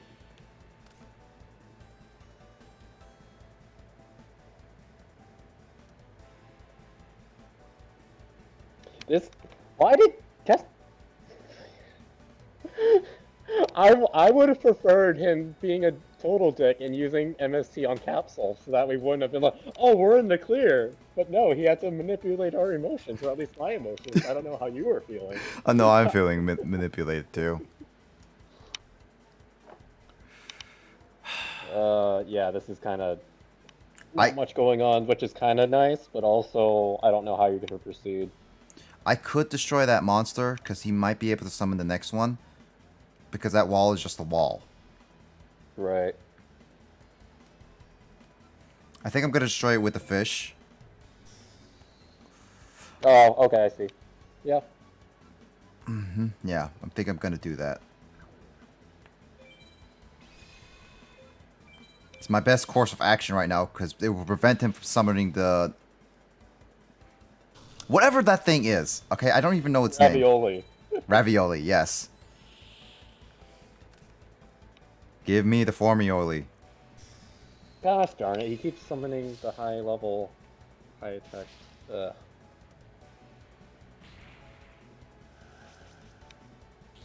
And now he's gonna attack with a freaking wall. I'm starting to consider using my swords as soon. But I don't want to! You might have to here if you want to summon Suijin. Yeah, I think I'm gonna have to. Ah! I hate this. I'm gonna summon Exile just in case. If I can't pull another monster by the time I need to. Yeah.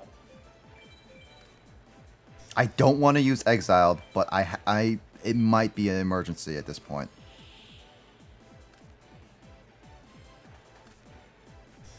Okay, that's fine.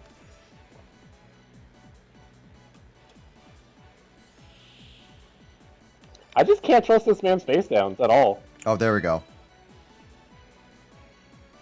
Yes. Oh yeah, that's good. Yeah, that's good. Yeah. Yes, activate Exile to destroy the wall, and I can use Hydrogeddon to destroy this thing, right? Correct. Yep. You have the right idea. Right. Good. I wanted to use Exile on Ravioli, but I guess this is better than nothing.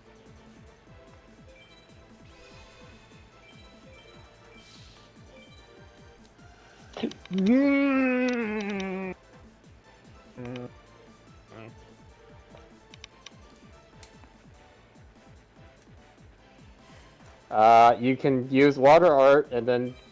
That's what I'm gonna do. At this point, it's gonna be like sacrifice, so I can't do anything.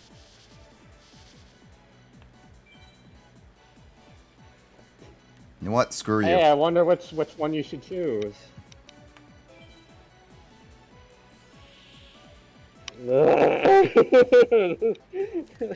That's the virus card. I'm so sad. Like, what?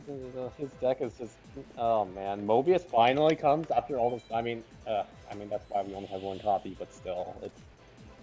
Oh, we need more back row destruction, basically.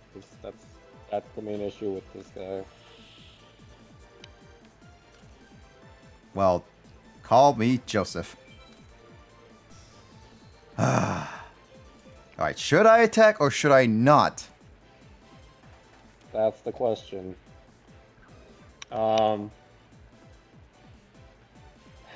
He has one more trap that can do what basically Mirror Force did. I don't know if that's it.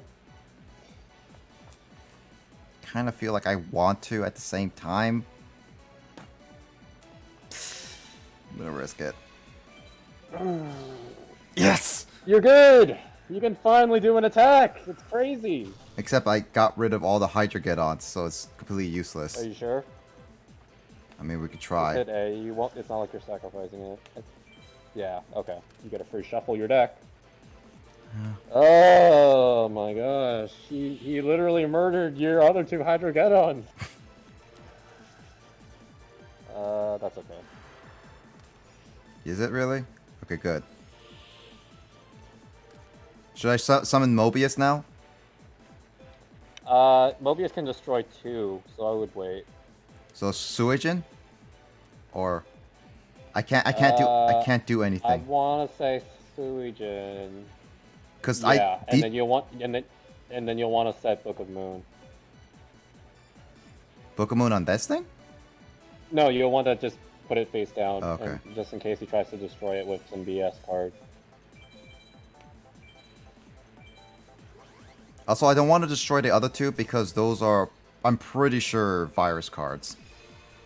Yeah, I think the one on the left is the I'm the pretty sure that's a yeah. virus card. I don't know if the right one is, but I would assume so. Also, it took 17 turns, but we finally laid a hit on his life point. Mhm. Oh my gosh. Ugh. This guy.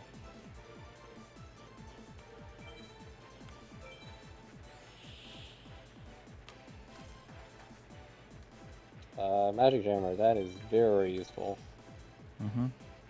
Now the question is, should I attack with Suijin right now? I feel like you are... Okay. I think you're kind of okay now that you finally have a monster that, you know, can stick around. Mhm. Hopefully I didn't just jinx that.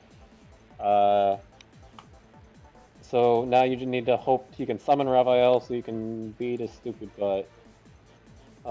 And I don't think you want to lose the 500 life points from Germ for no reason. So just wait it out, I guess. Yeah, is what I'm thinking. And then what's also and then he has those stupid wall of illusions, and so you don't have a way to summon back your monsters if you accidentally hit that. Yep.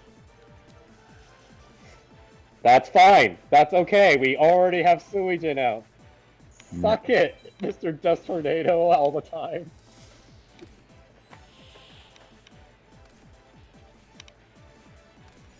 This man making me feel emotional. I'm feeling things that I didn't want to feel tonight.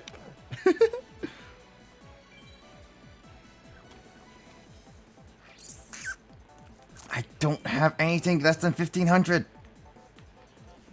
Nah, all your monsters are too strong.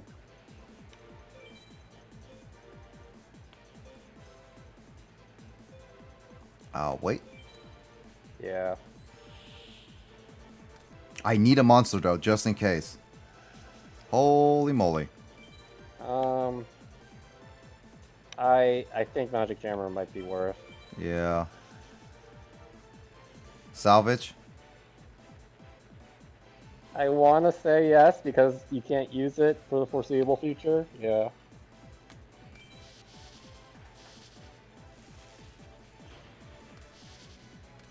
Also, I'm surprised that that's the first time we saw his Heavy Storm. 'Cause I Also, think this the is whole our thing third is... or fourth duel with him with this deck. Also, the whole thing is across now.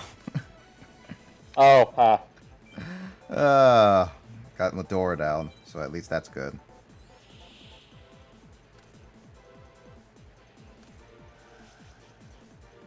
Oh, that's fine. No. Not like you can do anything about it, but yeah, that's fine. I was gonna sacrifice for summon Mobius in a sense, but whatever. I need to summon the better monster is all. Okay, that's fine. I thought it was something bad. Him putting in attack mode. Alright then. Good job, AI. Alright, keep that for now. I should attack that just in case. I think he should attack, yeah. Because I don't want him to summon when I'm not ready yet. I need a item Or I need something to stop him. Like, I need something to get over 4,000 at the very least. Mm-hmm.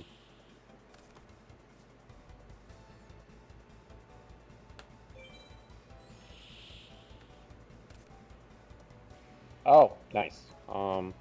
So, what do I have in the graveyard right now? Could I use special ability Exiled if I Call the Haunted? You can, but I'm also thinking if you use. So here's a neat little trick. If you discard King of the Swamp, you add Polymerization to your hand, right? Yeah. And then you can use Call the Haunted to bring back King of the Swamp, and then you can instantly fusion summon. If you. But I need to set that. I need to want set down Call the Haunted first, though. Right. Yeah. But he also just used up Heavy Storm, so that's good. Yeah. So I'll set down. But as we know, he has several Death Tornadoes. So Yeah. up to you if you want to put that down yet or not.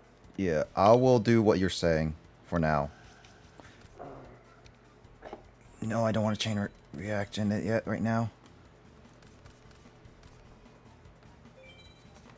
But yeah, it gives you the flexibility. What the?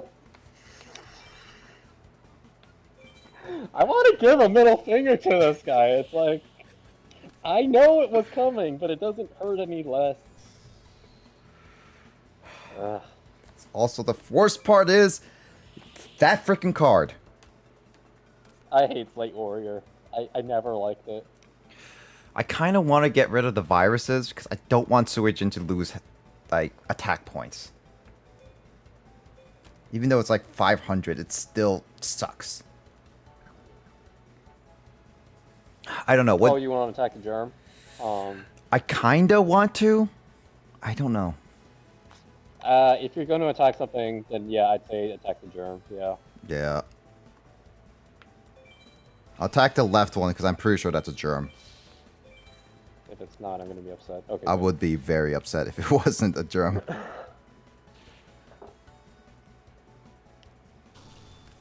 I need a good setup for a monster. If I can get my monster really high, then I'll allow him to summon Ravioli and I kill him.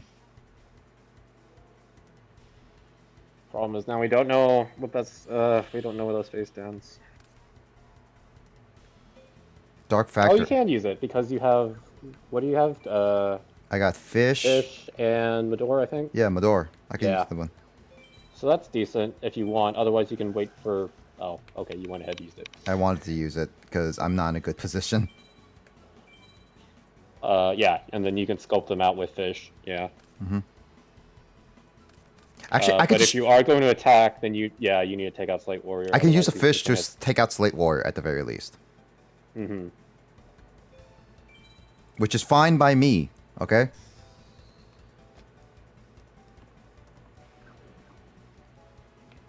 Question is, should I attack the other two? I want to say no.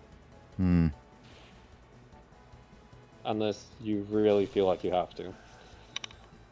See, the only thing would be is that he has Ravioli in his hand right now. Well, no, he wouldn't, because he would have already summoned it right now. Right. I don't think so. I think you're okay. Yep.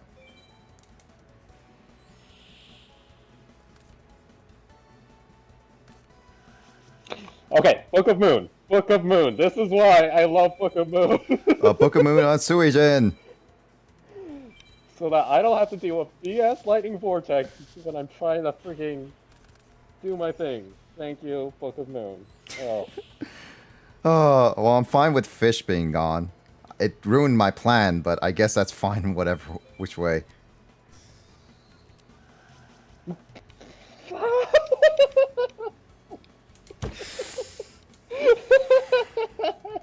he went from Lightning Vortex to Torrential. I should have summoned it, but... No, this is the best case scenario. Now you can attack for free if you want, but that's risky. If you want to play defensive, you can put down Medor, then summon Mobius the next turn. I will do that. I'm I'm playing this That carefully. is so BS. I hate it when I don't know if you've had to deal with multiple Lightning Vortex I never had to deal with multiple, but I had to deal with Lightning Vortex turn. multiple times. In different. Yeah. But on the same turn, there's like no. Alright, so you want me to summon Mobius right now? With what you have right now, Mother Grizzly would be the better option, because he still has other BS face down cards you can expect. Alright, so summon Mother Grizzly, I'll attack him. Though I still need him to summon Ravioli, which is the stupidest part! It also doesn't help that he just nuked his own field. Yeah. Which means I have to literally wait for like 3 turns in order for him to at least summon it. If that card he has is Ravioli, I literally need to wait 3 turns for him to summon without attacking any of those monsters.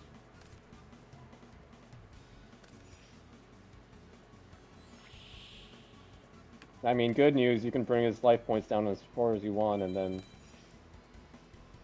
then... Blade Edge does not get affected by... Oh no. Only Wild Heart gets protection. Got it. So Mobius is still better. Should I summon Mobius now, or should I save him for next trap card? I feel like you should wait for next trap card. Also, you have Jing Jin Hu, which can do the exact same thing, which is nice. Okay, you're fine. Okay, this is still the best run we've had so far. Always. This final deck. Here's the problem, Justin. He has 16 cards. Oh, he's running out of cards. Oh no. How many Raviols does he have? He still has all 3.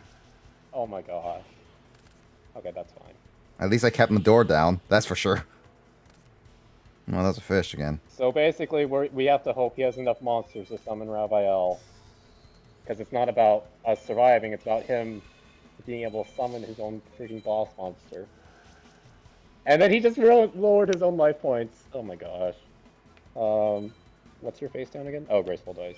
No, it's not Graceful Dice. It's just asking if I want. Or yeah. Yeah. My face down is Zing Zing Hu. Oh, that's right. Yeah. This man literally running out of resources. There it is. Okay, that's fine.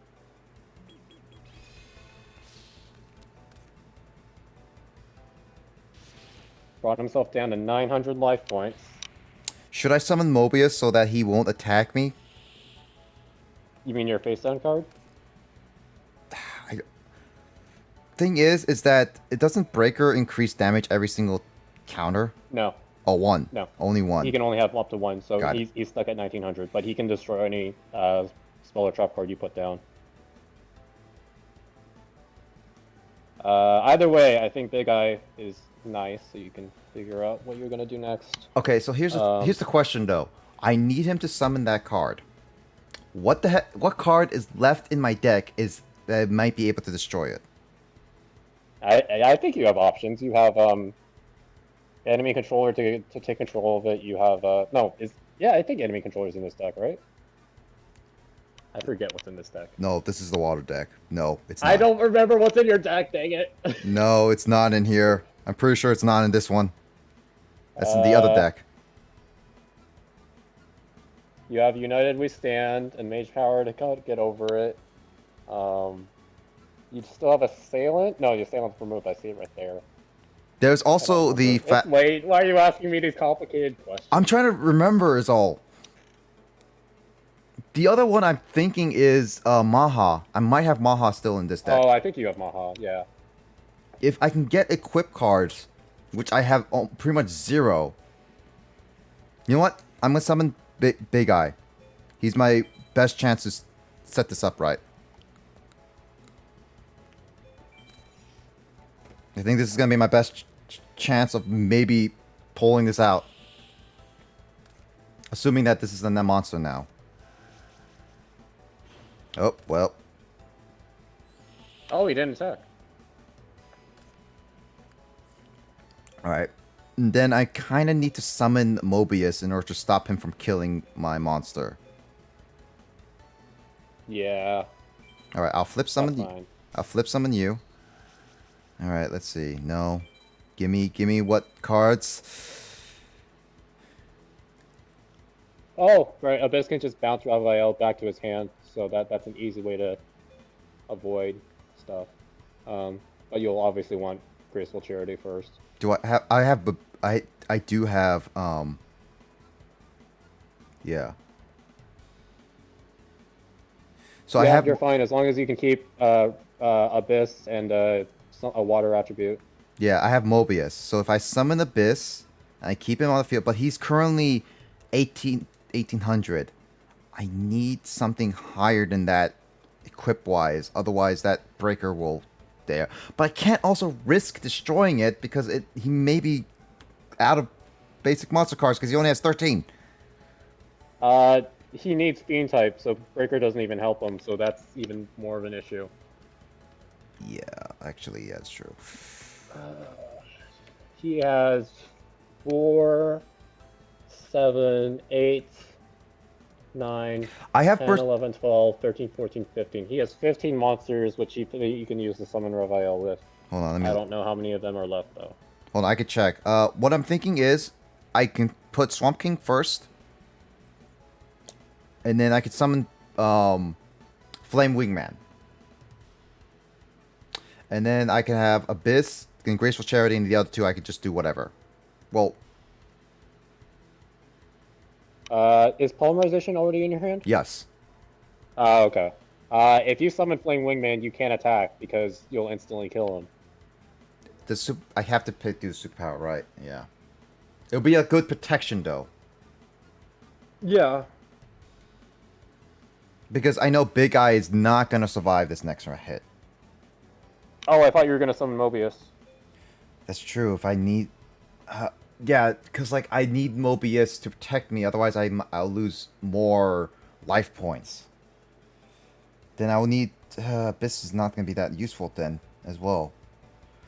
Abyss is for bumping Raphael back, so you don't need it for right now. So you can go Graceful, then King of the Swamp, then whatever.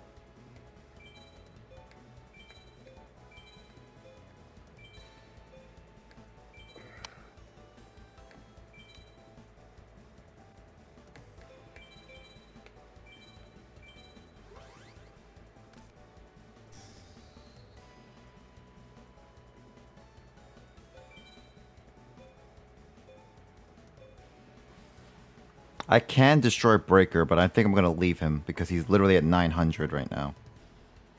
I feel like it's okay to attack him because I don't think he'll be dumb enough to attack anything else with him. I mean, I could be wrong, but I don't think I'm wrong. I really hope I'm not wrong. I really hope I'm right. I can't talk. We are. Did you want to check his graveyard? Oh yeah, I need to check his graveyard. Okay, that's a monster. I'm not attacking it. Yeah. Hold on, let me look at this. Alright, he has 1 Fiend, 2, 3, 4, 5, 6, 7, 8, 9. DD Warrior isn't a fiend. Okay, so 8. And then his banished is... Does he have 2 monsters that are banished? Yep. 9 and 10. So he has 5 more things you can summon Raphael with out of his 10 cards. This is literally our last chance. Alright, Graceful Charity, you're coming up.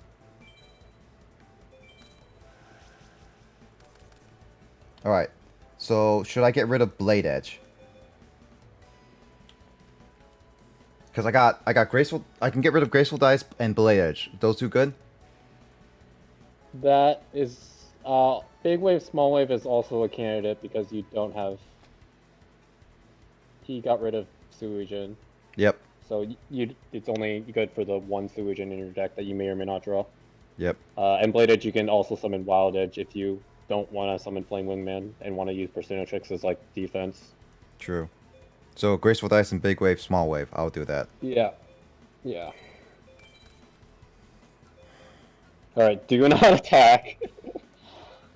Should I And, summon Abyss? No, Abyss Soldier. I feel like you should save Abyss. Yeah, I save And then Abyss. you can put that Windstorm for defense if you want. Yes. All right. I'm pretty sure what he's holding right now is ravioli. Okay, that's 2. That's good. Keep it coming. All right, that's fine. I'm just gonna end my turn here. Let you do your own thing. Okay. It's like I'm being nice right now. I'm letting you summon. Do what you want. Okay, that's good. Come on. Do the Yes. thing. Yes. All right, make sure you don't hold down the B button so you can use Winston. Yep. Come on. Yeah. All right. Yes. Yes. Windstorm. Otherwise, you'd be taking a big 1600, and that'd be no bueno. No bueno. I don't know. I'm tired. I'm getting tired too. I think I passed that. My eye was kind of getting fuzzy, and then it's like now it's okay. Oh, right. I forgot about that, but that's fine. That's fine. Wait, no. No. It's only 1,000. Yes. Abyss Soldier. Yes. I'm literally One step at a time. One step. Literally, yeah. ravioli. Yes.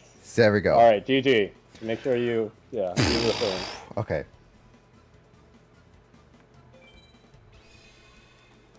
I can attack this with okay. Just Yeah. making sure. Oh my god, we almost lost the story progress. GG. Oh, what was this whole match? 51 turns, by the way. 50 frickin' 1 turns. We almost lost. Well, I almost won due to loss of deck. That's not what I wanted. We almost did not get story. Okay. So Justin, here's the thing. This last battle was by far the worst. Obviously, and Oriya was the second worst. The first one, I just think I did get pretty lucky, but that was also not that bad. Yeah, I don't think the first one is bad comparatively. No. Yeah, no. This was pure, like, we had to really plan this out and get a little lucky. Oh my god. You did it. We beat the story. We beat, well, we didn't beat the whole thing. We're going to finish We beat the big boss guy. Yeah, we're going to finish this game tomorrow or today. But It's late. yeah, but I'm just happy we beat this guy. Okay, and now I understand why this was so annoying. But I'm also happy that we managed to beat him with the decks that we made without making it directly a deck against him. I'm kind of happy with that. That was the thing I really wanted to happen. Yeah, no, I'm actually pretty proud of us, Justin. Alright, let's finish this up. I lost to a shark man holding a trident. Impossible. How could my sacred beasts be destroyed even though they were sent back to my hand? You did it, Blazer! Jaden, you're completely useless! Again!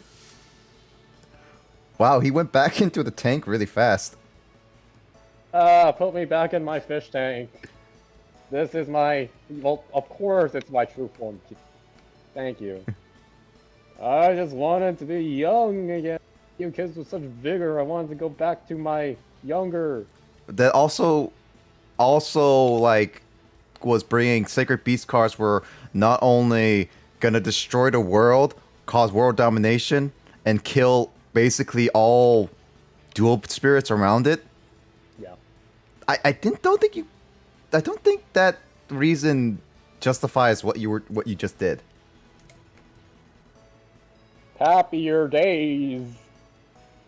Blazer, I think that my duel with you must have restored my vigor, so I can dominate the world again in the future. Next time, I get to duel you, okay? No. No, Jaden. Oh. Shut up, Jaden. Go to bed. Oh, peanuts. I will make sure to store the keys somewhere where no one can ever find them. Can you throw them in the bottom of a volcano? No one will find that. Or you're gonna say ocean. The volcano is a lot worse. We're no longer in danger from the 3 sacred beasts. Yeah, that's right.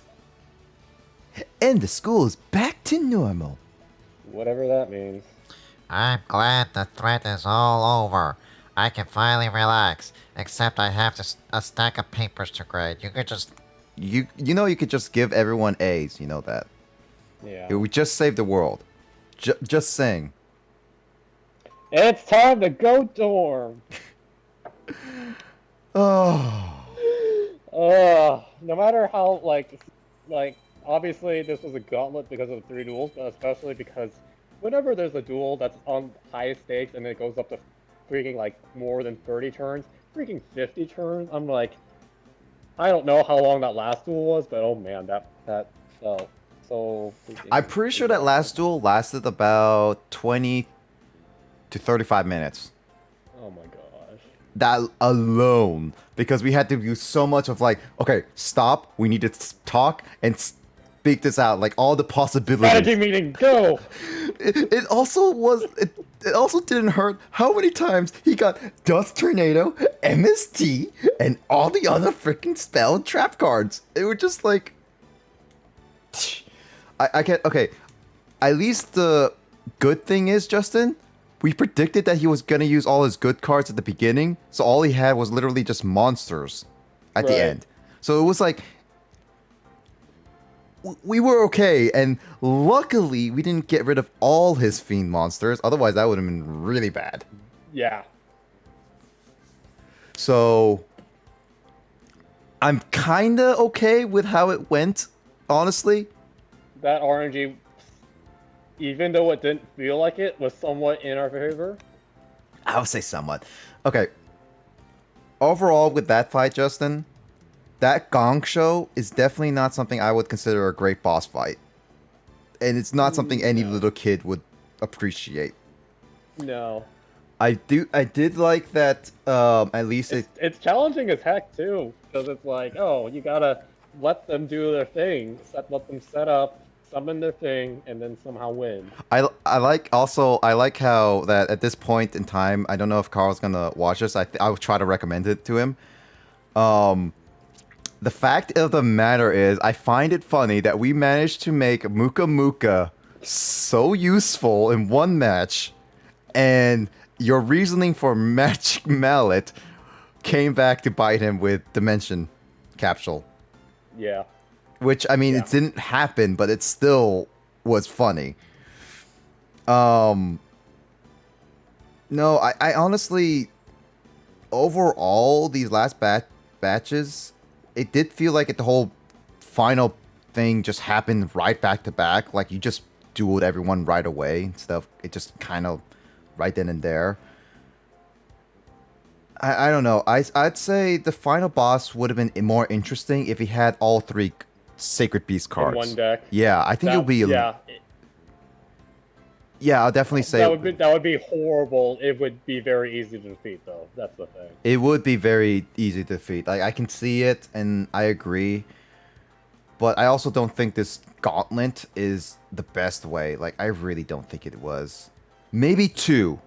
I would say if they put it, like, Sacred Beast cards, like, maybe first duel, like, and say another duel deck or something like that, that would have been okay. But, I want to check this deck list before we end it off, too. What the heck is his freaking spells and traps? He had 3 Royal Decrees in the first one? We only saw the one. No, I never saw the one in the first deck. Only in the Blazing Inferno. He doesn't have one in Blazing Inferno. Oh, did he? Oh, okay. Only the one? Really? He also didn't use the wave motion cannon, that really annoying thing that can wipe your Oh life my without god! turns. He didn't use it! Yeah.